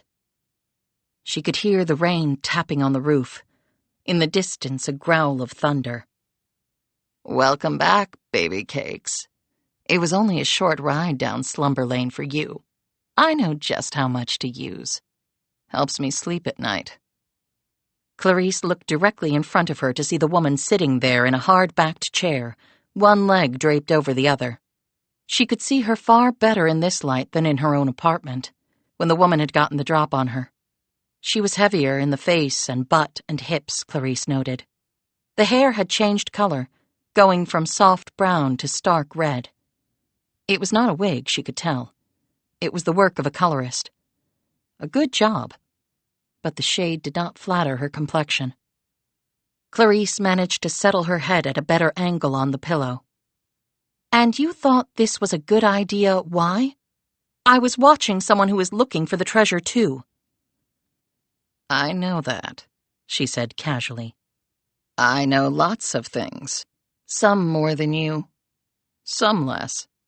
Which is why it was a good idea to bring you in for a chat. A debriefing, as the law guys call it. What did you use on me? Can't spell the name or pronounce it, but it works real good.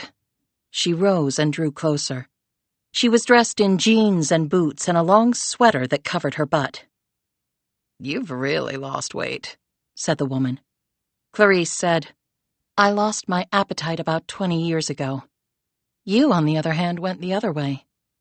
I survived, so I ate what I wanted. You should try it sometime.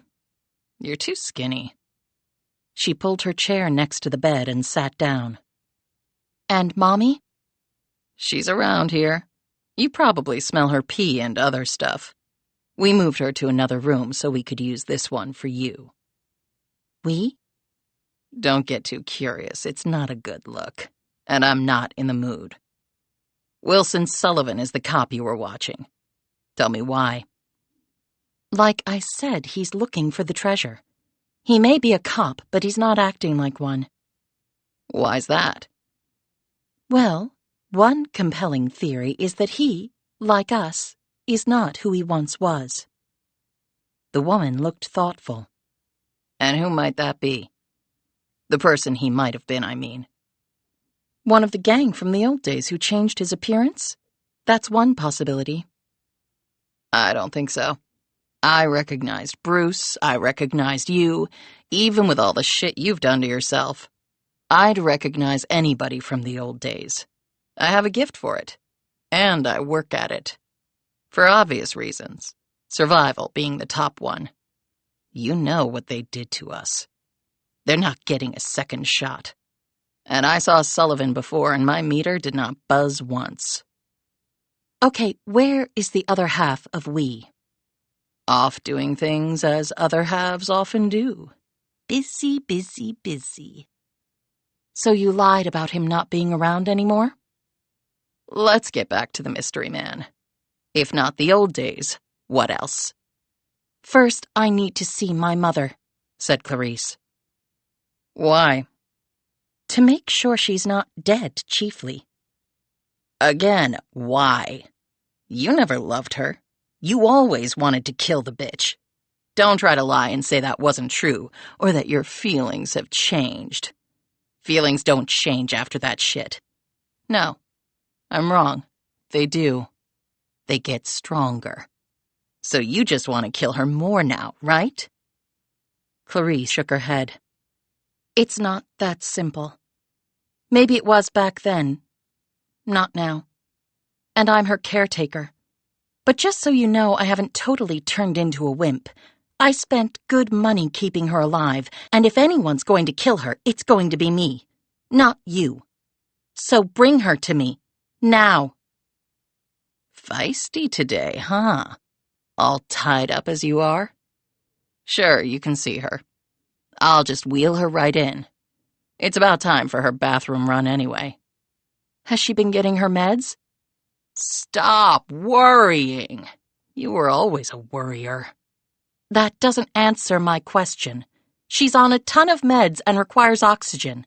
And she has special dietary needs and she's diabetic. And I hope you have her in a cleaner place than this. She has no immune system left. You always had a tight ass for rules. Do this, do that. But see, you're tied up, and I'm not. So unknot your shrimpy ass and I'll wheel her in. She smiled and held up a warning finger. But don't you go anywhere. From the rear of her waistband, she slid out a pistol. Or bang, bang, and Mommy is dead. By my hand, not yours. Because I don't follow rules anymore. I make them. As soon as she left, Clarice struggled against her restraints, but to no avail. She didn't have long to wait. as the door opened and there was her mother in a wheelchair, with an oxygen line in her nose and a canister of the stuff riding on the back of the chair. She looked clean, well-groomed, and actually clear-eyed, even with the cataract in the one. She smiled at her daughter and waved like a little girl encountering a friend. "Lovey, lovey," she said. "See my new friend?" Clarice looked at the other woman, who said, "We got her med list and other requirements before we snatched her. What, you think we're monsters?" "They snatched me! They snatched me!" exclaimed her mother happily. "Broke me out of my prison way I see it. And they let me smoke too, a little. But only with the oxygen off. Nobody wants to go boom." Behind her, the woman placed a pistol against Mommy's head.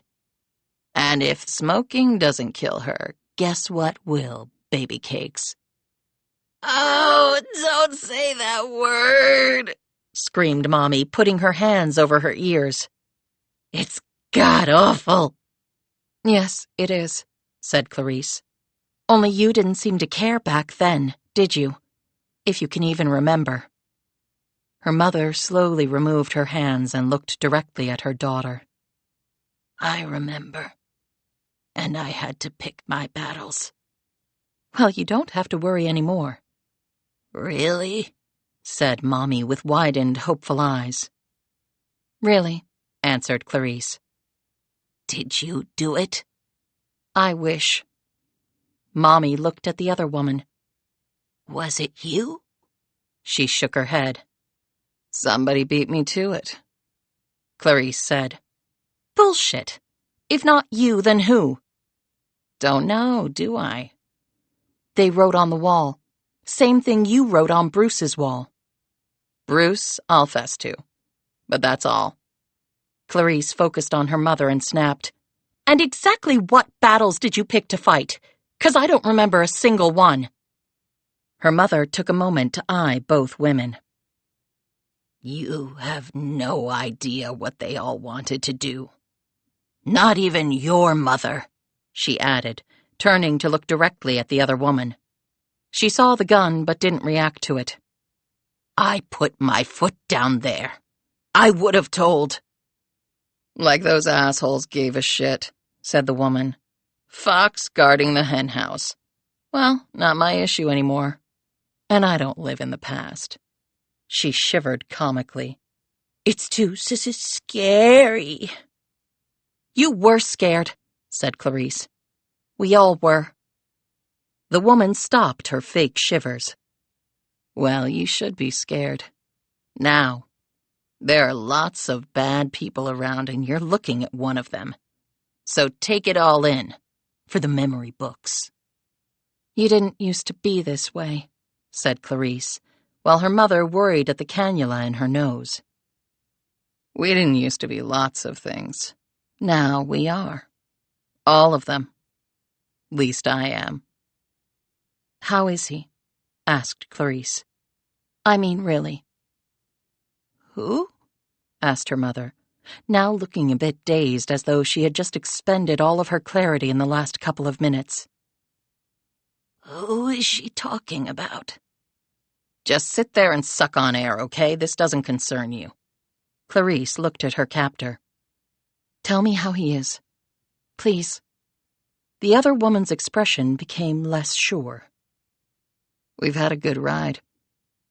Bonded for life because of those years together and what happened." "But you didn't have to kill Bruce. That was unnecessary." "I didn't have to do lots of things. That's why we make choices. And there were things about Bruce you never knew." "And Harry? Come on, you can tell me the truth. It's not like I'm going to the cops." The other woman shook her head, a sad smile playing over her lips. "Like I said, somebody else did him. We just wanted the money. He made promises. He was no good to us dead. So there you go. Motive. You have to check that. The cops do, when they give a shit." "You two went to see him. How? And why?" "Not something you need to know. but he was alive and kicking. Then who did it? Asked Clarice. Who killed him? If you find out, tell me, and I'll kill them because they screwed us over real good. Cost us the easy path to the money. He would never have told you where it was. He never made anything easy. Like Shakespeare's Twelfth Night, she said. Back in Albuquerque. Like Twelfth Night, Clarice repeated. The woman brandished her weapon. Now what have you found out? We apparently have to move into the 21st century if we want to find the treasure. At least that's what the note I found said. And what does that mean exactly? That the treasure is not in some wooden crate somewhere, or buried at Stormfield. It might be digital. Digital? Have you figured that out? Asked the woman. Not yet. But I will. She placed the gun against Mommy's temple, and this time the old woman did flinch. Then pick up your pace. I'm not getting any younger. None of us are. Especially this hag. Right, baby cakes? When Mommy cried out at this term once more, the woman placed a wad of moist cloth over the woman's face, and she immediately slumped sideways in her wheelchair, unconscious. She has COPD! That stuff could kill her! Cried out Clarice. I guess we'll find out. And now it's your turn to go lights out. Baby cakes. Chapter 66. The next morning, Gibson received an email from Art Collin. Your query. I cannot ever talk about that. I said what I said, and I have nothing to add to it. And you should forget about it. Nothing anyone can do now. And the scum is dead, so there's that. Hang in there. AC. Well, thanks for the help there, AC. But he had pissed her off. So she sent him another email basically implying that Langhorne had let himself be caught because he could feel the cops breathing down his neck on the child abuse thing, and Witsec would give him a get-out-of-jail-free card. And on top of that, he could walk away with all the mob's money. So there you go, super cop. She waited for him to reply, and he never did. Sam Trask had given Gibson a secure email address to write to him. She did so, telling him about her kidnapping by, presumably, his son, and the deal she had been forced to make with him. Trask immediately wrote back, I am so sorry. Call this number. It's untraceable, even by my bastard offspring. He answered on the first ring. Are you all right?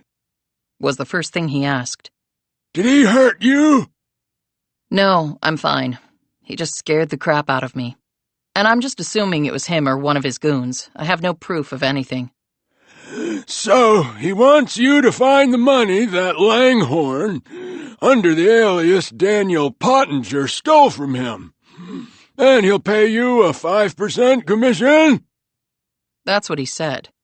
I didn't believe him, but I did believe the part where he threatened me and my family. Have you made progress? I found some clues, along with another person I'm working with. You mean Clarice? Gibson almost swallowed her tongue. You know about her? She visited me several weeks ago, before Pottinger was killed, and then revealed to be Langhorne. She came in the form of a podiatrist that the Feathers had visit once a month. She played her part very well, had all the official credentials, and knew the lingo. Though I was the only patient she saw, I'm certain of that. He added with a chuckle. She fooled me completely, until she told me why she was really there. She actually did an excellent job with my toenails, but while she did so, we talked about other things. Well, I'm glad she was so open with you. She never mentioned any of that to me. She was looking for Pottinger. She knew he had purchased Stormfield, and I assumed she knew, or at least suspected, that Pottinger and Langhorne were one and the same. She told me that she discovered Pottinger had done business with my son, sex trafficking, on a corridor from Mexico and Thailand into the States. Incredibly lucrative, because those being trafficked were also bringing in stolen artifacts, as well as drugs. So Langhorne and my son had 3 profit centers off one human being. Damn. So Clarice had been telling the truth about that. Why didn't you tell me all this when we met the first time? I didn't really know you. I have since had you checked out. You're one of the good ones, and you were kidnapped and threatened by my son. That alone is enough to make me confide in you and want to help you. And did you learn anything about Clarice? I had nothing to go on.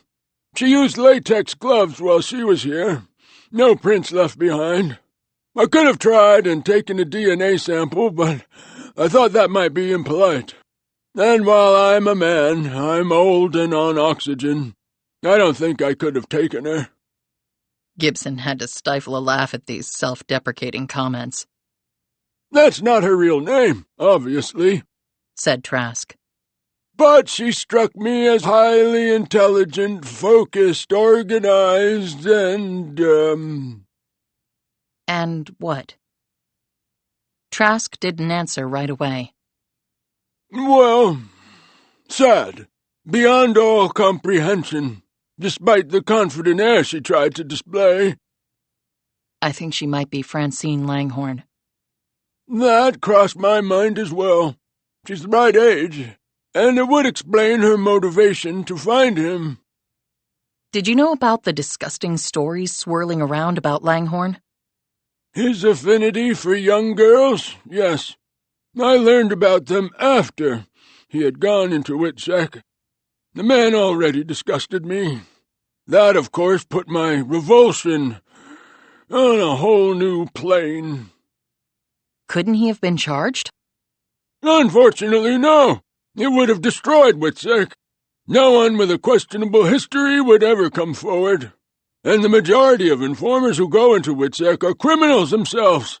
I wish, like you, that he could have been held accountable. But that matter was out of my hands. But if Clarice is Francine Langhorne, then that would also explain the sadness. If she knew about it, or, even more heinous, if her own father— Yes, it would, said Gibson hastily. She teared up as the image of her daughter came into her mind. Earl Beckett is a U.S. Marshal who was one of the Langhorns' handlers at their last stop in Albuquerque. He's been giving me info about the case. He never mentioned any sort of abuse. I doubt he would, particularly if it happened right under their noses. No federal agency wants to admit a mistake. I guess, said Gibson. So, what are you going to do with regard to my son? I told you that I was still wired into certain players and agencies who see me as a possible way to bring him down. Your working for him now might provide you an opportunity to collaborate with us, to accomplish that. There's nothing I would want more, said Gibson. To answer your question, my best bet is to keep working away to find the treasure. With that, I have a bargaining chip with him. The FBI will have to be ready to roll when I call you in. If I get a chance to call you in. From what I've seen, my money's on you. And one more thing. What? My money's also on Clarice. You know, together, you two might be able to do what neither can do independently. I have been working with her. She's the reason I'm involved in all this. But I'm not sure our interests are totally aligned. Nothing in life is ever perfectly aligned. I worked with criminals to bring worse criminals down. I'm sure you did too. Sometimes you just have to go for it and hope for the best. Trust people not based on anything neatly reasoned, but on your gut. Just food for thought from an old man who's seen far too much of that kind of life than was good for him. It might simply be me mellowing in my old age, or the fact that I wanted a daughter. Never had one. But having spent time with Clarice, and gotten a chance to think about her, I have arrived at one conclusion. What's that? I would love to see her really smile. At least once. Gibson said goodbye and clicked off, and stared at the wall as Sam Trask's words went round and round in her head. Wanting to see Clarice smile? After all the shit she's put me through? No, I'm not there. Yet. Chapter 67. Later, as Gibson sat there, she thought about something. Parents. Clarice had talked about childcare for kids and parents. Okay, play this out. What if she is Francine and has been taking care of her mother, Geraldine? What if the woman is in a nursing home or an assisted living facility somewhere? Gibson next thought about the phone call Clarice had gotten while she had been on the line with her. Clarice, normally unflappable and in control, seemed close to losing control. This was a long shot, Gibson knew. But everything right now was a long shot, and it wasn't like she had lots of other leads to run down.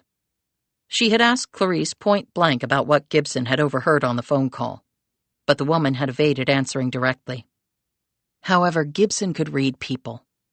Clarice was definitely worried about something, about someone.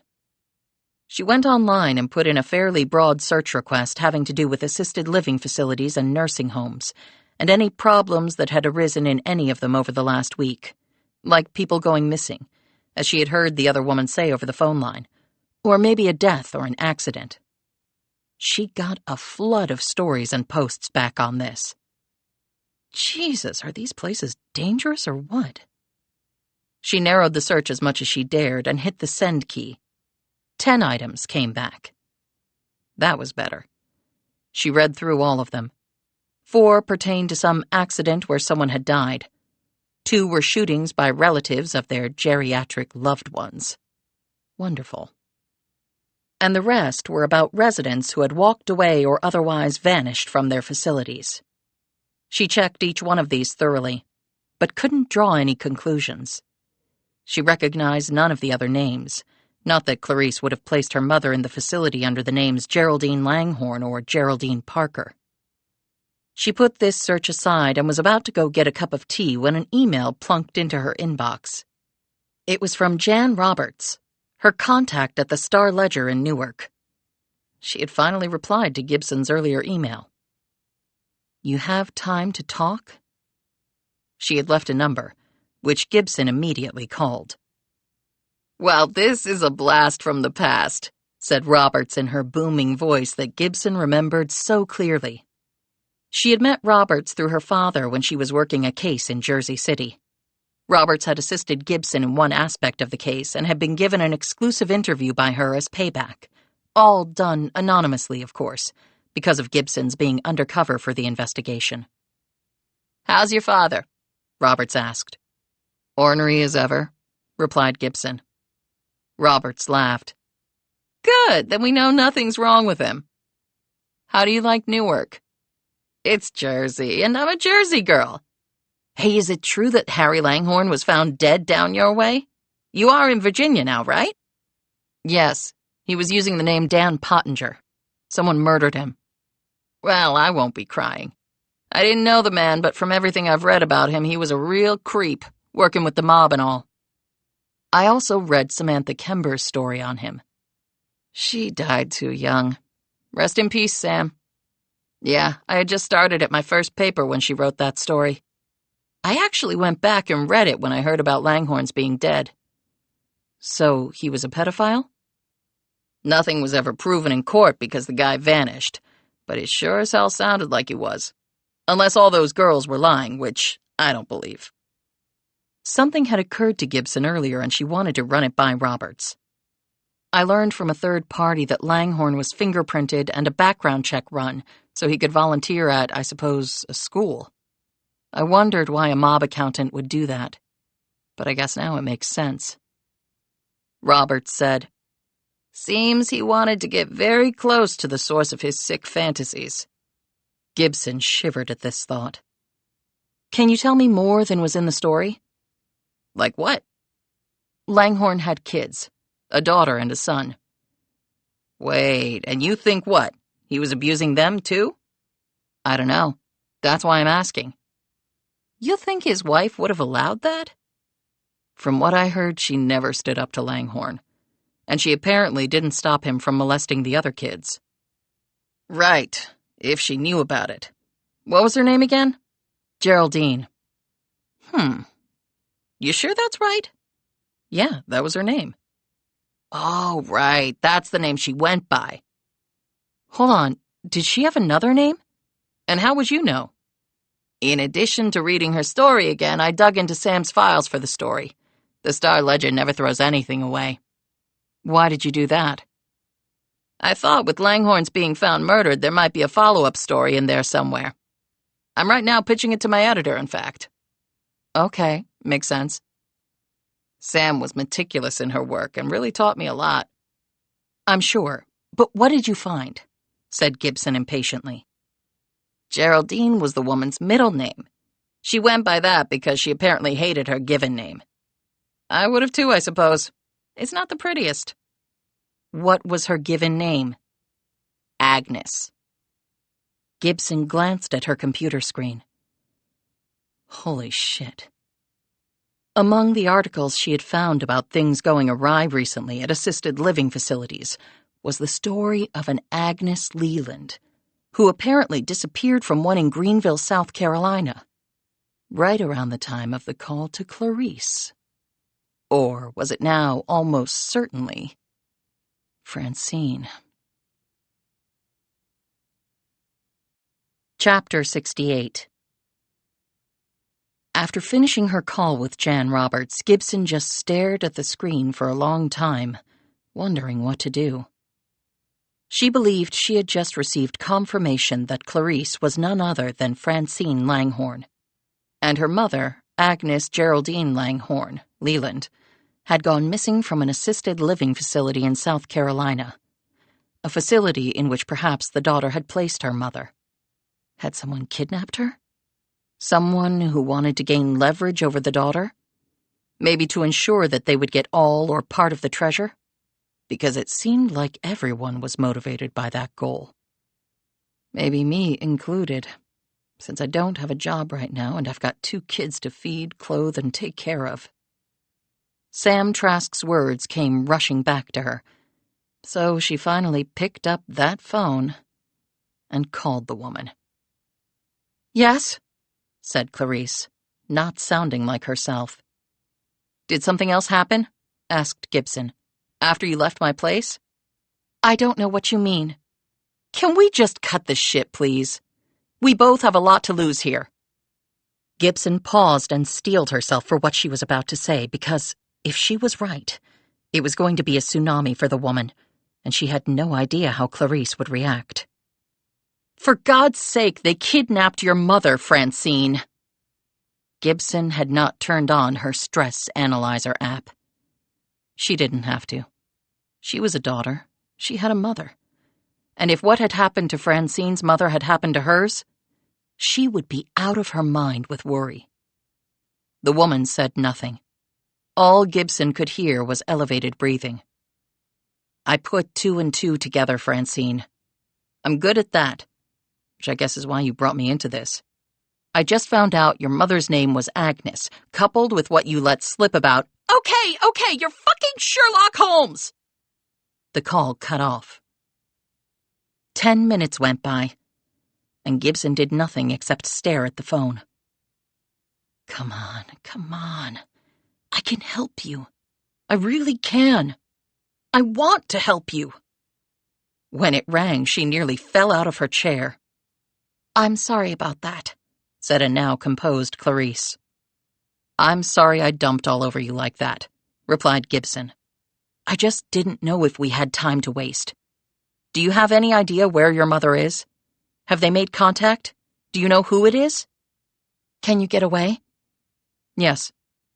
Meet me at this address in an hour. Gibson wrote down the address of a restaurant in Newport News, clicked off, quickly changed her clothes, and headed out after checking in with Silva and the kids. She took great pains to make sure she was not followed. When Gibson pulled up in her van, there was a woman standing out front. She had on a hat and sunglasses. She walked over to the van and held up her hand. Gibson unlocked the door, and Francine Langhorne climbed in. Francine took off her glasses and said, "You're right. We don't have time to waste." "Okay." "You want to drive while we talk? I don't like sitting here exposed." Gibson put the van in gear and headed off. "Have they made contact?" asked Gibson. "She's made contact twice." "She?" "Rochelle Enders." Gibson looked puzzled for a moment. "Wait, is that R.E.?" Francine nodded. "We were in Albuquerque together. Her family was in Witsec, too. They lived right across the street." "And B.D.? Bruce Dixon?" "He and Rochelle dated some back then. Rochelle broke it off, I never knew why. Then Bruce's father died and he and his mom left Witsec." She looked over at Gibson. "Rochelle killed Bruce. I don't know the reason. She stole his identity as Daryl Oxblood to rent the van she used to take my mother from the facility in Greenville. She didn't have to kill him. She really didn't." "And she killed your father, too?" "She denied it. And she never denied anything if she had done it. Love her or hate her, she took responsibility for what she did." "But who could have killed him then?" "I was going to kill him when I got to Stormfield that night. Then I found him dead. And then I saw the phrase on the wall. 'Do as I say, not as I do.' What was that about?" "It's what my father always said. But he meant it in a different way than normal." "You're going to have to explain that." "We always had to do exactly what he said. They were commands, not parental advice." "So if she didn't kill him, whoever did would have known that?" "Yes." "Could it be your brother?" Gibson said, watching her carefully. "Doug's with Rochelle." "But I thought you and your brother left together, that he waited for you to turn 18. "He was actually waiting for Rochelle to turn 18, not me. He loved her. I did go with them initially. Rochelle and I just never saw eye to eye. I'm not like her and she's not like me. But we all endured shit that maybe allowed us to form a bond, at least for a while. Then she made it clear I was not wanted." "What sort of shit?" Gibson said slowly.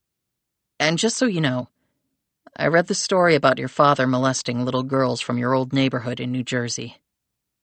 Francine dropped her gaze. "Mr. Enders and my dad became really good friends. They told each other about their backgrounds and why they were in Witsec. They formed a bond around that. Mr. Enders had been a hitman for some Mexican cartel and then got nailed. So he flipped to keep himself out of prison and went into Witsec with his family. Rochelle was an only child. Her father was scum. The guy had even killed little kids when working for the cartel. So of course he and my father got along great. We weren't supposed to tell anyone about who we really were, but they didn't give a crap about that. They just rolled with whatever they wanted to do." "When you were little, did your father—" "I think he wanted to. I mean, he acted really weird around me and Dougie, but my mother—" "She protected you both?" "Yes." "When you were older and living in New Mexico, did your father and Ender abuse you and Rochelle?" Now Francine looked up. "In some ways, it was worse." "I don't understand." "You ever read Oliver Twist?" "I've heard of it, of course, but I never read it." "It's about a gang of street criminals, mostly kids. Oliver Twist becomes one. The leader of the pack is Jack Dawkins, nicknamed the Artful Dodger. He was trained by an old guy named Fagin." "I'm not following." My father and Enders went into business selling product. And Rochelle and I were the product. They pimped us out to anybody with money. And for the rich assholes, they secretly filmed the stuff. And then they blackmailed the shit out of them. And the rich assholes all paid. Because we were way, way underage. And we were expected to steal whatever we could from the customers while we were with them. If we came home empty-handed, we got beaten. Holy shit. I slept with my first man at age 13. They even tried to pimp Dougie out, but he was too big and strong by then. He wouldn't do it. Then why didn't he stop them? You never knew my father. It wasn't a matter of muscle. It was a matter of mind games, of intimidation, of putting you in mortal fear of your life. And no one was better at that than our old man. He ripped off the mob. Teenagers were not a challenge. My brother knew if he tried to stand up to him, Dad would have killed me and Rochelle without a second thought. And where was your mother in all of this? Drunk and stoned. I think she had given up by then.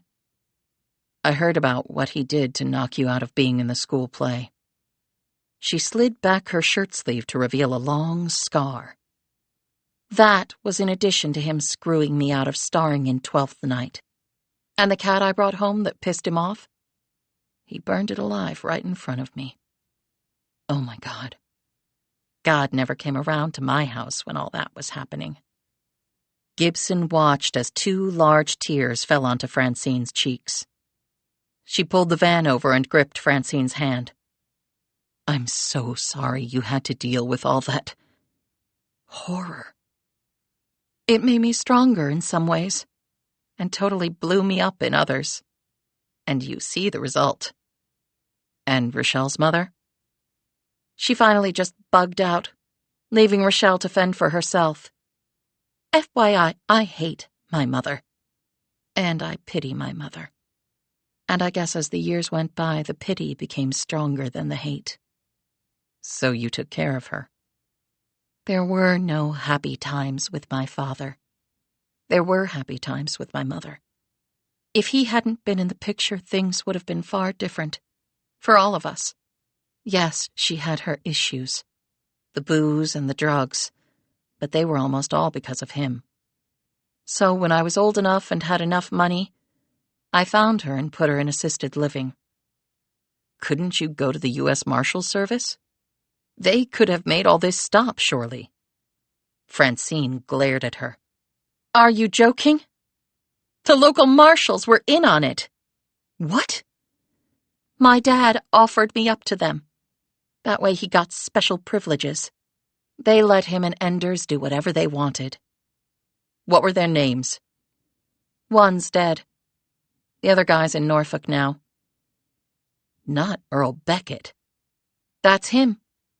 I got into his office when I was working on the cleaning detail for the federal building. She slid out a thumb drive from her bag. And got this. There was no way he put any of that on a government computer, said Gibson. No, but they had a file on my father that I thought might be helpful. And more importantly, I wanted to find out who else Beckett had guarded since. Did you get a list? Yeah, but I haven't started checking it yet. You could have gone to the police, the school principal, somebody, Francine. Isn't there anybody that could have helped you back then? My father was all about the details, so he had already thought of that. I have my mountains of notebooks, so I guess I take after him in that way. Anyway, no one knew he was Harry Langhorne, who had been accused of pedophilia back in Jersey. He and Enders spread rumors, through the cops, the schools, our pediatricians even, that we made shit up, that Rochelle and I couldn't be trusted. My father and Rochelle's dad even made us write up confessions saying it was all a lie, just in case somebody suspected. They threatened to kill us and all our friends if we didn't. Francine focused on a photograph taped to the dash of Gibson's kids. Next to it was a note that had a round face beside a large heart with the word Mom in childish scrawl. I can never have kids because of how forced sex at that age hurt me physically. She sighed and sat back. Rochelle had it even worse. I don't know everything they did to her. Why was she treated differently? Because she wouldn't cry. All the stuff they did to her, she refused to cry. And she wouldn't beg them to stop. That pissed them off beyond belief. I guess I was the weak one. I cried and I begged. Not that it did much good. Gibson sat back and looked at her with a conflicted expression. Francine noted this and said, "You don't believe me?" "I want to, but I'm a liar. A good one. Yeah, I know. Well, it doesn't really matter if you believe me or not, does it?" "But why involve me?" said Gibson. "You said you knew about me when I was a cop." "It was before then. At Temple." "Were you a student?" "No, I worked in the cafeteria and at odd jobs on campus. I also helped with the theater productions. I did that for free because, well, I liked it." "Why did you say I had everything and then I just pissed it away?" "I had to work my ass off for everything. I didn't come from money, Francine." "I wasn't talking about money." She glanced at her. "Basketball star? The lead in all those plays? A loving family? I would watch all of you walk around campus when they came to visit. There goes Mickey Rogers, the baddest badass on campus. You were a rock star. Everybody just loved you. I never knew how that felt. So in my mind, you had it all. I thought you were going to be a pro basketball star or rock the boards on Broadway. But I never did because I wasn't good enough, Francine. Playing ball in college and being in college theater is way different from doing it at the next level. The funnel gets really, really narrow. I wanted you to try. I wanted to live vicariously through me. Pathetic, I know. But I didn't have a whole lot else going on. And baiting me into all this? I'll tell you the truth, though you probably won't believe it." She paused and looked directly at Gibson. "I wanted to kick your ass. I wanted to find the treasure before you did, even with all your resources at Pro-I. You had failed at life. At least I saw it that way. But if I could beat you, if I could show the world that you were the real rock star. And what? Everybody would love you?" Gibson stared grimly at her. She pointed at the car seats in the back. "I made the choices in my life. I got married and had kids because that's what I wanted. I don't owe you or anybody else an explanation because it's nobody's business but mine. So you waited all these years and decided to blow my life up and put my kids in danger all so you could feel, what, good about yourself? That is pathetic." Francine didn't shrink under these harsh words. She simply nodded. "You're right. Everything you just said is true. I'm a pathetic loser. You hate me, and you should hate me." She opened the van door. "I will take care of this. I will get Trask off your case. I'll find the treasure, and that will be that. So you'll be good to go." "You can't guarantee any of that." "Nothing in life is guaranteed, but I'll do my best." Gibson's tone softened. "Look, I know you've had a shitty life, and I'm sorry for that. If that had happened to me, I'd probably be in an institution." "I have been in an institution, and I wouldn't recommend it," said Francine bluntly. Gibson stiffened at this. "What about your mother?" "Once I have the treasure, I can buy her freedom." "And Earl Beckett?" "What about him? Does he just get away with this?" "I can't do anything about the people he's already hurt, but I'm going to do my best to stop him from hurting anybody else." "So if you didn't kill your father and Rochelle didn't kill him, Doug?" "No, Doug wouldn't do that. Not without Rochelle knowing." "Did Beckett know about the phrase, 'do as I say'?" "Sure. He used to lord that over us, too." Beckett said your father got away cleanly, as though he had help. I suppose so, yes. Could his help have been Beckett?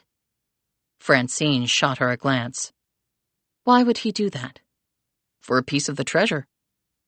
Francine closed the van door, fully re-engaged. You think? And then your father did what he always did. He screwed the guy. But Beckett strikes me as one tenacious bastard. He kept looking. And he found the man.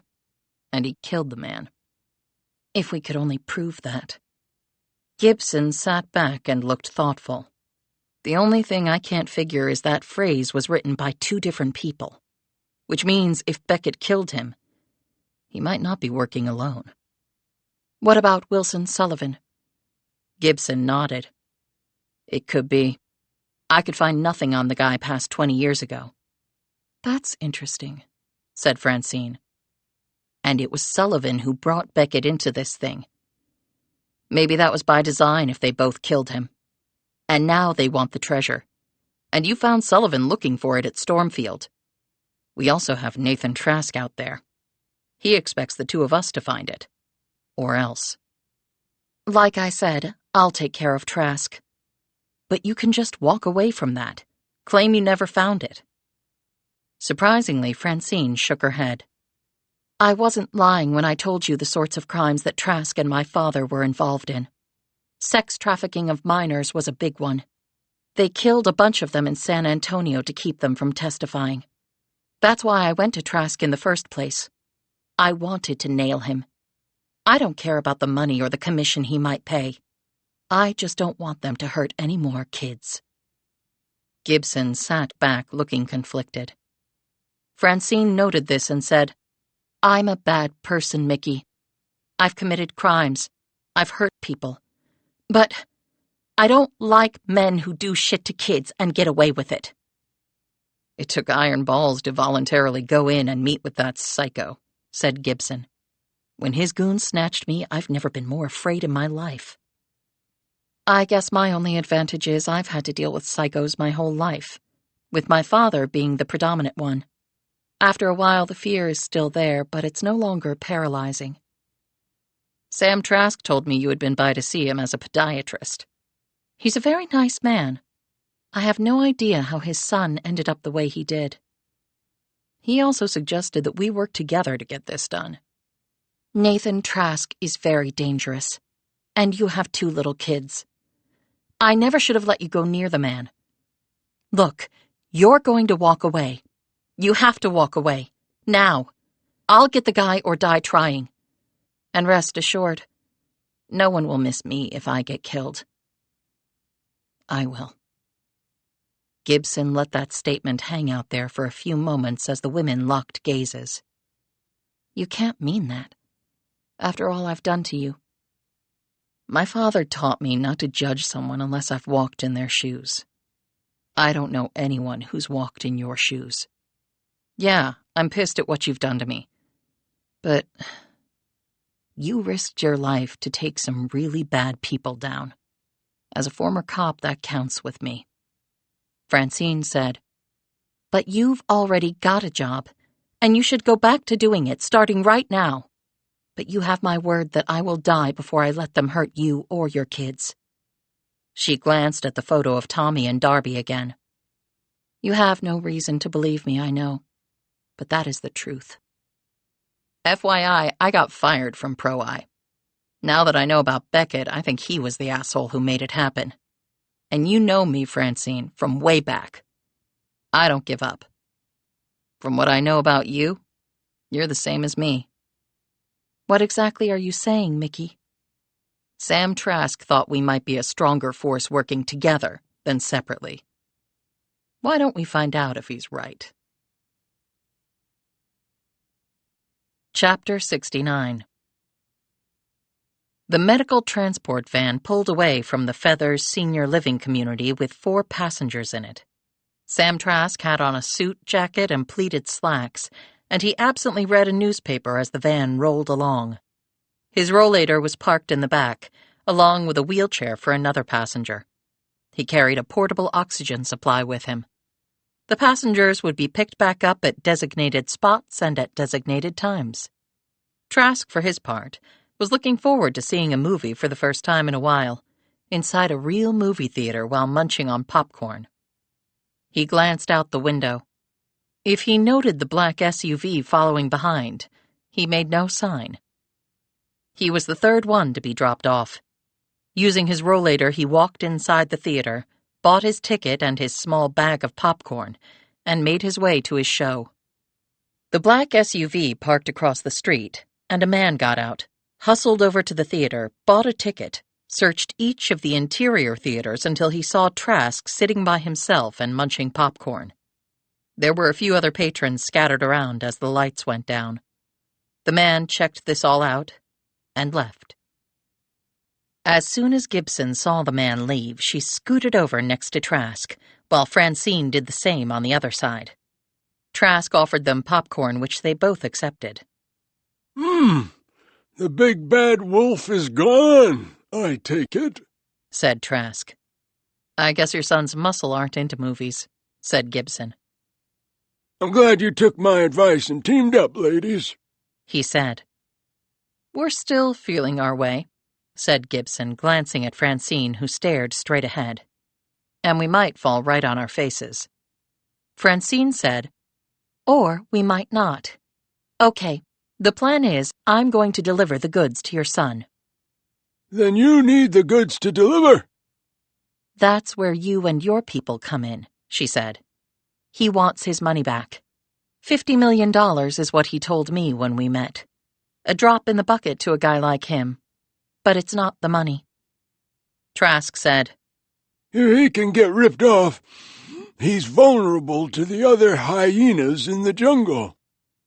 Which is why Mickey surreptitiously planted certain information on the dark web that alludes to this having happened, and I, using multiple untraceable IP addresses, spread that muck around.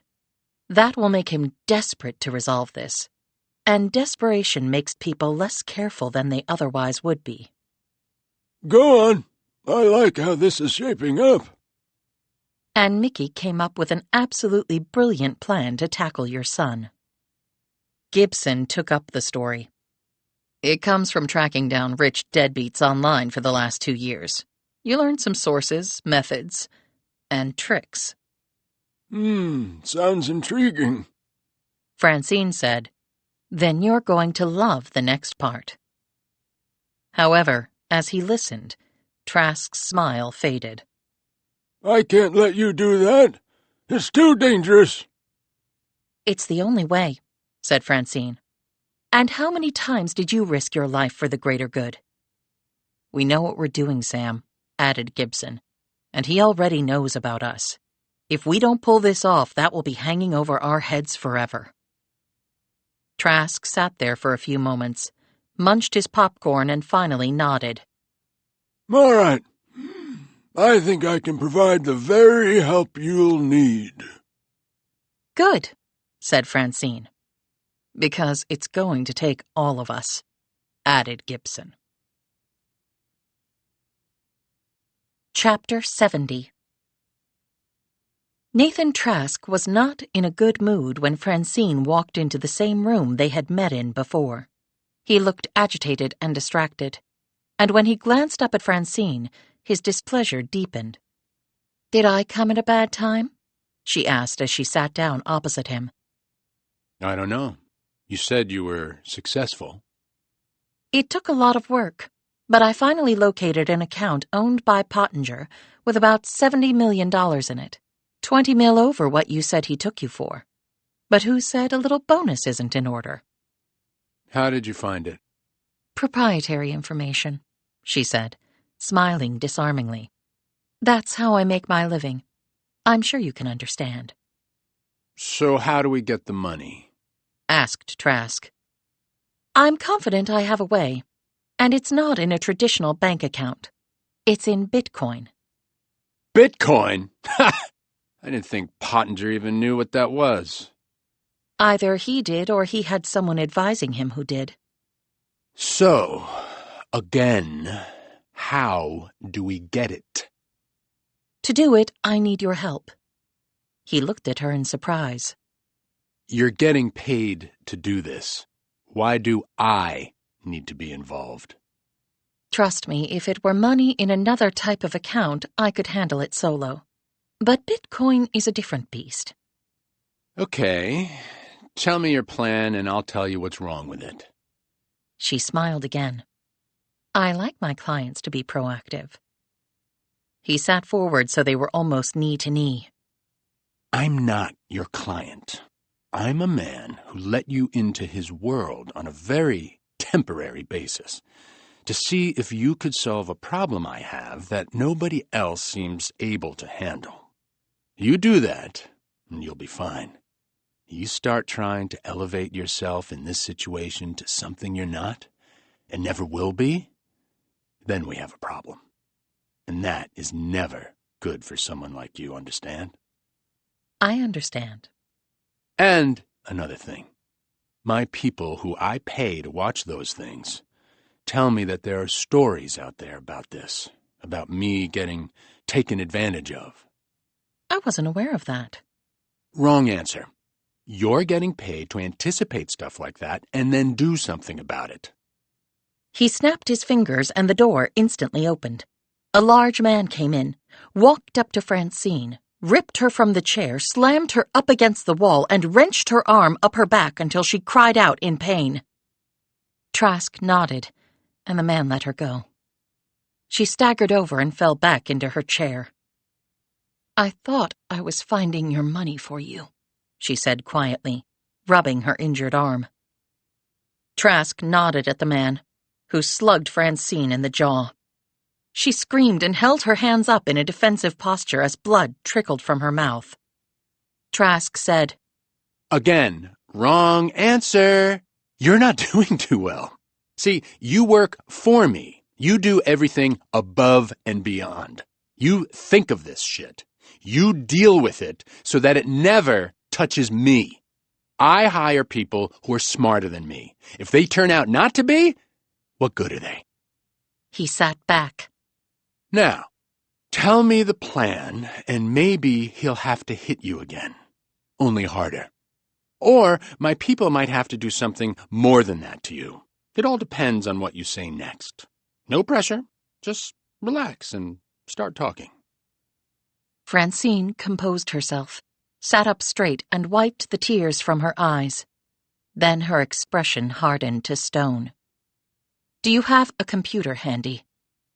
Why? It's Bitcoin. That's where it lives. He studied her for a moment. Why can't you use your computer? I could, but then I'd just have to transfer it over to yours. Then that's what you're going to have to do. The thing is, Mr. Trask, if we do it that way, your account, passwords, and other information will be on my cloud. I'm not sure you want that. You can erase it. How will you know I did? And I don't want you coming after me if anything goes sideways with respect to that, especially if someone hacks me before I can erase it. That only takes milliseconds. And how will I know you'll even let me walk out of here if there's a chance of that? I came here to finish the job and collect my commission. That's all. Trask said nothing for about 30 seconds. Okay, I'll play along. For now. He made a call, and a minute later a man walked in with a laptop and handed it to her. It's password protected, she said. Can you open it up for me? He did so, and she started typing, her fingers flying over the screen. Mind explaining what you're doing? Said Trask. I'm persuading a secure wallet or hot storage to believe that I'm Dan Pottinger with the private key. That's all you need? A private key? I thought this stuff was all secure with that blockchain crap.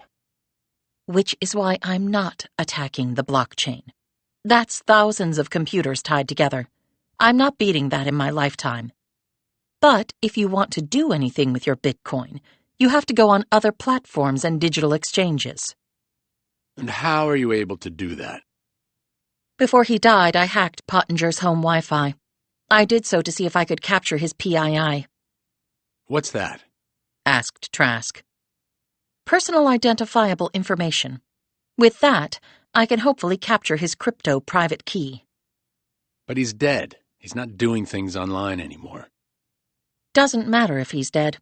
If he set up remote instructions to execute a transaction with his Bitcoin on a certain date and time, that transaction will still be fulfilled. And did he? Yes. And now I'm going to divert that transaction to your account. What, you mean now? That's why I came here when I did. I've got the transaction set to run. I need your people to plug in your account info as the destination. 70 million will be coming in 5 minutes. But we need the end account. 5 minutes? I don't like to be rushed. Snapped Trask. Okay, but this is the only shot we have because he has no other remote instructions pending.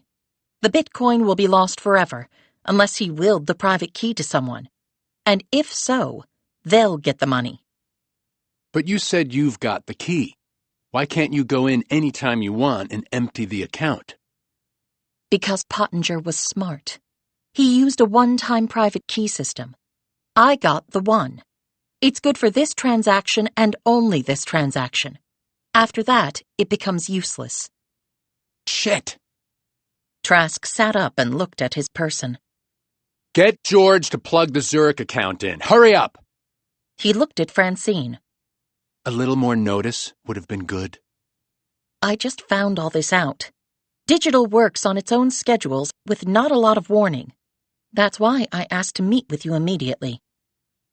The man got on his phone, and 2 minutes later, another man hurried in. He was around 30, skinny, and wearing an ill-fitting suit. He sat down at the laptop and hunched over so no one could see what he was typing in. Okay, it's done, said George. Now George here is going to watch every keystroke you hit, said Trask. He sees anything out of the ordinary, and I mean any little thing that shows you're trying to screw me, you get a bullet in your head. He nodded at the man who had hit Francine. The man took out a gun and placed it against Francine's head. Francine noted George's fearful look. She smiled reassuringly, her big eyes growing even larger, threatening to swallow the man whole. No pressure, George. We'll get through this, okay? She squeezed his hand reassuringly even as her other hand started hitting the keys. He smiled back at her, his gaze drifting over her for a few moments. Okay, he said. Francine's fingers were flying so fast that even the tech-savvy George looked impressed. She filled him in on what she was doing as she typed, keeping up a running commentary as he nodded in understanding, continually looking at her, just as Francine intended. He glanced at Trask and said, She's really good, sir. 2 minutes later, she said, Okay, you are $70 million richer, Mr. Trask. She looked at George. Feel free to confirm, George. George took the laptop and clicked some keys. He smiled and looked up. She's right, sir. 70 mil in Bitcoin just came in. And it's like cash, she said. No ownership trail because I had the private key. A dead man just paid you off, Mr. Trask. Trask waved his gunman away and chuckled. I don't understand any of that crap, but I do understand $70 million. Less my commission of $3.5 million. I'll be happy to take it in Bitcoin. Trask considered this. Why not? He waved at George. You able to do the transfer? George did not look confident. Francine said, You confirm the Bitcoin figure and I'll do the transferring. That way we all know where we stand and the numbers are what they are. And you don't have to access any of your own funds, only the stuff I just got for you. So you're golden. George looked at Trask, who nodded. Do it. He confirmed the amount, and then Francine got back on the laptop and started hitting keys. A minute later, the transaction complete, Francine said, Nice doing business with you, Mr. Trask. Can you do anything about this shit floating around on the internet? Yes, I can. And I will, right away. And there was another woman. She went to see my father. She was looking for this stuff, too. Well, you snooze, you lose. And since you have your money back plus a nice little bonus, if I were you, I'd forget about her. I think you're right. Francine shook George's hand. Nice working with you, George. You too. Let's grab a coffee sometime. He smiled and nodded, and Francine felt her heart quiver, because she knew George was probably now a dead man. I'm sorry, but it was either you or me. The golf cart took her to the gate, where she walked quickly off. She went into a store, did a costume switch in the bathroom using clothes and a wig she had previously hidden there, and walked out. 4 blocks later, she climbed into a white van. 3 stern-looking representatives of the FBI stared back at her as they sat in front of a bank of computers, along with Gibson, who was smiling. Francine said, I take it you were able to follow the entire transaction after I put the keystroke tracking software on? She said. Oh, yeah, said Gibson. Then her smile faded when she saw the bruises on Francine's face and how her right arm was hanging funny. Shit, those assholes beat you up. I've been hit a lot harder, trust me. We got every line of code's worth, said one of the men. And access to all his accounts. That was good work. You took a big risk going in there naked like that. Well, it makes life interesting. Another agent looked at Gibson. We could use people like you two. Quite frankly, I don't think you can afford us, said Francine, causing Gibson to hold back a snort. Francine climbed out of the van and kept walking. A few moments later, Gibson joined her. Are you sure you're okay? She asked. I'm fine. That was really brave what you did. It was necessary to get to the end result. You always this transactional? Francine stared directly at her as she wiped more blood off her lips. Welcome to my world. I'm starting to figure you out, you know. Don't waste the time. After this is all over, if I'm still alive, you'll never see me again. Off to pull more transactions? If I find the treasure, there's a place in France I've been looking at. But if I find the treasure? Then you and your kids can go live in France. I'll forward you the Zillow listing. Gibson looked at her pensively. Maybe I haven't figured you out. There's no maybe about it. Chapter 71. 2 days later, the news of the arrest of Nathan Trask and numerous of his associates made global news. It seems the man had made the mistake of stealing $70 million from a federal Bitcoin depository, and in doing so, had made the glaring technological error of opening up his own digital files to the government. So not only were they going after him for the Bitcoin theft, but everything else that was revealed. And by the broad smile on the U.S. attorney who announced the arrest, it was a lot. No one could explain why a man like Trask had made such a bold and ultimately costly move in trying to steal from the government. Some news pundits were saying it was clear the man thought he was untouchable because he had escaped responsibility for his alleged crimes for so long. His lawyers had made the predicted responses, that this was a witch hunt, that Trask had been set up, and they vowed to have any and all evidence gathered by the government ruled inadmissible. But the legal commentators had already noted that that would be an uphill battle, considering that the man, or his lackeys, had inadvertently offered up this treasure trove of facts about his criminal doings to the very government he had waved a middle finger at for so long. One commentator noted, "If that isn't irony piled on top of irony, I don't know what is. They couldn't catch Capone on his really awful crimes, but they got him on tax evasion. The history books may write that Nathan Trask was brought down by his own arrogance, but this clearly shows that no person is above the law." Sam Trask was interviewed by all the major networks, since a global criminal having an FBI father was, to say the least, not typical. His responses were articulate and professional, but all of them were accompanied by a satisfied smile. Trask and his inner circle were being held without bail since the man was definitely a flight risk. As formal charges were readied, it was clear that the man would be in prison for a long time before his trial even started.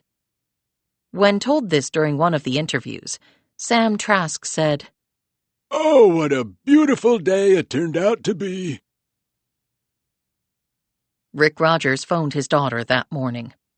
Do I want to know? He asked anxiously. Not really, she replied. Are you sure you're safe from this guy? Yes, Dad, I am. I'm not telling your mother any of this. I wouldn't either.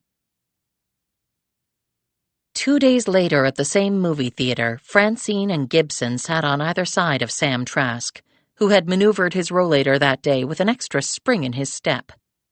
As they munched on popcorn, Trask said, "I've spoken with some former colleagues at the Bureau. The DOJ is positively giddy about prosecuting my son and all his fellow scum. The evidence they have is mountainous, they tell me, and despite his lawyer's arguments to the contrary, completely admissible even without a warrant, because Trask freely opened his records to the government in the course of his cyber theft. Ha! And they can't argue entrapment because they're missing a critical piece of evidence." Me, said Francine. And I don't work for the Bureau. They must have been tracking me somehow, and that led them to Trask, she added with a smile. "Exactly! And what is his alternative explanation going to be? He was just getting back money his partner stole from him, and which came from sex and drug trafficking. Ha! Gibson said, But we have more work to do. Can I help? Asked Trask. Gibson gave his arm a squeeze. You've already done all the helping you need to do, Sam. I suggest you sit here, finish the movie and popcorn, and revel in your victory. The two women left. Francine said, Nathan Trask might have been the easy part. I was thinking the same thing, said Gibson. Chapter 72. Wilson Sullivan came out into the waiting room at the police station to see Gibson sitting there. I wasn't expecting you, he said, looking annoyed. She rose and smiled disarmingly. I like to keep people on their toes. What's up? Can we go back to your office? He took a long moment to make a decision. All right, but you have to make it snappy. Let's go. In his office, she sat down across from him.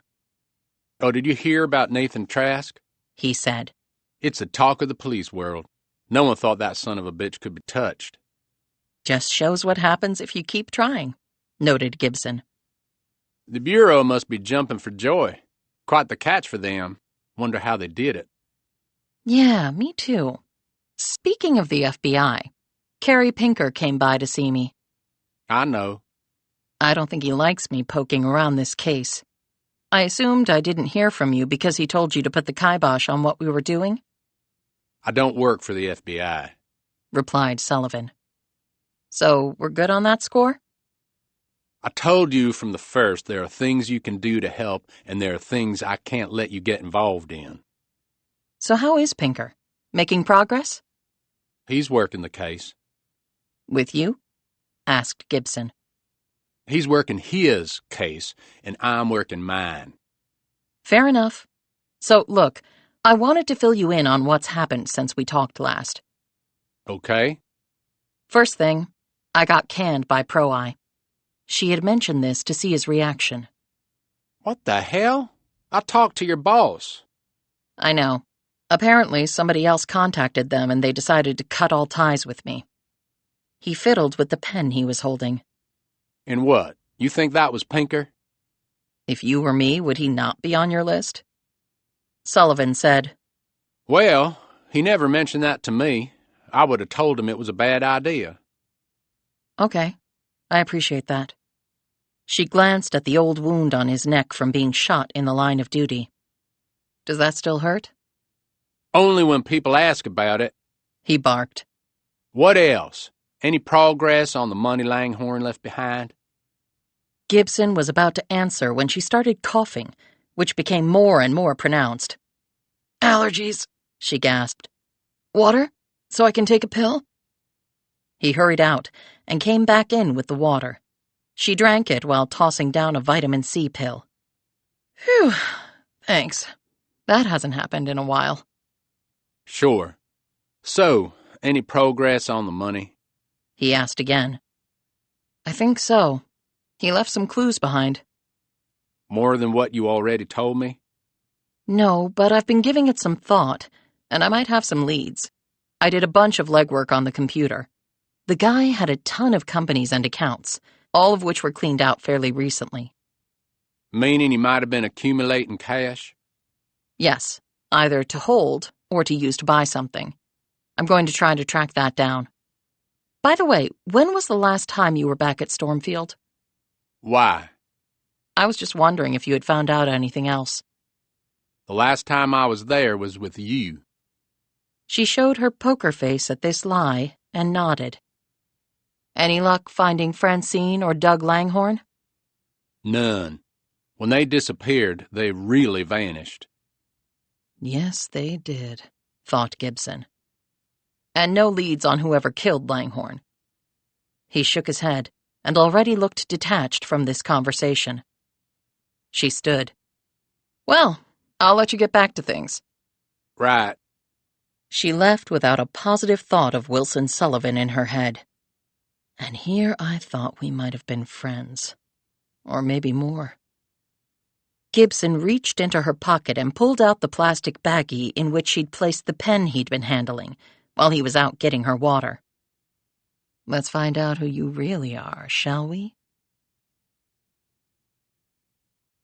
Chapter 73. Through her new friends at the FBI, Gibson got them to run the print she'd taken from Wilson Sullivan. "His real name is Mark Gosling," Gibson told Francine as they sat at an outdoor cafe having coffee in Williamsburg. "Why would he change it to Wilson Sullivan?" "I don't know. And he wasn't in WITSEC, they confirmed that. And it's not illegal to change your name. And he has no criminal record under that name. That would have made it problematic to be a cop." "Wait a minute. Gosling?" "Yeah, why?" Francine pulled her laptop out of her bag and opened it. Then she slid a thumb drive into the port and brought up the information on it. "This is the stuff I got from Beckett's computer." Her fingers flew over the keyboard. "Okay, here it is. I thought I recognized that last name, and not because of Ryan Gosling." Gibson shifted her chair next to Francine so she could read off the screen. Helen Gosling was in WITSEC years ago. She'd fallen in with a guy who was a member of a militia group that did some really bad stuff. People got killed and a federal building was bombed. She turned state's evidence and was put in WITSEC.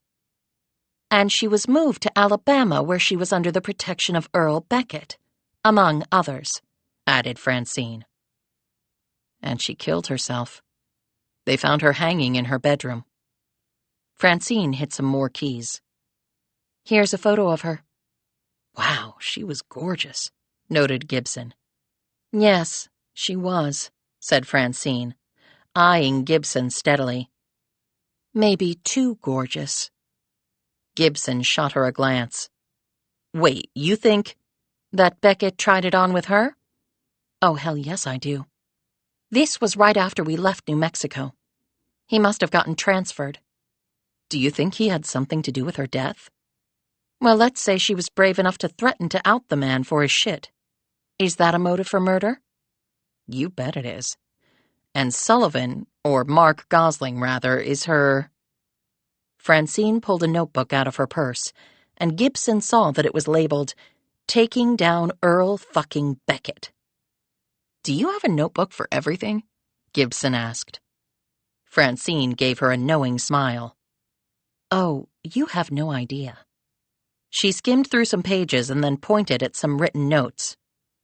"This is what I found out. Mark was her younger brother. I didn't know at the time that he was also Wilson Sullivan." "You think she might have confided in him?" so he might have known what was happening to his sister. And he became a cop to bring justice to his sister, said Francine.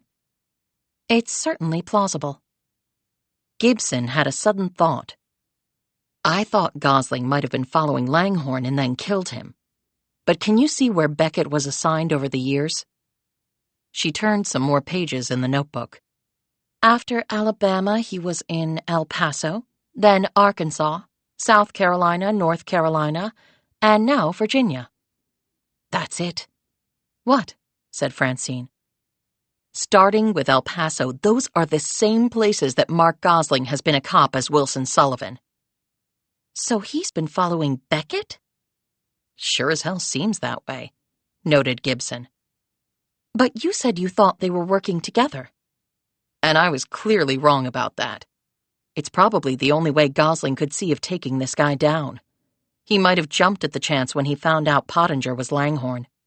With his cop connections, he could easily have found out that Beckett knew Langhorne back then. He could use that as a plausible basis to ask for his help on this case.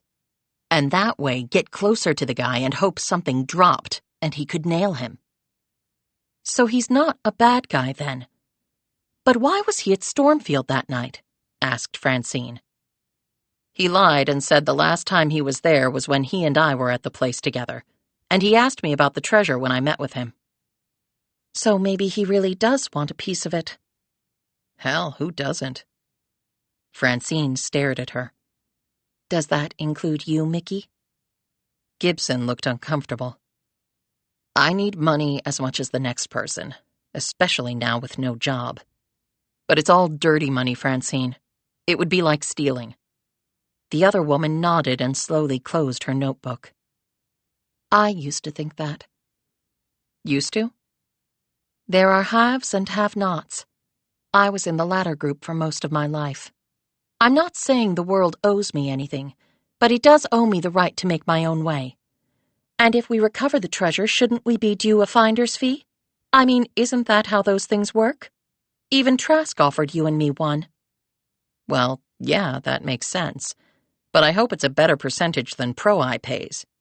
I found them $200 million and they gave me a lousy $5,000.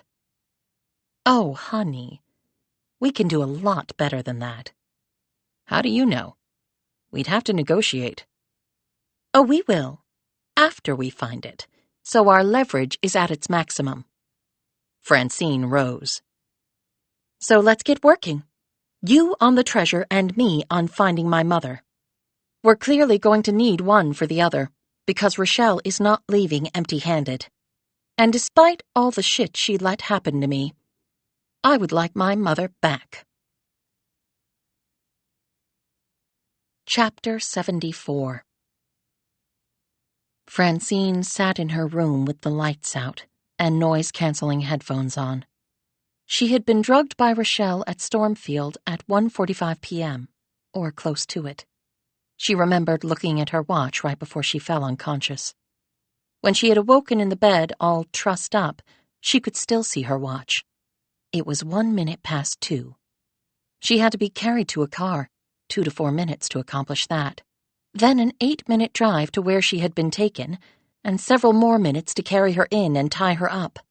And then she had to regain consciousness.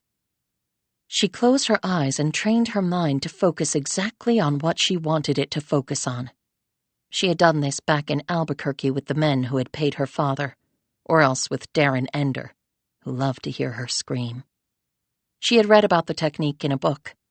It was a way of transporting your mind to another place while your body was engaged elsewhere. Prisoners of all sorts often did it to get by. She could understand why. It had allowed her to survive without losing her mind. The roads around Stormfield were winding, and the area was not heavily populated. The reality was you couldn't get anywhere fast. The place she had been taken to had to be isolated. It had been during the day, so pesky neighbors wouldn't be around to see her lifted out of the car and carried in. She calculated the time and distance and settled on a 2-square-mile area with Stormfield as its epicenter. She made her mind go blank for a moment, and then proceeded to fill it up with as much as she could remember about the room she had been in. There would have been an easier way to do this, But Rochelle had been smart enough to turn off Francine's phone, so she couldn't go back and track where she had been taken.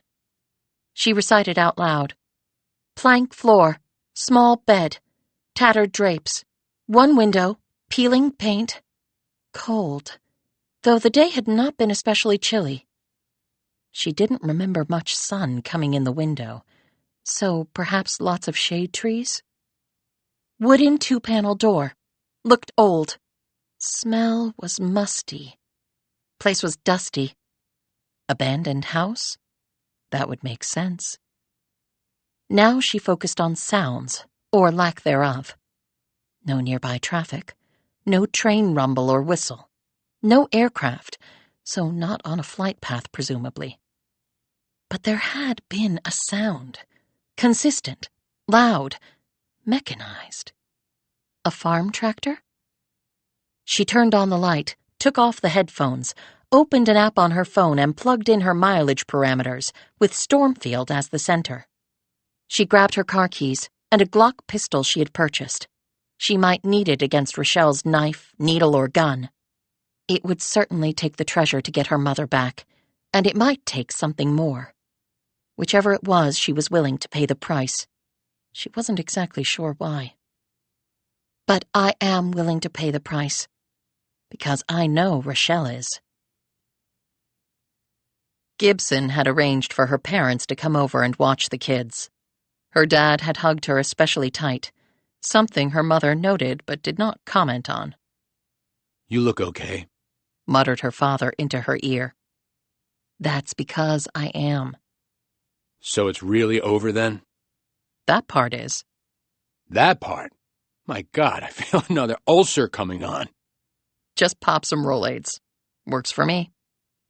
She left her parents with Tommy and Darby and headed to her home office. She fired up her computer. While Francine was looking for her mother, Gibson was going to make one more all-out assault on Langhorne's treasure.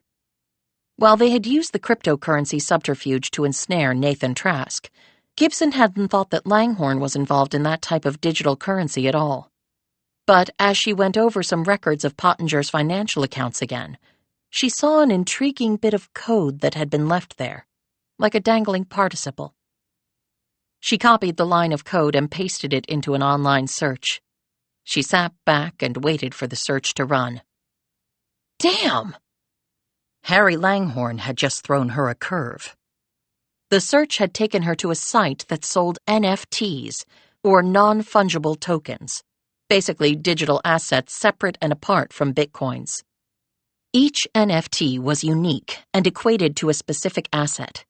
They ran the gamut from a one-of-a-kind meme autographed tweet to a fractional ownership of a Banksy work to a digital sports trading card signed by a superstar in very limited quantities.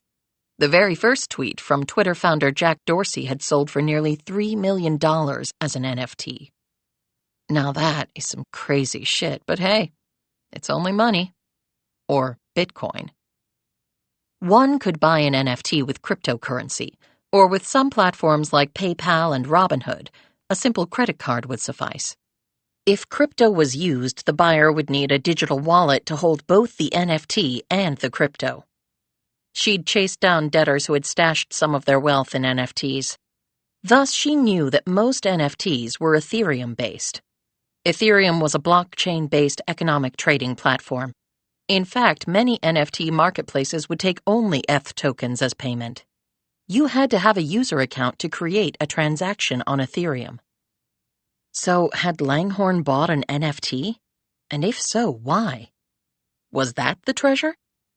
She might be able to find out because, while NFTs were not Bitcoin, they were pieces of digital information housed on blockchains. While one Bitcoin could replace another, NFT tokens represented a unique digital asset. She wasn't sure why someone would spend a ton of money on a tweet or sports card that anyone could take a screenshot of and claim it was original. But then, collectors were strange beasts, and the blockchain would prove the authenticity of the NFT and its concomitant value, at least in theory. So there was that. But the thing was, NFTs could not really be traded for other NFTs or traditional currency. So once you bought one, you really could sell it only for crypto. And recently, NFTs had been taking a beating in the news and financial markets because of fraud and hidden fees, and the cost of, or impossibility of, maintaining the article on the Ethereum blockchain, as well as a host of other issues. Gibson wasn't sure whether the whole market wouldn't implode at some point, but she didn't care about that. She just wanted to find the treasure, if it existed. Okay, here we go. On blockchains, she started searching for ERC 721 tokens, upon which NFTs on Ethereum were based. She had to find some that had been owned by Langhorne, and then used to buy one or more NFTs. There were many places to buy NFTs, platforms like OpenSea, Rarible, Atomic Market, and Super Rare, among others. Hell, apparently even Amazon was thinking about selling them. She worked away, following one trail which took her to another one. Some ended in dead ends. In fact, all of them did. Until one did not. Chapter 75. It took about 2 hours, but Francine finally found what she thought was the place to which she'd been taken. A farm was within earshot, and she could hear the tractor, approximately the same sound she had heard while being held prisoner. The dilapidated house was down a curvy dirt road. It was clearly abandoned, which made sense. Rochelle had always been stingy, even with the proceeds of a diamond haul in the bank. She wouldn't be shelling out money to rent a safe house to keep Mommy hostage, when she could do that for free. Francine knelt next to a bank of trees and surveyed the place. She didn't see a car, but it was probably parked in back, just in case anyone came down this far. She wondered if there was electricity even turned on in the place. If not, there was no way they had an oxygenator in there. They were probably providing her mother's oxygen needs purely from tanks. She wondered how they had managed that. That cost money, and the place you got it from delivered the tanks. She doubted they would haul oxygen canisters to a place like this. Had they ripped off the supply from the assisted living center they had taken her from? Rochelle had intimated something like that when she had spoken to a trussed-up Clarice. That was more in Rochelle's line. Why pay if you could steal? But that's sort of my mantra, too. She stiffened when he came out of the house, and she felt her heart grow both soft and sad. Her tall, handsome brother had not aged well. He looked too thin and bowed and just worn out. Shit. What the hell have you two been doing? But then look at me. I know what I've been doing. Leading a life I had to manufacture to forget the other one. Her brother had always been sensitive and aloof. Her father had called him stupid, inept, useless. And those were the kinder terms the monster had used. That just ground you down year after year. And now, all these years later, here, perhaps, was the result. He smoked a cigarette, idly flicking the ash away. His hair was thinning, and he'd grown a mustache that looked wispy and far too small for his broad face. His clothes were cheap and hung baggy on him. She remembered them together as kids, before their father had revealed his abominable ways. They had loved each other, had fun together, supported each other, eventually forming a little two-person army to keep all the shit at bay. Too bad the shit won. She had hoped that he would have found happiness and good health, and something altogether better than had been available to him as a member of the Langhorne family. He didn't seem to have achieved any of that. Part of her instinctively wanted to call out to him, but her brother clearly was not the same person he had been all those years ago. His life could have turned out so differently, but for Harry Langhorne. I wouldn't blame you, Dougie, if you'd killed him. Now, if I could only get you away from Rochelle. There was a noise from inside the house. Then the door opened and Rochelle joined him. She took a puff off his offered smoke and gazed around. She had on jeans and a hoodie and was barefoot. Her substantial hip butted up next to Doug's slim one. She smiled and kissed him. And he smiled back And in that smile, Francine had to admit that her brother looked like a little boy again. The one she remembered. He looked happy. She put a hand in her pocket and felt for the gun there. This could turn out fabulously, or this could be the worst day of her life. And that would be saying something. She drew a deep breath and transformed herself into what she knew she could be when the need arose. Commanding, confident, and courageous. Like she had been with Nathan Trask, conning him and his people just enough to allow her to survive. She stepped out into the open. Lovely spring day, isn't it? And how is Mommy doing? Spry and spirited? Rochelle took a step forward, putting herself between brother and sister. Oh, like I would ever hurt my brother. But you shouldn't give me such a tempting target, Rochelle. Francine looked past Rochelle and her facade faded for a moment. I would never hurt you, Dougie. Never. For so long we were all each other had. Francine wasn't sure if he reacted to this, though he did drop and grind out his smoke. He nodded at her, she supposed, in hello. Her brother had never been loquacious. How did you find us? Asked Rochelle. I turned off your phone. Francine walked closer. Never reveal sources and methods. And is my swagger still there? Rochelle pointed at the gun. What's that for? You brought a gun last time. Only fair that I have one. So how is Mommy? Same as when you were here before, said Rochelle. And you better hurry up and find the money because I can't deal with the woman much longer. Is there electricity in there? Otherwise, how are you managing the oxygen? We rigged it off a feeder line. At least Doug did. He's real good with stuff like that. And we got an oxygenator.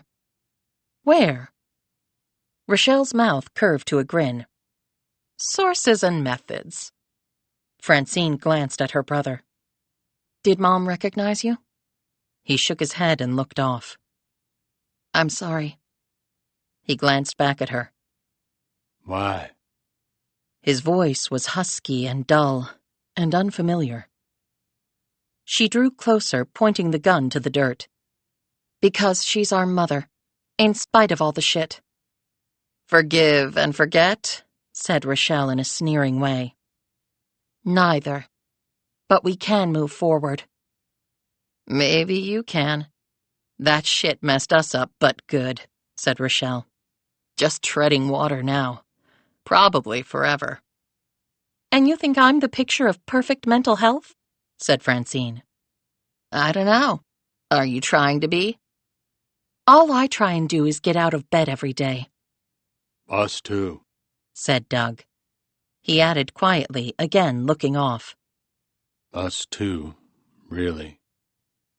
And Bruce? Asked Francine. Her brother glanced nervously at Rochelle. I did it, he said. Why? Doug once more glanced at Rochelle and shrugged, his gaze fixed on his shoes. You didn't know Bruce like I did, said Rochelle. You two were dating, retorted Francine. Not really. He had some crazy-ass fantasy about me. Told me I was Wonder Woman to his Superman.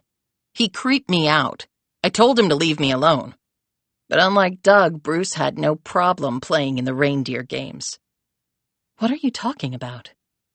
He paid my father to have sex with me. And it was not voluntary. My old man had to hold me down. It was not pleasant. He never tried that with me. He wanted to. Trust me, said Rochelle, who was now looking off like Doug had been. Then why didn't he? Because he had me instead. I figured if he did the shit to me, he'd leave you alone. In fact, I made him promise to leave you alone. Why would you do that? 12th night? What? You were a much better actress than I was. I could never get Viola's cadence right, or really get into the spirit of her character. I just memorized the lines and regurgitated them when I was supposed to. I heard the performance was well received. It should have been you on stage, not me, Rochelle paused. That was one reason why I let Bruce do what he did to me. And the other reason? Rochelle looked at Doug. You're his sister. That means you're precious to me. And just in case you're wondering, as soon as Bruce saw us when he opened the door at his house, he went after Doug with a machete. Doug didn't really have a choice. It was him or Bruce. Why did you even try to find him? Asked Francine. He had something of mine that I wanted back. What? In answer, Rochelle lifted a small gold necklace off her chest. Your brother gave it to me. Worked his ass off doing construction when we were in New Mexico. Bruce took it one time when I was forced to have sex with him. Next thing I knew, his father croaked and he and his mom vanished. How did you find him? Remember, I worked at the marshal's office cleaning shit too. I found what I needed to find. Unlike us, Bruce and his mom kept in touch with the Witsec folks. But old Bruce thought we were there for another reason, I guess. Like revenge for raping me. Anyway, he tried to cut Dougie's head off before Dougie showed him who was the better man. I saw the aftermath. Didn't look to be much of a struggle. We cleaned it up and put Bruce in the bed. We knew the cops would probably figure shit out and they'd never believe it was self-defense, even though it was. Dougie was a lot bigger than Bruce, but I guess Bruce still thought he was Superman. Francine looked at her brother, who was now rummaging in his pocket. He pulled out another smoke and lit up. She turned back to Rochelle. You cut my neck. I never said I was completely good, noted Rochelle, or entirely sane. You went to visit Harry. How and why? We were looking for him all that time. Finally found him. Doug went in to talk to him. Basically, he gives us a share of the money if we don't expose him. Then Harry tells Doug that he's dying and basically to fuck off. Francine said, I talked to the housekeeper. She said Dougie told her to get another job and it was because he knew Harry was dying? Doug nodded. Francine slid the gun into her jacket pocket. I'll get the money. Tell Mommy I said hello and that I'll be back for her. And that we'll all live happily ever after. She started to walk away and then turned back. It was good to see you, Dougie. Her brother nodded and didn't glance away this time. He watched her leave, even as his fingers curled around Rochelle's in a firm, unyielding grip. Chapter 76. Can we meet? Said Gibson. She was on the phone with Francine, who had just gotten back from her encounter with Rochelle and her brother. Yes. Same place? I'll be there in an hour. Gibson drove over in her van and found Francine waiting for her in front of the cafe. She had on a floppy hat, glasses, and a dark blue suit. They sat outside with iced teas and Gibson opened her laptop. Before she could show what was on it, Francine said, I found my mother, and I saw Rochelle and Dougie. What? How? Francine explained her method for tracking them down. Pretty ingenious, noted Gibson. But you left her there? She's actually far happier with them than she was at the facility in Greenville. And they won't let anything happen to her. They want the money. Okay, so how was your brother? In some ways the same, and in some ways different. I was going to try and figure out how to get him away from Rochelle. And? And then I realized he was happy with her. In fact, I think they were made for each other. Sort of threw a wrench in my plans. Of what? Reuniting your family? Gibson said dubiously. She gazed off. I've spent so much time alone that, well, I thought I might try another slice of life. But I can see now that that won't work. Too much time has passed. We're all too different. She looked at the laptop. So show me what you found. You know about NFTs? I do. But don't tell me my father did too. It looks like it.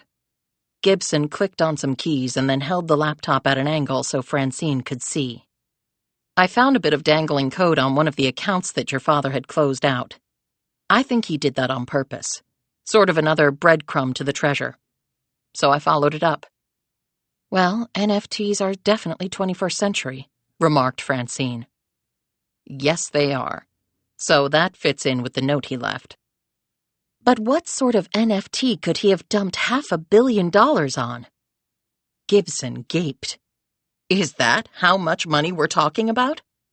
That's what I calculated, yes. Holy shit. Holy shit probably doesn't cut it. I found this. She hit one more key and an image came up on the screen. That's a room, noted Francine. Where is it? Heard of the metaverse? The non-reality reality where we all have avatars doing shit we could either do for real, like going to a party or attending a concert, or insane stuff we would never do for real, like base jumping in a wingsuit. Right, said Gibson. And you can also buy stuff that doesn't actually exist. Well, it does in the metaverse, including real estate. Anything from a house to ad space at a football stadium, at least virtually. Gibson pointed at the computer screen. That room is in a piece of real estate Harry bought on the metaverse. Where is it located? Asked Francine. That I'm not sure about. The digital trail was obscured for some reason. Usually it's pretty well laid out. What's that on the walls? Gibson hit a key to zoom in. Artwork. Francine leaned in for a better look. What sort of artwork? Digital images of famous pieces of artwork. I've already identified them. She used her cursor to hover over each. This is a Degas, that one's a Monet, the one on the left is a Vermeer. The three along this wall? The first one is a Winslow Homer, the next a Mary Cassatt, and the last one is a John Singer Sargent. There are others in other rooms, but you get the gist.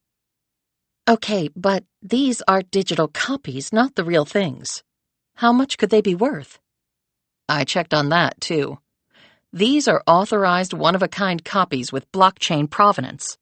I guess museums and people who own these works saw a way to make some money without actually selling the original. Everyone's getting in on it. I calculated that all told, these NFTs add up to about $1 million total. I think that was pretty much a vanity purchase. I mean, who would want to shell out that much money for a digital copy, even with authentic provenance? I doubt he could resell it or make money. But that's nowhere near the fortune that I calculated he'd left behind. And he ripped off Trask, too, so there has to be more. She glanced at the screen. And is there any way to at least get a hold of these NFTs? Not without the private key. Is that contained in some other clue we haven't found yet? It might be. I did learn that your father used things like substitution ciphers when he was doing the books for the mobsters. So he might have employed that here, too. Really good work, Mickey. But we seem a long way from getting any money out of this. I know. And let's not forget the very real possibility that my father has screwed us over. Gibson glanced nervously at Francine. So, tell me more about seeing Rochelle and your brother. Did you learn anything new? I learned that back in New Mexico, Rochelle rode shotgun for me in a way I didn't realize. Meaning? Meaning she took shit from some others so they would leave me alone. Why would she do that? Francine slid her sunglasses down and eyed Gibson. Principally because she loves my brother. My brother loved me. So, as she said, I was precious. She sacrificed her body for mine. Damn. And all this time I had seen her as the enemy. And Bruce Dixon? Dougie admitted to killing him, but Rochelle said that Bruce came after him with a machete when they showed up at his place. Dougie had no choice. It was him or Bruce. Why would Bruce do that? According to Rochelle, Bruce was not nearly as nice a guy as I thought. She went on to tell Gibson about Dixon raping Rochelle and Dixon stealing her necklace. After a long moment of silence, Gibson said, "What happened to Rochelle's father?" "Don't know. He disappeared pretty soon after my dad did. I told you her mother had done a runner already like mine. So when Rochelle and I turned 18, we got the hell out. There was no reason to stay. And as I told you before, Dougie and Rochelle later went off together. They've been together ever since. How did your brother look? Physically, not great, but... She paused and glanced at Gibson. He seems really happy with Rochelle. And she with him. She cleared her throat. That's more than I have. She frowned. Sorry, that's self-pity bullshit, I know. I think it's just being human. Francine's next words were said in a businesslike tone. And if we can't get the money right now, there is something we can get. What? She pulled a notebook from her bag and held it up. Earl fucking Beckett. Chapter 77. I'm pretty busy, said Wilson Sullivan as he stood in front of Gibson in the waiting area at police headquarters. Just wanted to catch up and see how things are going. I thought we were working this together. Well, things change. I got a dressing down from the top. They don't want collaborations with civilians. Damn, that's too bad. And just when I thought our working relationship was really hitting its stride. Yeah, well, I'm sorry about that. Now, if there's nothing else... No, that's about it. Sullivan turned to leave. Hey, Mark. He whirled around to see Francine Langhorne standing there. I think it's time we talked, she said. Sullivan sipped his coffee and looked down at the table. They were in the police cafeteria, which was empty at this time of the morning. How'd you do it? He asked. Just connected the dots, noted Gibson. Principally, your career trail matched Beckett's. That doesn't tell me how you got my real identity. I took your prints off the pen you were using when I visited you last. We suspected you weren't who you said you were. Past 20 years ago, Wilson Sullivan didn't really exist. He eyed Francine. You're really Harry Langhorne's daughter? In the flesh. Sorry to use an old Witsec tactic to out you by using your real given name, but we had to make a move on the chessboard. Where do we go from here? Francine tapped the table. Earl Beckett. I know what he did to me and others, and we suspect what he did to your sister. He raped her, and when she threatened to tell, he murdered her. But it was never proven, said Gibson. Obviously not, since he's a free man. Gibson glanced at his neck. I checked your record. You were never wounded as a cop like you told me. So where'd you get that scar? Sullivan pulled his shirt collar up to cover the mark. Let's just say in my despondency over the death of my sister, I attempted something very foolish. Luckily, I didn't succeed. Francine and Gibson exchanged a glance. Okay, said Francine. We need to make sure we nail him now. On what charge? Asked Sullivan. Murdering Harry Langhorne, answered Gibson. Sullivan looked at them both. Can you prove it? Maybe. With your help. He leaned forward. How? You're working with him on this case. We think he's taking advantage of that relationship to find the treasure that Langhorne left behind. Gibson paused. A treasure you seem interested in, too. My sister had a little girl, my niece. My parents raised her after Helen died. She's now a grown woman, and she has some mental challenges. I was hoping if there was any money. Well, we think there is money, and we believe we can use that as bait to reel Beckett in. Okay, I'll help you however I can. Exactly what we wanted to hear, said Francine. Chapter 78. What's up?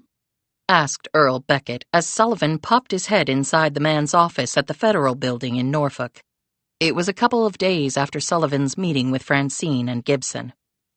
Sullivan took a seat across the desk from the marshal, Look, can I talk confidentially? Why? You think somebody's eavesdropping on us in here? Beckett said with a wry grin. No, but what I'm about to tell you, I don't want to go any further. Okay. Beckett sat up straighter and put his elbows on his desk as he took in the serious expression on the Virginia police detective's face. Shoot. The Langhorns. What about them? I think I found Francine and Doug Langhorn, and the mother. Beckett exclaimed. What? Where are they? The last place was an abandoned cottage about 2 miles from Stormfield. What the hell are they doing there? And how did you find them? It was actually Gibson who did the heavy lifting. She had some weird-ass software program on her computer that Pro-Eye provided her. It's a tracking device that takes in like 10,000 different factors. How do you know they were there? Did you see them? Gibson said she did. Said she did. And you believed her? She sent me these. Took them with a long-range camera. Sullivan pulled his phone out and held it up. Just swipe across. Beckett did so and glanced up at Sullivan. Well? Said Sullivan. You knew them. I didn't. Could it be them? Could be, said Beckett slowly. Can you text me those pictures? Sure. Sullivan took a few moments to do so. So, do we head over there and arrest them? For what? Said Beckett. For murdering their father. They might be intending to do the same to their mother, for all I know. And they're after the treasure. Gibson is sure of that. She's tracked some stuff down online, and she says she can trace their digital signatures back to Francine. Francine always was the smart one, Beckett said absently. Yeah, so if we arrest them and make them talk, they can tell us where the money their father stole is, and that will all go to the government. It was mob money, after all. We'll probably get medals for that. He added with a grin. Yeah, medals, said Beckett absently again, his mind clearly elsewhere. Did Gibson have any, idea where the treasure is? She's convinced it's somewhere at Stormfield. Where? It's a big place. Gibson might be able to find it, or we can get that from Francine. Beckett leaned forward and began speaking slowly and intently. See, what I'm thinking is, Francine is never going to tell us squat. You didn't know the girl, but I did. She doesn't give up anything without a fight. But if we can find the treasure on our own, that's a whole different story. But what about arresting them? They can keep. Just put them under surveillance for now so they can't slip away. Okay, yeah. And then, if we find the money, we'll turn it in. Hold a press conference. Maybe the governor will come. And somebody from Washington. Ha! It'll be a big deal. I've been waiting a long time to bust a big case like this. Beckett rubbed his chin and gave Sullivan a sideways glance. Yeah, I'll bet you have. You really think Gibson can find it? Well, she found the Langhorns, so my money would be on her. And she sounded really confident when I talked to her. Said she had it all figured out.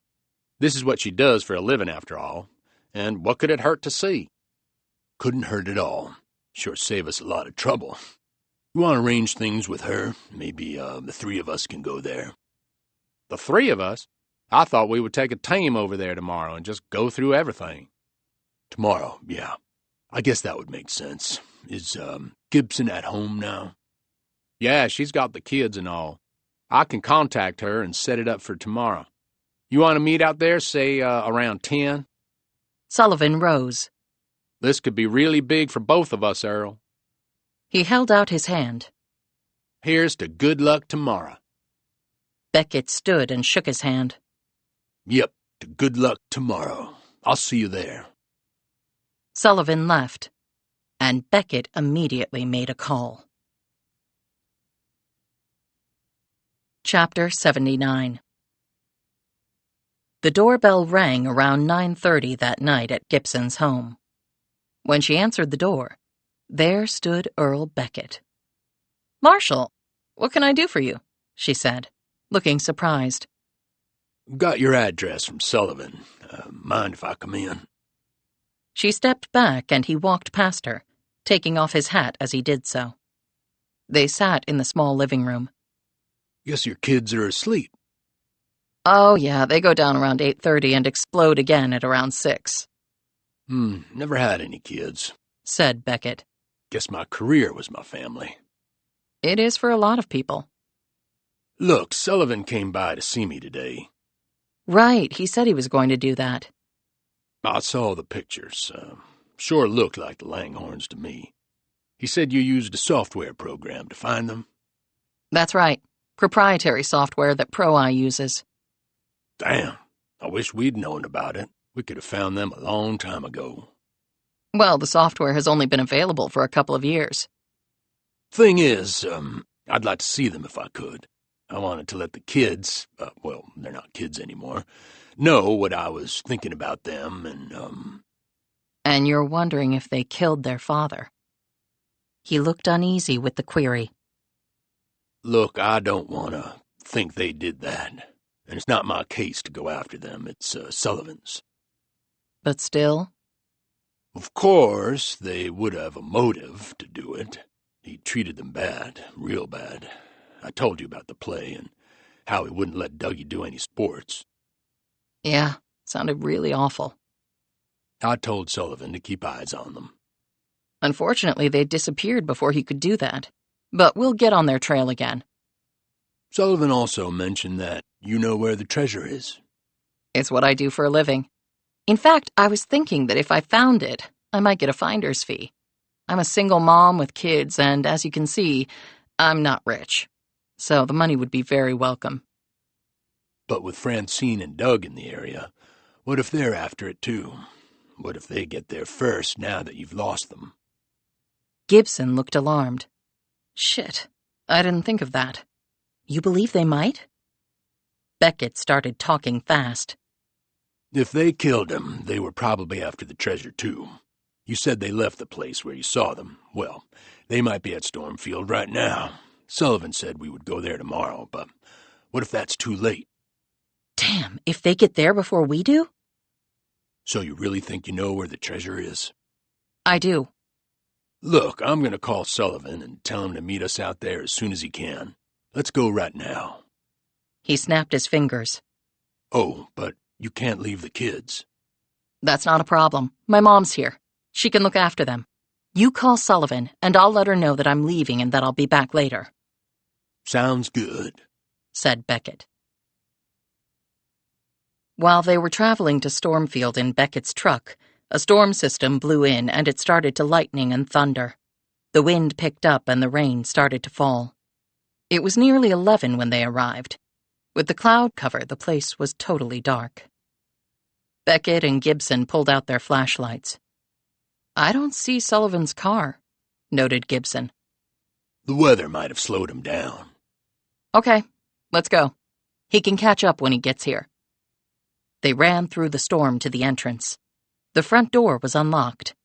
They went in and shook the water off their clothes. Gibson pulled her wet hair out of her face. So where's the hiding place? Said Beckett as their twin beams cut through the gloom. Gibson shone the light on her face, looking triumphant. The room where Langhorn was found is not the only secret room in this place. What? Yeah, I did a rundown on the history of the place, and it seems that the man who originally built it was of Scottish ancestry. Well, the Scots are famous for putting hidden rooms in their castles. I spoke with John Turner, who sold the place to Langhorn. He said there's a second secret room down in the wine cellar, and he told me how to access it. Damn, good work, Gibson. Thanks. I actually patted myself on the back with that one. They headed down the stairs. On reaching the wine cellar, Gibson hurried over to a far corner where a wooden wall with wine bottle shelving attached was situated. Shine your light right there, she instructed Beckett as she pointed at the lower right-hand corner of the wall. He did so, and she set her light down and gripped at a corner of the wood. First, she pushed inward, and there was an audible click. Then she pulled, and the entire section of wall rotated out on hinges. Voila! She picked up her light and shone it inside the small, dank room. At the rear, under some old blankets, was a box. She opened it while Beckett kept his light pointed at it. Inside was a key. Gibson held it in her hand and looked around. Okay, what do you open? Then Gibson started probing and prying in the middle of the rear wall of the room. Shine your light, she said urgently. He did so, and she pulled away a bulge of bubbled paint, revealing a keyhole. Damn, how'd you see that? Asked Beckett. Easy. The rest of the wall is a slightly different shade of blue, and they couldn't completely cover the bulge of the lock underneath. She inserted the key and turned it. The wall that had now become a door swung open. Revealed was an inner room that contained 5 large trunks. She tried the same key in each trunk's lock until, with the 4th one, the lock turned. She slowly opened the trunk, and Beckett illuminated the contents with his light. Holy shit, he said. It was full of cash. She knelt down and examined the money. These are all $100 bills, she said. She did a quick calculation. If all of these trunks have this same amount of cash in them, we're looking at probably a couple $100 million. She dusted off her hands and pulled out her phone. I'll take pictures, and then I'm going to try Sullivan again and tell him what we found. This is going to hit the national press for sure. No, it won't, said Beckett. When Gibson glanced up, his gun was pointed at her. Chapter 80. What the hell are you doing, Earl? Getting what's rightfully mine. This is Langhorne's mob money. Nothing personal, but this is my money, and I've waited a long time for it. What are you talking about? I helped Harry clear out of Witsec. We were supposed to meet up, and he was going to give me my share. But that asshole never showed. Been looking for him for over 20 years, and I finally found him right here in this house. Wait a minute. You killed Langhorne? Ran into him when he was coming out of that little hidey hole of his. I was fair. I gave him a choice. Tell me, and he dies with no pain. Don't tell me, and he dies awful. He chose the poison. And when Sullivan approached you? I figured it wouldn't hurt to piggyback on your efforts. Found out you were really good at finding hidden money. He motioned at the trunks with his light. And I have to say, you lived up to your rep. You can't get away with this. Sullivan is on his way. Jesus, get with the program. I never called him. My mother knows you and I left together. Which means I have a little unfinished, business back at your house. Don't worry, it'll be quick, and I won't touch the kiddies. And now, we have to take care of you. Drop it, Beckett, a voice called out. Beckett whirled to see Wilson Sullivan and 2 uniformed officers, guns drawn, emerge from the darkness. Beckett cursed under his breath and put his gun down. He eyed Gibson. You set me up, you bitch. Francine appeared next to Sullivan. Hey, Earl. Remember me? Francine? Beckett's eyes took her in. Long time no see. He smiled, and Gibson did not like that smile. Francine stepped up to Beckett and kneed him in the crotch. Hope the reunion was memorable, she said as the man dropped to his knees moaning. The next moment, a series of gunshots were fired from the open doorway. 2 slugs hit one of the uniformed officers and he collapsed to the floor. Another round hit Sullivan in the shoulder, and he went down too. The other officer fired back at the doorway. Gibson pulled her pistol from her ankle holster, but Beckett had already recovered. He grabbed Francine and his gun and pulled her out of the wine cellar. Gibson heard a click. She raced to the door and found that it was locked. "Francine!" Gibson looked around and saw that the cop who'd been shot was dead. His colleague was bending over Sullivan, who was panting heavily and holding his arm. She ran over to him. "How bad?" In and out, but it's bleeding like a bitch. Who fired those shots? Beckett obviously didn't come alone. Gibson said to the officer, "Tourniquet his arm and call an ambulance and more backup." She ran over to the door and fired 2 shots into the lock, then kicked at the door, and it popped free. She did a turkey peek to see if they were waiting to gun down anyone who came out of the cellar. With the coast clear, Gibson ran after them. She was now back in Jersey City cop mode, running down another suspect. Only this one had a hostage. Chapter 81. Gibson could hear the sounds of footsteps pounding away in front of her, though she didn't know how close. They had a decent head start. She silently berated herself for allowing this to happen. She knew it was likely that 2 people had written the phrase on the wall in the secret room. At first, she thought it might have been Francine and her brother. Next, it might have been Rochelle and Doug. But when that was disproved, and she had figured Beckett as the killer of Harry Langhorne, she should have remembered the second hand that had contributed to the message. That oversight had cost one cop his life, and Sullivan a gunshot wound. And maybe Francine her life. But who was the other person? She reached the main floor and peered around a corner. She no longer heard the sounds of footsteps. "Look out, Vicky!" screamed Francine. Gibson ducked down. 2 shots slammed into the wall where Gibson's head had been moments before. She heard a thud, and Francine screamed in pain. Gibson couldn't fire back because she might hit the woman. When she heard them run off again, Gibson followed. She broke into a sprint when she heard one of the huge front doors slam against the wall. The storm was still raging outside. She had no idea how long it would take for the police or an ambulance to get here. But if Beckett got away with Francine, Gibson knew they would find only her body. If they even managed that.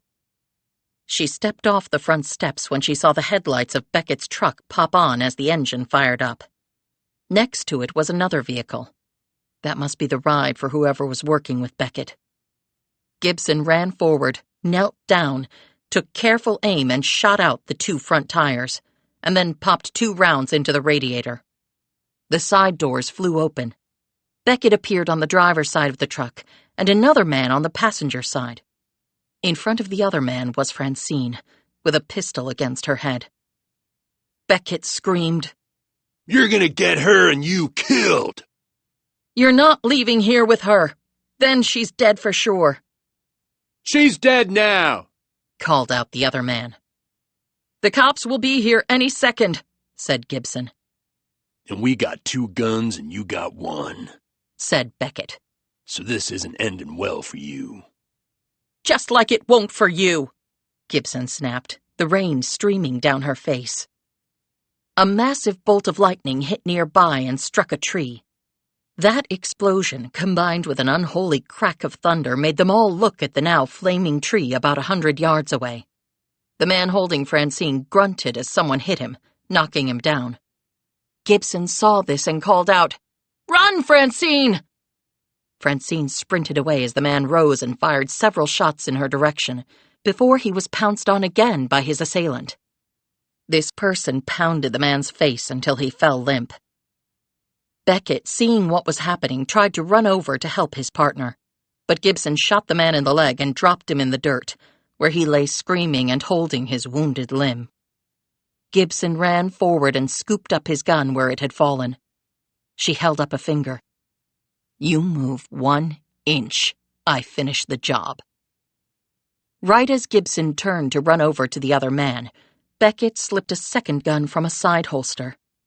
He was about to fire when a muzzle was placed against his head. FBI Special Agent Carrie Pinker took the gun and said simply, You're under arrest.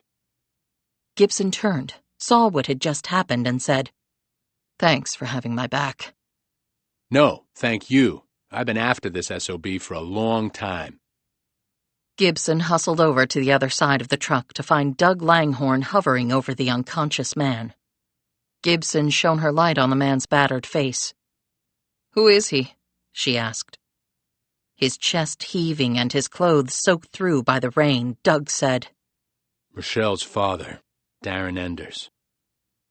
When they heard the scream, they both turned and ran toward it. They stopped near the tree line, where they saw Francine standing over something on the ground. Rochelle! Cried out Doug.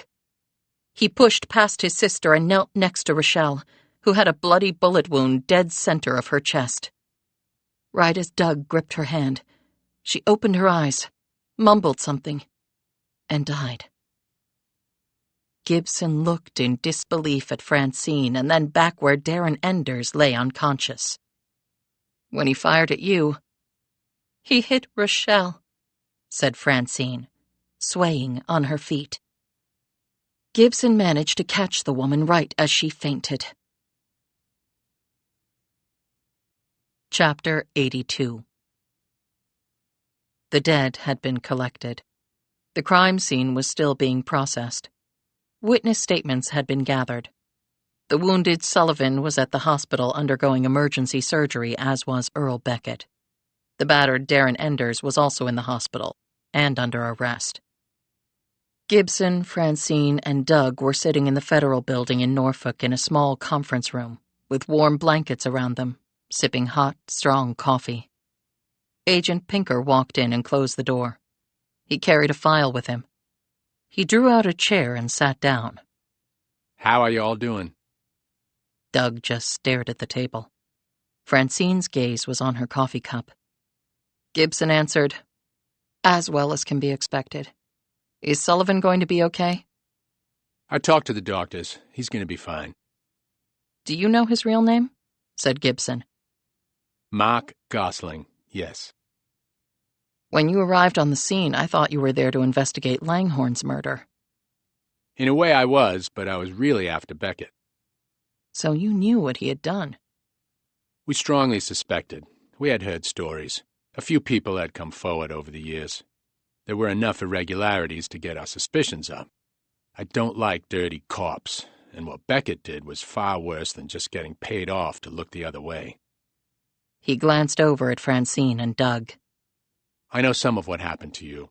I know it probably means very little, but I'm sorry. It should never have happened. Francine acknowledged this with a nod.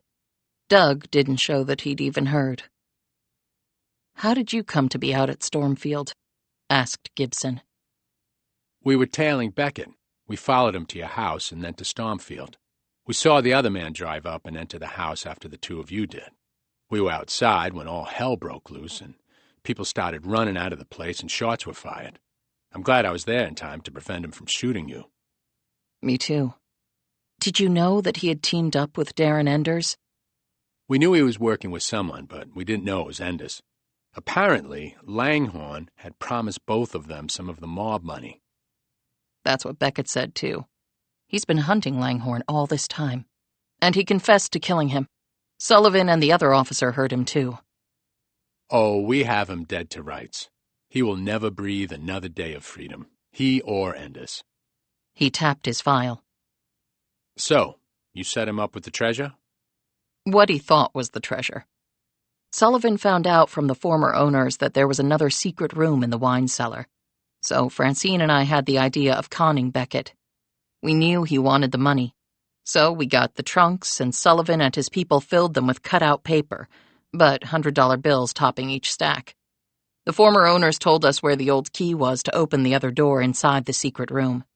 We blobbed some paint on the keyhole to make it look like it was hidden. You didn't even need a key to open the trunks. I just used it so Beckett wouldn't get suspicious. She paused. I also found out that he was the one who called Pro-Eye and got me fired. Why would he do that? Asked Pinker. Probably because he wanted me to be desperate to find the treasure, so he could take the whole thing. And you had to know that he would try to kill you when you found it. That's why I had Sullivan and two of his men hidden in the wine cellar. I didn't figure that Beckett had brought his partner along for backup. It cost a cop his life. She shook her head and looked miserable. Pinker glanced over at Doug. And I'm very sorry about your friend, Mr. Langhorne. This time Doug nodded but didn't look up. It was very fortunate that you were there to help subdue these men. Doug looked at his sister, not Pinker. We took turns watching the place. Rochelle was there last night. When she saw the cars coming in, she called me and I came right over. I saw Enders and Beckett. I knew who they were right away. When I saw you run and he was going to shoot you... Francine put a hand on her brother's arm. You saved my life, Dougie. You were always there for me. And Rochelle. His eyes filled with tears. Except last night. He bent low and started to sob. Francine wrapped her arms around him and held him, whispering soothing words into his ear, while Gibson and Pinker looked away. Chapter 83. Well, we got everything on our bucket list except the treasure, noted Francine. She and Gibson were seated in the latter's home office. Tommy and Darby were with Gibson's parents. Yeah, but that's a big one. How is your mom, by the way? I got her into a facility near here, at least temporarily. Dougie is with her right now. He's decided to cremate Rochelle's remains and sprinkle them at a lake where they lived for a while and were happy. So they came here looking for Beckett and your father, too? They wanted revenge, but they also wanted the money like I did. She looked at Gibson's twin computer screens. NFTs.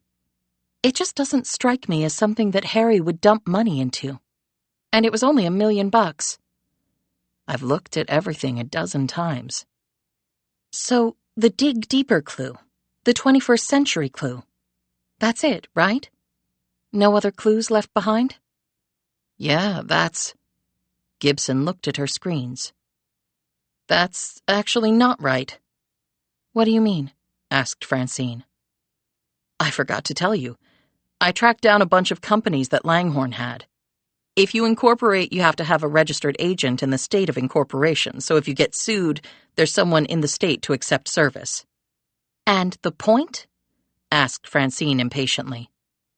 There was one agent I reached out to who got back to me immediately. She started clicking keys on her computer and pointed at the screen. Dexter Tremaine from South Dakota. He's the registered agent for DPE. That's Daniel Pottinger Enterprises, obviously. What did he say when he got back to you? That Pottinger, a.k.a. Harry, had called him and left a message for Tremaine to give to anyone who contacted him after he was dead. DPE was pretty well buried behind some other shells. It took me some time to dig through. What was the message? Now you see it, but then you don't. That's it? No. He also said to take away the 8, and then use the leftovers for Sesame Street. That makes no sense at all. Agreed. Now, the usual phrase is slightly different. Now you see it, now you don't. So Harry had changed now to but then. That's right. I was going to dig down deeper, but then I got sidetracked with everything else and forgot all about it. Francine took a notebook from her purse and flitted through the pages. What's that? Asked Gibson. My treasure notebook. Gibson gave her a funny look. I actually have half a dozen devoted just to you. A record for me. Well, I guess I should feel honored somehow. Do you think he just got the phrase wrong? No. He was the most detailed person I've ever met.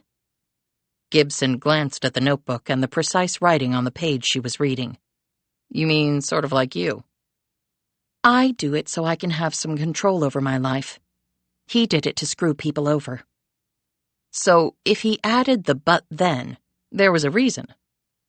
Most definitely. She turned another page and tensed. Wait a minute. You said you found out that my father used secret codes and substitution ciphers to keep his mob account book secret? That's right. Then maybe this phrase is a substitution code. Do you know how they work? Pretty much. You substitute one alphabet letter for another. The parties trying to communicate have the key, so you know what letter to substitute for another. Dates all the way back to at least Julius Caesar. Gibson started clicking keys and increased the font size so the phrase loomed large across the screen. Now you see it, but then you don't. So you think each letter represents another letter? Said Francine. Possibly. I actually have software that drills down on that, because the debtors I chase use all sorts of stuff, including secret codes. Gibson opened a program and then plugged the phrase into it. It works fast, but it's not always conclusive. 5 minutes later, the program disgorged several possibilities that, to both their minds, seemed nonsensical. Harry's housekeeper told me that he was almost never there, said Francine. And Nathan Trask confirmed that. Okay, but where was he the rest of the time? Asked Gibson. At another hidey hole of his, probably. Wait, what if the treasure is at one of those hidey holes and this code is giving us the location? Suggested Francine. Gibson glanced at the words with renewed interest. If it is an address, it would probably be both numbers and letters. Which complicates the unraveling even more, I know, Francine mused. Okay, let's try the simplest first. Let's take the first letter of each word and give it its alphabetical numerical equivalent. So, breaking the phrase down, each first letter is NYSIBTYD. Now, give each letter the alphabetical equivalent. Gibson executed on this and looked at the line of numbers corresponding to their place in the alphabet. 14, 25, 19, 9, 2, 20, 25, and 4. Anything strike you? She asked. Yes, confusion, said Francine. Could it be a hybrid? Meaning? Gibson said. Some substitution of numbers for letters, but then maybe some of the letters actually represent words. Okay, which ones? I don't have a clue. Let's take Harry literally. The letters B and T from the words but then are represented by the 2 and the 20. Is that significant? Since it's clear he added but before then to make it but then. Gibson looked at her notes. Wait a minute, we forgot about the taking away the 8 part. Okay, but how do we do that? Well, if we follow the same substitution cipher, 8 represents the letter H. So we take away the H in the word then? So it becomes 10, said Gibson. Which means it now reads, now you see it, but 10 you don't. She looked at Gibson. What the hell does that mean? The blood slowly drained from Gibson's face. Oh my God. What? What is it? Francine said quickly. It's all a convoluted mess, really, which I'm sure was intentional. But then was really the key. I'm pretty sure that was a shortcut that Harry offered up, because the word was so unusual in this context. She typed out something, and then sat back for Francine to see. 199 Button Road, Yarden, New York. Button equals but 10. She glanced at Francine to see if she was following her logic. You don't know? Gibson said. It's not in one of your notebooks? What? This is the address of the house where Harry first lived. Chapter 84. Gibson steered the rental car down the street in Yarden, New York. She and Francine had flown in and rented the car, and were now pulling up in front of the small house that Harry Langhorne had lived in as a child. It looked exactly like the picture that Gibson had pulled up on Google Maps. A car was parked in front. Flowers were in the flower beds. Everything looked neat and trim. There were 4 other homes on the street. They all looked the same. Cars in front, flowers in the beds. But what Gibson had subsequently found out was that each of these homes was owned by one corporation that she had finally tracked to one of Daniel Pottinger's companies. And she had also found out that a management service had been hired to keep the outside of the homes in good order and to look after the vehicles, and that there was a housekeeping service to look after the interiors of the other homes. But they had not been given access to 199. No one apparently went in there. They got out of the car and approached the house. There was an alarm pad next to the front door. "Little unusual being on the outside," noted Francine. "There's no key lock on the front door, only a handle. My guess is this is where Harry lived for the most part. Now we need the code to get in." Francine opened her notebook and looked at the numbers she had written down there. 14, 25, 19, 9, 25, and 4. These represented the numerical equivalent of each first letter in the phrase Harry had left with his registered agent after leaving out the words "but then." "The leftovers for Sesame Street?" said Gibson. "As in open sesame, we hope." "Here goes nothing," Gibson said, as she punched all these numbers into the alarm panel. The red light on the pad turned green, and they heard a click. Francine gripped the handle and pulled the door open. "After you," she said to Gibson. The women walked in, and Francine closed the door behind them. The house was small, the rooms plain but spotless. The kitchen was functional, if rudimentary. They noticed that the windows were simply facades. There was no light coming in from them. The air was cool, and they could hear the hum of the HVAC system. "The lights and HVAC must be on a program," noted Gibson. They turned the corner and walked into what looked like the living room, which was the largest space thus far. There was track lighting on the ceilings, and the lights were pointed at the walls. And on the walls— "Holy shit!" both women exclaimed at the same time. Arrayed on all 4 walls were paintings, and not simply any paintings. They drew closer to one of them. It was a simple depiction of a room, a tile floor and part of a blue door. But the focus of the work was clearly a wooden chair with a straw seat that held what looked to be a pipe and cloth on it, and— Francine pointed to the name that appeared on a wooden box sitting behind the chair that contained some vegetables. "Vincent? As in Van Gogh?" mumbled Gibson. The NFTs were just misdirection? Or maybe a digital sampling of the real thing? Francine took out her phone, did a search, and showed the screen to Gibson. Van Gogh signed his first name in odd places on the pieces he thought had some merit, apparently. This one is entitled Vincent's Chair. He painted it in December 1888. She kept reading. It was housed in the National Gallery in London. She paused and then jerked her head up. "Until it was stolen 11 years ago." She looked around. "It wouldn't surprise me if all these paintings had been stolen." "So Harry bought them from whoever stole them and housed them here where he's the only one who gets to enjoy them. And he bought NFTs of all of them and housed them in a metaverse room that is probably a duplicate of this one."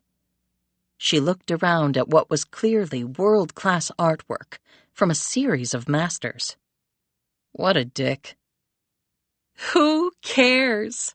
Francine leaned against the wall, closed her eyes, and let out a long, calming breath. She opened her eyes, looked at Gibson, and allowed herself an ear-to-ear smile. "We just found the treasure." Chapter 85. The various museums and private collectors whose works had been stolen were thrilled to have them back in their possession. So happy, in fact, that the finder's fees paid to Gibson and Francine were quite generous. On the flight back from meeting with one of the museums, which had had 2 of the paintings stolen from it, Francine turned to Gibson. "That night at Stormfield?" "Yeah?" "You saved my life." "Well, you did the same for me. If you hadn't warned me, I'd be dead." Francine slowly reached over and gripped Gibson's hand. "Can I ask you a favor?" Gibson looked at her curiously. "What?" "Can I? Oh, never mind." "What?" Francine seemed nervous and unsure of herself. "I was just wondering if I could meet your kids." By Gibson's expression, this was not what she was expecting. However, she said, "Sure. My parents have been watching them. You can meet them, too." "This is my friend Francine," said Gibson, introducing Francine to her parents. "She was at Temple when I was there." The Rogerses shook hands with Francine. Gibson's father shot his daughter a glance and mouthed, "Francine Langhorne?" She smiled, but didn't answer. "So how did you know Mickey?" asked her mother. Francine said, "Well, she was pretty famous on campus, but we were both involved in the theater program. Do you remember her in My Fair Lady? She was fantastic as Eliza Doolittle." Rick Rogers looked guiltily at his daughter. Oh, I must have missed that one. But I saw all our home basketball games. "Did you act in plays as well?" asked Dorothy Rogers. Francine said, "Sometimes it seems like I've been acting my whole life." Are you here on business? asked Rick with a sly look at Gibson. "Actually, I am. In fact, I'm sort of in the same line of work Mickey is. Asset recovery." "And the kids?" asked Gibson. Francine wanted to say hello. "Nap time is just about over," said her mother. Gibson led Francine upstairs and into her kids' room. Tommy's eyes were open and he was looking sleepily around. Darby's eyes were still closed. Her thumb was in her mouth and her other hand was clenched around her favorite stuffed animal, a Winnie the Pooh that had been so loved its button nose had worn off. Francine knelt down next to Tommy and held out her hand. "Hi, Tommy. I'm Francine." Tommy glanced up at his mom, who nodded. Tommy put out his hand, and the two shook. "Hi," he said in a small, uncertain voice. "Did you have a good nap?" He nodded. "You look very strong. I bet you can throw a ball pretty far." He smiled and nodded. "What's that, I wonder?" said Francine.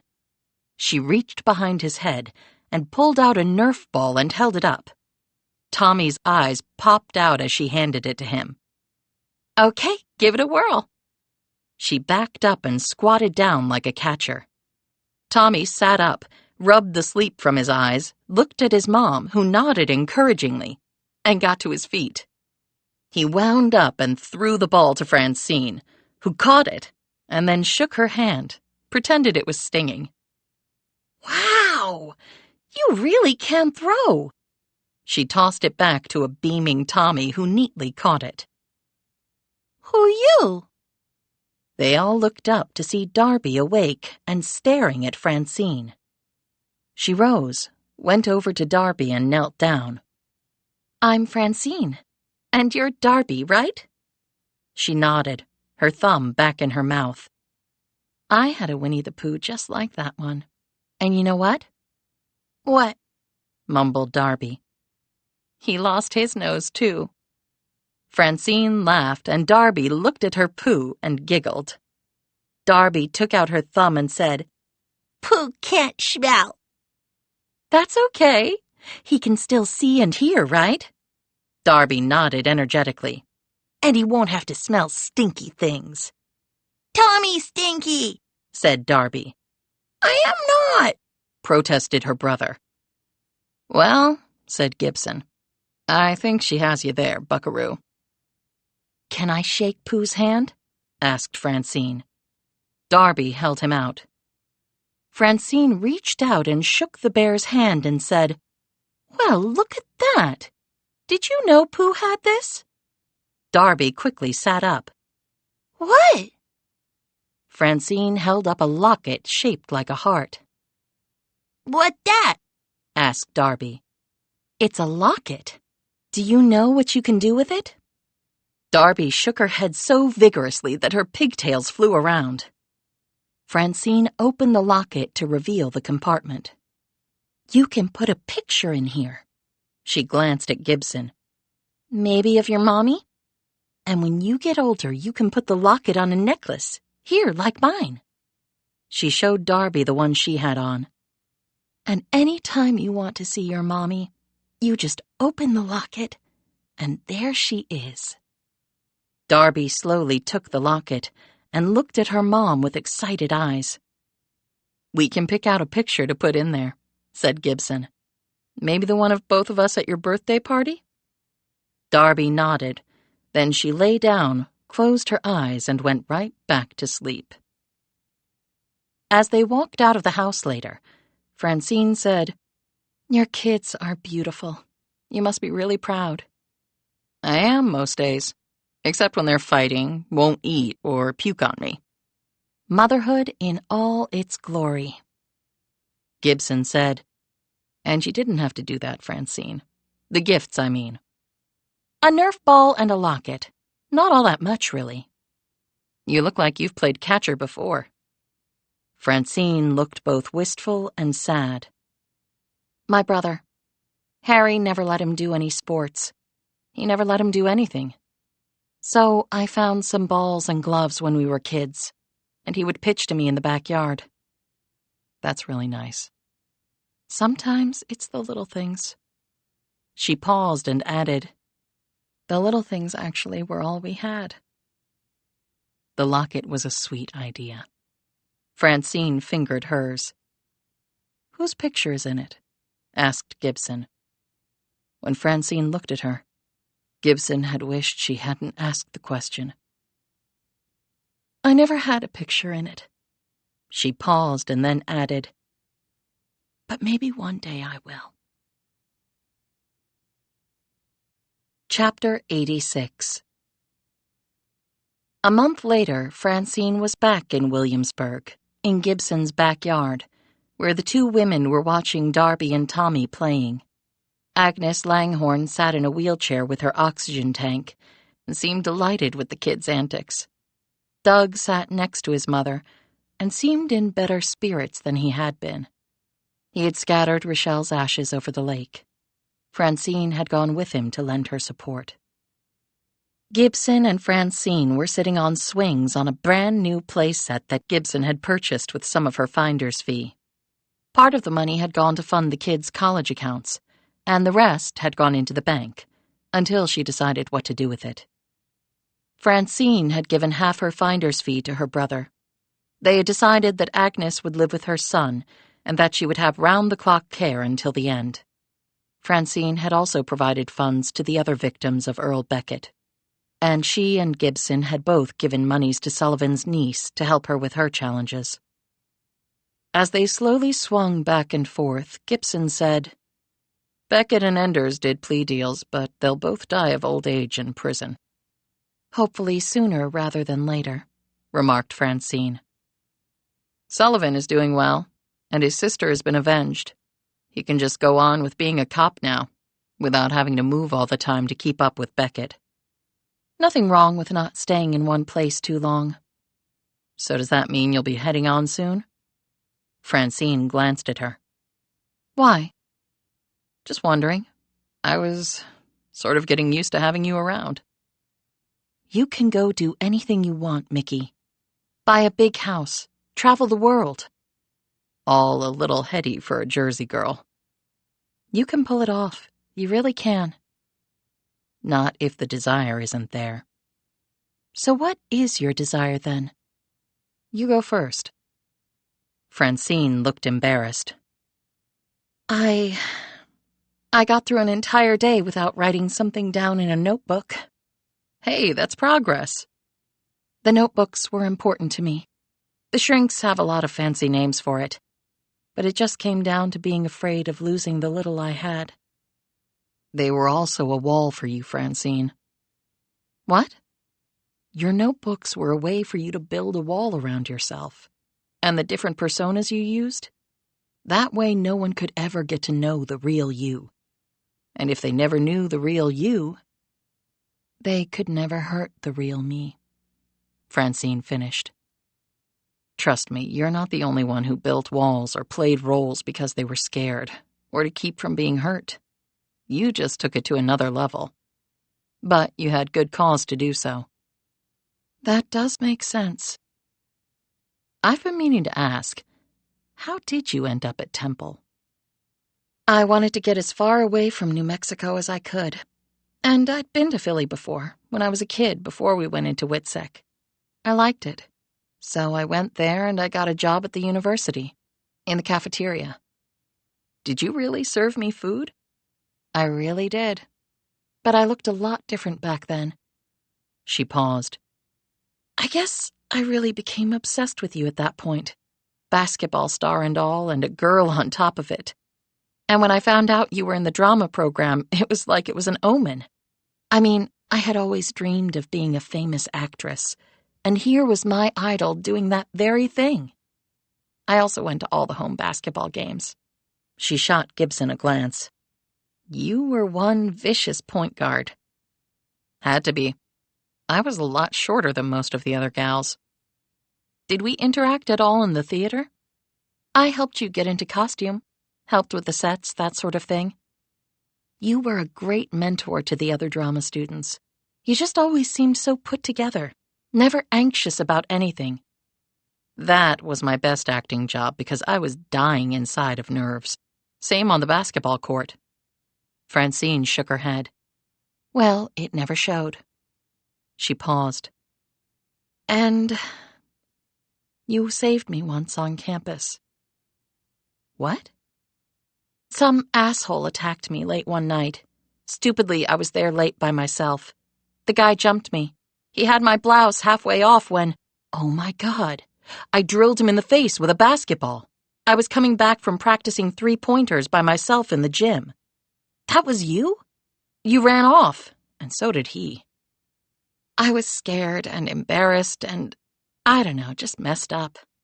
I left Temple right after that and reinvented myself. Put those walls up, like you said. The intervening years sort of raced by. Until you came back into my life. Hardly in a way you wanted. I'm sorry for all that I did. I'm sorry for all that I said and thought about you. I was so wrong about everything. Gibson gripped her hand. Francine, after all that you went through, the fact that you're even functioning is a damn miracle. Francine glanced away, watching the children again. Tommy was running in circles, and Darby was doing awkward forward rolls and coming up laughing after each one. Perhaps reading her mind, Gibson said, You know, you can adopt.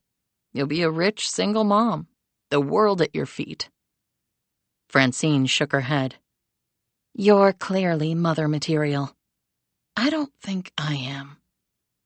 I never thought I would be. You sort of grow into it. She glanced at Tommy, who was now seeing how loudly he could burp, while Darby egged him on by laughing uproariously. And here I am, raising 2 Einsteins of my very own. Francine gave Gibson a mischievous look. They're going to end up ruling the world, and you know it. With an aunt like you teaching them, they probably will. Francine gaped.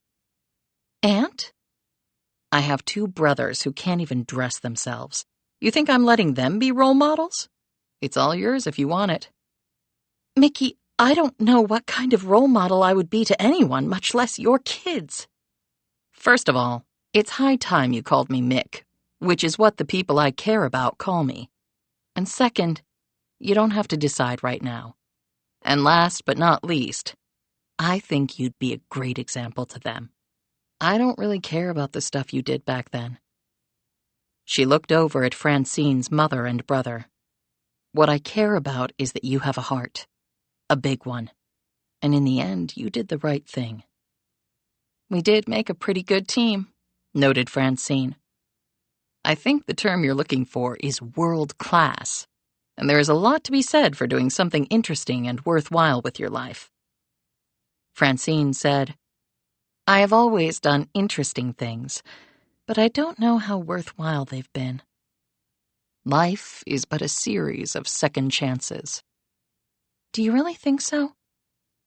It's just a matter of whether the will is there. She paused. So do we perform our next act together? In answer, Francine held out her hand, which Gibson shook. I think that we do, Mick.